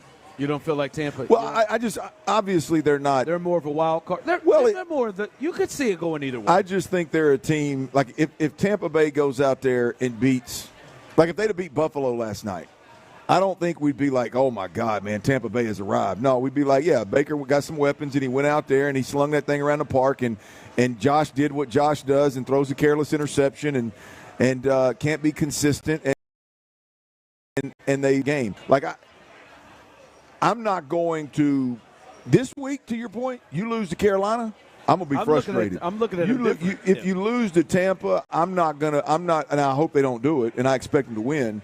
But you lose to Tampa, and to me, it's not. Oh hell, they're just as dysfunctional as we thought they were. Tampa's not the same as Carolina, but my expectation of watching Tampa and understanding what the Texans have been at home, right. Like I don't think Tampa's better than the Saints. I know they beat the Saints, or like I think they're at the very least on the same level. And yeah, I agree as a team, but the problem is that if you just looked up and said, "Hey, who could go hang half 100?" Baker and them Bucks can do it. Like I think you're right. I think they're very similar teams, and but Baker and them damn Bucks can they have the ability to me to run it up. Now they may not, but they have the ability to. So.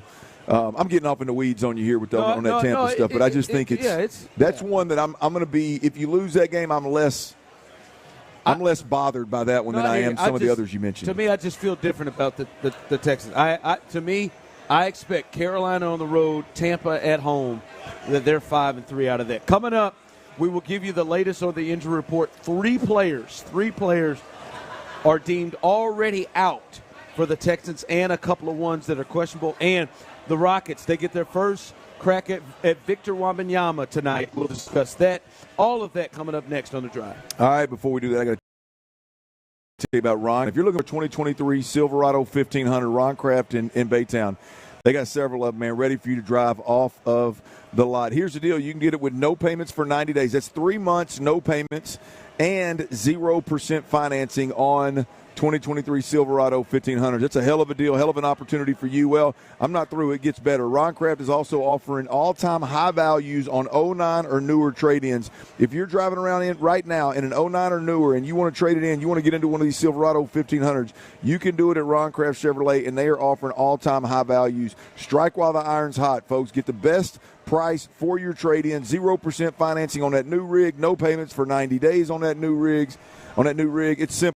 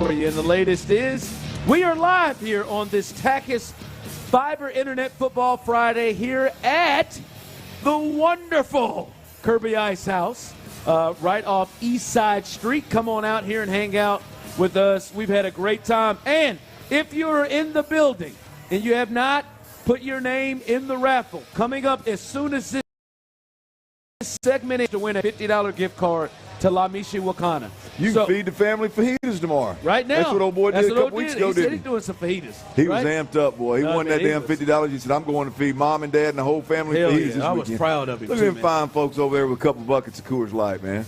They got some? Yeah, they got them silver. They got them wolf killers all over the table, man. This It's lady absolutely right here, she's beautiful. working hard, boy. There you go. Absolutely beautiful. Good for them. Good for them. Right now. I'm talking about the buckets of beer, Ron. I said good for them. Oh, okay. I did say she was working hard. She is moving. I tell you what, I love people who are passionate about their job and they want to get there. There was no half stepping on that one, boy. She walked to 40, a good 40 times. She walked that one. But come on out, have a good time with us as we'll be here till 6:00 on this Football Friday. And speaking of a Football Friday, Clinton, Chris, by the way, Tyler is out. He is in Charlotte heading down. He's landed safe. He has landed safely. He is in Charlotte as he is getting prepared for the Texans as they play the Panthers on Sunday. Boy, if they lose, the Milner curse is in full effect. Like we've all agreed upon that, Can correct? you lay that out again real quick? Like we've agreed upon that. The Milner curse, guys. I'm saying this. I looked at it and I said, what, Monday, he's decided to get up in the morning, him and his beautiful wife, Megan, they said, hey, let's go buy some tickets to Game 7. And they ain't just buy some tickets, folks. They went and bought 5 rows back behind the plate tickets that morning. Behind the Astros dugout. Yep. And it actually was 2 rows behind the dugout. It was. They had Tucker right there. And obviously we know the Astros lost 11-4 as he was in attendance and him and his wife. Then we see, he said he's going to the game on Sunday. He said he's flying out going to the game on Sunday. And my thought is, if you look at Monday, by the way, our boss decided, hey, we've wanted Tyler to come out on remote with us. He said, hey, you guys are going to be at Little Woodrow's for Game 2 of the ALCS.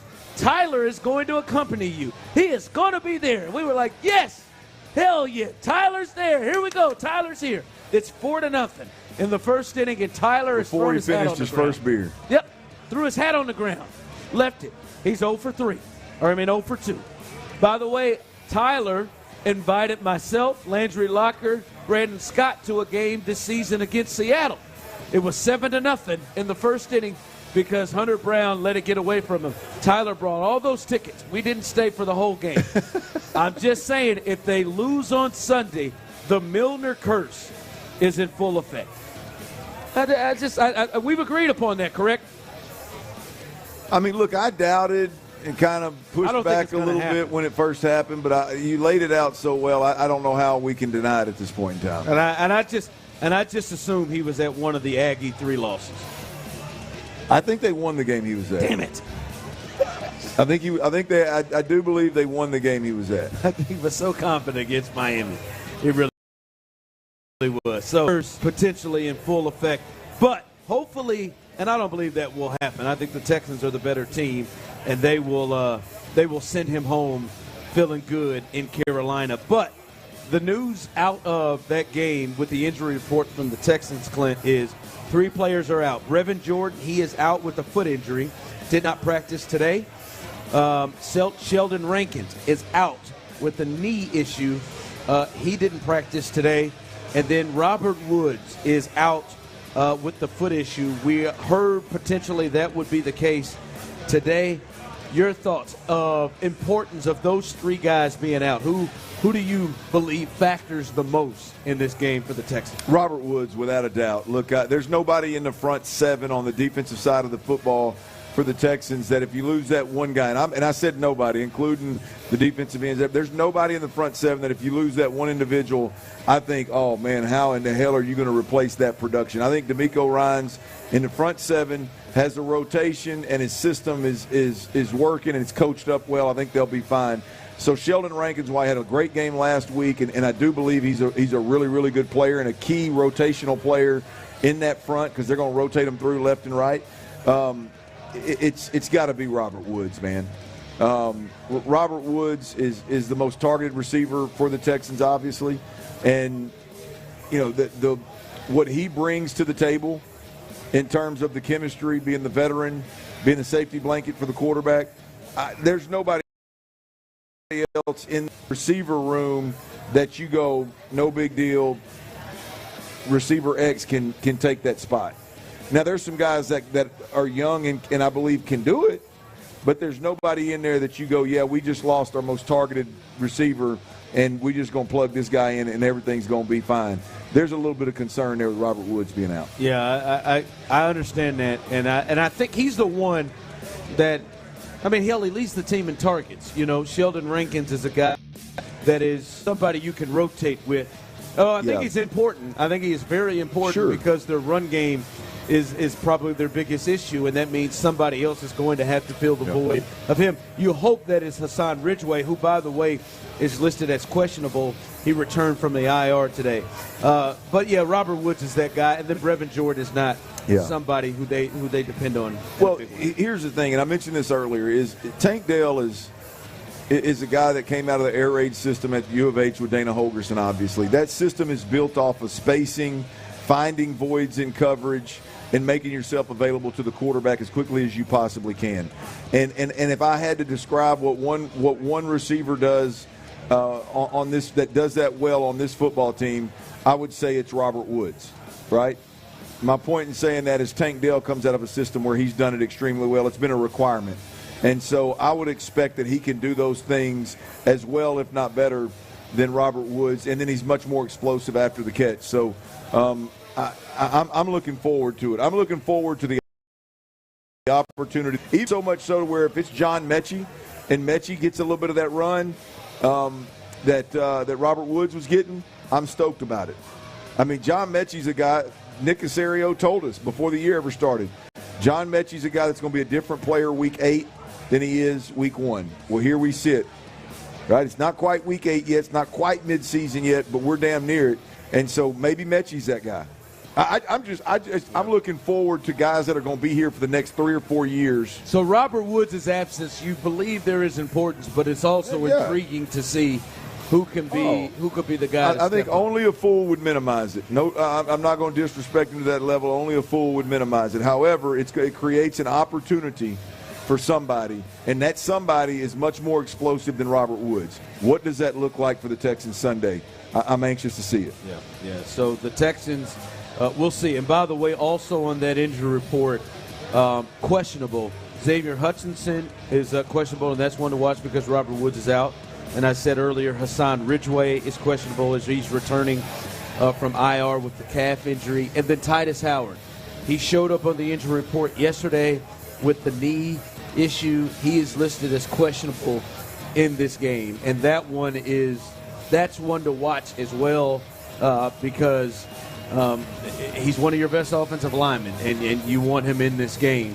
And does change things if Josh Jones has to go to guard or they have to do something different. So that is the latest there with the injury report as they get ready to 5 o'clock fire.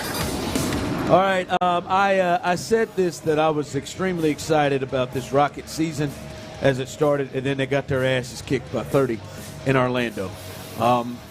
And you told me it was more the same.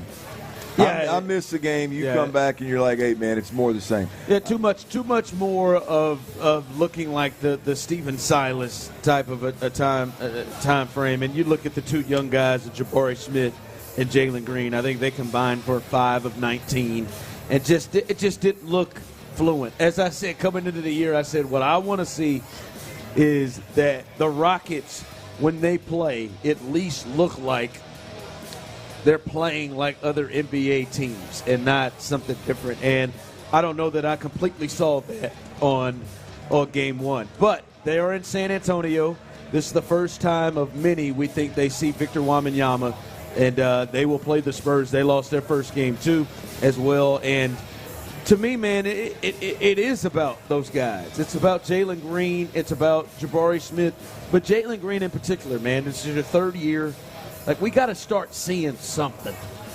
We start seeing something. I heard Figgy, who was here, say earlier, man, we would have saw this by now. I'll give him a little bit more time. But, hey, man, not much. Like, you got to start seeing a guy that knows how to get to his spots and knows how to score, knows how to do things consistently.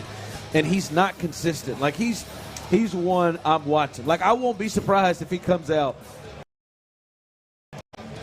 But his 30 doesn't seem to impact the game and impact winning like maybe somebody else's does. So my eye is on him because he's got to pick it up. But hopefully the entire team in this game looks better than they did as a whole. Because you can't. 30 points by another lottery team? Come on, man. I mean, hell, Chris is a huge NBA fan. I wonder if Chris has got 3 Orlando Magics. It ain't that, man. I mean, that ain't that. That's a team you ain't supposed to be getting 30 balled by. You got 3 Magic players, Chris? Yeah, Franz Wagner, Paolo Banchero, and Cole Anthony. I can give you 5. Jalen Suggs. Oh, is Jalen still over there? Yeah, he is. God, what a bust of a lottery pick he was. Yeah, he was. Yeah. You got Carter. Carter's over there. Wendell Carter Jr. Wendell Carter from Duke. Yeah, he's there. Yeah. No, they have some hoopers over there. They ain't got nothing. Let's calm down. They ain't got no damn hoopers. Yeah, they do. Hoopers, man. Chris said, "Wait a minute, you're in my lane now. Hang on." Some guys that can play. Yeah, they got exactly. Yeah, they can play a little bit. Ain't no hoopers now. Let's calm down now. All right, but no, I mean that's just to me, man. Like, we got to start seeing something from Jalen Green. Got to start seeing something from him and the team as a whole. And here's the thing is I just hope they're not like you said he could go out there and go for 30. He could go out there and go for 30. But is it a 30 that you can bank on and depend on consistently throughout the season? And then is it a system that's going to get him looks and he's knocking down jumpers in a system that is going to level? I mean, we know. Again, I'm so sick and tired of hearing about the athletic jumping ability and the athletic ability and all this. That guy that is elite in all those categories can go give you 30 here and there, no question about it. But it's 5 o'clock. Well, damn, you tired of that? No, he ain't tired of NBA. No, but no. I don't know, man. I want to see. I want to see him give you 30, but I want to see it happen in a way in which we can replicate it night in, night out. Yeah, and a way where it affects winning, like not just an empty 30, a 30 where, hey man, he just put up stuff and they're down, right? I'm not gonna lie. I thought the days of them losing by 30 to the Orlando Magic were over. Yeah. I thought those days were over, but we'll see tonight. We'll see. We'll get our first chance at Vic. He had 15 points in his first game. Not a ton there, but we'll see how they defend him and how they play him as the Rockets get in there Game 2 in San Antonio tonight. 5 o'clock fire. All right. Also here, the World Series gets kicked off tonight as the Diamondbacks, they will go on the road to Texas. You still with the Rangers? Hell yes, I'm with the Rangers. I wanted to make sure. I didn't know. What about my explanation a week ago? Actually, it was the night after the Astros lost. Led you to believe that I was going to flip-flop.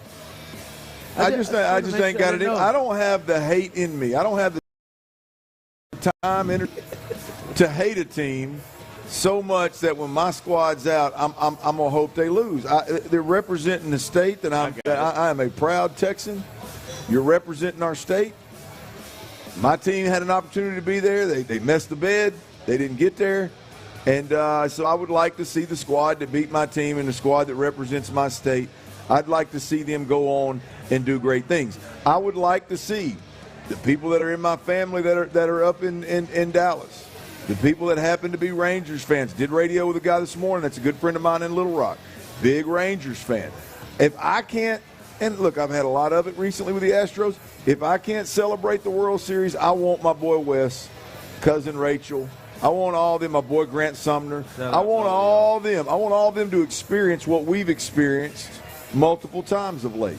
More so than now. I got a couple friends in Arizona that hey, if they win it, I'll be happy for them. But right now, it's about Texas, baby. All right, so you're staying with it. I'm not John Mr. McClain. I'm not flip-flopping. And by the way, there was like 34 to 35% of people on a poll that was put out there by one of the news stations in town that were Team Clint, that were rooting for the Rangers. So it's not as crazy as a lot of folks around the Sports Radio 610 world would like to make it out to be. It's not crazy. The vast majority was going the other way. All right, we'll see what happens. That gets going tonight. As I'll pull for the Diamondbacks tonight. We'll see if they can get it to see what World Series looks like. As they'll have the first two games today and tomorrow. You want to root for the Rangers. I don't. You like Garcia. I like Garcia. I want to root for entertaining. Who do you like on the Diamondbacks as much as you like Garcia? Marte.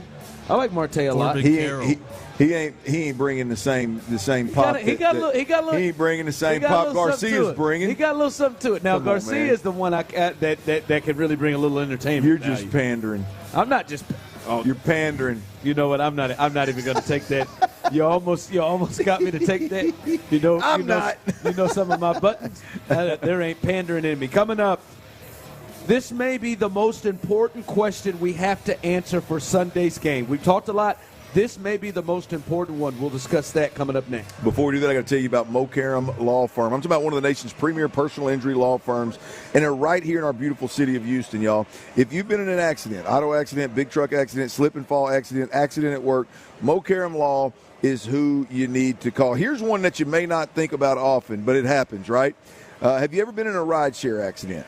And if you have, or if you know anybody that has, or if it ever happens to you, Mokaram Law Firm is who you need to call. They've earned their stripes as Houston's rideshare attorneys. These guys don't just talk the talk; they walk the walk. And look, they'll take on these massive insurance companies for you. And the best part, they're fighting for everyday folks just like you and just like me. So if you get in a rideshare accident, or if you get in an accident with a big truck, or if you have a slip and fall, or if you get in an accident at work, don't fight insurance companies alone.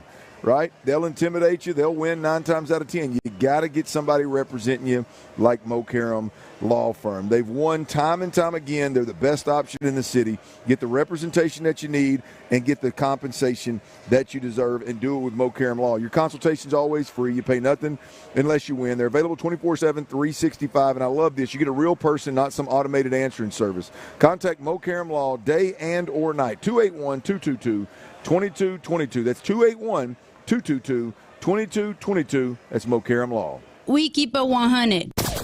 Dusty is done. After 26 years as an MLB manager, the Astros skipper is calling it a career. 4 consecutive ALCS appearances, 2 pennants, and a World Series ring for our Astros. Thanks for all the memories, Dusty. We'll see you in Cooperstown in a few years. Houston's sports leader, Sports Radio 610.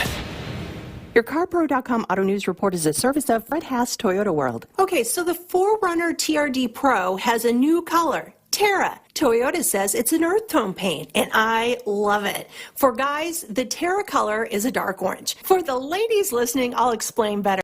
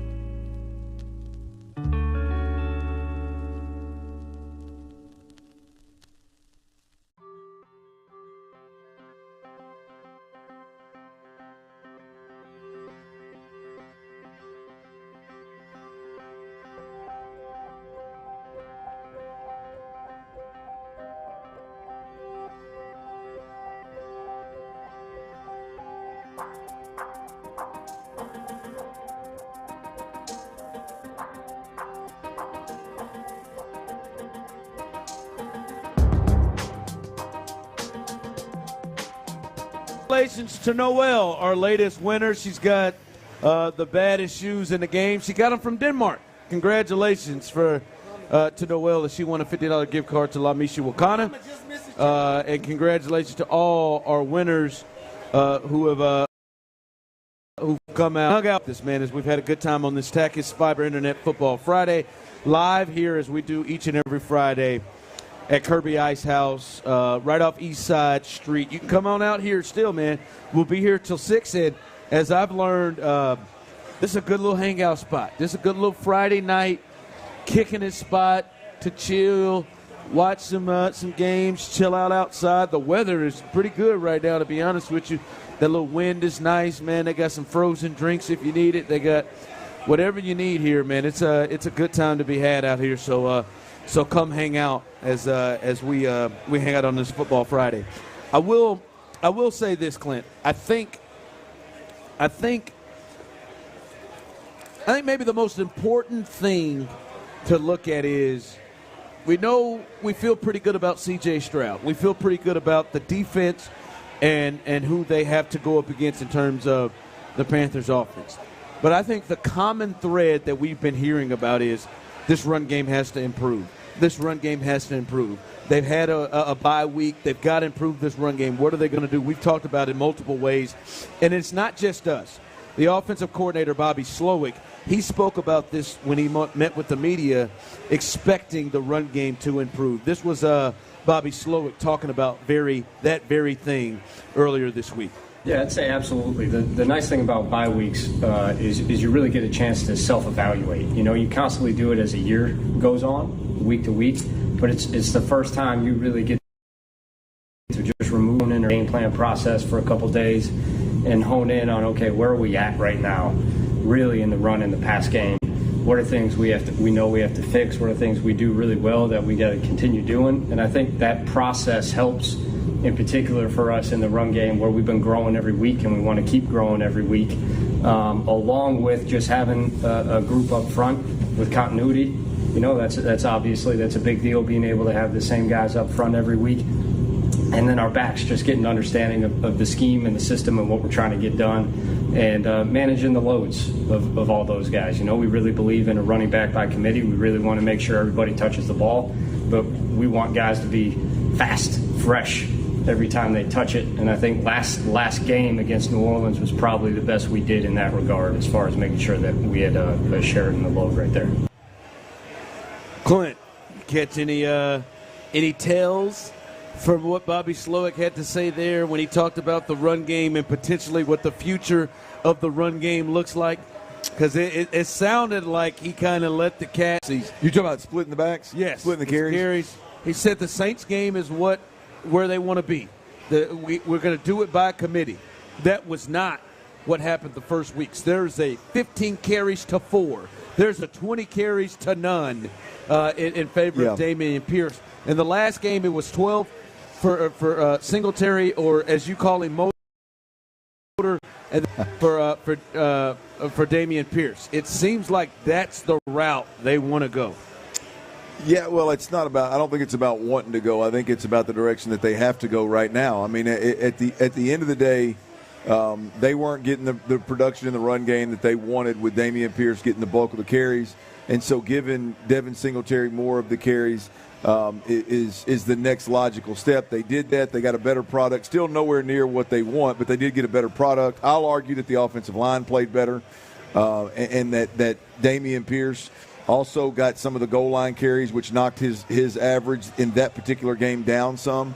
But nonetheless, it doesn't matter. If you're a Texans fan and you look at this particular offense, one, they got to get things rolling. I don't care who it is, how they do it. They got to get things rolling in the run game. And two, I think you're going to need both of these guys. And so I agree with what Bobby said from the standpoint of it's running back by committee. They want both of these guys to be able to get touches. They want them both to be fresh in the fourth quarter. I'll take what Bobby said even a step further. I think there's a good chance that what's the kid's name? 22. Mike Boone. Michael Boone. I would imagine that Boone is in that mix, and they're going to want to get him 6 or 7 carries as well to keep everybody fresh for the fourth quarter. So we'll see how this thing unfolds and how much of a factor Devin Singletary is and how much him getting more carries improves this run game. I got a feeling that proves Carolina's not very good against the run. You think it will be because of Carolina, or be because they've made some changes in the bye week? No, I'm with you that I'm not ready to give up on Dameon Pierce. I think Dameon Pierce is still your better back. I think given if they could control the carries to where it was 50-50 and everybody got the same amount, I think Dameon Pierce in the long run over the entire season would end up with more yards and would end up the premier back on this team.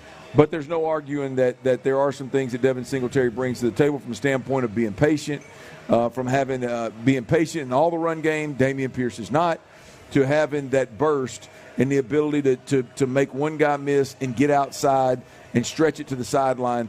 Those are things that Dameon Pierce doesn't particularly do well, and those are things that Devin Singletary does better than most. It's in his wheelhouse, and so we'll see. The key to this run game, to me, is if Dameon Pierce can mature and develop and become a more Bobby Slowick offense-friendly running back, and then you get that pop he's got along with some of the patience and burst that you see Singletary has, then you got a ridiculous weapon. I still think he's the best back on his football team. We'll see what happens. Yeah, I do too, and because that's the deal is, do you do things that fit him better, or do you continue to say, all right, this is just a learning curve, and he will eventually get this. He will eventually get this. I mean, you know, Dameon Pierce is going to work hard. Like you know, that's not a deal, and he's right. working hard to get there. Is it just a deal of, man, this ain't natural for him, and it's so not natural for him that he struggles, that is never going to be something that fits him. I just don't, boy.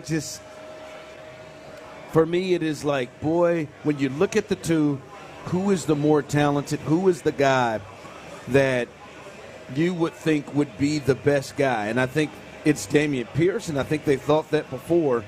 And I think you said this before the show we were talking. They got to find a way to get him going. They got to find a way to get him going, because he does appear to be running and thinking and not just, hitting and exploding the way that a guy would. It does seem like there is stuff in his head. He's a second-year back that didn't get a whole lot of run in college. So there's a lot of maturing and developing that he has to do. Unfortunately for him, he was the only bright spot on the squad last year, and so we turned him into Emmitt Smith all of a sudden. The reality of it is changing one system to the next is a transition, takes time, and there are good fits and bad fits for systems. I just don't believe that Dameon Pierce is necessarily a bad fit. I think he's a guy that may take a little while to mature and develop, and they're going to ask him to do that. They're going to work with him on it.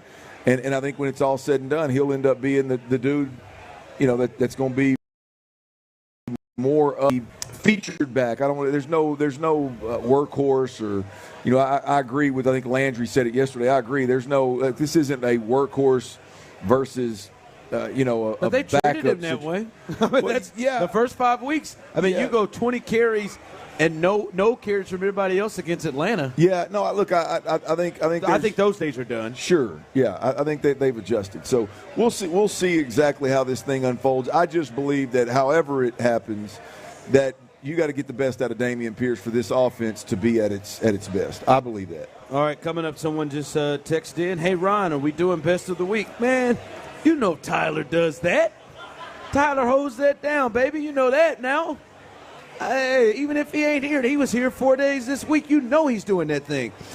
So we finish things up here as we get you prepared for the Texans and the Panthers. And what potentially does this game show? We started watching around the league. There's a lot that we've seen and where the potential of the Texans and where they fit in the league. We'll discuss that coming up next on The Drive. Nick Caserio talk Texans run game exclusively with Payne and Pendergast. We've had our moments. You know, there's been some positive plays. There's certainly plays that we can do better. I mean, everything starts with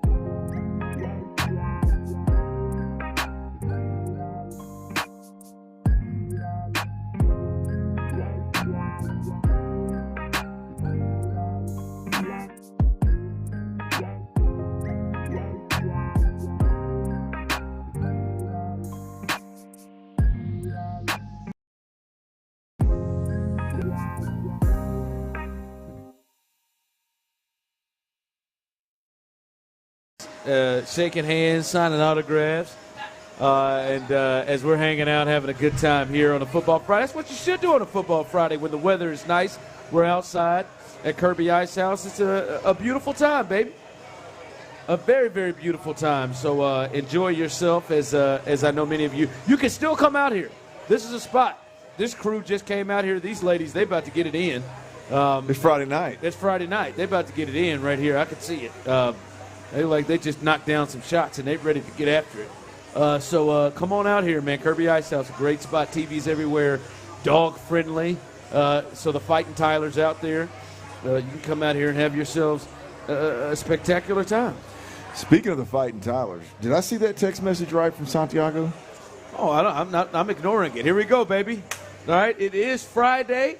All right, Tyler was here Monday, Tuesday, Wednesday, Thursday, and Tyler vowed to me, baby, since that time he had to buy me that bottle of whiskey that, hey, man,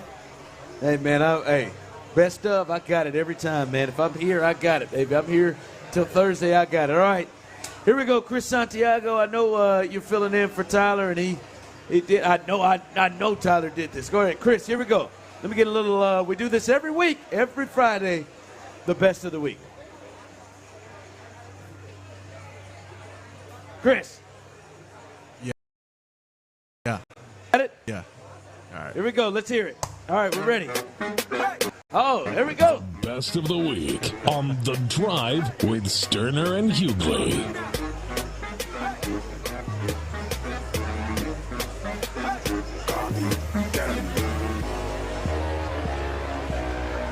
Chris, where's the best of the week? I have no idea. That's what he sent you? No, he didn't send me anything. Oh, you just played the bed? I just played the bed. So there's no best of the week? No, there's none. Oh, hell no. Oh, hell no. Also, Tyler, who is cop. Tyler, who is taking his time all day yesterday correcting me on, where are we going to be? Where are we going to be? I'm going to correct you on addresses. Correcting me on, no, you got to be 18 to fill in your. He was doing everybody else's job. That's right. He was the raffle police. Yes, raffle police all the way through. He was the correct address police. Maybe fair, but correct address police. And he ain't do his own job? He ain't do the best of the week? I'm shocked. I am. I'm shocked that he got on that plane without having that done. Wow. Someone texted in and said, hey, Ron, are we doing best of the week? Apparently we're not. Wow. Wow, Tyler Milner. That is sick. Sick and unfair of you. You got to be kidding me. Tyler Milner, who was doing everybody else's job yesterday, man, I thought for sure. So he didn't even say nothing to you about best of the week? Nope. Someone texted in, that's the funniest S. No, it's not funny. There was a lot we did this week. There was some great stuff we did this week. Sad. Disgusted. I'm going to text him right now.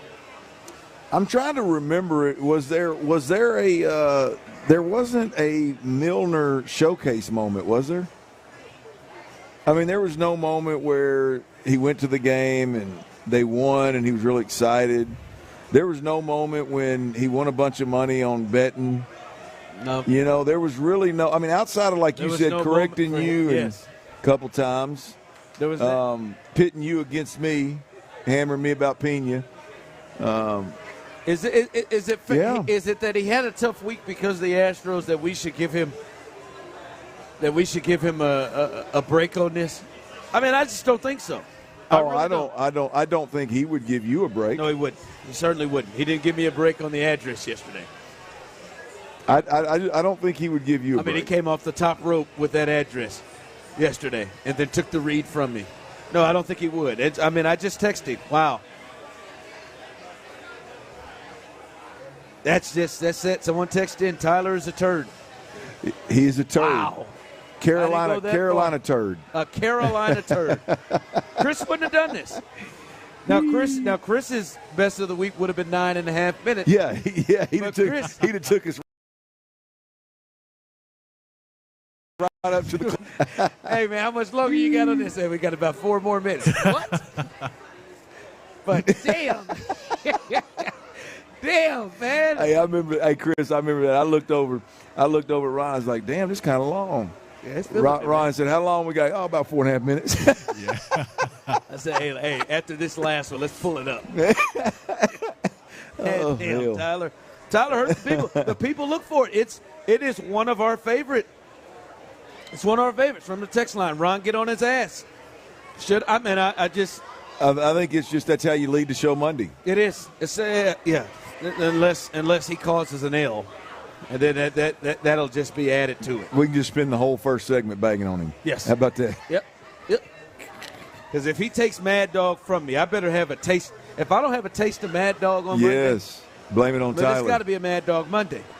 If I don't have a taste for Mad Dog, he's got to just bang out one. If something bad happens, we can go from Tyler curse to no best of on Friday, and just spend the first 15 minutes of the show banging on him. I'm here for it. Someone texted in, I knew when the music was just playing, and I heard no words. Just crushed. Just crushed. We had moments. This week. God, dog, man. And look, Chris, I mean, you think I assumed he would like the Texas Rangers thing, like me being the Texas Rangers. He'd have been all over that, wouldn't he? Yeah, he would have been, man. We had the lineups were good. We had some good stuff. I mean, there could have been some Astros get mollywopped. Yeah, but I mean, he's a guy that does his gig. Damn, man. I thought we were beyond that, man. I did too. I thought we were beyond him being here 4 days a week and not doing best of. That's too bad, man. Took it from the people. Just absolutely stole it from the people. He's refused to respond back to me. I know he got the text. I know he did, damn it. Texans All Access coming up behind us. Stay tuned. Mark Vandermeer, John Harris, they've got the latest for you as they will handle things as we roll out of here. Hey, real quick, man. The Texans, they got a game. We talked about it. They got to get this W this weekend. They've got to beat a winless team. They cannot be the first L. The first win, for the Carolina Panthers. But I've been looking at this. I was watching the Bills yesterday. And before the season, Clint, I would have said the Bills are a Tier 1 team in the AFC. Before the season started, I would have said the Chiefs, the Bills, and the Bengals are Tier 1 teams. I would say now the Bills are probably Tier 2. They're just so up and down. You don't know what they're going to be. I watched that team last night, Clint. They play like that. They play the way they played against the Patriots. Hell, they play the way they played against the Jets. The Texans can play with that Buffalo Bills team. Absolutely. The Texans can play with that Buffalo Bills. So I'm thinking, what tier are the Texans in?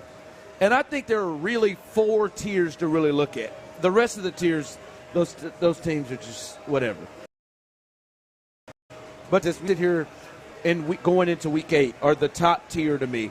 And then for me, Tier 2, the Dolphins, Jags, Bills, and Bengals.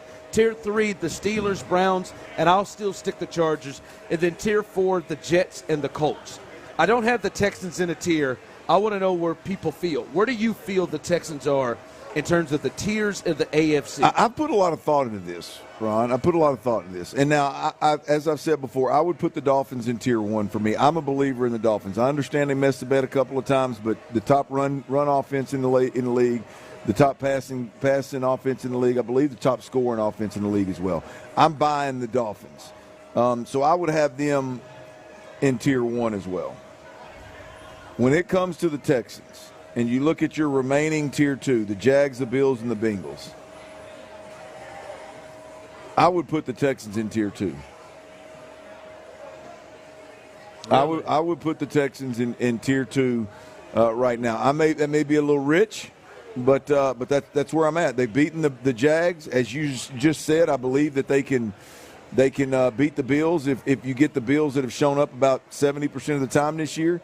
And right now, I know we're high on Joe Burrow, and we expect the Bengals to be better, and we're kind of giving them that benefit of the doubt. But right now, what we know about the Bengals isn't that they are the Bengals of old. And so, yeah, man, I don't have a problem putting the Texans in the bottom of Tier 2 for me, man. To me, I think wherever the Steelers are,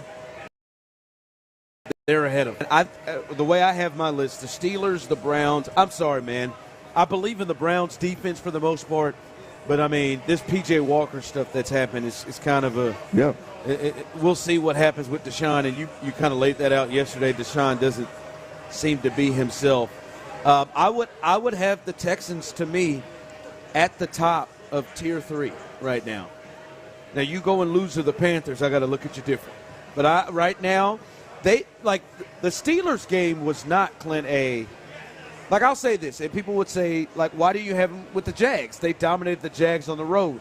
That Jags game to me was, one, I thought the Jags was very, very disrespectful in the way they approached the Texans, and they just said, hey, we're just going to try to run the hell out of the ball. And they're a team that throws the ball. That's their strength. We're going to run the hell out of the ball. And then you have the Beck return for a touchdown. You had, like, some turnovers, some things that happened at the end of the half. We'll see. Like, to me, I almost say, hey, I know the Colts beat the Ravens on the road. I don't think the Colts are better than the Ravens. I know that the Eagles lost to the Jets. I don't think the Jets are better than the Eagles. That's kind of where I put that. The Steelers game, they beat the brakes off the Steelers. They're like they could have played that game 10 times, and that would have been the same. Yep. Like, Kenny Pickett's just not going to be better than C.J. Stroud right now. Yep. Right? Yep. And now USA, like today, hey, we'll play you and we'll put in Laramie Tunsil and Titus Howard because they weren't available in that game. So I think they're better. So I would have them wherever they're high Tier 3 with a chance to go up, right? They beat the Jags twice. I can't hold that back. Feels good to be the good guy here, Ryan. You're high Tier 3, which I think is fair, and I come in at low Tier 2, which I think may be a little bit of that tequila talking, but I feel good about it. Some people on the text line must be on that tequila too, saying absolutely Tier 2. They should. It's Friday. All right, we've had a great time here. Thanks to everybody here that has played a role here. Our engineering staff, Matt Irvin, who did a great job here. All of our people here who have helped us here, as our production staff and everybody here. Chris, we thank you so much at the station for everything you've done to hold it down. And everybody here as well. John McClain, shout out to you as well, who joined us in the 4 o'clock Still pissed hour. at you, John. Still pissed at you, John. Clint, great job. I am Ron Hughley. As always, Houston, we love you, baby.